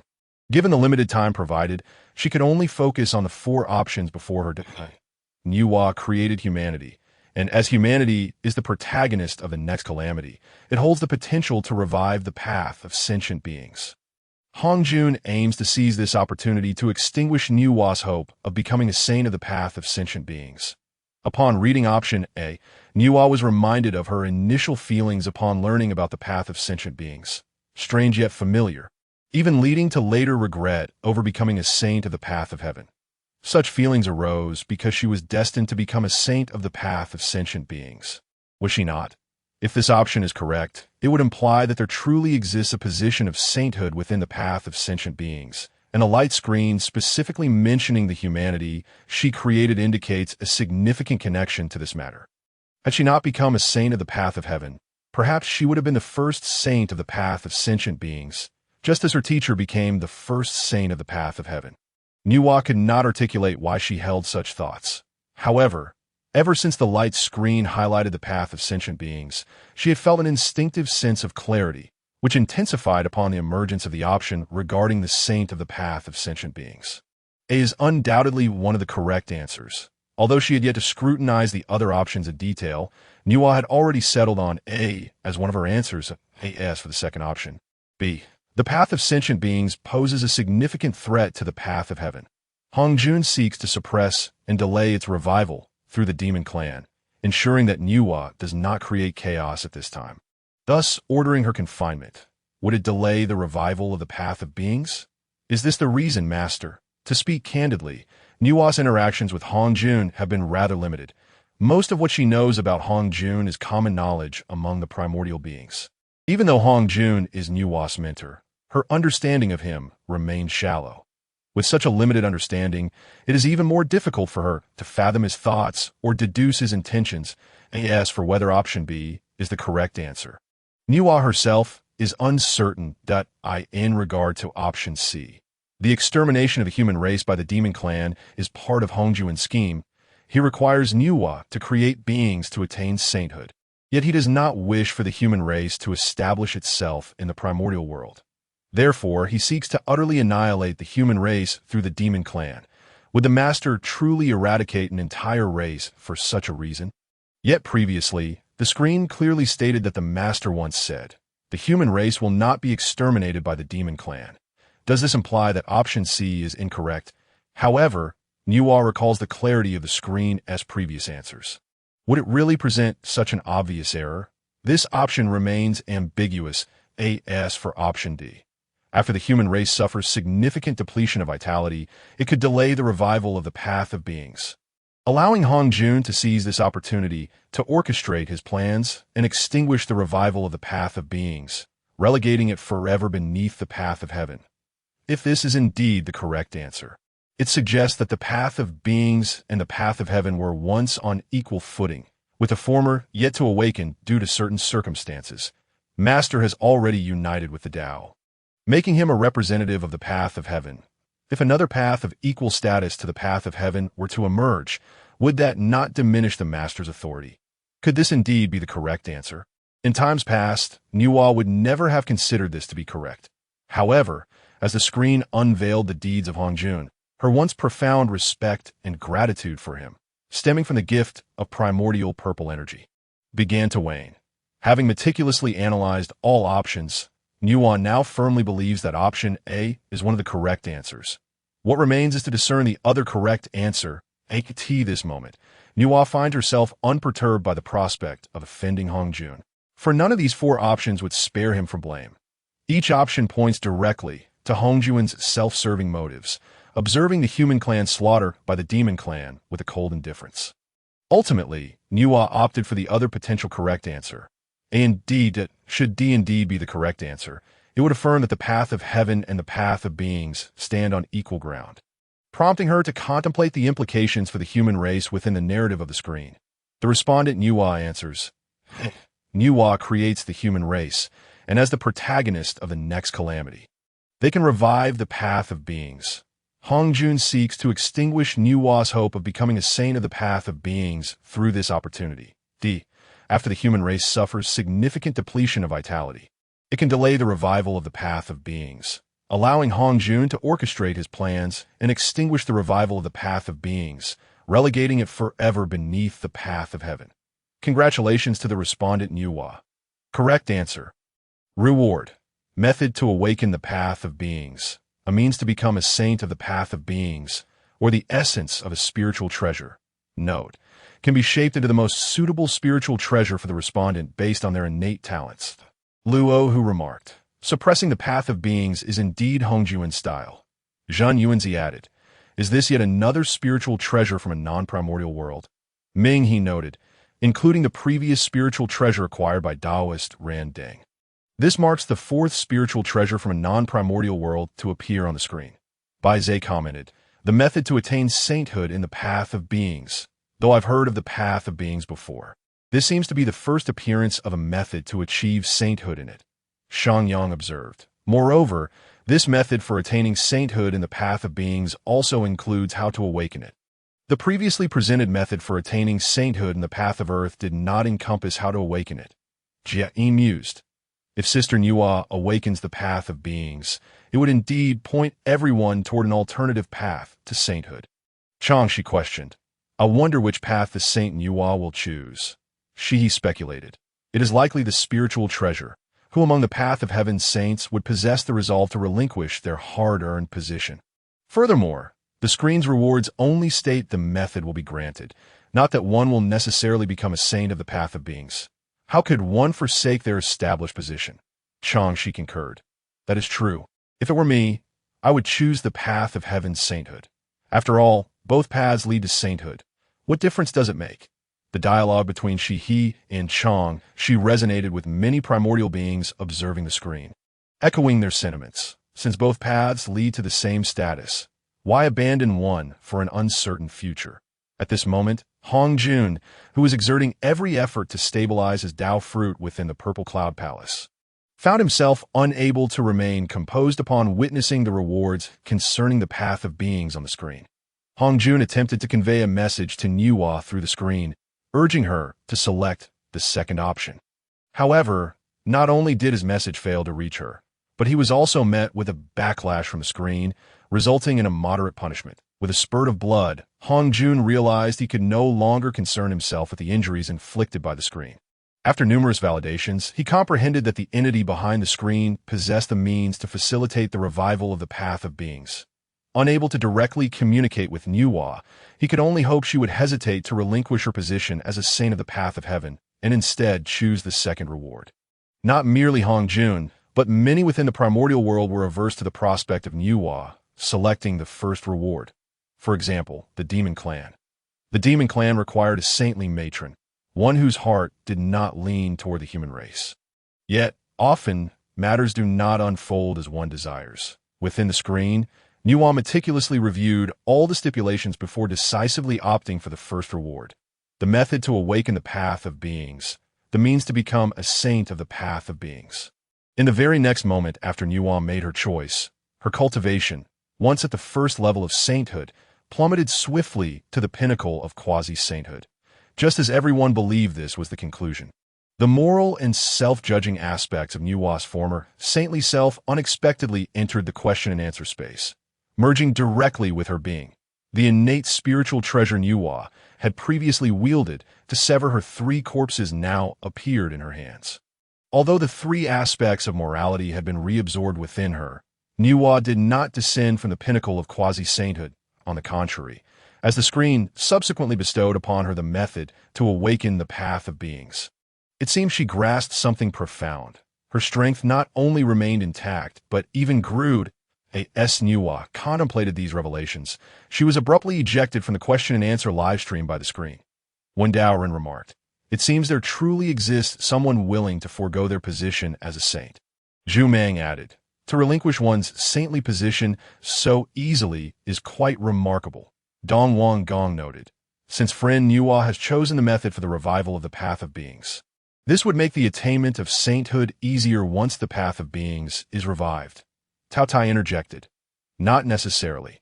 While the revival of the path of beings might lead to more saintly positions within the primordial world, we must not forget that Hongjun would not wish to see the path of beings revive. Rather than hoping for its revival, it would be wiser to consider how to contend with Hongjun." Gong Gong queried, "As Hongjun is Nuwa's mentor, would he not shamelessly seize her rewards?" Luo, who remarked, "That seems like something Hongjun would do." Luo, who continued, "Nuwa, should you take me as your master, I could assist you in safeguarding your rewards." Luo, who has always relished opposing Hongjun, and the prospect of enticing his disciple away to slap his face was too tempting to resist, prompting him to send the message without hesitation. Regrettably, Nuwa was too preoccupied to notice the screen as she found herself unexpectedly expelled. Oddly, the screen did not return her to the location from which she had originally entered the question-and-answer space, but instead brought her back to her cave within the Buzhou Mountain. Nuwa had entered the question-and-answer space from the Purple Cloud Palace. Why would the screen specifically return her here? Was it due to her moral aspect having once resided here, or did the screen deem her return to the Purple Cloud Palace too perilous? Nuwa recalled the correct answer she had previously chosen. The master would not wish to witness the revival of the path of beings, yet the screen had granted this reward, and she had selected it. This was surely not what the master desired. Even though the master's true nature had been unveiled on the screen, it remained a matter of concern. However, if the teacher is willing to go to such great lengths to calculate the path of beings, it can be assumed that the teacher's true intentions have already been laid bare before the luminous screen. Yet, it does not necessarily mean that the teacher will relent in suppressing the path of beings. In fact, it is possible that this revelation of true motives may embolden the teacher to exert even greater pressure on the path of beings. She is no longer a sage. She requires the assistance of others. Nuwa, once a saint of the heavenly Tao, possesses a deeper understanding of certain matters pertaining to the heavenly Tao than the average person. Currently, amidst the calamity of the demon and witch tribes, the protagonists of this tribulation are guaranteed not to perish before its conclusion. Upon this realization, Nuwa immediately sent a message to her brother, "Fuxi, brother, I am at Mount Buzhou. I have matters to discuss with you. Come swiftly." The luminous screen, having completed all tasks for the day, promptly concluded. "Ding, this question-and-answer session has ended. The next session will commence in 49 years. Remaining attempts, 45. It's over, it's over." And yet again, I failed to seize a single opportunity. I still do not know what the path of beings entails. What a pity the luminous screen did not elaborate. I wonder how the Empress will respond. My predictions were indeed correct. The next opening of the luminous screen will be in 49 years. I am still unsure what the significance of the number 49 is. Many numbers on the luminous screen seem to relate to it. These 49 years should pass swiftly. Next time, I must secure the right to answer. Amidst the rapid-fire barrage of comments, the luminous screen gradually dimmed until it was completely black. The fourth round of questioning has concluded. Although this round of questioning has ended, the ripples it created linger on. Ever since Nuwa became the questioner and the narrative on the luminous screen began to unfold, Emperor Jun's mood has been perpetually grim. The demon tribe has brazenly slaughtered the human race, which was created by the Saint Nuwa. This has undoubtedly struck at the very core of Nuwa's patience. The future self of Emperor Jun may well be aware of this. So why would he make such a decision? After all, they're merely humans. What harm could they possibly pose? Even if the human race were to grow stronger, could they surpass the demon tribe? Could they pose a greater threat to the demon tribe than the witch tribe? Yet, the intent to annihilate the entire human race serves no benefit to the future dominion of the demon tribe over the entirety of the primordial world. It is utterly incomprehensible that he would make such a choice. Could it be that he is truly blinded by the calamity of the demons and witches, muddled by the tribulation's chaos? Emperor Jun had already been troubled by these thoughts, and upon witnessing Nuwa select the first reward, reviving the path of beings and becoming a saint of the spirit path, his mood soured even further after losing his status as a saint of the heavenly Tao. Emperor Jun's concerns extend beyond the mere loss of a saint for the demon tribe. After Nuwa ascended to sainthood, she informed the demon tribe that she could no longer interfere with matters of the chaotic world. Thus, following Nuwa's ascension, the demon tribe not only failed to bolster their strength, but instead lost a quasi-saint powerhouse. This elucidates why, despite having a saint, the demon tribe could not inflict any substantial damage on the witch tribe. It would be far more advantageous if Nuwa had remained a quasi-saint, as this would enable her to contribute during the forthcoming conflict between the demons and witches. What troubles Emperor Jun further is that the path of beings chosen by Nuwa leans more favorably towards the human race. According to the options displayed on the luminous screen, it is evident that this path of beings necessitates the support of the human race. Yet the screen has just shown the demon tribe slaughtering them. If Nuwa truly intends to align with the human race to revive the path of beings, it would spell disaster, particularly considering that Nuwa's brother, Fuxi, is also a quasi-saint powerhouse, should Nuwa side with the human race. Fuxi would undoubtedly not oppose her.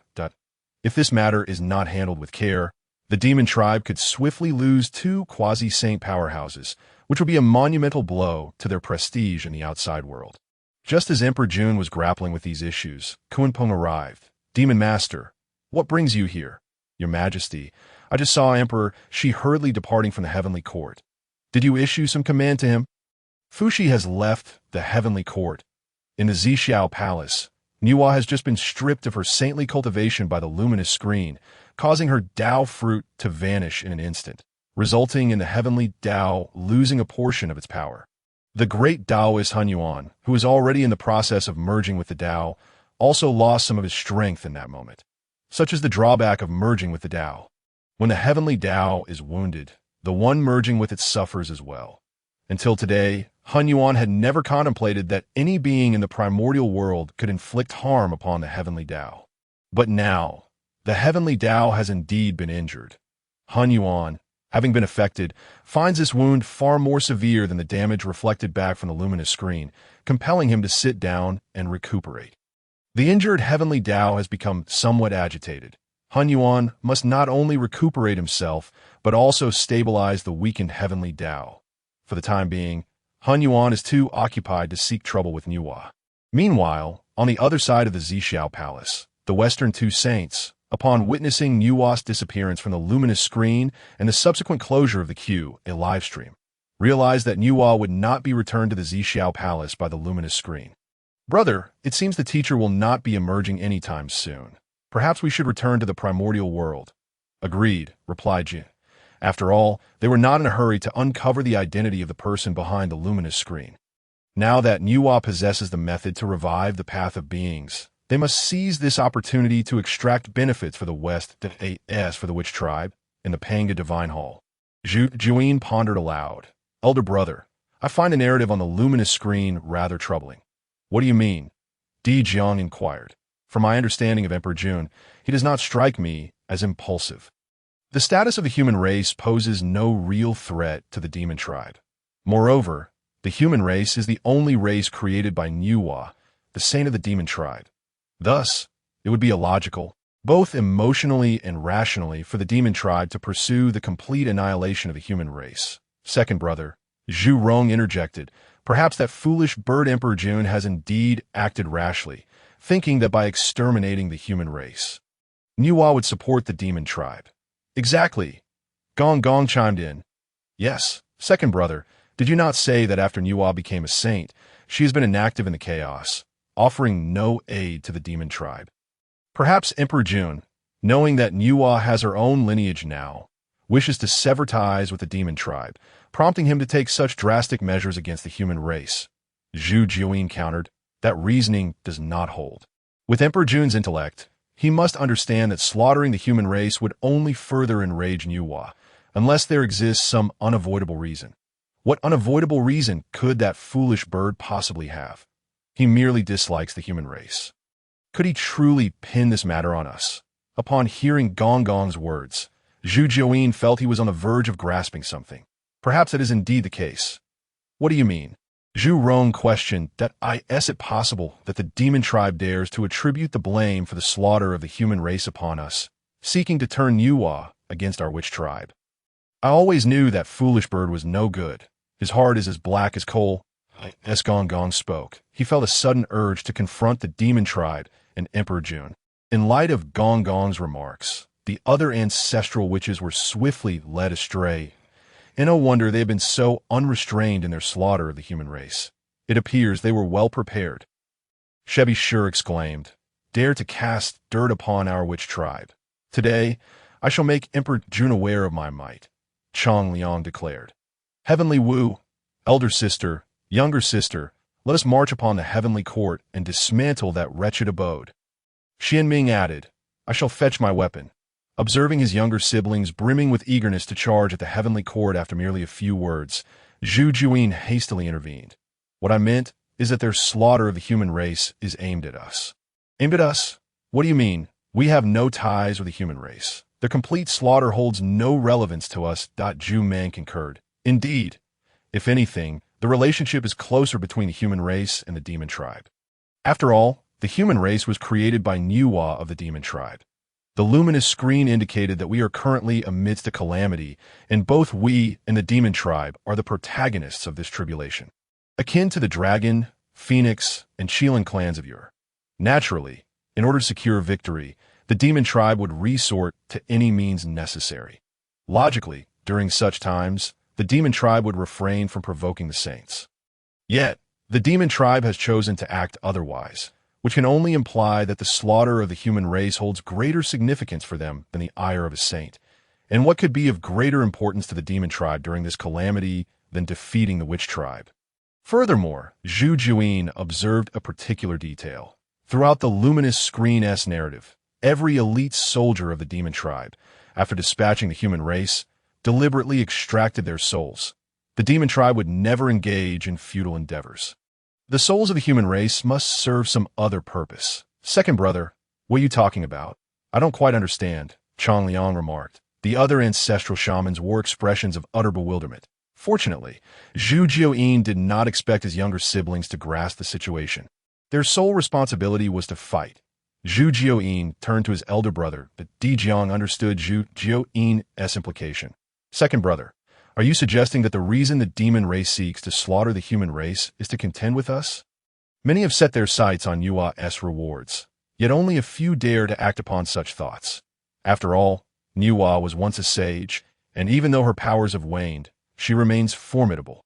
Moreover, with the presence of Fuxi, a quasi-saint, by her side, backed by the demon race, those who truly harbor such intentions are currently biding their time, seeking the perfect opportunity to strike.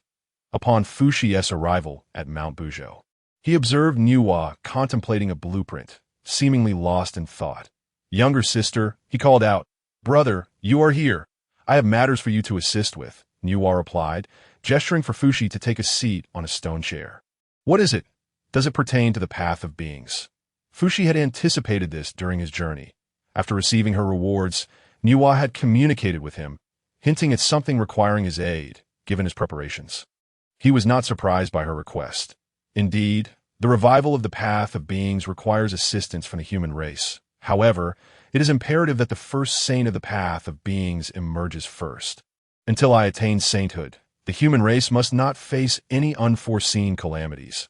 Brother, I need you to persuade Di Jun and Tai to refrain from taking action against the human race for the time being. Convincing the demon race should not pose a challenge. Currently, there is no direct conflict between the human and demon races, and the celestial screen has not indicated any reason for the demon race to annihilate the human race.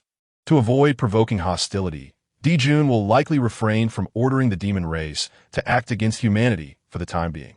The real predicament lies with the shaman race, the other ancestral shamans. Upon witnessing the events on the celestial screen, might merely observe and move on. Yet Zhu Jiuyin is different.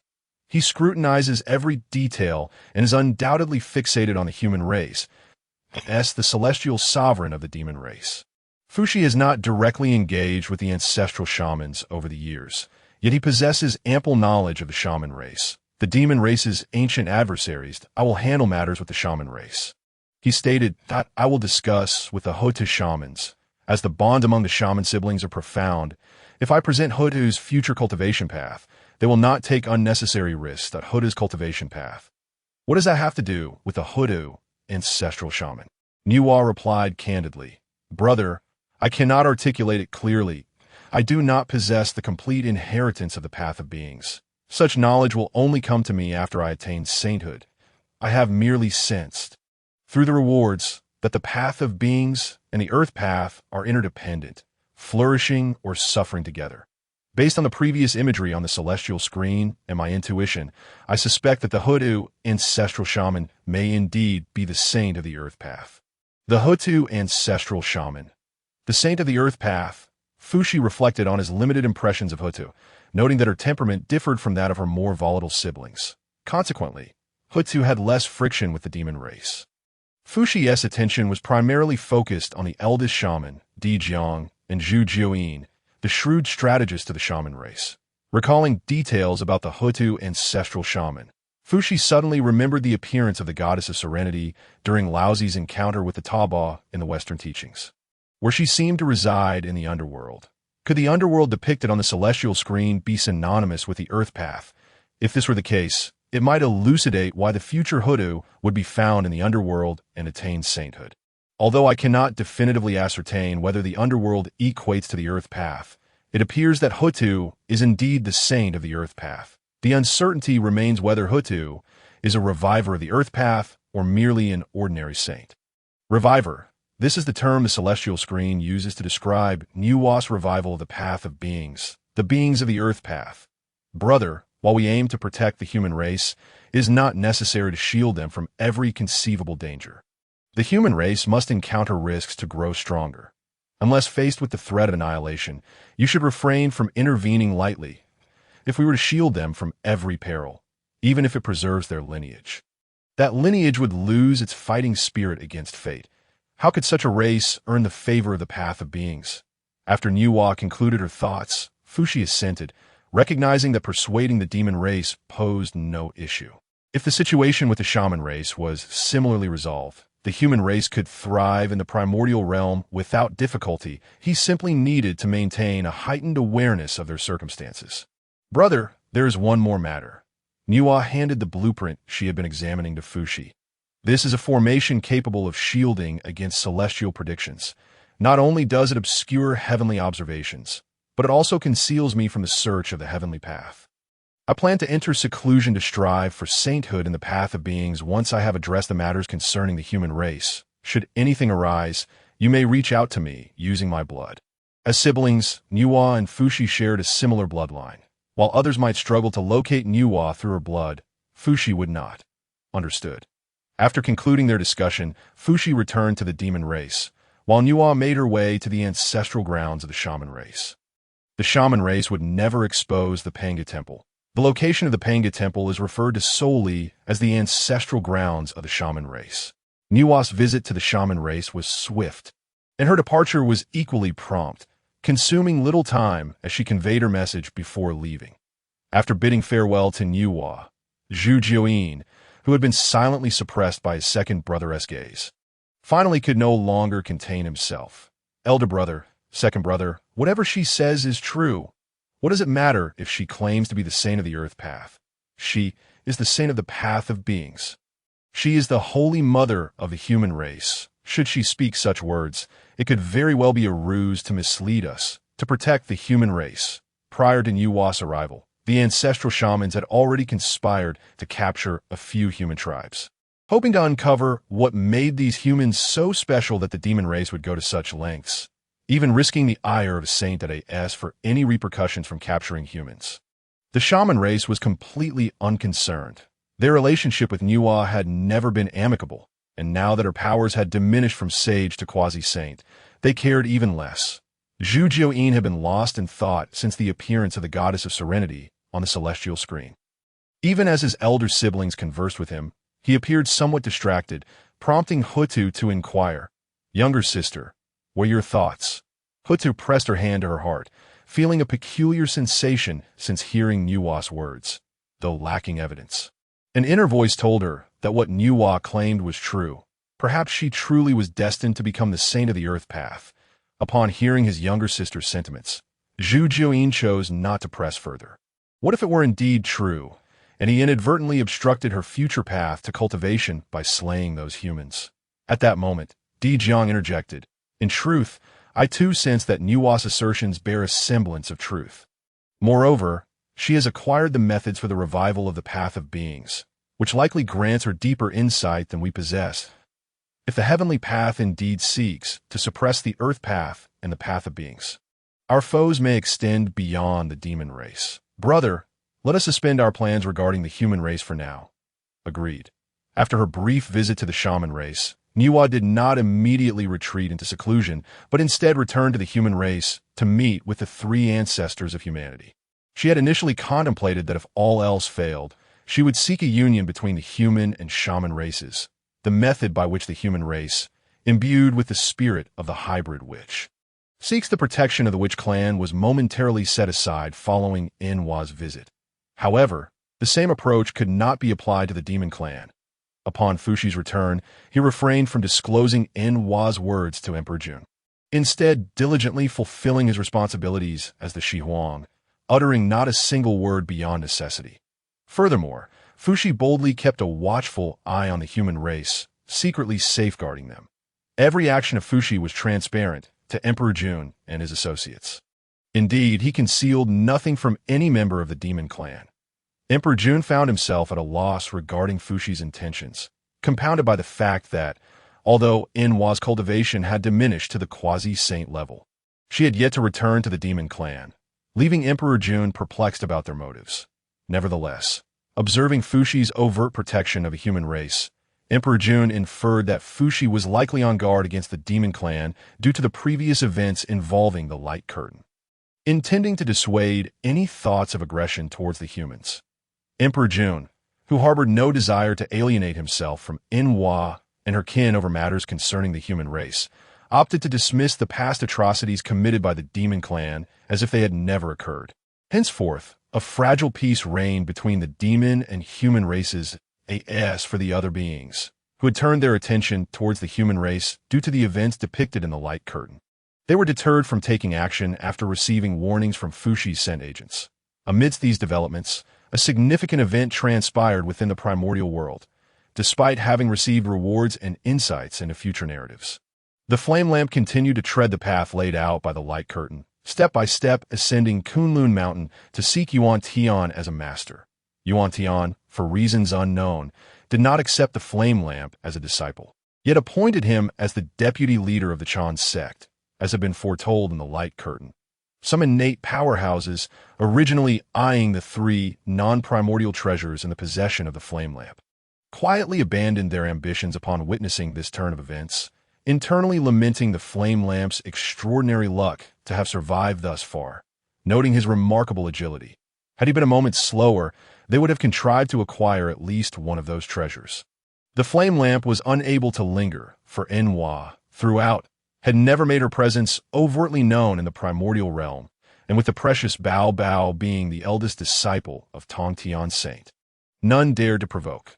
Consequently, all eyes shifted to the ever-pursued golden-winged Great Peng and Tongtian as the number of pursuers grew. Both Tongtian and the golden-winged Great Peng found themselves increasingly beleaguered. Yet fortunately, the Feng clan had some hidden elites who, upon learning of their rewards, hastened to their aid. Finally, after Tongtian and his companions narrowly evaded yet another chase, They rendezvoused with the remaining elites of the Feng clan, who decisively vanquished the demon pursuers. Under the escort of these Feng elites, Kongxian and the golden-winged Great Peng enjoyed a rare period of safe passage. However, calamity struck unexpectedly, just as they approached the immortal Fire Mountain. A colossal figure materialized before them. "Hand over the substitute puppet, and I shall spare your lives." With the words echoing, the monstrous entity inhaled deeply, generating a force that left Kongxian, the golden-winged Great Peng, and their accompanying Feng elites reeling that it was Tao Tai. Although Kongxian did not recognize Tao Tai, he understood that they were no match for this being. "Young master, we shall hold him off. You must flee. Flee. In your dreams, surrender the substitute puppet." At this moment, the primordial world was strictly forbidding the ferocious beast clan from entering. Tao Tai had exploited a loophole to breach through, yet he could not remain long. Thus, he was determined to seize the substitute puppet. An elder of the Feng clan likely sensed this urgency. Hinder him, delay him, do not allow them to approach the young master. Understood. The golden-winged Great Peng had initially intended to assist his aunts and uncles in resisting Tao Tai. However, Kongxian seized the golden-winged Great Peng and flew in the opposite direction. Preserving their strength and ensuring the reward reached the immortal Fire Mountain was paramount. Upon witnessing the golden-winged Great Peng and Kongxian fleeing together, Tao Tai immediately pursued them, his strength far exceeding that of either. Even with the Feng elites bravely obstructing him, Tao Tai still found opportunities to create trouble for them, blocking their escape route. Fortunately, the Feng elites were undeterred by the prospect of death, managing to buy them some time, albeit not for long. Moreover, Tao Tai was acutely aware that time was running out. Any delay would risk detection by the heavenly principles of the primordial world. Realizing this, Tao Tai grew increasingly ruthless. The golden-winged Great Peng glanced back at the fallen aunts and uncles who had perished to aid their escape. He suddenly grasped Kongxian's hand. "Brother, let us split up." Without waiting for Kongxian to respond, he darted away. Kongxian, sensing the urgency of his brother's grip, hesitated momentarily before resolutely fleeing in the opposite direction. Tao Tai, having gravely wounded a Feng elite, looked up to see the brothers fleeing in separate directions. After a moment of hesitation, he opted to pursue the golden-winged Great Peng, for he was the previous challenger, and the rewards must surely lie within his grasp. Although the golden-winged Great Peng was known for his speed, his cultivation was no match for Tao Tai, and without the Feng elites to assist, he could not outrun the beast. Just as Tao Tai was about to catch up and forcibly devour the golden-winged Great Peng, a bolt of heavenly lightning struck down towards Tao Tai's position. Tao Tai had braced himself to withstand the oncoming thunder, yet at the last moment, it veered off course. Stunned, Tao Tai found himself momentarily bewildered. Had he misjudged the heavenly will? How could such a massive being fail to be struck? Meanwhile, seizing the opportunity, the golden-winged Great Peng flapped his wings with all his might, pushing his speed to the limit, barely escaping the jaws of Tao Tai. With his narrow escape, the golden-winged Great Peng wasted no time in fleeing towards the path that led away from Kongxian, intent on drawing Tao Tai away. The emergence of the heavenly lightning at Zixiao Palace immediately captured Hongjun's attention. Awakened from his meditation, he gazed towards the source of the thunder, only to behold Tao Tai, a creature that should not have been present in the primordial world. Tao Tai, was he not supposed to dwell in the chaos? Why has he suddenly appeared in the primordial realm? And the golden-winged Great Peng, is he not the son of the Yuan Phoenix? How has he drawn the ire of Tao Tai to the extent that Tao Tai would force his way into the primordial world to capture him? Though Hongjun had not witnessed the golden-winged Great Peng's earlier triumph in seizing the challenge right and the subsequent rewards, the sight of Tao Tai's presence elicited a keen sense of foreboding within him. The sudden onset of the thunderous tribulation stirred unease among the primordial beings, with lower-tier beings left baffled, while those of higher realms projected their consciousness outward, observing the direction of the lightning strike. And there they beheld Tao Tai. Tao Tai has indeed manifested in the primordial realm. And, oh wonder, the heavenly principles have summoned a tribulation. The ferocious beast clan dares to invade the primordial world, having forgotten the time when the heavens offered bounties for their heads. What was the meaning of this thunder? Could heavenly lightning truly veer off course? Hearing of such a phenomenon was unprecedented. How splendid it would be if it had happened when I was transforming. As the various divine senses converged, whispers of astonishment filled the air. Meanwhile, Tongtian, sensing that Tao Ye's attention had been diverted by his brother, did not hesitate to burn his essence blood and employ secret techniques to swiftly soar towards the immortal fire mountain. The formidable Yuan Phoenix was suppressed within, enduring the relentless torment of the volcanic flames daily. Just beyond the immortal fire mountain, the battle between Tao Tai, the golden-winged Great Peng, and Tongtian unfolded, prompting Yuan Phoenix to manifest her innate form, yearning to assist. Yet, no matter her efforts, she could only stand at the precipice of the mountain, unable to advance a single step further than my child. This cursed calamity, Yuan Phoenix lamented, for it was the first time she regretted leading the Feng clan into this trial. What a calamity this was! Merely a series of calculations at play that moment. Tongtian, moving with lightning speed, charged directly towards the immortal fire mountain.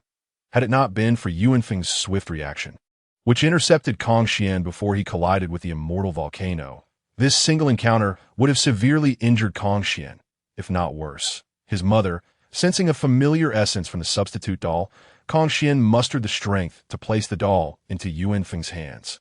Finally succumbing to unconsciousness, the substitute doll, though referred to as a puppet, is more akin to a small charm hanging from a necklace. This explains why the golden-winged Dapeng was able to discreetly deliver the item to Tongtian under the very gaze of Tao Tai, without being detected. The moment Yuan Feng grasped the substitute doll, the oppressive sensation that had previously bound her vanished in an instant, reminiscent of the time before she was trapped within the immortal volcano. While the burdens of karma still lingered, the feelings of oppression and confinement completely dissipated.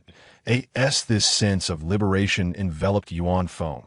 The substitute doll swiftly soared to the very center of the immortal volcano, gently descending to its designated spot. The instant the doll settled there, Yuan Feng felt as though the weight of a mountain had lifted entirely from her. Though the burdens of karma remained, the immortal volcano no longer posed a constraint upon her. In that fleeting moment, when the oppressive force from the immortal volcano faded, Yuan Feng released the unconscious Tongtian and darted directly towards Tao Tai. Meanwhile, Tao Tai, who had endured countless hardships to arrive in the primordial world, was unwilling to concede defeat. Even with the impending thunder tribulations, Tao Tai pressed on, targeting the golden-winged Dapeng. The golden-winged Dapeng, pushed to the brink, resorted to burning its lifeblood and squeezing its physical potential to evade Tao Tai's grasp.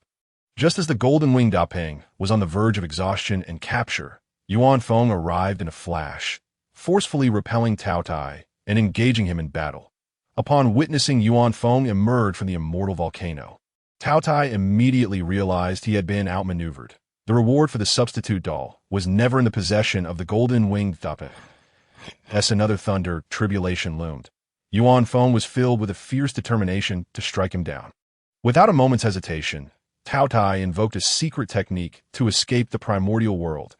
The sight of Yuan Feng appearing outside the immortal volcano stunned all the divine senses. What was happening? Yuan Feng had actually emerged. Had she secured the reward from the immortal volcano? The substitute doll on the luminous screen truly proved effective. When had the luminous screen activated? Next time, I must obtain the reward in the sea of blood. The substitute doll indeed seemed capable of bearing Yuan Feng's karmic burdens. Mingyi observed Yuan Feng closely, lamenting that while it could substitute Yuan Feng to endure punishment, it could not eliminate the karma in Yushu Palace. The primordial beginning, Tianzuan remarked, the person behind the luminous screen possesses truly extraordinary methods. Meanwhile, in Zhixiao Palace, Hongjun felt his thoughts trail off as Tao Tai departed. He had not even sensed the sudden intrusion of Tao Tai into the primordial world.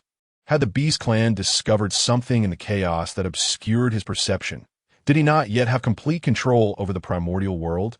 Tao Ye's sudden appearance raised suspicions about the Beast Clan's intentions regarding the events triggered by the luminous screen.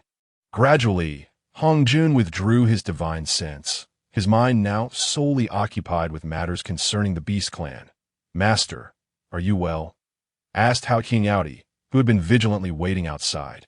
Upon seeing the door open, she realized Hongjun had completed his meditation and was about to enter when she noticed his somewhat rigid expression. Startling her, Hongjun, momentarily taken aback by Hao Yan's inquiry, regained his composure. What had just transpired? Reflecting on the recent events, he redirected his divine sense back to the battlefield, where Yuanfeng had returned to the immortal volcano with the golden-winged Dapeng and the remaining elite of the Phoenix clan. As Hongjun contemplated the events that had unfolded, he realized that he had been so focused on Taodai that he had completely overlooked Yuanfeng's emergence from the immortal volcano, not to mention the misdirected thunder tribulation.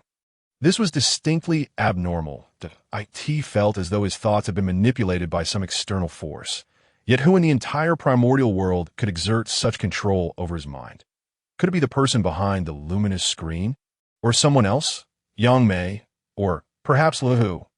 Hongjun quickly examined himself, finding no signs of manipulation. Yet he was certain that his recent thoughts were far from normal. The realization that an unknown entity could control his mind darkened his expression. He prided himself on being the foremost sage in the universe, with all beings in the primordial world dancing to his tune. Even the chaotic deities who once conspired against Pangu were now out of the primordial realm.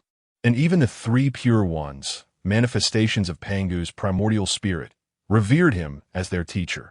Yet now he found himself under someone else's mental control, even if only for a few seconds. This was unacceptable. As he pondered the intentions of the unknown figure who had seized control of his thoughts, he found himself fixated solely on Taotai and the Beast Clan, neglecting the emergence of Yuanfeng from the immortal volcano and the errant thunder tribulation.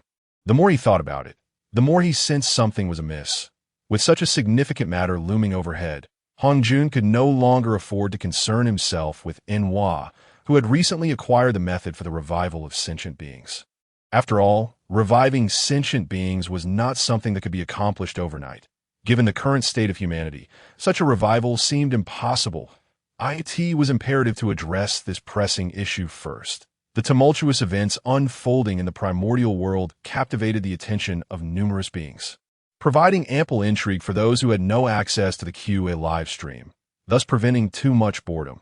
Once everything settled, many powerhouses aimed to acquire first-hand account from the Phoenix clan. Unfortunately, the elite of the Phoenix clan had suffered considerable losses in their battle against Taotai, leaving Yuanfeng with little time to accommodate them, and they were reluctant to impose. Amidst this chaos, the black screen on the luminous display vanished, and the live stream resumed.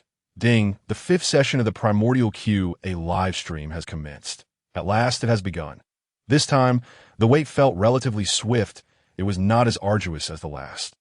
The battle between the Phoenix clan leader and Taotai was indeed fierce, making the time pass swiftly. Enhua, who had been in secluded meditation deep within Buzhou Mountain, slowly opened her eyes upon hearing the announcement of the luminous screen. Had the time for this round of questions already arrived? During her brief retreat, Enhua had progressed from the late-stage peak of quasi-saint to just a step away from attaining sagehood. Yet, for reasons unknown, she found herself unable to take that final step, and even continued cultivation seemed futile, as if her further seclusion would yield no results. Ding, the first quick response has begun. Ding. Hao Yan has successfully quick responded, and is now the answerer. As the announcement echoed, a childlike being appeared in the answering space. Hao Yan? I've never heard of him before. My claws, why am I so slow?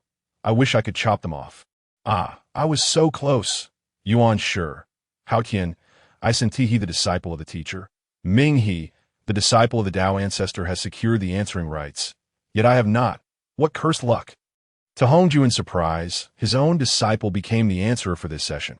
How could the luminous screen choose his disciple? Did it not fear any foul play? Hongjun scrutinized Hao Yan on the luminous screen. After his thoughts had been influenced, the screen still dared to select Hao Yan. Could the previous manipulation of his thoughts have been orchestrated by someone other than the luminous screen? Friendly reminder. Those who successfully quick respond are allowed only 2 incorrect answers. Exceeding 2 will automatically trigger a mode where all beings may quick respond. Friendly reminder. The luminous screen has been revised. If identical content floods the chat, participants will be muted, even among the same clan. Zhurong, if even those of the same clan cannot reiterate identical phrases, how will we be able to offer reminders? Jumong, It seems the previous methods are no longer applicable, with only 2 chances to answer. This is advantageous. My odds of securing the answering rights have significantly increased. Jiejing. Encountering a rule change in the very first question is somewhat of a mixed blessing. Zhuangmu. If we can answer correctly within 2 tries, it won't be a significant issue. Within the luminous screen, ding, congratulations to Hao Yin for becoming the respondent. Please choose past, present, future. Once again, only the future is available for selection. Faced with a solitary option, Hao Yin has no choice but to select future. This moment, Hao Yin is gripped by fear. He is the disciple enlightened by Hongjun after achieving sainthood, having never endured the trials of 1,750 tribulations. Hao Yin's temperament leans towards that of a somewhat naive child. The punishment displayed on the luminous screen is undeniably real. Since acquiring sentience, he has always been sheltered by the sage. How could Hao Yin, who has never experienced the brutal law of the jungle in the primordial world, not be afraid? Ding, responded Hao Yin has chosen the future. After the selection concludes, the chaotic void surrounding the luminous screen gradually shifts into another scene. These images coalesce into an ethereal realm of celestial energy. This is the heavenly court. Tai, why is the luminous screen focused on my heavenly court? Hao Yin must have come from the future to my heavenly court. Wanggong, foolish bird, that little brat has chosen the future, which is an event yet to transpire. How could you know whether he's been there or not? Tai, do I need your reminder? Ignorant oaf? Xinyuzi, the luminous screen would not reveal any scene without reason. Observe closely. Upon seeing the heavenly court on the luminous screen and the respondent Hao Yin, Emperor Dejuan feels an ominous premonition. The next moment, his premonition comes true. Within the luminous screen, the celestial dancers of the heavenly court are performing, and the ministers are appreciating the spectacle, while the one seated at the center is not Emperor Dejuan, but Hao Tian. In this moment, Hao Tian bears no resemblance to a youthful child. Instead, he appears as a middle-aged man, adorned with a jade crown, unmistakably the heavenly emperor. Moreover, it is not only Hao Tian who astonishes. Many of the celestial ministers displayed on the screen are unfamiliar beings to the denizens of the primordial world. Duo Bao. Am I seeing things? Hao Yin has become the heavenly emperor, Kunpeng. And where am I? I do not recognize anyone on this screen aside from Hao Yin. Jimeng. Who is this? A mere Tai golden immortal dares to occupy my position. Mingyi. Is this the new heavenly court of the future? But why do they all seem so weak? Could it be they have vanquished the demon race? Mingyi is perplexed by the cultivation levels of the beings in the heavenly court. Although the beings appear numerous and imposing, those with innate powers above the quasi-saint level can easily discern the true cultivation levels of all beings displayed on the luminous screen. There are many golden immortals and quite a few Tai, but only a scant few at the great Luo level, and among the quasi-saints, there is only Hao Yin himself. Even Hao Yin is merely at the mid-quasi-saint level, a far cry from the heavenly court of this era. Mingyi is the heavenly emperor of the future this week. Is there truly no one to oppose him? Mingyi's commentary feels like a dagger plunged into the hearts of the demon race. Ingzhao, a mere swarm of golden immortals and Tai, and they dare to contend with my demon race? Kunpeng. Mingyi, my friend, tread carefully. My demon race is not a horde easily defeated. Yuezhi, if you are not defeated. How did the heavenly emperor become Hao Yin? Rushu, could it be that those 2 foolish birds of the demon race were so intimidated by us that they willingly ceded the position of demon emperor to Hao Yin to curry favor with the Tao ancestor?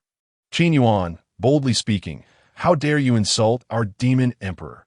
Phaeton, my demon race will inevitably trample upon your witch race. Guiche, my demon race would never voluntarily relinquish power to allow a mere child to become the heavenly emperor. Dong Wanggong.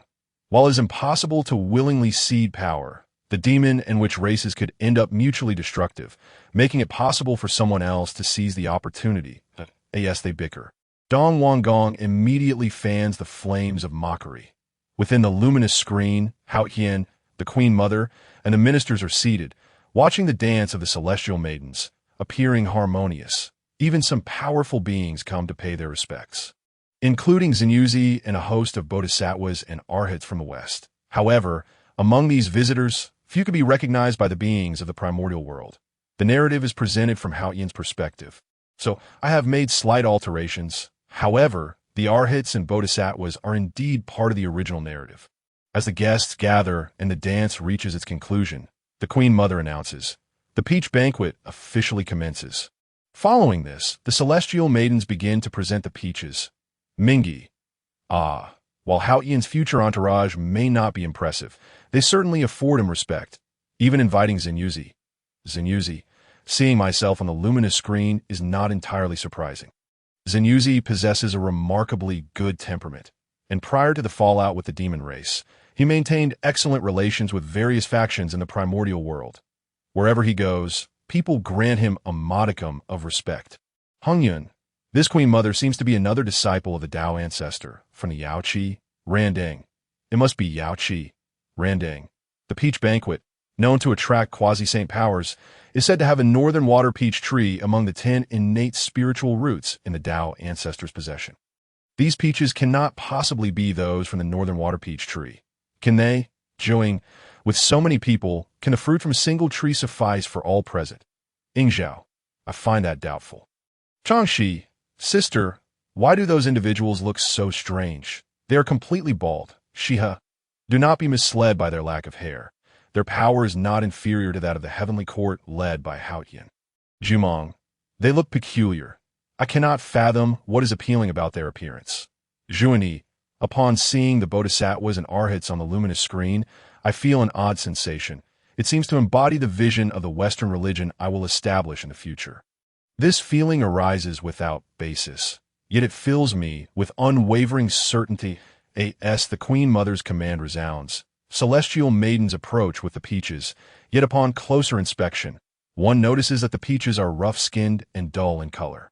Most importantly, each peach is at least half the size smaller than in previous years, and the spiritual energy emanating from them is significantly weaker. These hardly resemble the peaches from the northern water peach tree.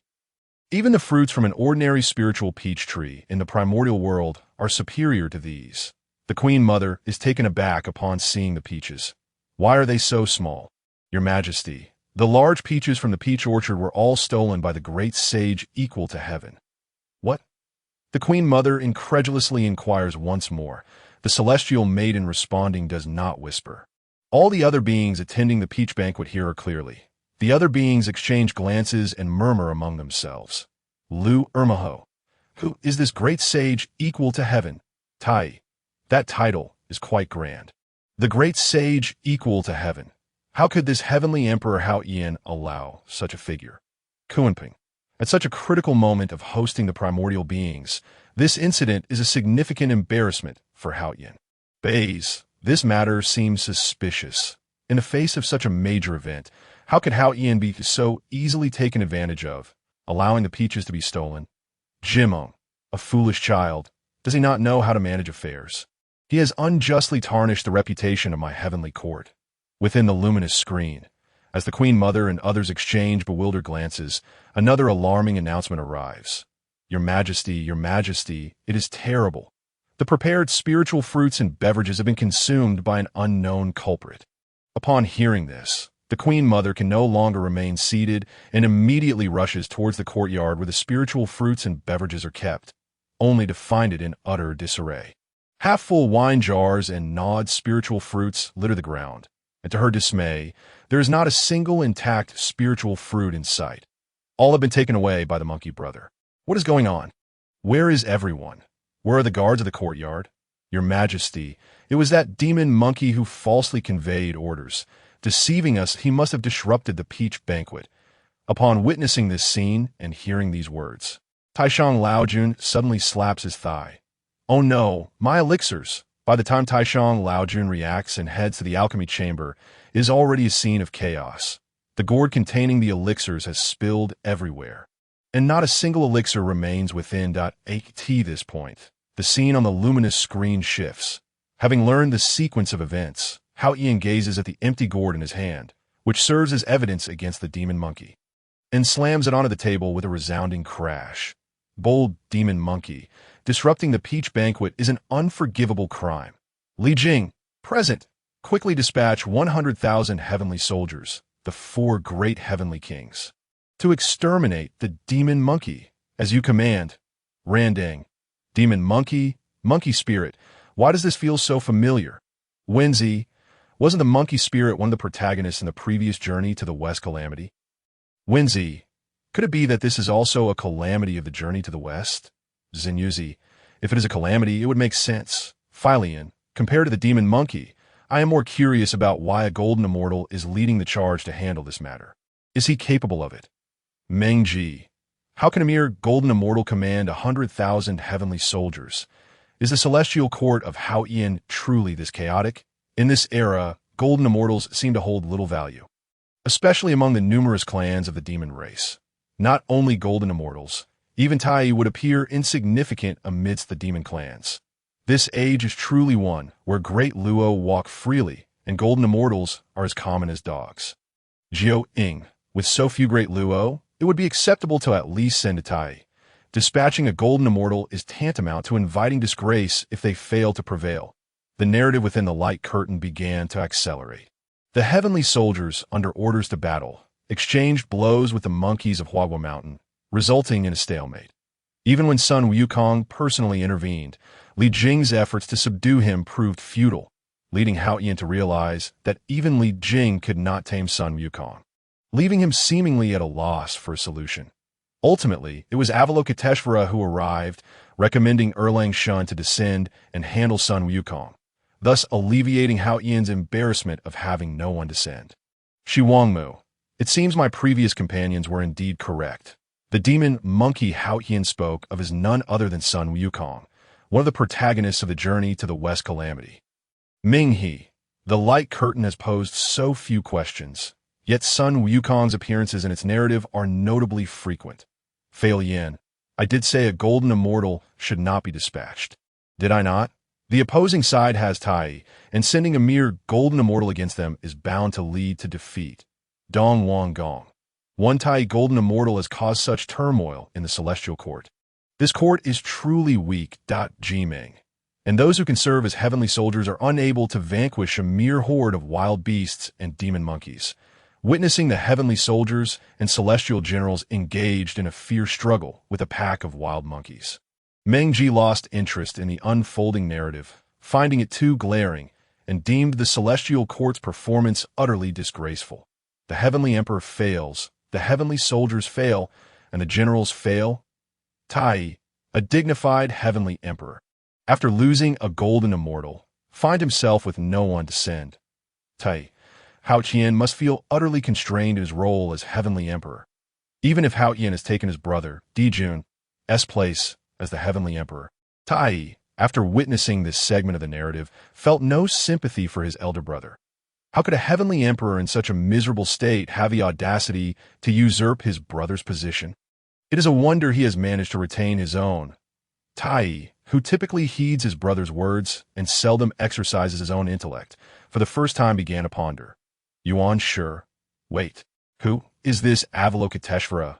Yuan Shi had just accepted a few disciples when he noticed that one of them, Ci Hang Dao Run, had transformed into a bodhisattva of the West. This Yuan Shi could hardly tolerate. Yuan Shi, this is clearly my disciple Ci Hang Dao Run. As for the Western two saints, you best provide me with an explanation. Upon hearing Yuan Shi's words, Zhuan-Ti immediately sought to exonerate himself. Zhuan-Ti, brother Yuan Shi, the West currently has no bodhisattvas. Do not slander us. For now, there are none, and what may occur in the future remains to be seen.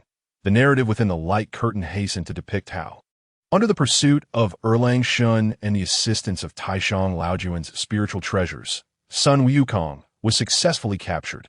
However, when it came to executing Sun Wukong, complications arose. When attempting to behead Sun Wukong at the demon-slaying platform, his head automatically separated, and after the execution, it simply reattached, rendering the platform utterly ineffective against him. Seeing the platform's failure, they shifted to incineration, yet to no avail. During the burning, Sun Wukong even dared to provoke the Jade Emperor, referring to him as Old Jade Emperor. The Jade Emperor Haoyan ordered a thunder strike, but this too had no effect on Sun Wukong. At this juncture, Taishang Laojun advised the Jade Emperor, That demon monkey has consumed the peaches of immortality and elixirs.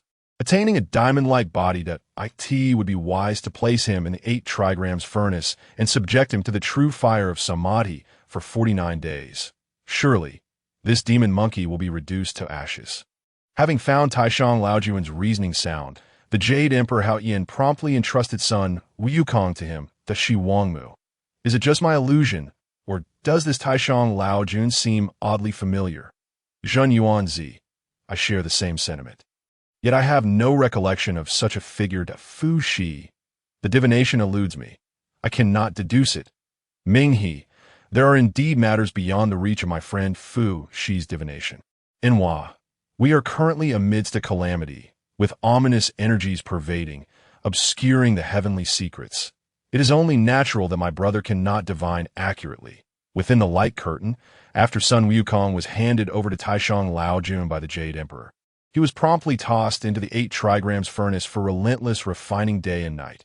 After over 40 days, Sun Wukong's voice could still be heard emanating from within the furnace. Taishang Laojun intensified the true fire of samadhi.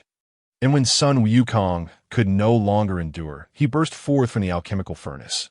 Upon witnessing Sun Wukong's emergence, Taishang Laojun fled in haste. Having escaped the furnace, how could Sun Wukong possibly let those in the celestial court who had cast him into the alchemical furnace go unpunished? Unable to locate Taishang Laojun, he wreaked havoc throughout the celestial court. The heavenly soldiers and generals clashed their way to the Jade Emperor, forcing him to seek refuge, while the ministers banded together to confront Sun Wukong. Yet, they could not subdue him. Ultimately, it was Li Tianwang, the pagoda holder, who presented his treasured pagoda to suppress Sun Wukong. The Jade Emperor finally managed to catch his breath, only for Sun Wukong to explode from the pagoda, startling the Jade Emperor to the point he hid beneath the table. Quick, summon the Buddha Tathagata. The narrative thus concluded. Ing Zhao, wait, did I just imagine that? A dignified quasi-saint, frightened and hiding beneath a table by a Tai golden immortal? Gui Che, is this quasi-saint's cultivation truly genuine? Ming He, with so many Tai, great Luo, and even quasi-saints, how could they not manage a mere Tai golden immortal? This is absurd. Dong Wanggong. Could it be that the light curtain is merely jesting? Is this truly an event that will transpire in the future? It seems too outrageous. Is this genuinely an event that will unfold in the heavenly court? A Tai can cause such upheaval in the celestial court and escape unscathed. I, too, am a Tai golden immortal, and this spectacle makes me yearn to venture into the celestial court. A trial could lead to one's demise. The current celestial court is not the same as the one that the questioners on the light curtain will govern in the future. Is this truly a quasi-saint? This scene of hiding beneath the table is hardly believable. The narrative depicted in the light curtain is too far-fetched, even though many beings of the primordial world previously believed the light curtain would not display erroneous narratives. Upon witnessing this account, doubts arose in their hearts. This seems too fabricated. It is known that the disparity in strength between quasi-saints and Tai is vast enough to span an entire world. In such circumstances, for a quasi-saint to be intimidated into hiding beneath a table by a mere Tai golden immortal is beyond the realm of absurdity. Within the light curtain, Hongyun gazed at the depiction of his future cowardice, unable to fathom that it could be him. Not only in the future, but even in the present, his strength would render the defeat of the demon monkey depicted in the light curtain a trivial matter, and his power would only grow stronger with time. With the backing of his master, he represented his master's dignity. How could he possibly be frightened into hiding beneath a table by a demon monkey? This is utterly humiliating. Hongyun, now too preoccupied with the light curtain's revelations to feel fear, declared, "Impossible! I shall never be so. This is false." Alas, the light curtain offered no response, proceeding directly to the next stage. Question: based on the narrative in the light curtain, why did you, who evidently possess quasi-saint strength, choose to hide beneath the table and seek aid from the Buddha Tathagata of the Western sect, instead of eliminating Sun Wukong when he caused chaos in the heavenly palace? A. Because the Western sect offered you sufficient benefits to stage this act, thereby bolstering the Western sect's influence and facilitating its rise. B. Hongjun owes a debt to the West and wishes to repay it through you. Thus, you cannot confront Sun Wukong and must request the Western Tathagata's assistance, showcasing the West's might to the beings of the primordial world, ultimately promoting the Western sect's ascendants. C. The two saints of the West devised a plan to manipulate Hongyun, conveniently coinciding with Sun Wukong's upheaval, allowing them to leverage this incident to elevate the Western sect's reputation in the East. D. Hongyun, being acquainted with Sun Wukong, never intended to capture him. Everything depicted in the light curtain is merely for show. Veep, Hongyun must make a choice within 15 minutes. Otherwise, it will be considered a forfeit, and this question will be answered by the beings of the primordial world. Xiandu, if these options truly reflect the light curtain's narrative, it would make sense. Guang Chengzi, no wonder Hongyun did not strike the demon monkey down with a single blow. Dong Wanggong, even so, for a dignified quasi-saint to be frightened and hiding beneath a table by a Tai golden immortal is quite disgraceful. Surely, there must be alternative means to address the situation. So there are indeed ulterior motives at play. I genuinely believe the quasi-saint was that weak. Which of these options do you think is the correct answer? Regardless of which is correct, there will surely be an entertaining spectacle to behold. I lean towards C. It is unlikely that other saints would attempt to control the heavenly emperor. However, it is not surprising that the two saints of the West would attempt to control the heavenly emperor. The suggestion made by the two saints of the West indeed seems quite plausible, but why can't it be A? Perhaps the two saints of the West made a deal with the heavenly emperor? Offending the heavenly emperor brings them no advantage, but a transaction would settle matters amicably, avoiding the enmity of an adversary. Given how miserly the two saints of the West appear, how could they possibly part with their treasures for a deal? Furthermore, judging by the expression on the heavenly emperor's face in the screen, he does not look like someone who would cower merely for the sake of some valuables. I believe the likelihood of D is quite high. That possibility is rather low. Even if the two are friends, have you ever seen one friend humiliate another to such an extent? If it were you, could you endure it? Does no one think it could be B? How could it be B? Doubt ancestor became a saint long ago and took the two saints of the West as disciples. If we were to calculate, it is only the two saints of the West who owe Tao ancestor. There is no way that Tao ancestor owes anything to his disciples. I also believe the likelihood is quite small. The myriad beings of the primordial chaos are fervently discussing the options on the screen, analyzing each one thoroughly. Among them, C is deemed the most probable. Initially, the heavenly emperor, who thought it utterly impossible for the events portrayed on the screen to come to pass, now finds himself lost in contemplation after reviewing these options. If the options presented on the screen hold any truth, then it is indeed possible that he could end up in such a predicament. A. Because the Western teachings offered you sufficient benefits to stage this performance, thereby enhancing the prominence of the Western teachings and ensuring their flourishing. This option seems highly improbable. The heavenly emperor knows himself well enough to realize that he would never sacrifice his dignity in front of all the beings of the primordial chaos for the sake of some supposed benefit exchange. Primarily, he lacks the audacity and shamelessness for such an act. B. Hongjun owes the West a favor and wishes to repay it through you. Thus, you cannot deal with Sun Wukong directly, but must enlist the help of the Western Tathagata to confront him, thereby demonstrating the strength of the West to the beings of the primordial chaos and facilitating its rise. Upon reading this option, the heavenly emperor recalled the various hints given to him by his master during his service. He remembered that although his master harbored a dislike for the two saints of the West and even believed they would betray the teachings in the future, he still accepted them as external disciples. The heavenly emperor felt this possibility was not insignificant. However, as his master's attendant, if he were to choose this option, would it not reveal his master's intentions to all beings of the primordial chaos? Would he be able to remain by his master's side? No. To suggest such a thing could jeopardize his standing with his master. This option is out of the question. C. The two saints of the West managed to gain control over the heavenly emperor at a time when Sun Wukong created chaos, and thus they took advantage of the situation to elevate the reputation of the Western teachings in the East. This scenario is also plausible. The heavenly emperor, being an attendant of Hongjun, often serves beside him. Compared to Enwa or the three pure ones, the two saints of the West, as external disciples, frequently visit Hongjun, whether for the prosperity of the West or other reasons. Consequently, the Heavenly Emperor has regular contact with them and is aware of their brazen demeanor and unscrupulous tactics. If it were the three pure ones, or Enwa, they might refrain from such actions due to their saintly status. However, the two saints of the West bear no such burdens and would not hesitate to act in the pursuit of their own prosperity. D. The Heavenly Emperor, being acquainted with Sun Wukong, never intended to capture him.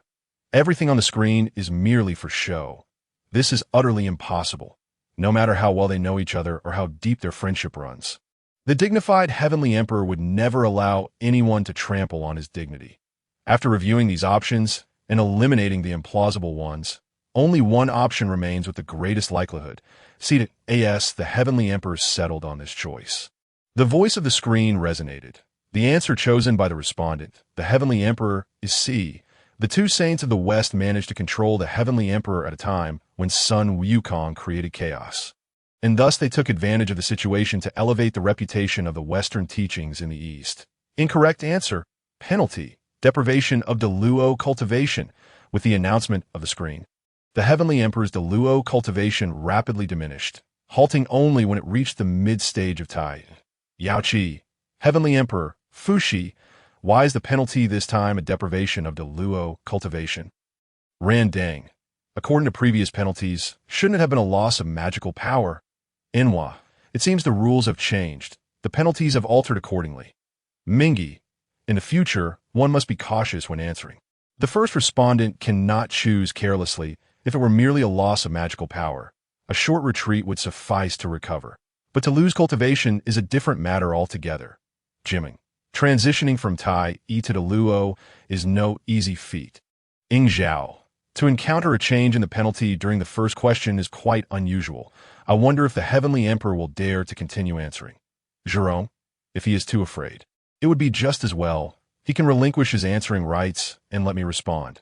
Within the screen, the Heavenly Emperor did not anticipate that an incorrect answer would lead to the loss of cultivation. Had he known, he would have chosen differently. No.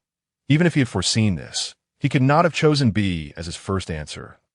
If his master were to discover that he deduced the master's indebtedness to the two saints of the West based on his usual attitude towards them and expose this matter before all beings of the primordial chaos, what might his master do to him?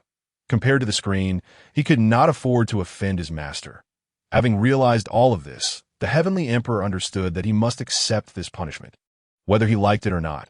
However, with the penalty of an incorrect first answer hanging over him, he became much more cautious regarding his second choice. Since C, which had also seemed a potential correct answer, was declared incorrect by the screen, the only plausible correct choice left is B. The crucial question is whether he is truly prepared to answer B now, that if he selects B, even if he answers correctly and receives the screen's reward. What would his master think of him? Although the Heavenly Emperor maintained a calm exterior, he felt utterly uncertain within. Just as he was mired in this dilemma, the voice of the screen echoed. The respondent. The Heavenly Emperor has answered incorrectly and may choose. Continue answering or relinquish the chance to answer. If the respondent chooses to forego answering, others may compete for the chance to respond. The successful respondent will receive rewards according to their abilities, while the unsuccessful will face penalties based on their abilities. Upon seeing the options presented by the screen, the Heavenly Emperor felt even more conflicted and hard. He desired the rewards from the screen, but he could not afford to offend his master. Moreover, given his master's wariness of the screen, even if he were to receive rewards, they might not be secure. With these thoughts in mind, the Heavenly Emperor finally resolved to select relinquish answering.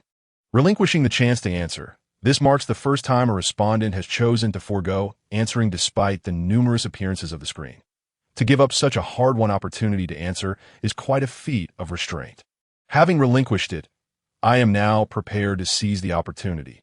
It should be my turn now. Ingzhao. I was merely guessing before.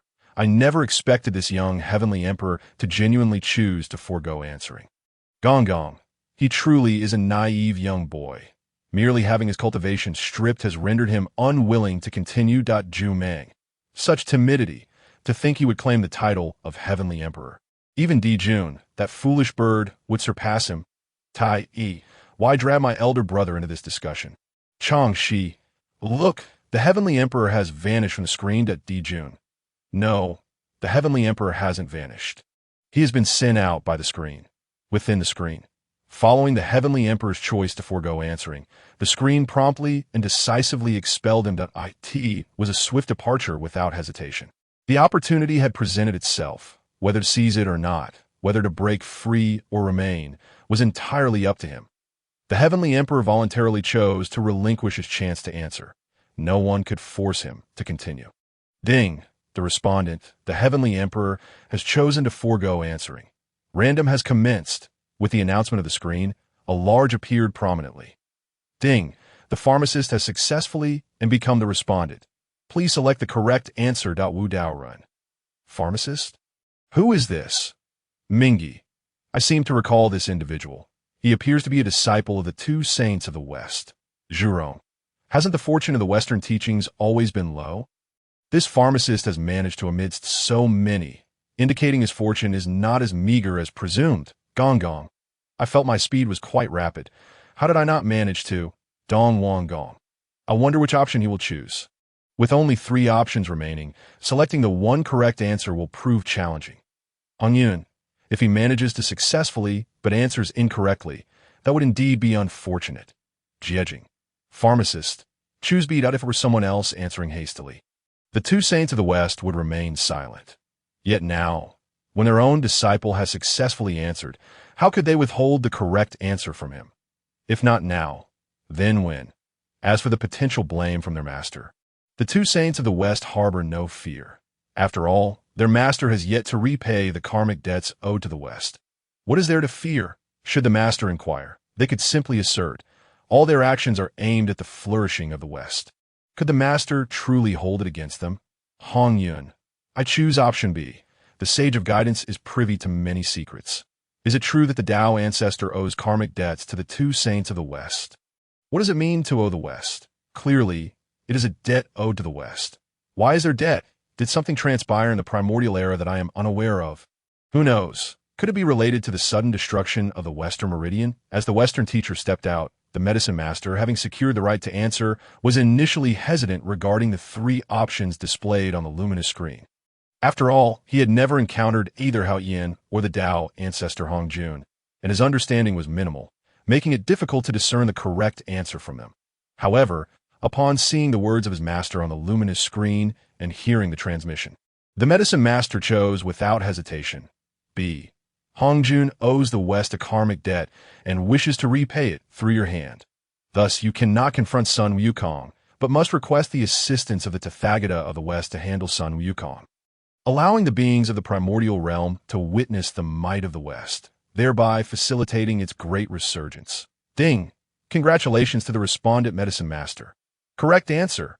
Reward. The method to attain sainthood through relics. Taoist 1.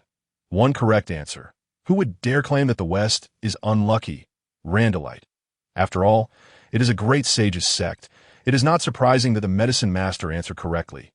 Eastern King. I did not expect B to truly be the correct answer. I wonder what exactly the Tao ancestor owes the West that requires the face of his disciple to repay. Luo Hu. Indeed, I am curious about what Hongjun owes the West if there is a debt. It should be repaid promptly. Letting a disciple repay, it seems rather undignified. With a smile, Luo Hu sent forth this comment, genuinely wondering what expression would grace Hongjun's face upon reading it. Tai. This time, the luminous screen has not presented any choices. This reward is singulared Enwa. The previous rewards with choices were for respondents who had other options, either to save someone or for their own path, or other future paths. The rewards displayed on the luminous screen merely point a way for the respondents. With numerous paths, one may inevitably forget their original intent. Perhaps a single path is not a bad thing. Hongyun. That does hold some truth. I wonder what kind of reward the medicine master has obtained. Hongyun. Zhenyuanzi. Shall we seize it to have a look? Zhenyuanzi. Very well. Junti. Hongyun. Zhenyuanzi. Do you dare? Hongyun. Whether we dare or not, we shall find out. Seeing Hongyun's bold retort left many beings in astonishment, completely overturning their previous impression of him as a congenial figure. Upon finishing his words, Hongyun soared towards the Western teachings. Many powerful entities observing the five understood that Hongyun was serious this time. Several mighty beings silently stripped Hongyun of his label as a good-natured person and replaced it with one that indicated he was not to be trifled with. They recalled the karmic debts owed to Hongyun by the two saints of the West, realizing that the likelihood of Hongyun suffering losses in this endeavor was minimal. Tai EC. I told you, one should not push a good-natured person too hard. Zhu Jiuyin. If one dares to scheme against others, they must be prepared to face retribution. Xianming. The unfortunate ones are the Western teachings. Not us. We should focus on preparing to answer. Are you show? What my sister says is right. Answering promptly is of utmost importance. Ju Meng. When will the luminous screen commence the second round of answering? I can hardly wait.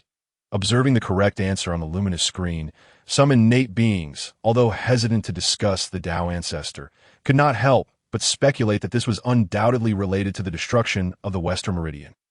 As for the meridian that had been obliterated years ago, while other beings might not know, they were aware that it had been destroyed by Luo, who had subsequently established the demonic path. At this moment, some innate beings also realized why Hao Yin chose to forego answering as a disciple of the Tao ancestor. Hao Yin had no alternative route. Even if he knew the correct answer, due to the face of the Tao ancestor and his own status, he could only abstain in the Purple Cloud Palace. Hongjun regarded the correct answer and noticed Luo Hu's comment. Indeed, I am curious about what Hongjun owes the West. If there's a debt, it should be repaid promptly. Letting a disciple repay, it seems rather undignified. What he owed to the West was unknown to others, but Luo Hu was well aware. Had it not been for Luo Hu's treachery in the past, how could he now bear the shame of sacrificing his disciple's face to repay the karmic debt to the West? Hongjun also thought of Hao Yin, who had not retrieved any rewards. Upon seeing the options presented on the luminous screen, Hongjun, well acquainted with Hao Yin's temperament, sensed trouble. When he later witnessed Hao Yin's decision to forego answering, he was not surprised. Though he understood Hao Yin's reasons for abstaining, the fact that others had answered nonetheless left him embarrassed.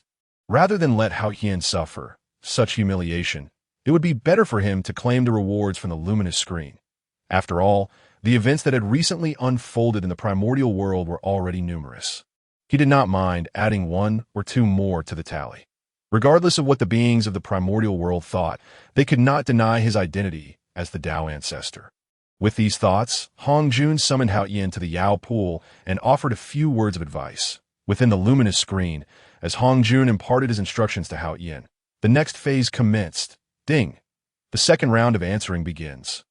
As the voice of the luminous screen rang out, the once bustling barrage of comments abruptly ceased, and all beings hurriedly clicked the word answer on the screen. Ding! Swearin has successfully answered and has become the respondent. As the announcement concluded, a robust human man appeared on the luminous screen, his cultivation evidently having reached the level of Deluo Jinxian. Randallite.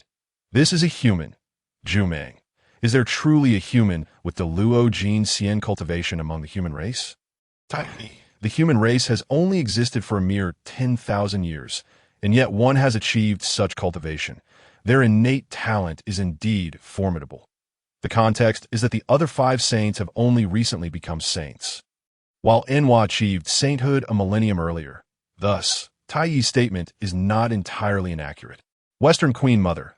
I recall that the Taoist friend Laozi's eldest disciple is also human, yet he has only reached the level of Jin Xian. Eastern King. 10,000 years is but a blink of an eye. The innate talent of the human race is truly remarkable. Ming He. It is no wonder that in the future, the demon race would risk offending the saints to slaughter the human race. That if every human possesses such cultivation, they will undoubtedly become the third dominant race, following the Wu in Yao. Randallite. In my view, it may not solely be due to innate talent. There was once a decree of merit bestowed upon the human race. Could that be the reason? Observing the luminous screen, many mighty beings were astonished by the rapid advancement of the human race, even questioning if all humans possessed such swift cultivation. The Yu Chao clan and the Zi clan quickly realized that if this development continued, it would be exceedingly detrimental to the human race. Upon hearing Randallite's words, they seized the opportunity to elaborate. Yu Chao clan. It was merely a stroke of luck that they received the merit of the heavenly Tao, enabling their ascension to the Luo Jinxian. It has nothing to do with their innate talent, so let us not speculate in that direction. Z clan. Currently, aside from us, there is yet to be even one Jinxian among the human race. With Randallite's comments, and those of the Yu Chao and Z clans, several innate beings indeed recalled that there had been occasions when the human race received the decree of merit from the heavenly Tao 3 times, causing quite a stir. However, at that time, the human race had been merely a small tribe under the protection of the Saint Enoi, who had issued an edict. Other beings were forbidden from entering the human territory for a millennium. Coupled with the significant disturbances caused by the demon and witch races during that period, there had been little attention paid to them, understanding that it was not the human race's cultivation talent that was so extraordinary. The focus of many turned away from the humans and shifted to the respondent's swear-in on the luminous screen. Ding! Congratulations to swear-in for becoming the respondent. Please choose past, present, future once again. There was only one option available, thus swear-in could only select present. Lu Air. Once again, there is only the present to choose from. Could it be that the future swear-in has perished? Golden-winged Great Peng. Lu Air. Have you forgotten? The luminous screen previously displayed scenes of the demon race slaughtering the human race. Those demons are ruthless fiends devoid of any humanity and must have killed swear-in. The golden-winged Great Peng held a grudge. Recalling the arduous journey he had endured to return, knowing well that the demons had contributed to his plight, seizing this opportunity, he would not let it pass without criticizing the demon race. Emperor Jun furrowed his brow at the comment from the golden-winged Great Peng. It was clear that the Peng had developed a hatred for the demon race, had it not been for Yuan Feng's departure from the undying volcano. Emperor Jun could have sent someone to capture the golden-winged Great Peng. Even if one cannot subdue the magnificent golden-winged rock, one can nonetheless eradicate the root of the problem, thereby eliminating a potential threat to the demon clan. However, now that Yuan Feng has escaped from the undying volcano, should he indeed take such actions, he would inevitably confront Yuan Feng, who, as the protagonist of the last calamity, possesses formidable strength that cannot be underestimated. Were it not for dire circumstances, Dejuan, already facing the formidable witch clan, would be reluctant to confront Yuan Feng. Who can predict what desperate measures Yuan Feng might resort to? After all, as the protagonist of the previous calamity, who can guarantee that Yuan Feng does not hold any secret cards unknown to outsiders? Previously, 5 or 6 great Luo golden immortals failed to capture the 2 golden-winged rock and Tongtian, who were in the early stages of their cultivation, not because of a lack of effort, but due to the abundance of treasures they wielded from the Phoenix clan. This is merely the defensive trump card Yuan Feng provides for the younger generation. Nobody knows what thoughts linger in Dejuan's mind. The scene on the luminous screen continues to unfold. Within the luminous screen, after the Swearing clan made their choice, a different scene emerged in the chaotic realm surrounding the luminous screen. However, as soon as this scene materialized, Suerin's expression changed dramatically.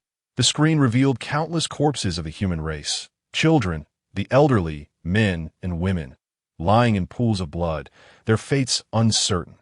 These bodies were unrecognizable, with burst blood vessels and a truly tragic appearance. Meanwhile, demon soldiers were systematically collecting the souls of the fallen humans. Here lay a large tribe, housing over 100 million humans, yet not a single living soul could be seen on the luminous screen. The horrific nature of the scene was evident that it was indeed the brilliance of Lord Jimma.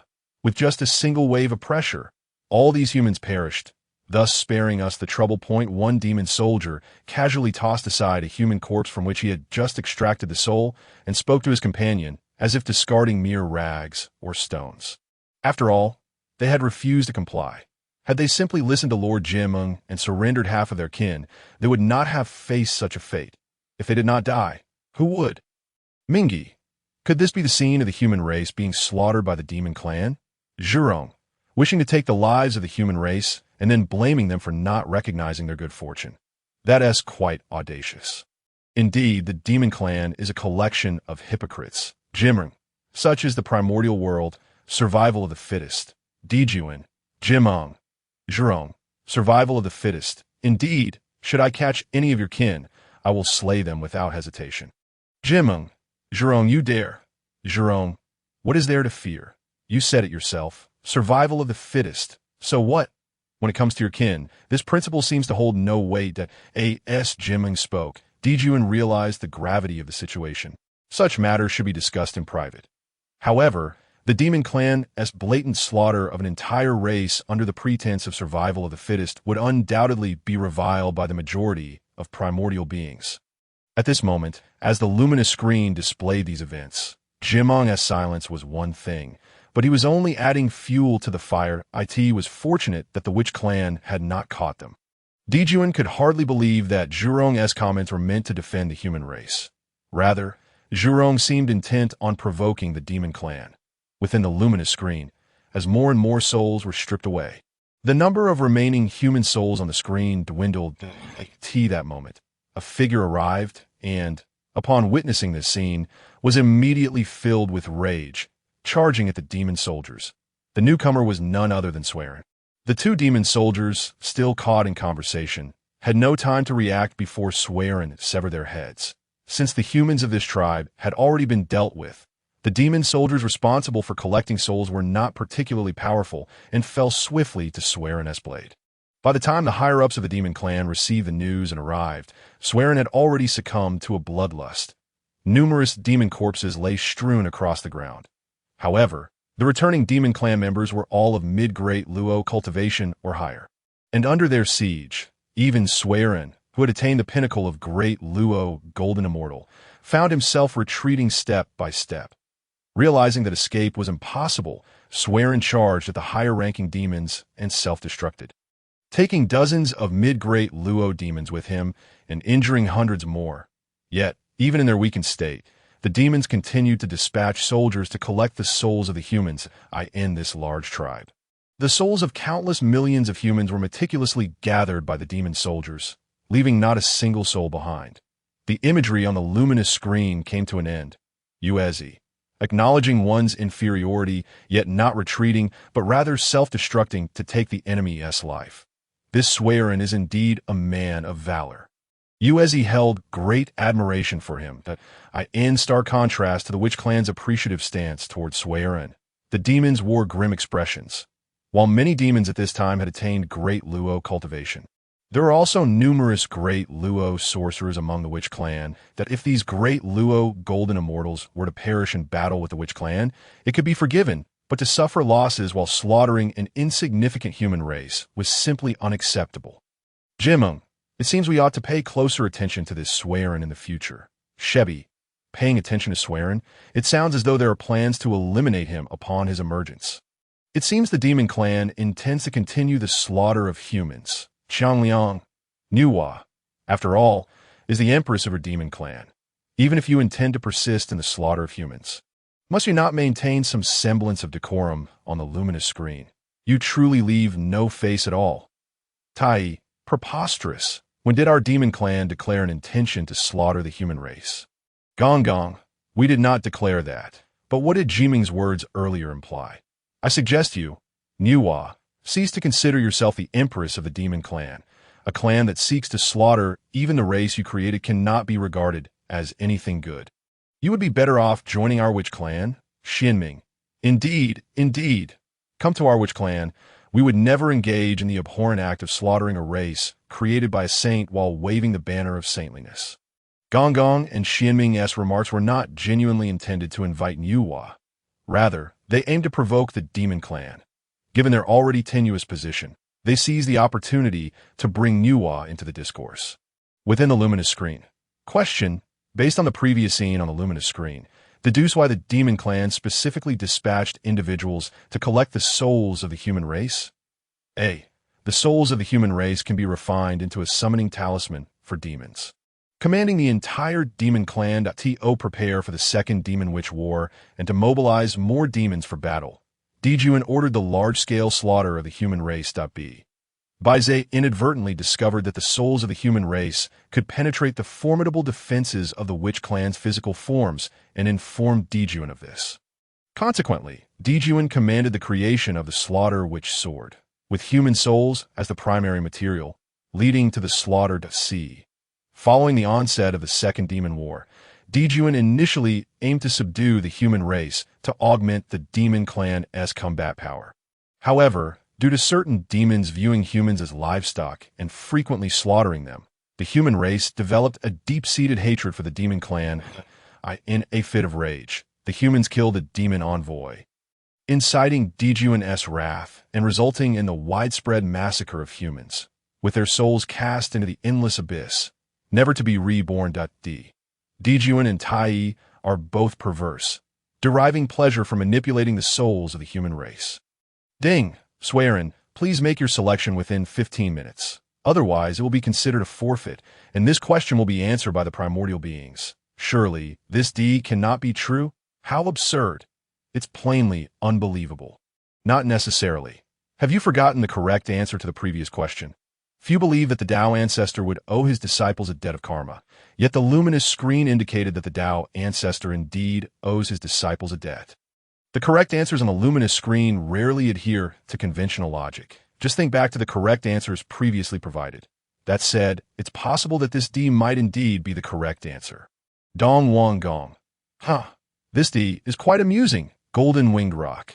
The demon clan is indeed perverse, pursuing others without cause. Golden Winged Rock. I dare say D is the correct answer. Ing Zhao. Among these answers, I would first eliminate D. Upon seeing these options, the Heavenly Court believes that D is the correct answer more than others throwing mud at him. That Dejuan's attention was primarily drawn to option B. Baize inadvertently discovered that the souls of the human race could penetrate the formidable defenses of the witch clan's physical forms and informed Dejuan of this. Consequently, Dejuan commanded the creation of the slaughter witch sword, with human souls as the primary material, leading to the slaughter. Is be the correct answer. If it is, it would explain why he would dare to risk offending the saints to massacre the human race. The formidable physicality of the witch clan has always been a source of great frustration for Dejuan. Over the years, many demons of equal rank have perished beneath the witch clan's superior strength. If there were a means to breach the witch clan's defenses, what would the slaughter of an entire race matter? However, this is merely a strong possibility and not necessarily the correct answer. Contemplating this, Dejuan shifted his gaze to other options. Apart from option B, another highly plausible choice presented itself. A. The souls of the human race can be refined to create the demon summoning pendant, which commands the myriad demons of the world. In order to summon more demons to fight in the Second Demon Witch War, Dejuan ordered the creation of this artifact, leading to mass slaughter of the human race to collect their souls. This option is also quite likely. If there truly exists a treasure capable of commanding all demons, it would undoubtedly significantly enhance the demon strength, making Dejuan's order to slaughter humans entirely unsurprising. Nuwa, observing the options on the luminous screen, instantly concluded that the correct answer must be B. That she had already produced the demon summoning pendant mentioned in option A, but the revelation of the demon race's massacre of humans prompted her to temporarily withhold it from Dejuan, refraining from presenting it to him. Since option A was impossible, option C stated, due to the outbreak of the Second Demon War, Dejuan originally intended to subdue the human race to bolster the demon forces. However, because certain demons regarded humans as prey, frequently slaughtering them, the human race harbored deep hatred for the demons. In a fit of rage, humans directly killed the demon envoy.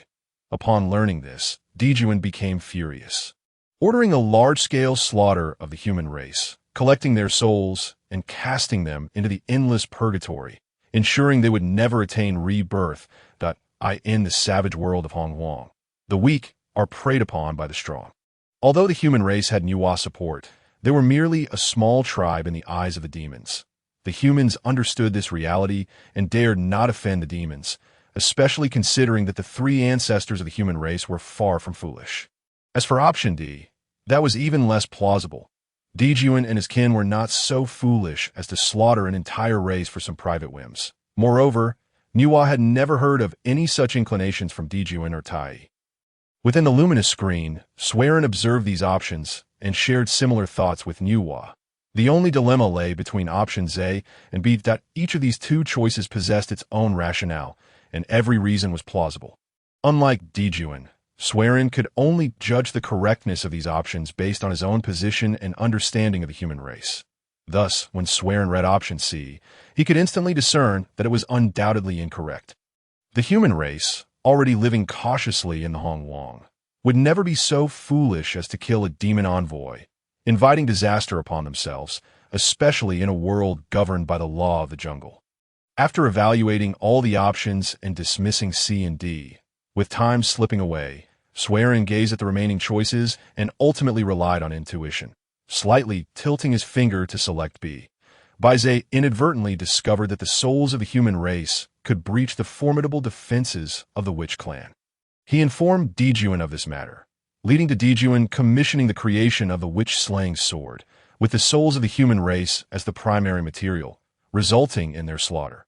Even though Swearin was not adept in the art of crafting artifacts, he understood that a treasure capable of commanding all demons could not be forged by an ordinary individual, and the demon race had never heard of such a master craftsman. Of course, it was possible that such a being existed among the demons, but he had simply not heard of them.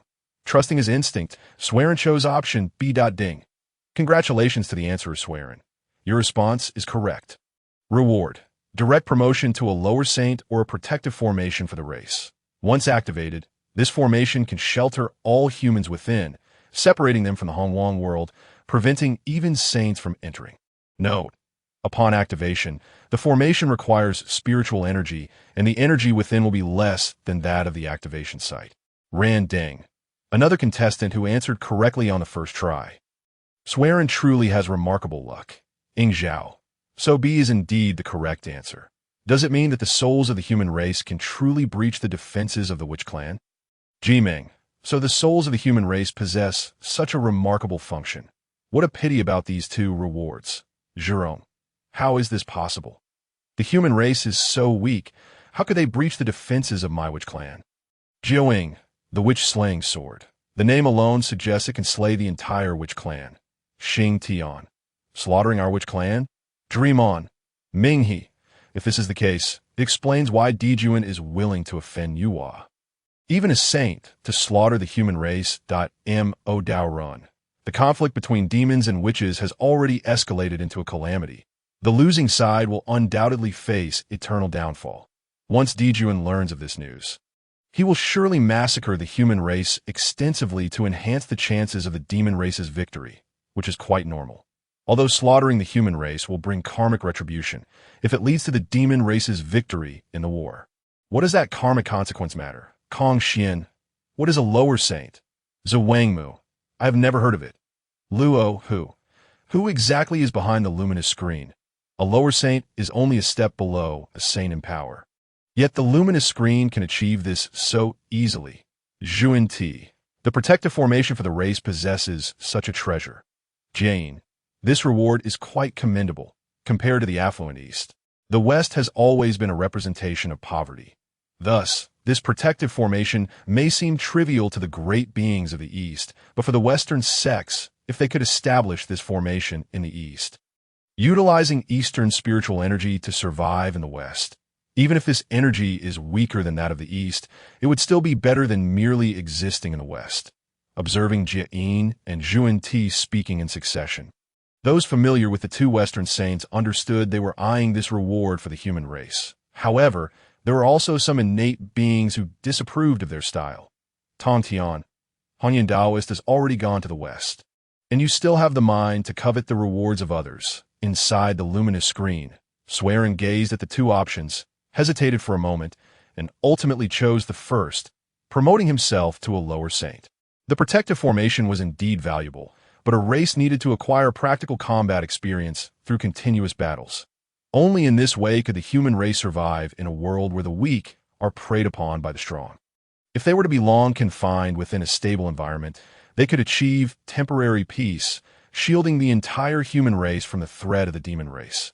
However, if they truly entered the protective formation, those who had experienced the brutalities of the Hongyun world would strive to cultivate diligently. But what of their descendants? Would the offspring born within the protective formation, devoid of external pressure, truly not become complacent in their cultivation? If a race loses its ambition to strive upward, it will ultimately self-destruct without any external pressure. Swearin would never allow such a situation to occur. as for the potential side effects of being directly promoted to a lower saint, which would halt at 1,000,000,000 meetings. He had already achieved the Tao of the great Luo golden immortal through merit, which was essentially a meteoric rise, leaving his foundation unstable. Now, under these circumstances, advancing even slightly was as difficult as ascending to the heavens. And he had no suitable cultivation methods among the human race. The Golden Dan cultivation method passed down by Laozi could only lead to the Golden Immortal at its peak. Did I end this situation? Even if he were granted 1,000,000,000 meetings, he might not reach the quasi-saint level, let alone a lower saint. Rather than these options, it would be better to choose the rewards on the luminous screen. With the strength of a lower saint, he could still protect the human race. With calamities looming and saints not emerging, with his strength as a lower saint, he would undoubtedly be able to safeguard the human race during this calamity. Even if the demon race sought to slaughter humans, they would have to regard his weight as a lower saint with caution. With these thoughts in mind, Sueren felt much less pressure when selecting the first reward. As he made his choice, a beam of golden light entered his body, and Sueren's cultivation swiftly ascended. Great Luo, golden, immortal, great perfection, quasi-saint early stage, quasi-saint mid-stage, quasi-saint peak, quasi-saint great perfection, ultimately halting at half-step saint. Only after Sueren's cultivation was fully stabilized did the luminous screen send him out. Is this what it means to be a lower saint? Even from behind the luminous screen, he appears incredibly powerful. Is this what a saint is like? A half-step saint is said to be the most formidable being beneath a saint, is it not? If that's the case, then the demon race can no longer slaughter the human race. The demon race will certainly not dare. Now that Sueren is a lower saint, they would be courting death. How did he suddenly become so powerful? How will I feast on humans from now on? The human race is a great source of nourishment, especially those created by Lady Nuwa, who can significantly enhance one's strength. I was initially worried that once the secret of the demon race's slaughter of humans was exposed, the human race would still face the fate of future massacres, but it seems that will not be the case now. Minghe, the luminous screen, can truly elevate beings directly to the strength of a lower saint. Mo Daoren, the human race has managed to evade a calamity this time. Dong Wanggong, becoming a lower saint is advantageous, sparing them from being eyed like fish on a chopping board by certain demons. Though Dong Wanggong envied Sueren's direct promotion from mid-great Luo to lower saint. However, he is more inclined to vex the demon race, as long as the demon race is unhappy. He finds joy in that. Amidst the rapid barrage of comments, the voice from the light screen punctually announced, "Ding." The third round of rapid response begins. The response button appeared, and the sound from the light screen abruptly ceased as everyone simultaneously attempted to answer.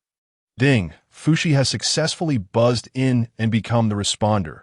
As the voice from the light screen faded, Fuxi's figure materialized in the answering space. Perhaps taken aback by his unexpected success, he paused for a moment upon realizing his sudden presence in this unfamiliar setting. Inwa, brother, Kuinpeng, I didn't expect Fuxi to buzz in successfully this time. Zhuangmu, Fuxi's fortune has always been remarkable. It's not surprising that he succeeded in buzzing in. Randing, I wonder what options Fuxi has to choose from. Dong Wanggong, to be honest, I'm a bit looking forward to Fuxi's storyline. Among the innate beings, Fuxi is certainly a prominent figure. In this context, what kind of schemes might he fall victim to? Or is there something on the light screen that Fuxi himself cannot foresee? With Dong Wanggong's remarks, the other innate beings grew curious. Fuxi's caution is renowned in the primordial world, even during the competition for the lotus seats in Zhixiao Palace. Although Fuxi and his sister arrived earlier than Hongyun and Kuinpeng, they allowed Enwa to occupy a seat while he stood guard nearby, showcasing his prudence. Within the light screen, Fuxi himself did not anticipate his success in buzzing in. After numerous attempts without success and with so many individuals present in the primordial world, Fuxi merely adhered to the routine. When the response button appeared, he would buzz in, but whether he would succeed was left to fate. Ding, congratulations to Fuxi for becoming the responder. Please choose past, present, or future.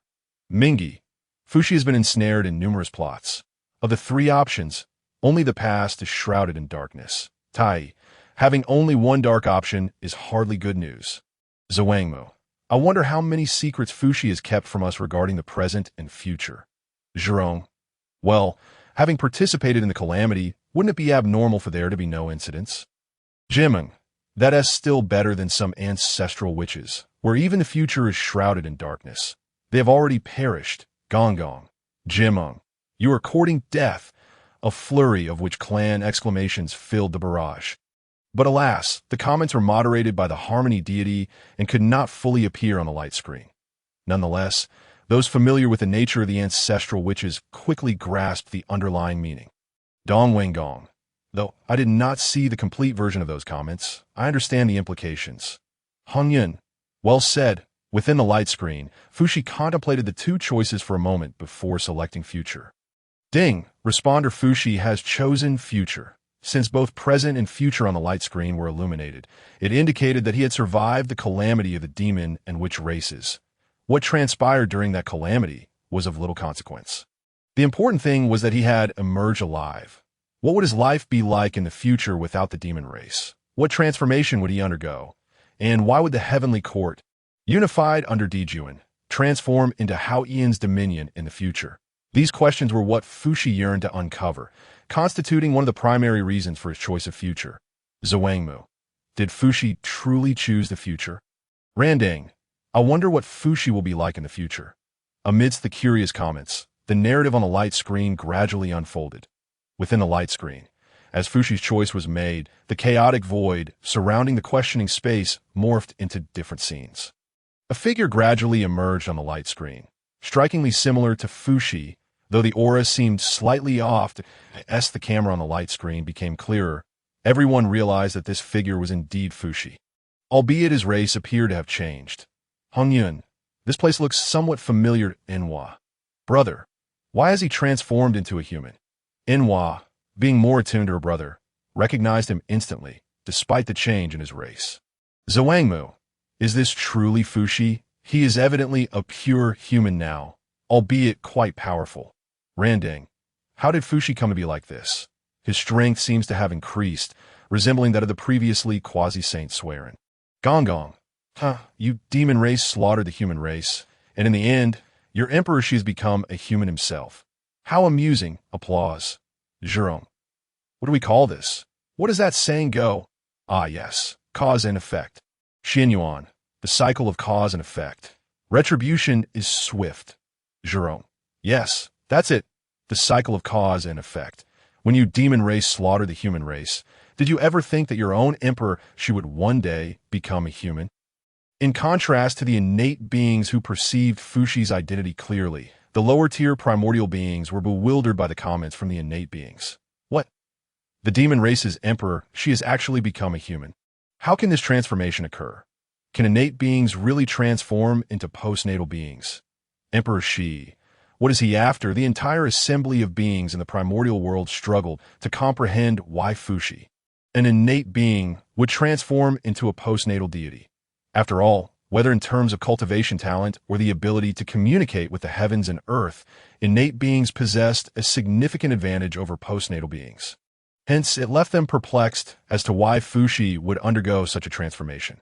Unfortunately, the light screen offered no answers, and the narrative continued to unfold. As the plot progressed within the light screen, it became evident that Fuxi was not alone. There were two other figures present, though none recognized them. Assisting Zhou in subduing Shang. If Yuan Shi and the others truly succeeded, the human race would face yet another round of oppression from the heavenly path.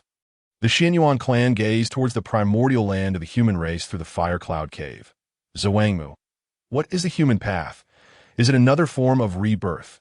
Jiejing, aside from the three paths of heavenly, earthly, and living beings, there exists a human path, a path for the human race. Dong Wanggong. Wait. This place on the light screen seems somewhat familiar. Isn't this Hongyun's fire cloud cave? Although Hongyun had flaws in his character, always eager to assist in any situation, he was known as the good-natured soul of the primordial world. Due to his considerable strength, Dong Wanggong had attempted to win him over while establishing the celestial court and had even visited Hongyun's fire cloud cave as a guest. As an innate powerhouse, aside from the saints, the other innate beings could be considered the top-tier combatants in the primordial world.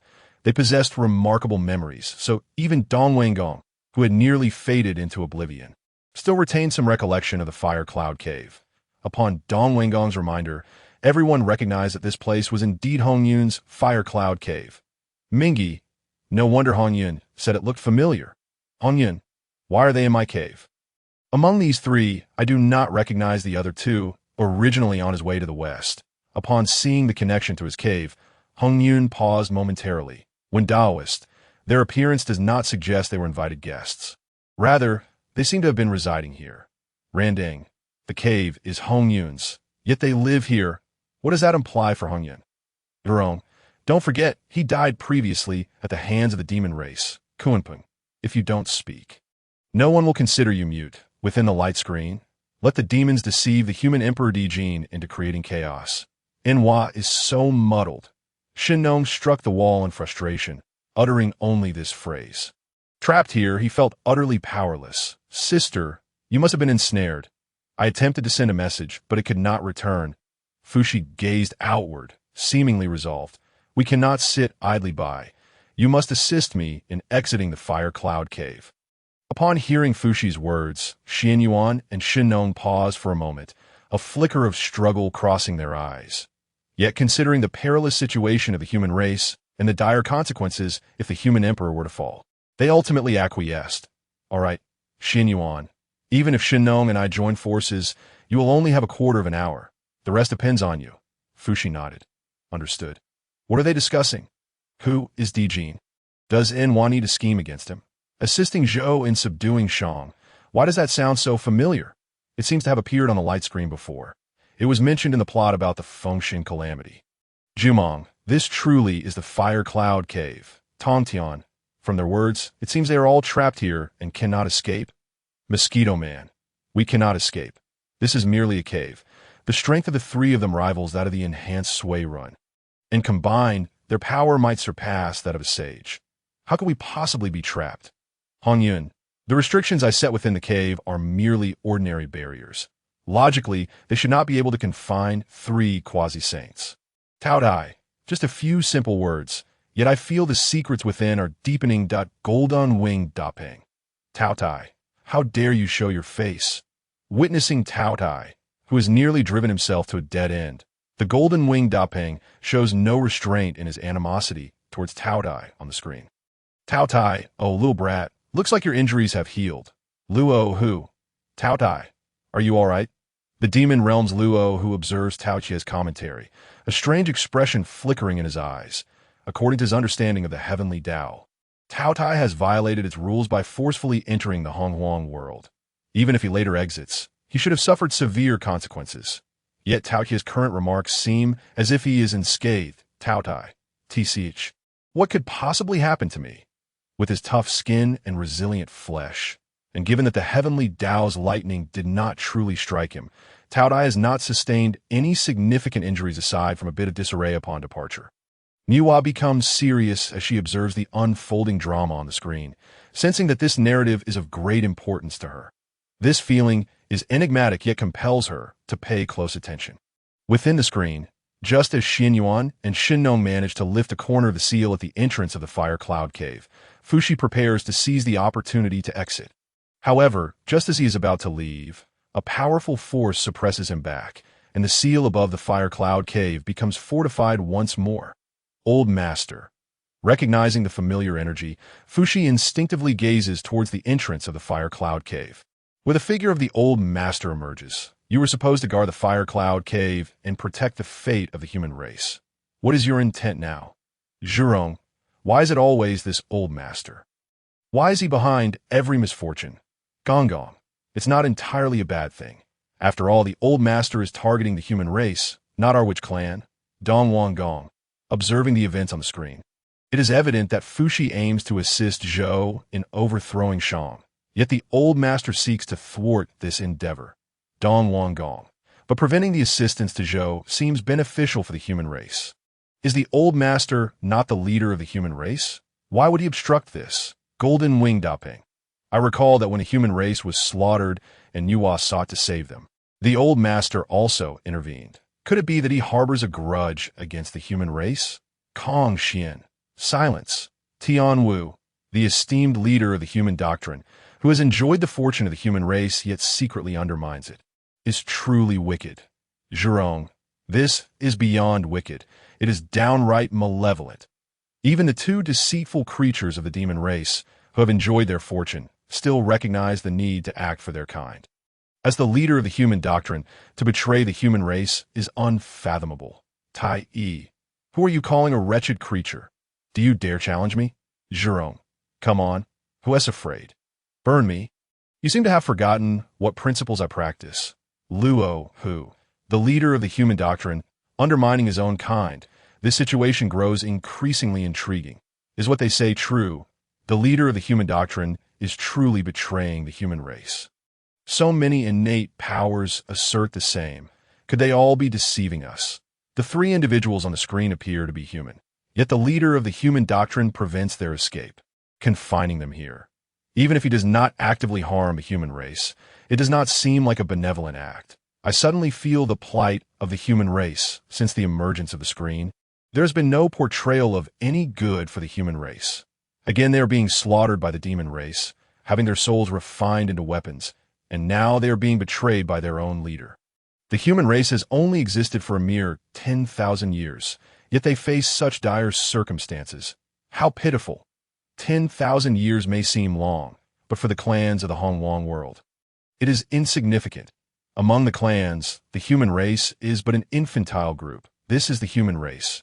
Had it been our clan, we wouldn't even honor that leader that I would smash his idol. That would be my patience. Exactly.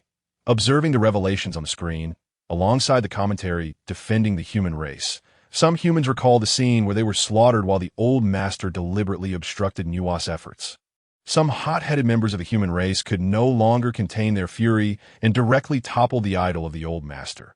Some were prevented from doing so, while others were not so fortunate. However, even those idols that remained standing were no longer venerated as before. Some clans even outright removed the idols of the old master. The old master's once great prestige among the human race, accrued from imparting the golden elixir method, has been nearly obliterated through this incident. The ordinary beings of Hongyun may not perceive this, but some innate powers have noticed the diminishing fortune of the human doctrine. Although the decline is not particularly rapid, a decrease in fortune signifies decay, and such lost fortune is not easily reclaimed. Within the screen, the narrative continues as Fuxi candidly expresses to the old master that he merely wishes to return to see his sister. Yet the old master, citing the necessity of the three sovereigns to safeguard the human race's fortune, promptly declines. After the rejection, the old master reinforces the seal and prepares to depart.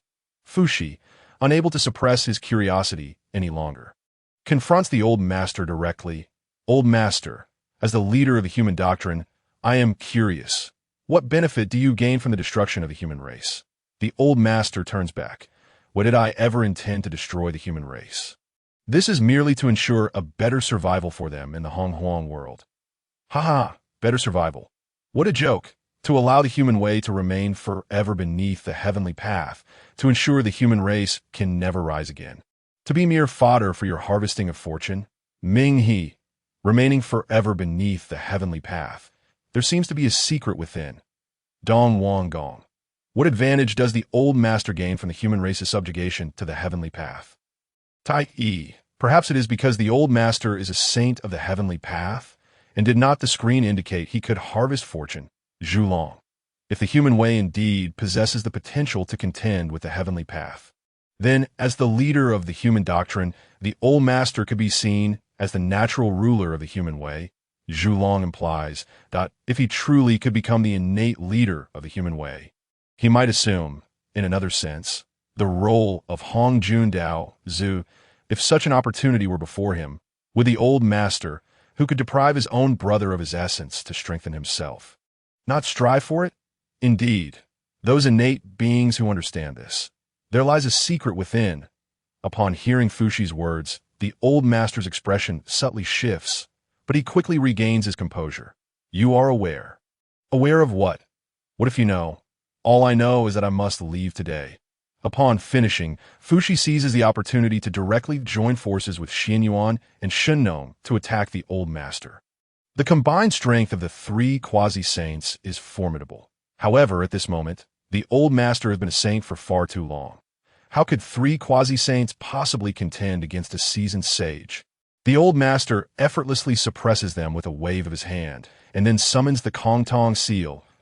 As the Kongtong seal appears, the 3 quasi-saints, who had retained some capacity to counterattack, are rendered immobile, and the old master firmly establishes the Kongtong seal within the fire cloud cave, sealing the 3 sovereigns' chance of escape. The screen fades to darkness, and just as everyone believes the narrative to be concluded, the camera suddenly shifts to another location within the fire cloud cave, revealing 5 more human beings suppressed by the Kongtong seal. These 5 human beings also possess considerable cultivation. The narrative within the screen finally concludes, and the surrounding area of the question and answer space returns to a state of chaotic void. Ran Ding. What was the treasure that the old master produced at the end? It seemed he did not use it much before directly suppressing Fuxi and the others. Shi Wangmu. That object appears to share a common origin with the human race. Jin. There is fortune in the human race within it. Without hesitation, Zhuan Ti, who discerned the contents of the treasure, reveals this detail to the beings of the Hongyun world. Only when the 3 pure ones descend lower can they have their moment to shine, now that the strongest among the 3 pure ones, the old master, has revealed so much. It is the perfect opportunity for them to step in. If the old master truly pursues the matter, they can feign innocence. After all, they are merely stating the truth, without saying too much. With this thought, the Western 2 saints speak even more. Zhuan Ti. If I'm not mistaken, this should be a supreme treasure of the human race. That it appears that this was intentionally crafted by someone, nurtured within the fortunes of the human race, and possesses a similar suppressive effect on said fortunes. The luminous screen reveals Laozi stating the necessity of the 3 sovereigns to suppress the fortunes of humanity. Yet, Laozi effortlessly produces a supreme treasure capable of achieving the very same end. This situation warrants profound scrutiny. Consequently, due to these bullet comments, humanity's disdain for Laozi, the master of the human sect, has deepened. The human tribes, which once regarded Laozi's statue with reverence and hesitated to relocate from their ancestral lands, have now decisively chosen to depart, preferring not to witness the matter any further. To venerate a sage seems less meaningful than to pay homage to the Holy Mother, or, if all else fails, to the mighty Fuxi. As Enwa gazes at the screen before the narrative fades, she seems to comprehend what remains to be unlocked in the path of beings. However, she finds it perplexing that while the screen provides her with a method to initiate the path of beings, the narrative insists on the term human path, seemingly devoid of any trace of the path of beings. What could this signify? The screen asserts that the initiation of the path of beings is crucial for humanity. Is it possible that the human path equates to the path of beings? Yet, according to the depiction on the screen, the human path should pertain exclusively to the human race itself, while the screen's explanation of the path of beings encompasses all beings within the primordial world. This appears to be a contradiction. Where, then, lies the error within the luminous screen? Question. Please answer Fuxi. Deduce why Laozi forbids Fuxi from departing the fire cloud cave based on the prior narrative displayed on the screen. Option A. Laozi is aware that Fuxi seeks Enwa, and given Enwa's immense respect for her brother Fuxi, after hearing Fuxi's defense of humanity, she may very well choose to elevate the matter, gently dismissing any grievances towards the human Emperor Xinzi. Option B. Humanity holds the 3 sovereigns in great esteem. Should Fuxi truly be permitted to leave, any utterance he makes within the primordial realm could jeopardize humanity's plans. Option C.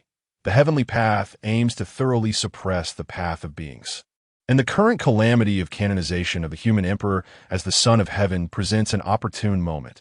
As a sage deeply entwined with the heavenly path, Laozi naturally must lend his aid, even to the extent of using the Kongtong seal to suppress the 3 sovereigns. Option D. Laozi understands that Enwa is currently not in her right state, and must not allow the siblings Fuxi and Enwa to meet. Note: this question permits multiple selections. Please choose 2 correct answers from the 4 options. Ding! Please make your selections within 15 minutes. Otherwise, it will be deemed a forfeit, and the question will be answered by the primordial beings. Red Cloud. Offense. What sort of offense could provoke such ire from a sage, necessitating Fuxi's personal intervention to mediate? Zhan Yuanzi. Enhua is not the type to hold grudges against the lower beings of the primordial world, especially given that humanity was her own creation, akin to her children. Under such circumstances, for humanity to incite Enhua's wrath, their actions must be extraordinary. Mingi. What does this not normal refer to? Enhua is a sage. How could she possibly be deemed not normal? Dong Wanggong. Enhua, as a sage, could not possibly be abnormal unless someone is deliberately causing her to be. So, this someone naturally refers to other sages. For ordinary beings could not influence a sage. Duobao. Another multiple-choice question, thus increasing the probability of a correct answer. The Shi Wangmu. Earlier, Fuxi claimed it was the human path. How has it now transformed into the path of beings? In option C. Shi Wangmu. Could it be that the human path is synonymous with the path of beings? Randing. That seems implausible. Although the difference is merely 2 characters, the implications diverge significantly. It is improbable that the screen would commit such a fundamental error.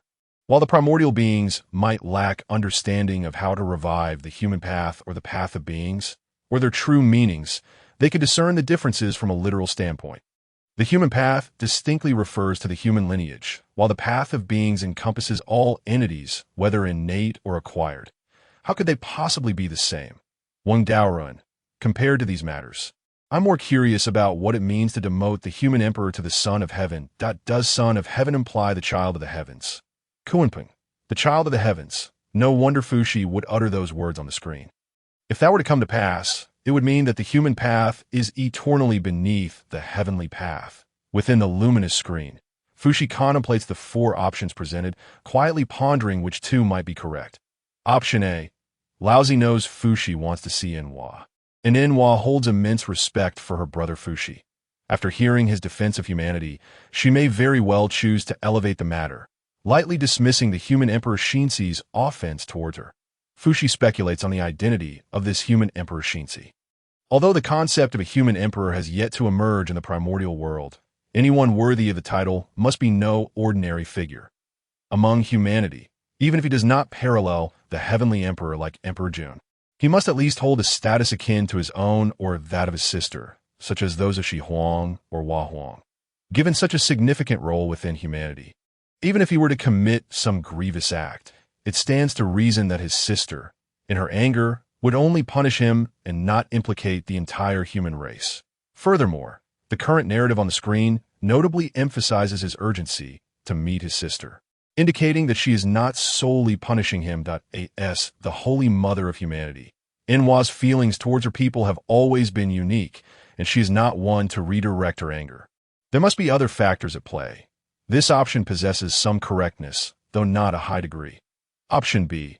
Humanity holds the 3 sovereigns in great esteem, should Fuxi truly be allowed to depart. Any words he utters within the primordial realm could thwart humanity's plans. In the narrative, sages are involved. Matters involving sages cannot be resolved simply by a few words. The calculations of sages are never trivial. This possibility is likewise not very high. Option C. The heavenly path aims to thoroughly suppress the path of beings, and the current calamity of canonization of the human emperor as the son of heaven presents an opportune moment. As a sage deeply entwined with the heavenly path, Laozi naturally must lend his aid, even to the extent of using the Kongtong seal to suppress the 3 sovereigns. This reasoning is robust, and Fuxi recalls that this calamity of canonization represents a struggle between the 2 sects of the teachings of the Intercept and the teachings of the Chan, with other sages covertly assisting. Many participants will certainly be involved. This calamity will not unfold as peacefully as the usual tranquility of the primordial world. Any significant actions taken by the powerful will be closely observed. Given this, it is reasonable for Laozi to boldly suppress them, as depicted in the narrative. Furthermore, as a sage of the heavenly path, based on Laozi's past actions, it would not be surprising for him to undertake such measures if they align with his interests. Even as the leader of the human sect, Option D, Laozi understands that Enhua is currently not in a right state and must not allow the siblings Fuxi and Enhua to meet. If this is one of the correct answers, it corroborates his analysis of Option A. suggesting that someone has manipulated or influenced his sister through other means. After thoroughly analyzing these points, Fuxi ultimately selects C. The heavenly path aims to thoroughly suppress the path of beings. And the current calamity of canonization of the human emperor as the son of heaven presents an opportune moment. As a sage deeply entwined with the heavenly path, Laozi naturally must lend his aid, even to the extent of using the Kongtong seal to suppress the three sovereigns. Laozi understands that Enhua is currently not in a right state and must not allow the siblings Fuxi and Enhua to meet. Ding. Congratulations, Answerer Fuxi. Your response is correct. Reward. Method of the Primordial Golden Immortal of Hongyun. Or the method to attain sainthood through the path of beings. Or the method to attain sainthood through the human path. Or the complete method to sever the three corpses. Upon witnessing the correct answers, Enhua's expression shifted dramatically, setting option C aside, to mention in option D that she is not normal. Particularly that she must not meet her brother, implies that if they were to meet, he would discern her abnormality. What could this mean? Is she under someone's control? This is the only conclusion Enhua can draw. According to the narrative on the screen, her brother is certainly intended to visit her. It is likely he has already sensed that her actions are incongruous with her character. Enhua speculates that even if she is not being controlled at that time, she is undoubtedly being influenced. Enhua suddenly recalls the time when humanity was slaughtered by the demon race, and her teacher conspired with the 5 sages to prevent her from aiding humanity, even going so far as to confine her within the Wanggong palace to obstruct her from rescuing humanity. Her teacher was willing to take such measures that, if, in the future, someone wishes to exploit her status as the Holy Mother of humanity for their own ends, what actions might her teacher or the enigmatic Laozi take? Although controlling a sage should be challenging, Enhua has encountered her teacher after attaining sainthood, even if she were to attain the status of a sage. Her perception of her teacher's prowess would still remain unfathomable. If it truly were the case that her teacher had intervened, Enhua believed that even as a sage, she would be unable to withstand it. Fortunately, this matter pertains to the future, which is still a considerable distance away, granting Enhua ample time to alter these events. Casting these thoughts aside, Enhua reflected upon the 5 beings of the human race who appeared at the conclusion of the narrative.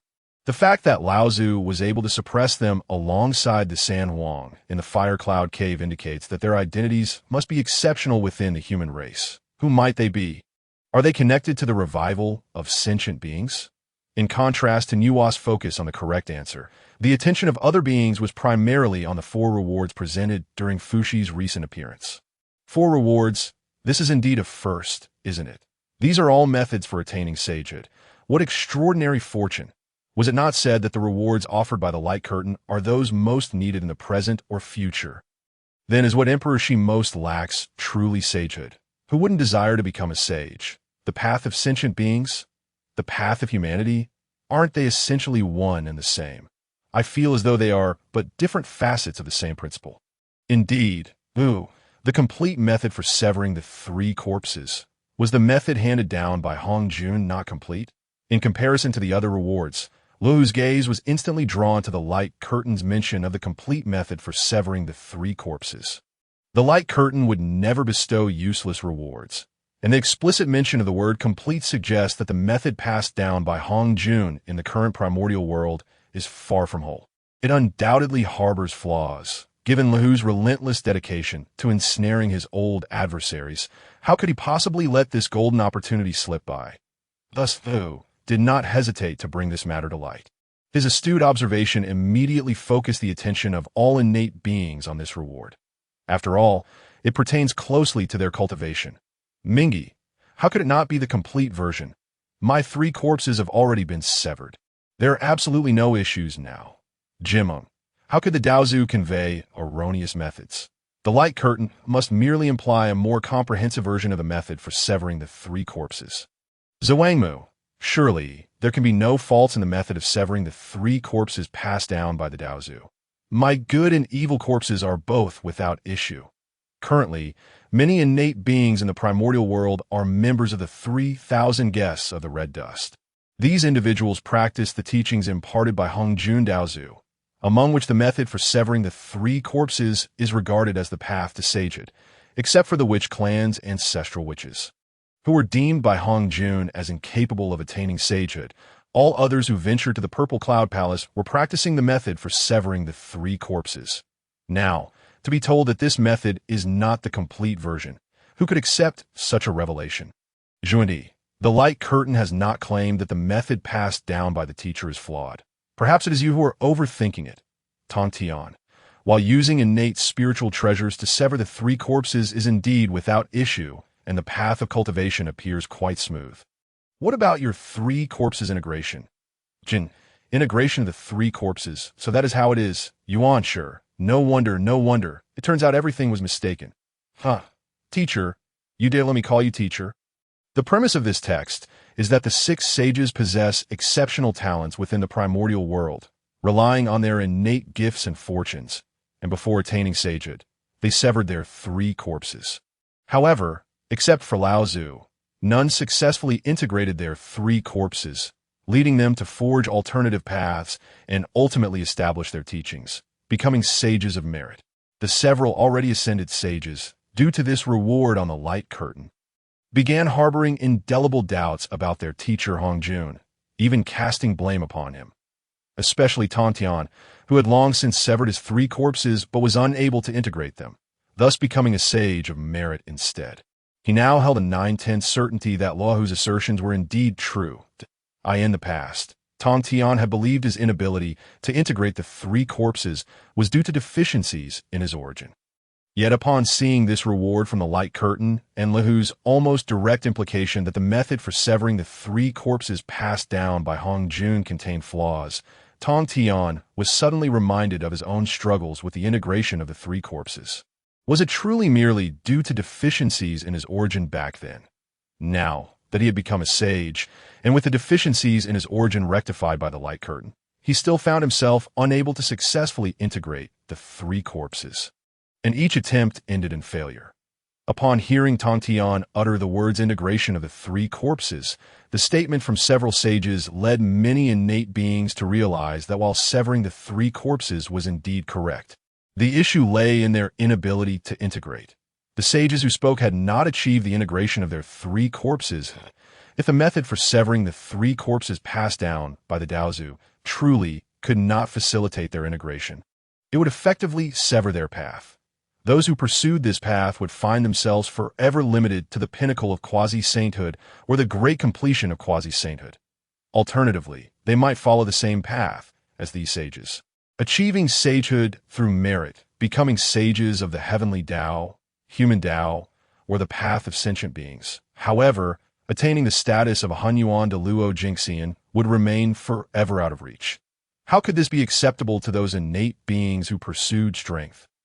Dong Wanggong, it was indeed erroneous. Then Mingi, no wonder, my three corpses have long been unable to integrate. Kuanpeng, if it is truly incorrect, then one can only forfeit their cultivation, given the events surrounding the Purple Cloud Palace.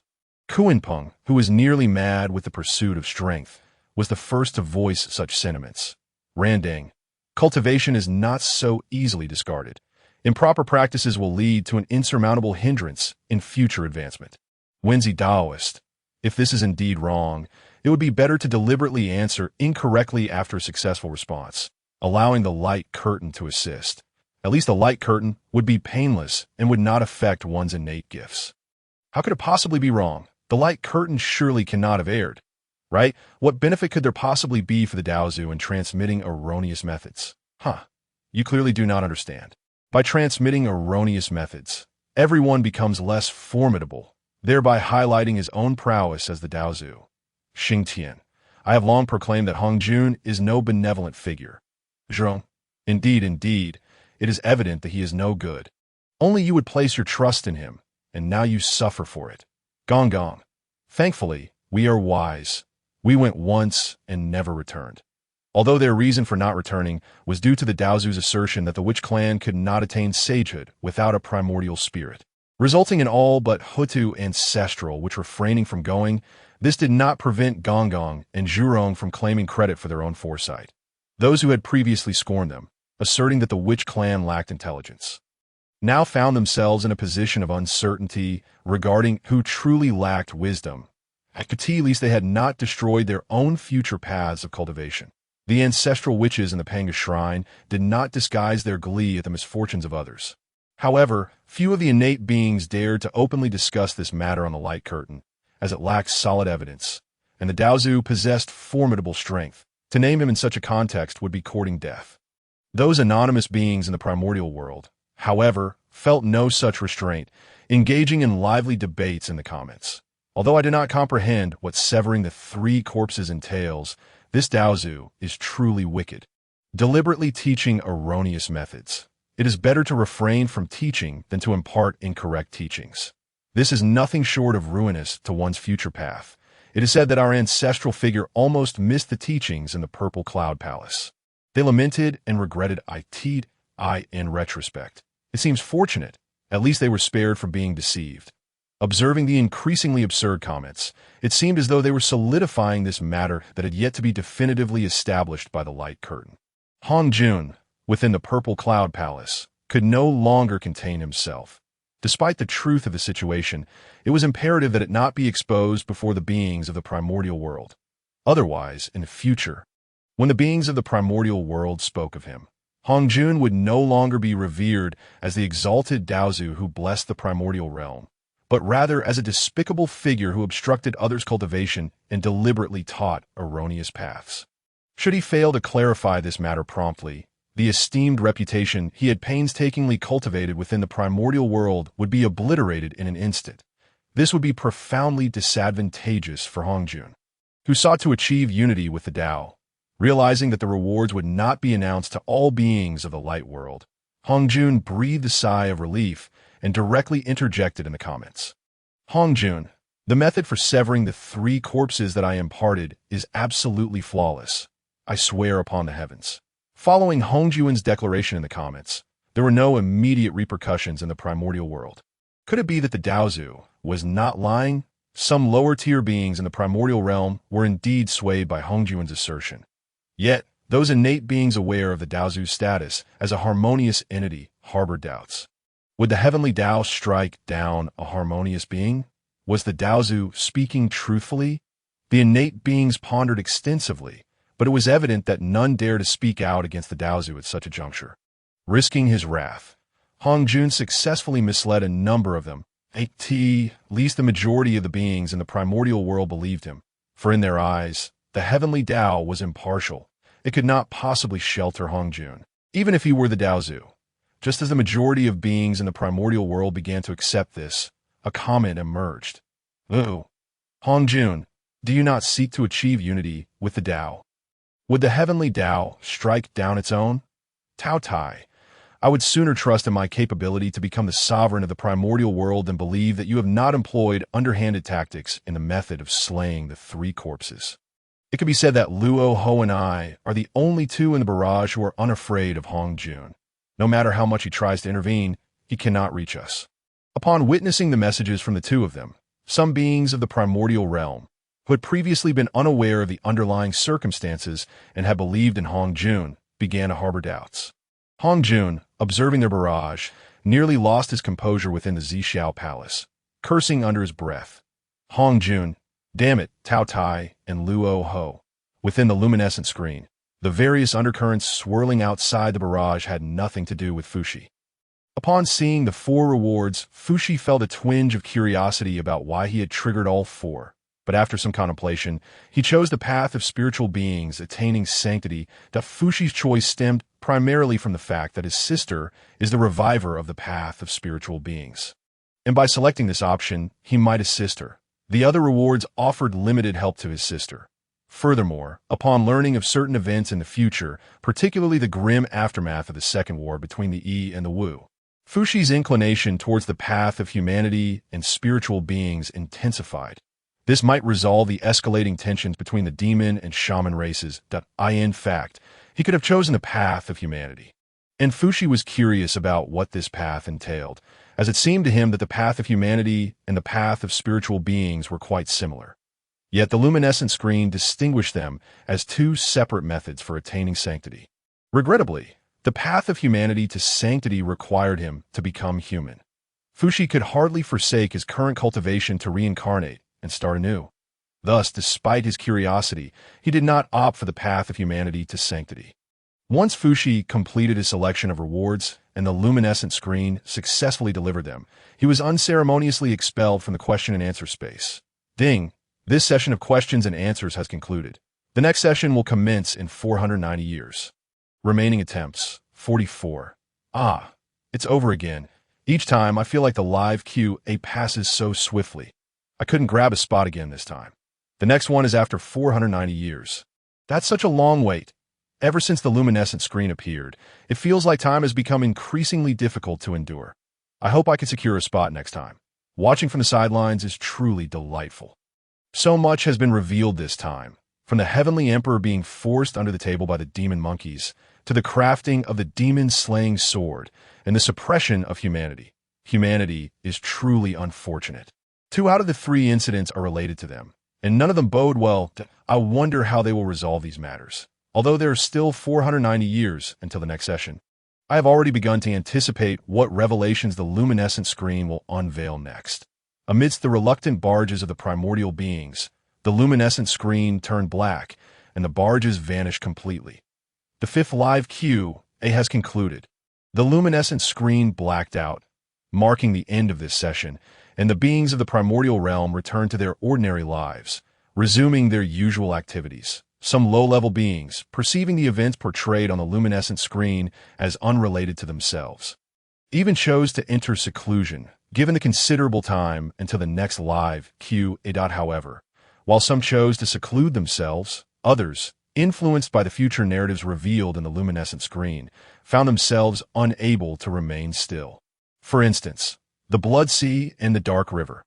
Ever since the Dark River beheld Fuxi's complete method of slaying the 3 corpses among the rewards displayed on the luminescent screen, a sense of unease has taken root within him that if the current method of slaying the 3 corpses circulating in the primordial world is not the complete version, why would the luminescent screen specifically label it as such? Coupled with the remarks of several saints afterward, and the incendiary barges from Luo Ho and Tao Tai, the Dark River, born in the Blood Sea and capable of dominating it, possesses considerable innate talent. While not on par with the 3 pure ones, he is at least not inferior to the Western 2 saints. Before Nuwa attained sanctity, the Dark River had already slain the 3 corpses alongside the Western 2 saints and the 3 pure ones. Now, a millennium has passed since he slayed the 3 corpses, yet he remains stagnant. Furthermore, the Western 2 saints and the 3 pure ones, who are of similar talent and have also slain their 3 corpses, have consecutively attained sanctity. The Dark River, in his urgency, cannot help but recall that he established the Azura race when Nuwa became a saint and founded the Azura sect when Laozi attained sanctity.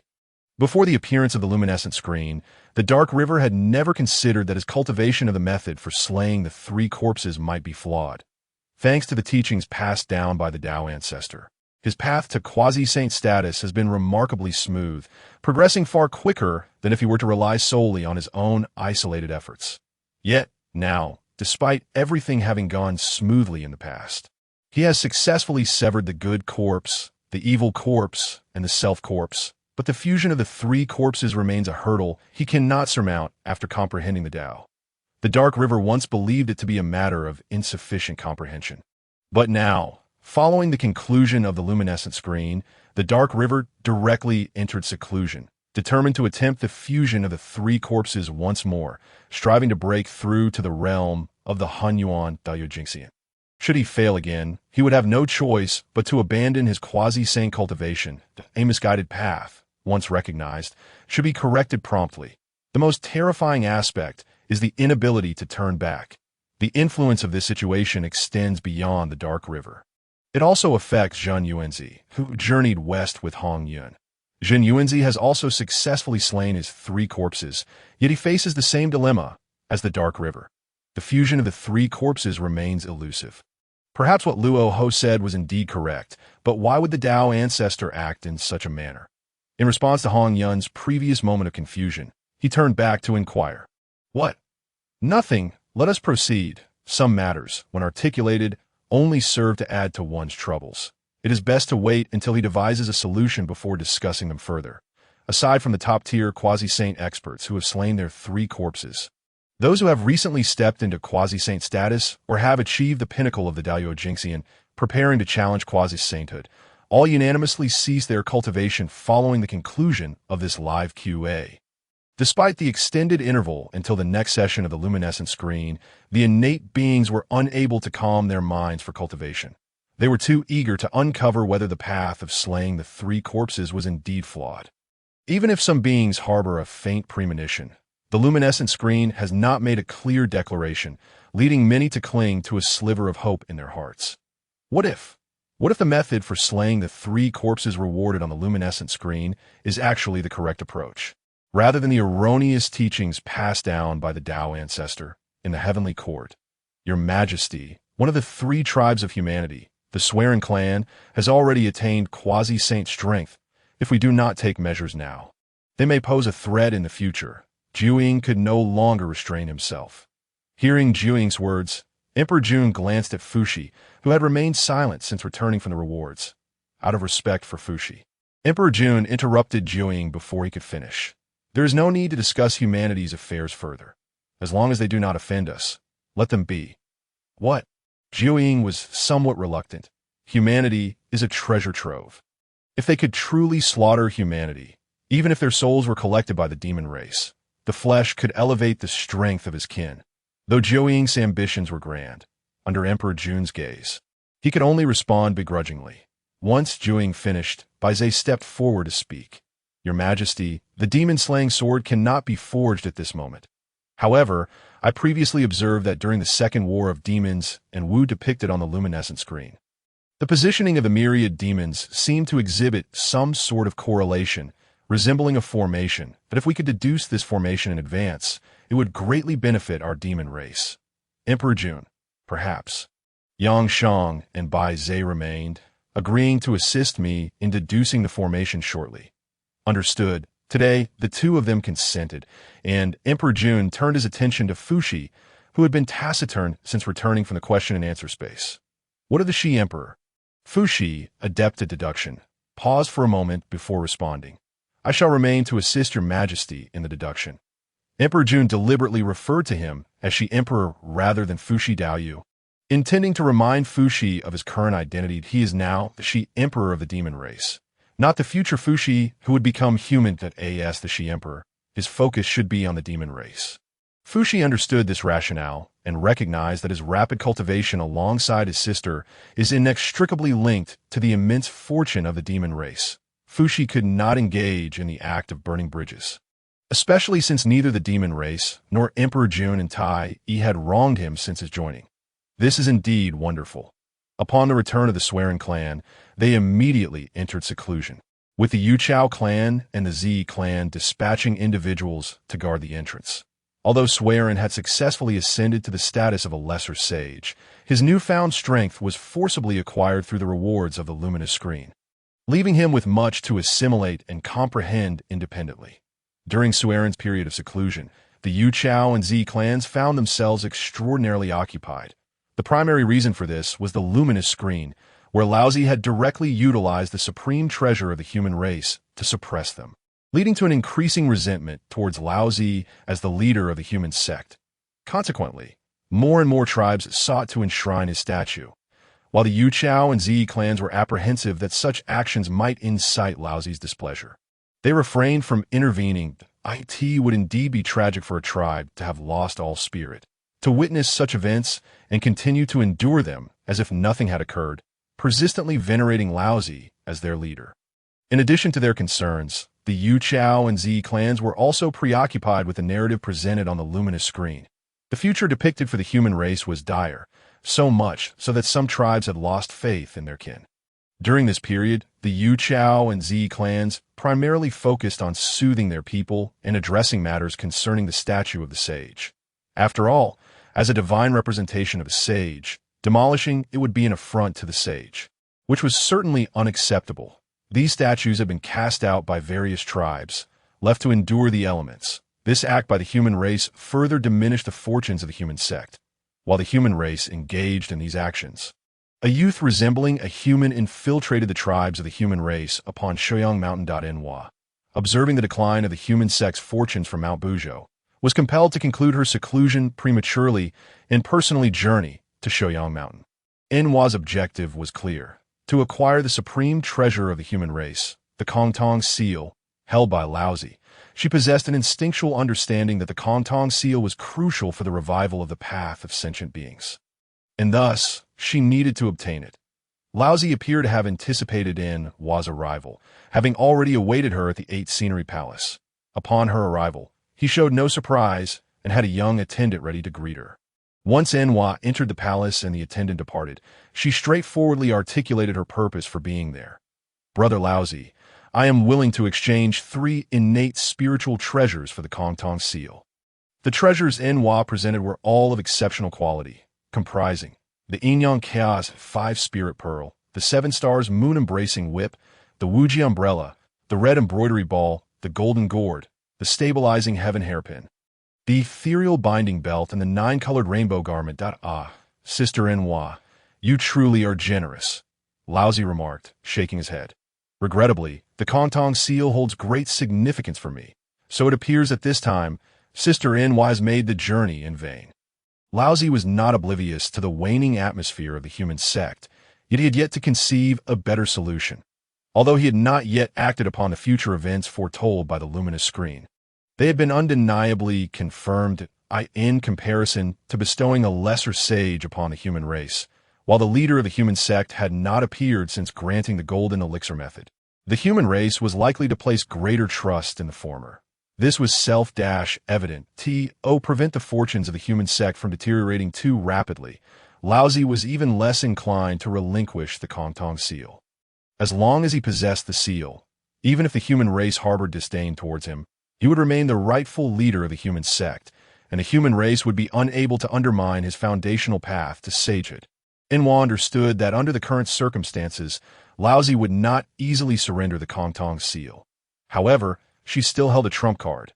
"Brother Laozi, are you not curious about the rewards I have obtained?" Upon hearing this, Laozi immediately thought of the reward Enwa had received for the revival of the path of sentient beings. "What do you mean?" he inquired. "The revival of the path of sentient beings requires more than just one sage. It depends on how my brother perceives it." This implied that she intended to share a portion of the spoils with him. "I'll think about it," Laozi replied contemplatively. Enwa did not rush him. For the revival of the path of sentient beings could not be accomplished overnight, especially with the live stream ongoing at this moment. The entirety of the Hongyun world was preoccupied with the live stream, eager to garner more rewards, leaving little tumult beneath the surface. This afforded Enwa additional time to strategize regarding the matter. Moreover, a significant event transpired in the Hongyun world. Hongyun, accompanied by Zenyuanzi, had directly severed a large portion of the peak of Mount Shumi, disrupting its geological veins. Although the heavenly Tao imposed a karmic penalty on Hongyun for this act, his previous good deeds, coupled with frequent collaborations with Zenyuanzi to rectify the veins, rendered the penalty relatively inconsequential to them. However, the same could not be said for the 2 saints of the West. The West was inherently less prosperous than the East, lacking in notable places of distinction, and now the only prominent Mount Shumi had been devastated. The 2 saints of the West were incensed. Previously, they had not been anxious, believing their benevolent corpses could avert such calamity. They did not anticipate Hongyun's willingness to disregard his reputation and destroy Mount Shumi. This resulted in a significant setback for the 2 saints, who had thought they could still manipulate the well-meaning Hongyun. The misfortune befalling the saints of the West was met with delight by many innate beings, particularly those who had previously been wronged by them, who were eager to applaud Hongyun's actions. Among them was Kuanpeng, who mused, "At last, this good-natured Hongyun has shown some wisdom." Had there been firecrackers in the Hongyun world, Kuanpeng would surely have celebrated Hongyun's victory with a 3-day display. Nevertheless, these events bore little impact on the entirety of Hongyun. Aside from the attention garnered by Hongyun's incident, other matters unfolded quietly among the various races. Thus, as the calamity approached, the Hongyun world experienced an unprecedented absence of major conflicts. Consequently, all beings were either in seclusion or awaiting the commencement of the live stream. The Hongyun world fell into a long-awaited tranquility. As time passed amidst the anticipation of all beings, the Q&A livestream finally resumed. Ding! The Hongyun Q&A livestream has commenced for the 6th time. Wanggong. Finally, it has begun, after being cooped up in the ancestral land for so long. I felt like I was growing moss on my head. Tai, it's so frustrating not being able to fight. Kuanpeng. It's starting. We should be ready to answer quickly. Changxi. Let us get started. This time, I must succeed in answering. Rushu. Having tried so many times, it's about time for me to shine. As everyone conversed, the voice of the live stream echoed once more. Ding! The first rapid response round has begun. Having anticipated this move by the luminous screen, all beings were prepared, and as the announcement concluded, the response button on the luminous screen was nearly worn out by the frantic pressing of the inhabitants of the Hongyun world. Ding! Yuanshi Tianzuan has successfully responded and become a participant. Xianming. This time it's Yuanshi who got it. Tai. This is not good for the luminous screen. How could it let him answer? Tai recalled Yuanshi's earlier remark during their time in the Zhixiao Palace. The wet-born, egg-hatching, fur-clad, horned ones. Although it was directed at Kuanpeng, Tai still held a grudge. He wondered, what did I do to deserve such slander? Just because I have fur, we, the Sanqing, are merely a bundle of pure energy. Since that moment, Tai's impression of the Sanqing had soured, especially towards the stern Yuanshi Tianzuan, within the luminous screen. After Yuanshi successfully responded, he was immediately transported to the Q&A livestream. Having failed to respond successfully multiple times, Yuanshi had come to understand that the rapid response mechanism on the luminous screen did not operate based on cultivation level. Otherwise, if the cultivation of the stronger individuals is indeed profound, they ought to succeed in answering the questions each time. Yet the participants who successfully answered on the luminous screen varied in their cultivation levels, including even those of golden immortal stature. Upon realizing that the success of answering was largely a matter of luck, Yuanshi merely adopted a casual approach, attempting to answer each time, leaving the outcome to fate. However, to his astonishment, after numerous disappointments, he was the first to grasp the opportunity this time that it was indeed unexpected. Ding! Congratulations to Yuanshi Tianzuan for becoming a participant. Please select past, present, or future. At this moment, Yuanshi's focus was entirely diverted from the options displayed on the luminous screen. He discovered that he could see the bullet comments previously visible only on the screen in the Q&A live broadcast room. As the respondent, he could observe these comments on the screen within the answering space. Could the participants who had entered before him also see these comments? If they could, how could they have answered incorrectly so many times? The bullet comments on the screen were not only visible to Yuanshi. All beings witnessing the live broadcast were astonished as they saw their comments appearing on the Q&A screen. Although the comments had previously been present on the luminous screen, they were merely overlaying the plot or situated in the blacked-out areas, not affecting the storyline. This time, however, the comments appeared within the luminous screen, directed at the options presented to the respondent. Since the respondents had previously answered questions and made selections through this screen, the beings of Hongyun instantly understood that these comments were not for their viewing, but for the respondents. Why did the bullet comments just displayed on the luminous screen reappear in the answering space? It seems this situation has not occurred before. After Yuanshi entered, our comments appeared in the answering space. Could it be because Yuanshi is a sage, thus different from us? When Tongtian was answering questions, there was no such occurrence. Tongtian is also a sage. This is truly strange. Do you think the respondents can see these comments? They must be able to see them. Haven't you noticed how Yuanshi is hesitating to choose? Instead, gazing at these comments, didn't the luminous screen undergo some changes earlier? It seems to have been modified again. Through observation, the beings of Hongyun also discovered that their comments appeared on the luminous screen once, and after a few seconds, reappeared on the answering space screen. Coupled with Yuanshi's continuous attention to those comments, many innate beings realized that Yuanshi could indeed see these bullet comments. Golden wing ping. It's a pity there were no comments during the previous answering. Otherwise, I would have certainly answered correctly in an instant. Zhuangmu. With these comments, respondents have a more comprehensive understanding while answering, making it easier to find the correct answer among all options. Wanggong. With everyone contributing ideas. Simply seeing the correct answer and responding is all that is needed. Why haven't I encountered such good fortune? Mingi, it may not necessarily be a good thing if one is fixated on the correct option but is led astray by the comments to choose incorrectly. That would indeed be unfortunate. Within the luminous screen, observing these comments, Yuanshi realized that not only he could see the bullet comments within the queue, a live broadcast room, but also the beings of Hongyun could. Now he comprehended that these comments appearing on the screen were a new version. He was the first to witness bullet comments in the queue, a live broadcast, a S-long, as it was not an unexpected situation. Yuanshi felt relieved and turned his attention to the latest options appearing on the screen. Aside from the obscured present, both future and past were available for selection. What Yuanshi desperately needed was to restore his essence, to avert unforeseen circumstances. He resolutely chose the same option as Tongtian. Past. Yuanshi assumed that his selection of the past would reveal a scenario akin to that of his third brother. After all, like his brother, he too had his essence stolen by their eldest brother.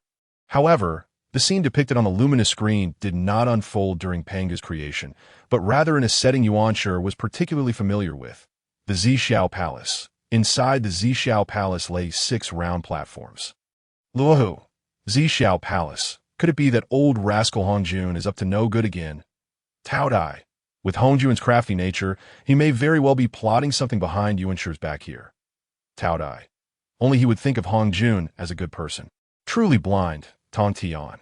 The 6 round platforms. The scene playing on the luminous screen is from the time of listening to the demise. Hongjun's disciple. Tongtian had visited Zhixiao Palace several times after listening to the Tao. But apart from those occasions, the 6 round platforms were never present. Zenyuanzi. It's unclear which time this is from among the many teachings of the Tao. Randing. Wasn't the respondent who answered this time Yuanshi? Did we not see the scene before? Why is the Zhixiao Palace being shown again? Could there be something we are unaware of from this lecture? By Zhe, the previous scene shown on the luminous screen was from the second lecture of the Tao. Perhaps this is from one of the other 2 times, within the luminous screen. As the beings of Wanggong engaged in animated discussions, the grand doors of the Zhixiao Palace slowly opened. Not long after the doors opened, the first to arrive at Zhixiao Palace, having heard Hongjun announce the teaching, was the Sanqing trio. Upon seeing the 6 round platforms, which were evidently extraordinary, the Sanqing immediately each took one. Just as they settled down, others arrived. This time it was the siblings Fuxi and Yuhua. After Fuxi arrived and beheld the 6 round platforms, he felt uncertain about keeping 2 for himself. The Sanqing were a united entity. Bolstered by the merits of their creation, unless absolutely necessary, no one would dare to contest them. However, he and his sister were different, lacking any merits and unable to secure 2 round platforms. Ultimately, Fuxi chose to let his sister occupy one, while he positioned himself behind her for protection at that moment. Hongyun and Zenyuanzi also arrived in succession. When Hongyun saw the round platforms, he immediately pulled Zenyuanzi to sit down, but the swift Kunping entered at that moment, directly occupying the 6th round platform before Zenyuanzi could. With his speed lagging slightly, Zenyuanzi could not fault anyone. Without a round platform, he could only sit behind Hongyun. The 3,000 guests from the mortal realm, arriving later, noticed the 6 round platforms ahead. Although surprised, none dared to contest with the Sanqing, Yuhua, Hongyun, or Kunpeng for them. After all, in the sage's palace, if one were to cause a ruckus or engage in battle, startling the sages would result in losing the qualification to listen to the Tao, which would be a grave loss. Thus, as they pondered, the later arrivals of the 3,000 guests from the mortal realm obediently sought suitable positions to listen to the sages impart their teachings. Just as the time was nearing, and the one responsible for opening the doors, Hao Yan, was about to close the doors of Zhixiao Palace, a voice rang out. "Wait a moment. There are still us," hearing the voice. Hao Qian paused in his actions of closing the door. In that fleeting moment, the 2 saints from the west had already entered Zhixiao Palace. Yuhua. So this is from the first time, the master taught. By Zhe, it seems nothing significant happened during the Tao's first lecture. Why would the luminous screen specifically showcase this event? Kunpeng. How could nothing significant happen? The source of the major events is arriving now. What do you all think? Jiejing and Juni. Hongyun. I wonder how curious the 2 saints from the west are about what transpired afterward. Zenyuanzi. The subsequent events are indeed worth watching, especially when the sages shed tears.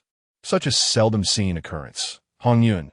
It's a pity there's no recording to capture those moments. Otherwise, the beings of Wanggong could admire the two saints' demeanor in Zhixiao Palace every day.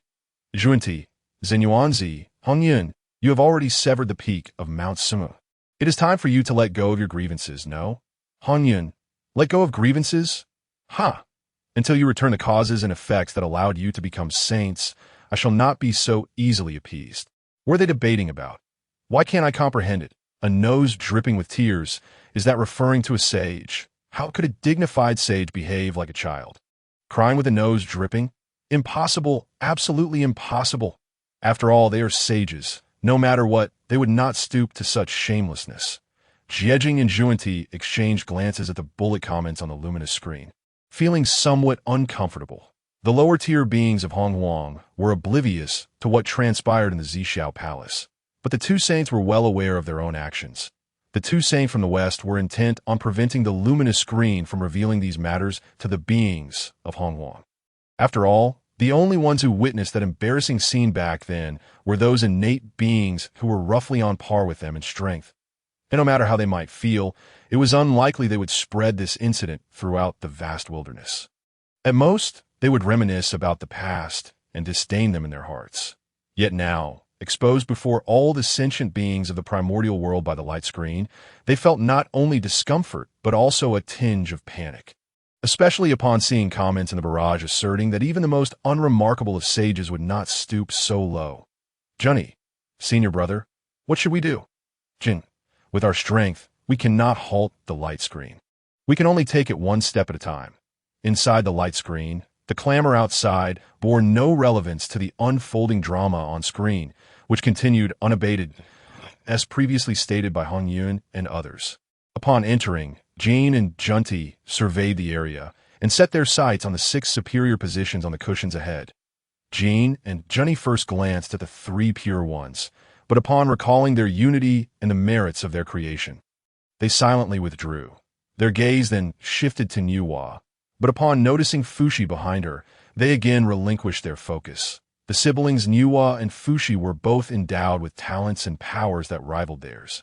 Having been nurtured in the extraordinary eastern lands, where their strength even surpassed theirs, facing them would yield no advantage. Thus, they turned their attention solely to Kunpeng and Hongyun.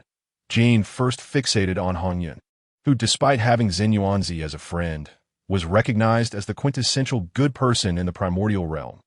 Jane and Zhuanti had interacted with Hongyun on numerous occasions, all of which coincided with Hongyun encountering fortuitous opportunities. Whenever they found themselves at the same juncture, Jane and Zhuanti would shed a few tears and recount their tragic tales, prompting Hongyun to willingly relinquish the opportunity to them. This explains why, despite Hongyun's long tenure in the primordial world and his profound fortune, he possessed little in the way of treasures. At this moment, Hongyun didn't even have a gourd. The Western saints, well aware of Hongyun's good-natured disposition, exchanged a glance and commenced their performance. Jane was the first to wipe away a tear. How pitiful! My 2 brothers finally have a chance to hear the sage's teachings, yet we arrive late and find no seats available. Zhuanti, the eastern lands are blessed with exceptional figures, while my western lands lie in ruins, utterly desolate. We yearn for a seat to listen to the sage's discourse, yet this opportunity eludes us. It would be better to perish than to endure this. After uttering these words, Zhuanti aimed for a pillar, intending to crash into it. Jane hastily intervened. Junior brother, you mustn't, though the West is in shambles. I'm here to help you rebuild. If you perish, I too shall not survive. Zhuanti, swayed by Jane's words, found himself weeping, and together they lamented their plight in a most pitiable manner. Hongyun, observing the scene from his position on the cushion, felt a pang of compassion and oh more tears. I shall relinquish my position to you. Zhurong. So they were weeping so sorrowfully back then. Wanggong. Indeed, I did not pay close attention then, but now that the Western duo has become sages, witnessing this scene is quite a different experience. Kunpeng. Hongyun, how does it feel to have willingly given your cushion, destined for sagehood, to ungrateful wretches? Hongyun. Foolish beyond measure, utterly insipid. Zenyuanzi. Their acting is superb. No wonder they are sages. This remark was a clear mockery. Yet the Western saints could not retort, for they were acutely aware of what was to transpire next, when they had engaged in such antics in the past. They believed they were merely seen by peers of comparable strength, confident that as top-tier powers in the primordial world, they would not be spoken of behind closed doors, nor would their actions be disseminated throughout the realm. The Western duo had thus unleashed their emotions, weeping with utter abandon, leaving no shred of dignity intact. However, now that they had attained sagehood, witnessing this scene brought not panic, but an undeniable sense of embarrassment. To express regret would not suffice, for that cushion represented the status of a sage. A moment of humiliation before all the sentient beings could lead to the acquisition of primordial purple chi, the foundation for becoming a sage. What did losing face matter? Ever since the destruction of the Western lands, the two Western saints had come to grasp a critical truth. A thick skin is of little use. Tangible gains matter most. However, with the emergence of the light screen, their reputation as Western teachers would inevitably suffer further disgrace. The Western duo silently prayed for the light screen to unveil more sensational incidents, preferably something grander and more explosive, to overshadow this event and salvage their standing. Western saints, Master, surely you do not wish to witness the decline of the West, do you? Wicked laughter. Inside the light screen, having secured Hongyun's cushion, the Western saints remained unsatisfied, and Jin then set his sights on Kunpeng's cushion. Yet, unlike Hongyun, Kunpeng was not so easily swayed. No amount of weeping would affect him. Thus Kunpeng allowed the Western saints to lament about their arduous journey here. Remaining unmoved, their tears failed to soften Kunpeng's heart, but instead softened Hongyun's resolve, prompting him to speak. Kunpeng, why not let them have it? Hongyun, you can choose to be the good person, but do not involve me. Kunpeng resolutely declined tea that moment. Jane and Junti exchanged a glance, plotting some mischief that a few innate beings aware of the unfolding drama settled in to watch the spectacle. Just then, the light screen shifted focus to Yuan Shi, who had remained silent since entering the Zixiao Palace. The camera delved deeper, revealing a subtle black mist within Yuan Shi's primordial spirit. That moment, the black mist stirred, and Yuan Shi, who had hitherto been annoyed by the commotion and had intended to remain silent, suddenly addressed Kunpeng, spawn of wet birth and egg-laying. Do you dare to sit amongst us? Be gone. Goodness, those words are harsh. No wonder Kunpeng and the others despise Yuan Shi. I find him unlikable as well. Dislike is one thing, but must you voice it? Kunpeng has done him no wrong. If he insults Kunpeng, why must I be implicated? I once held Yuan Shi in high regard. I never expected him to be such a person. Is it any wonder the relationship between the demon race and Yuan Shi is strained? Who could maintain a good rapport with such a character? What is wrong with having feathers? Did they offend you? If you dislike me, then I detest you. From this moment on, Yuan Shi ranks even lower than the Western duo in my estimation. In the primordial world, the ranks of those birthed from wetness and eggs were countless, numbering in the billions. Yuan Shi's words ignited widespread ire. The common saints, initially focused on the black mist, swiftly turned to bombard Yuan Shi with their grievances. However, the mighty beings within the Zixiao Palace, having heard these words, were not particularly angered. They now found their attention drawn to matters beyond their memories. Shi Wangmu. What is that black mist? Ran Deng. The master must have been influenced by that black mist to speak thus. Tai. Influenced by black mist? At that time, Yuan Shi had already attained the pinnacle of the great Luo golden immortal. How could such a feeble mist alter his thoughts? Unless he harbored such thoughts to begin with. That black mist merely vocalized his inner musings. Despite Tai's words, his tone softened somewhat. After all, intentionally causing them distress and merely expressing thoughts influenced by external forces were not the same. Fuxi. The light screen undoubtedly has its reasons for displaying this scene. That black mist must be the source of Yuan Shi's words. What could possess such influence? Mosquito Taoist. Has that black mist been hidden within Yuan Shi's soul all along, and he was unaware? Minghe. More than that. I am curious as to why the black mist sought to compel Yuan Shi to speak such words. What benefit does that serve the mist?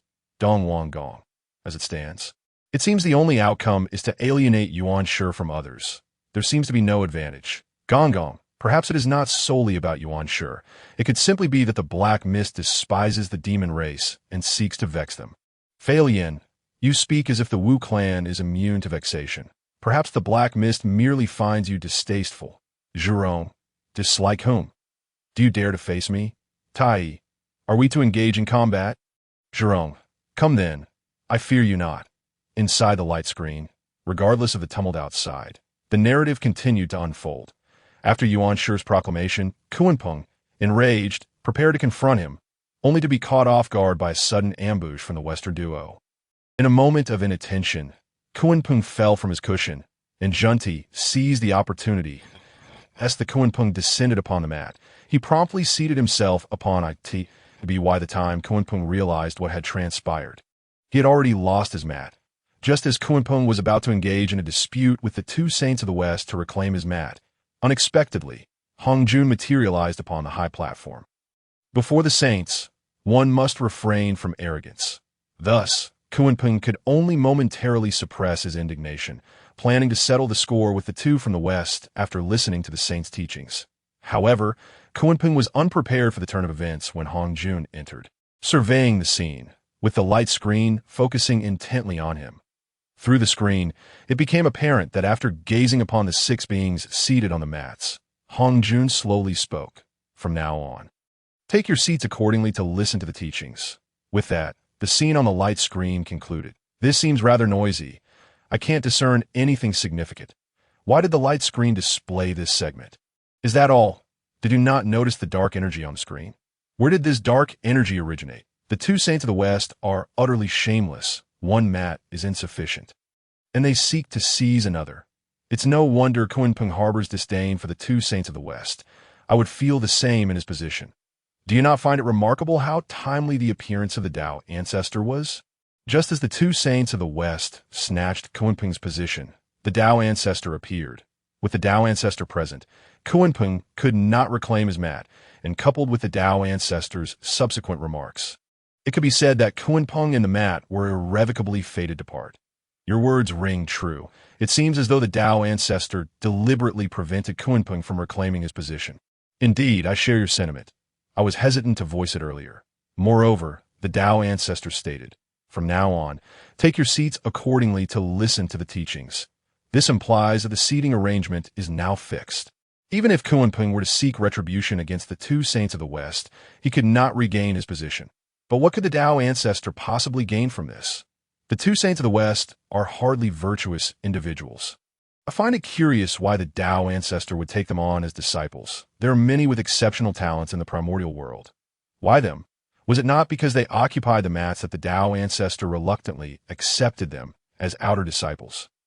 Yet the Tao ancestor had not previously indicated such a thing, and since they were not the original occupants, if he truly opposed their discipleship, he could have simply swapped them with Kunpeng upon entering. Did the light screen not mention that the Tao ancestor owed a debt to the West? The screen did not specify this. It merely stated a debt to the West, not to the two saints of the West. They are one and the same. On the screen, the Zixiao Palace only features the two beings from the West. What difference does it make to owe the West or the two saints of the West? If you put it that way, it does seem to make sense. Inside the light screen, having revisited the events of yesteryear through the QA space, Yuan Shi glimpsed the dark energy within his primordial spirit. At that moment of recognition, Yuan Shi realized that he had likely been ensnared in a scheme. In truth, Yuan Shi's recollection of that time was rather superficial. Logically, he should have retained a clear memory of the events, given that he had attained the pinnacle of the great Luo golden immortal realm. Yet, his only impression was of being vexed by the lamentations of the two saints of the West, harboring an inexplicable dissatisfaction towards Kunpeng, who was unwilling to yield his position. Initially, Yuan Shi merely contemplated these thoughts, unaware of why they escaped his lips unbidden. Once uttered, he realized his blunder, but the words had already been spoken, and he had inadvertently offended others. Moreover, Yuan Shi, being somewhat vain, had previously been bullied by the dragon and phoenix during the great calamity due to his weakness, which fostered his disdain for the demon race. Thus, it was unlikely that he would concede to having spoken in error and apologize to Kunpeng. Consequently, he could only remain silent, as depicted in the light screen. Yet, he had already incurred offense. Over the years, only Dejuan among the demon race maintained a tolerable attitude towards Yuanshi. Even Fuxi, with his amiable disposition, regarded him merely as an ordinary friend, someone with whom he could exchange greetings. Niuhua, his junior sister, was not particularly close to him, while Tai perpetually treated Yuanshi with indifference. The entire demon race treated him with an outward show of compliance, yet their respect paled in comparison to that afforded to other saints. Yuanshi understood that this was all a consequence of the words he had spoken back then at the time. He had not deeply contemplated these memories, dismissing them as a mere consequence of being overly engrossed in the teachings of the saint. Yet, upon reflection, the peculiarities of that time were undeniable, but he was certainly not an impulsive or irritable individual. How could he have been so easily vexed? How could he have uttered such an offensive remark without a moment's thought? As Yuanshi pondered the events of yesteryear, the narrative within the QA space concluded, and the screen promptly displayed the following query.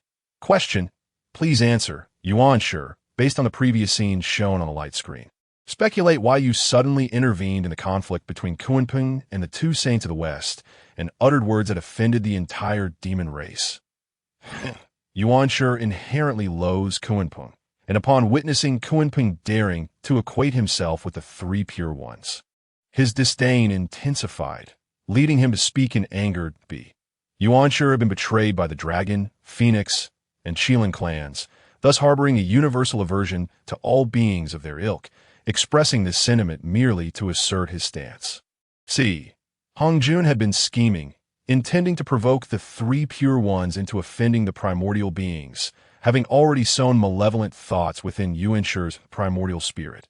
Knowing Yuanshi's vanity, he aimed to exploit this opportunity to incite Yuanshi to utter these words, thereby offending the majority of primordial beings. Laozi wished to maintain control over both of his younger brothers. Thus, before Yuanshi's awareness fully formed, he infused him with malevolent thoughts. When the dispute arose between Kunpeng and the two saints of the West, Yuanshi became agitated, and Laozi seized the chance to ignite the malevolence within Yuanshi's primordial spirit, compelling him to speak those words and offend the majority of primordial beings, leaving him reliant on his elder brother. Ding, please provide your answer within 15 minutes, or it will be deemed a forfeit, allowing the primordial beings to answer. This malevolent thought must be the dark energy within Yuanshi's primordial spirit that was depicted earlier on the light screen. Why does Laozi always seem to be involved in nefarious deeds? Is he unable to find satisfaction unless he schemes against his own brothers? First, it was Tongtian's saint, and now it is Yuanshi's saint. He spares neither of them. Having such a brother is indeed a misfortune for Yuanshi and Tongtian's saint. Not only the lower-tier primordial beings think so, but even some powerful beings who can refer to Laozi as Dao Friend. Upon witnessing this narrative and these options, instinctively conclude that option D is correct. There is no escaping the fact that Laozi has a history of misdeeds as portrayed in the light screen.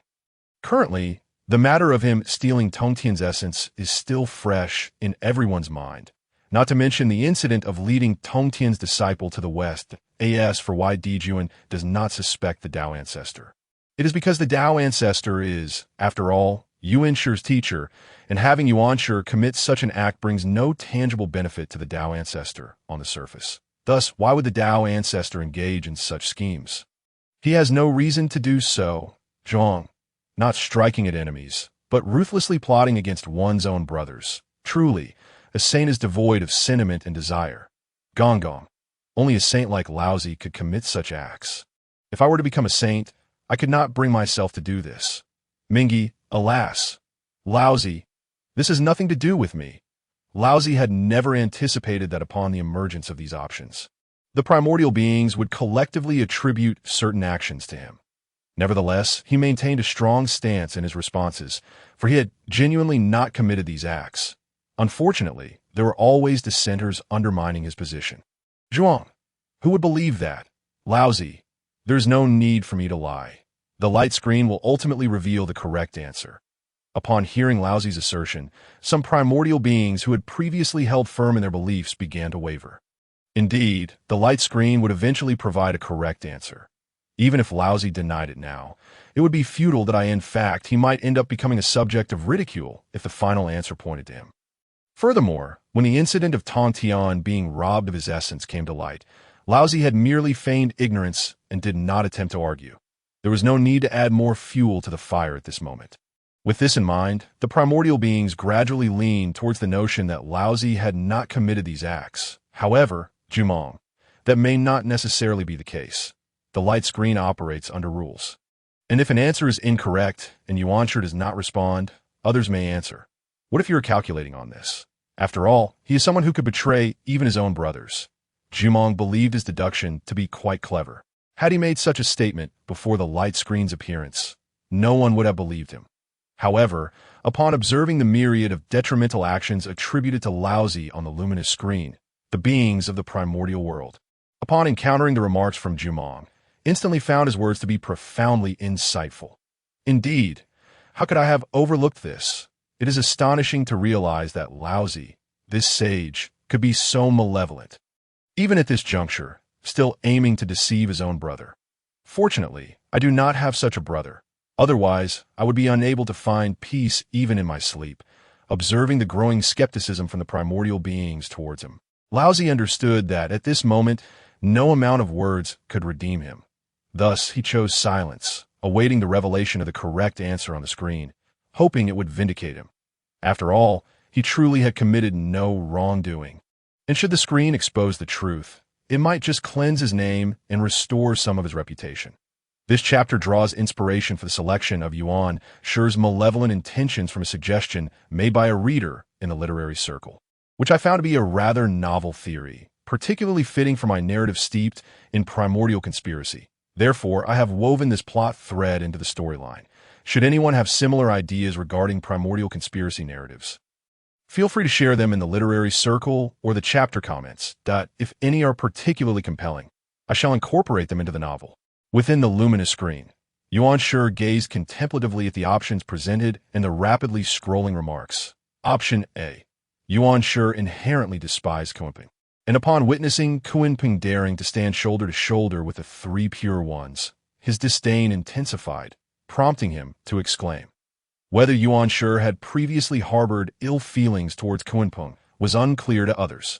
Yet the Yuan Shi who had undergone this experience was acutely aware that he had not, in fact, disliked Kunping. In truth, before the sermon at the Zixiao Palace, there had been little to no interaction between Yuan Shi and Kunping, let alone any animosity. If one were to inquire whom Yuan Shi had most loathed in those days, it would undoubtedly be the Dragon, Phoenix, and Shilin clans.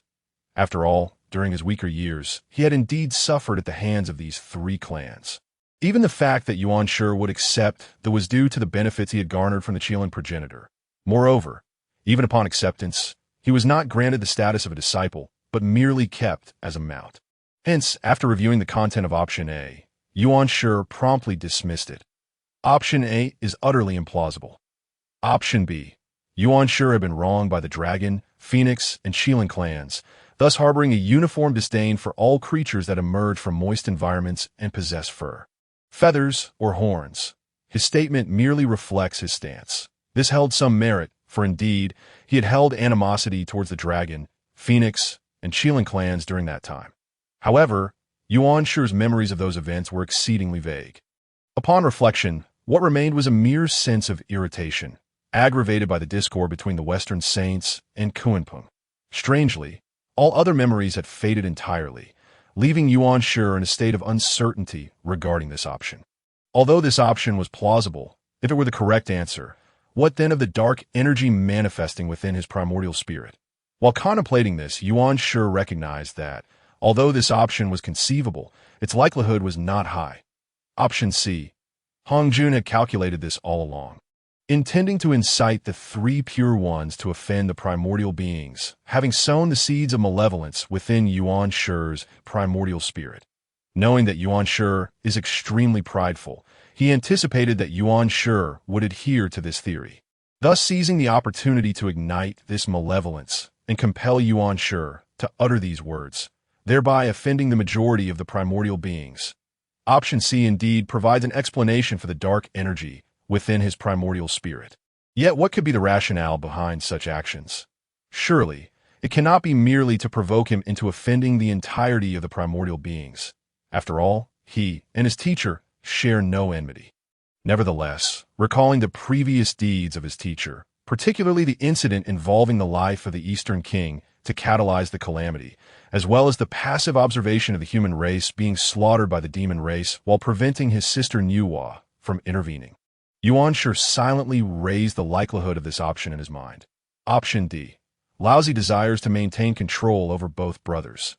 Thus, even before Yuanshi's consciousness fully formed, he implanted malevolent thoughts within him. During the dispute between Kunpeng and the Western Saints in the Zhixiao Palace, Yuanshi was quite agitated, and Laozi seized the opportunity to detonate the malevolence within Yuanshi's primordial spirit, prompting him to utter these words and offend the majority of the primordial beings, leaving him reliant solely on his elder brother. Upon encountering this final option, Yuanshi fell in his silence, to be honest. At this moment, he found the likelihood of option D to be the highest among all choices. Yuanshi understood this was due to the accumulation of various events he could no longer see through his elder brother, who was capable of betraying both him and their sibling for mere personal gain, usurping their very essence. Yet the comments on the luminous screen could not be overlooked. While contemplating these options, Yuanshi also paid attention to the remarks, particularly the resolute words of Laozi, "Is he not my elder brother?" As Yuanshi pondered this, Jumong's commentary appeared, plunging him further into doubt. Why did his elder brother make these statements on the luminous screen? Was it to assist him in eliminating a choice through the comments? Or was it, as the ancestral which Jumong suggested, merely to lead him to answer incorrectly, thereby incurring punishment from the screen and allowing him to monopolize the correct answer?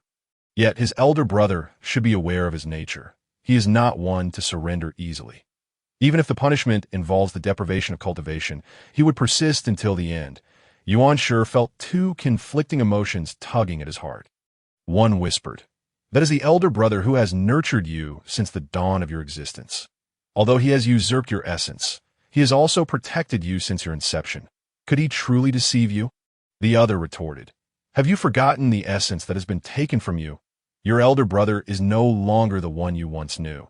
He is transformed into a being so ruthless in pursuit of the Tao that he surpasses even the Western saints in shamelessness." These two emotions wrestled within him. "Mingi, Yuanshi, my friend, what troubles you? Why have you yet to respond?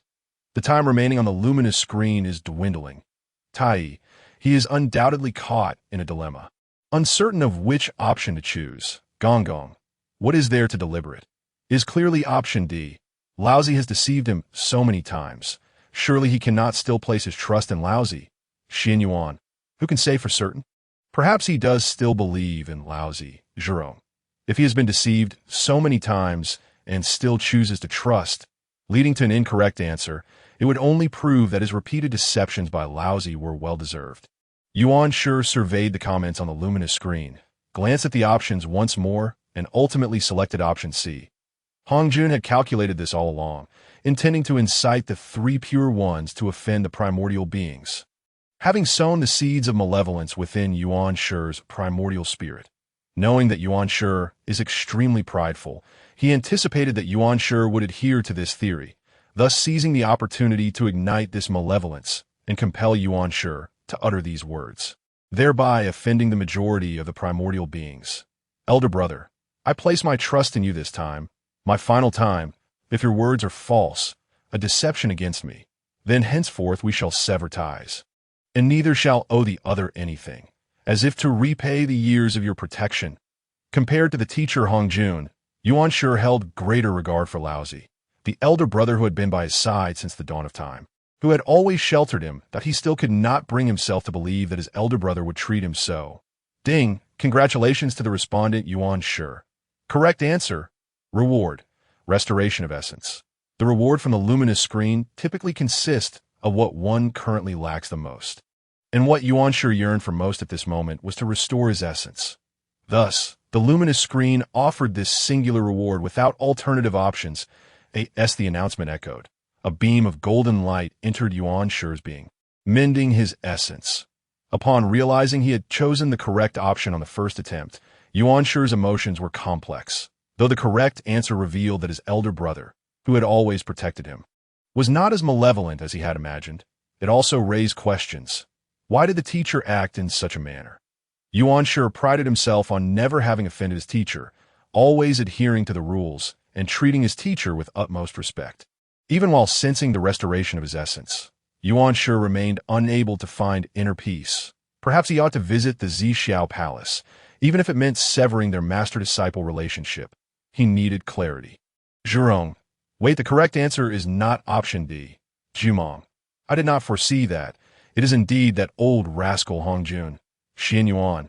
It is no surprise. He has always covertly suppressed our witch clan. So it is not shocking that he would resort to such treachery against his own disciple. Lousy. I have long asserted, it is not Wanggong. Is it not due to your notorious past? Had it not been for your prior misdeeds, who would suspect you? Tai. Option C is the correct answer. What could the Tao ancestor be aiming for with such actions?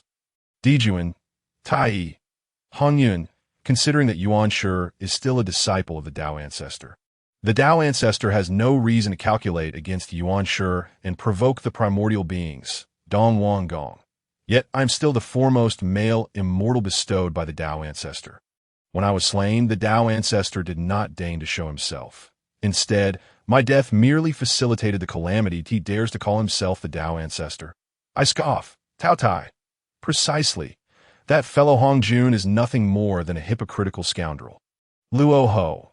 If one acknowledges an old toad as a master, one cannot blame Hongjun for plotting against you. Hongjun. Luo Ho. Upon reading Luo Ho's comments, Hongjun of Zixiao Palace could no longer contain himself. Unfortunately, Luo Ho remained unfazed, continuing to provoke the three pure ones. Luo Ho. If the three pure ones were to pledge allegiance to me now, I could offer you protection, freeing you from Hongjun's torment. Hongjun. Luo Ho. Do you wish to confront me publicly on this screen? Luo Ho. Not to that extent. Realizing he had genuinely provoked Hongjun, Luo Ho feared that Hongjun might reveal secrets from the past. Thus he wisely fell silent. After all, he had said all that needed to be said. The exchange between Luo Ho and Hongjun silenced the others, who quickly shifted the topic of discussion. It was at this moment that Zhuan Ti seized the opportunity to interject. Zhuan Ti, has the primordial one also lost his essence? Tai. Indeed, previously Tongtian was rewarded with the restoration of his essence due to its loss. And the same reward was granted to the primordial one. Could it be that? Yuezi, is that even a question? Tongtian's essence was taken by me, and who do you think is responsible for the primordial essence? Wanggong. Good heavens. You are quite ruthless. Zhurong.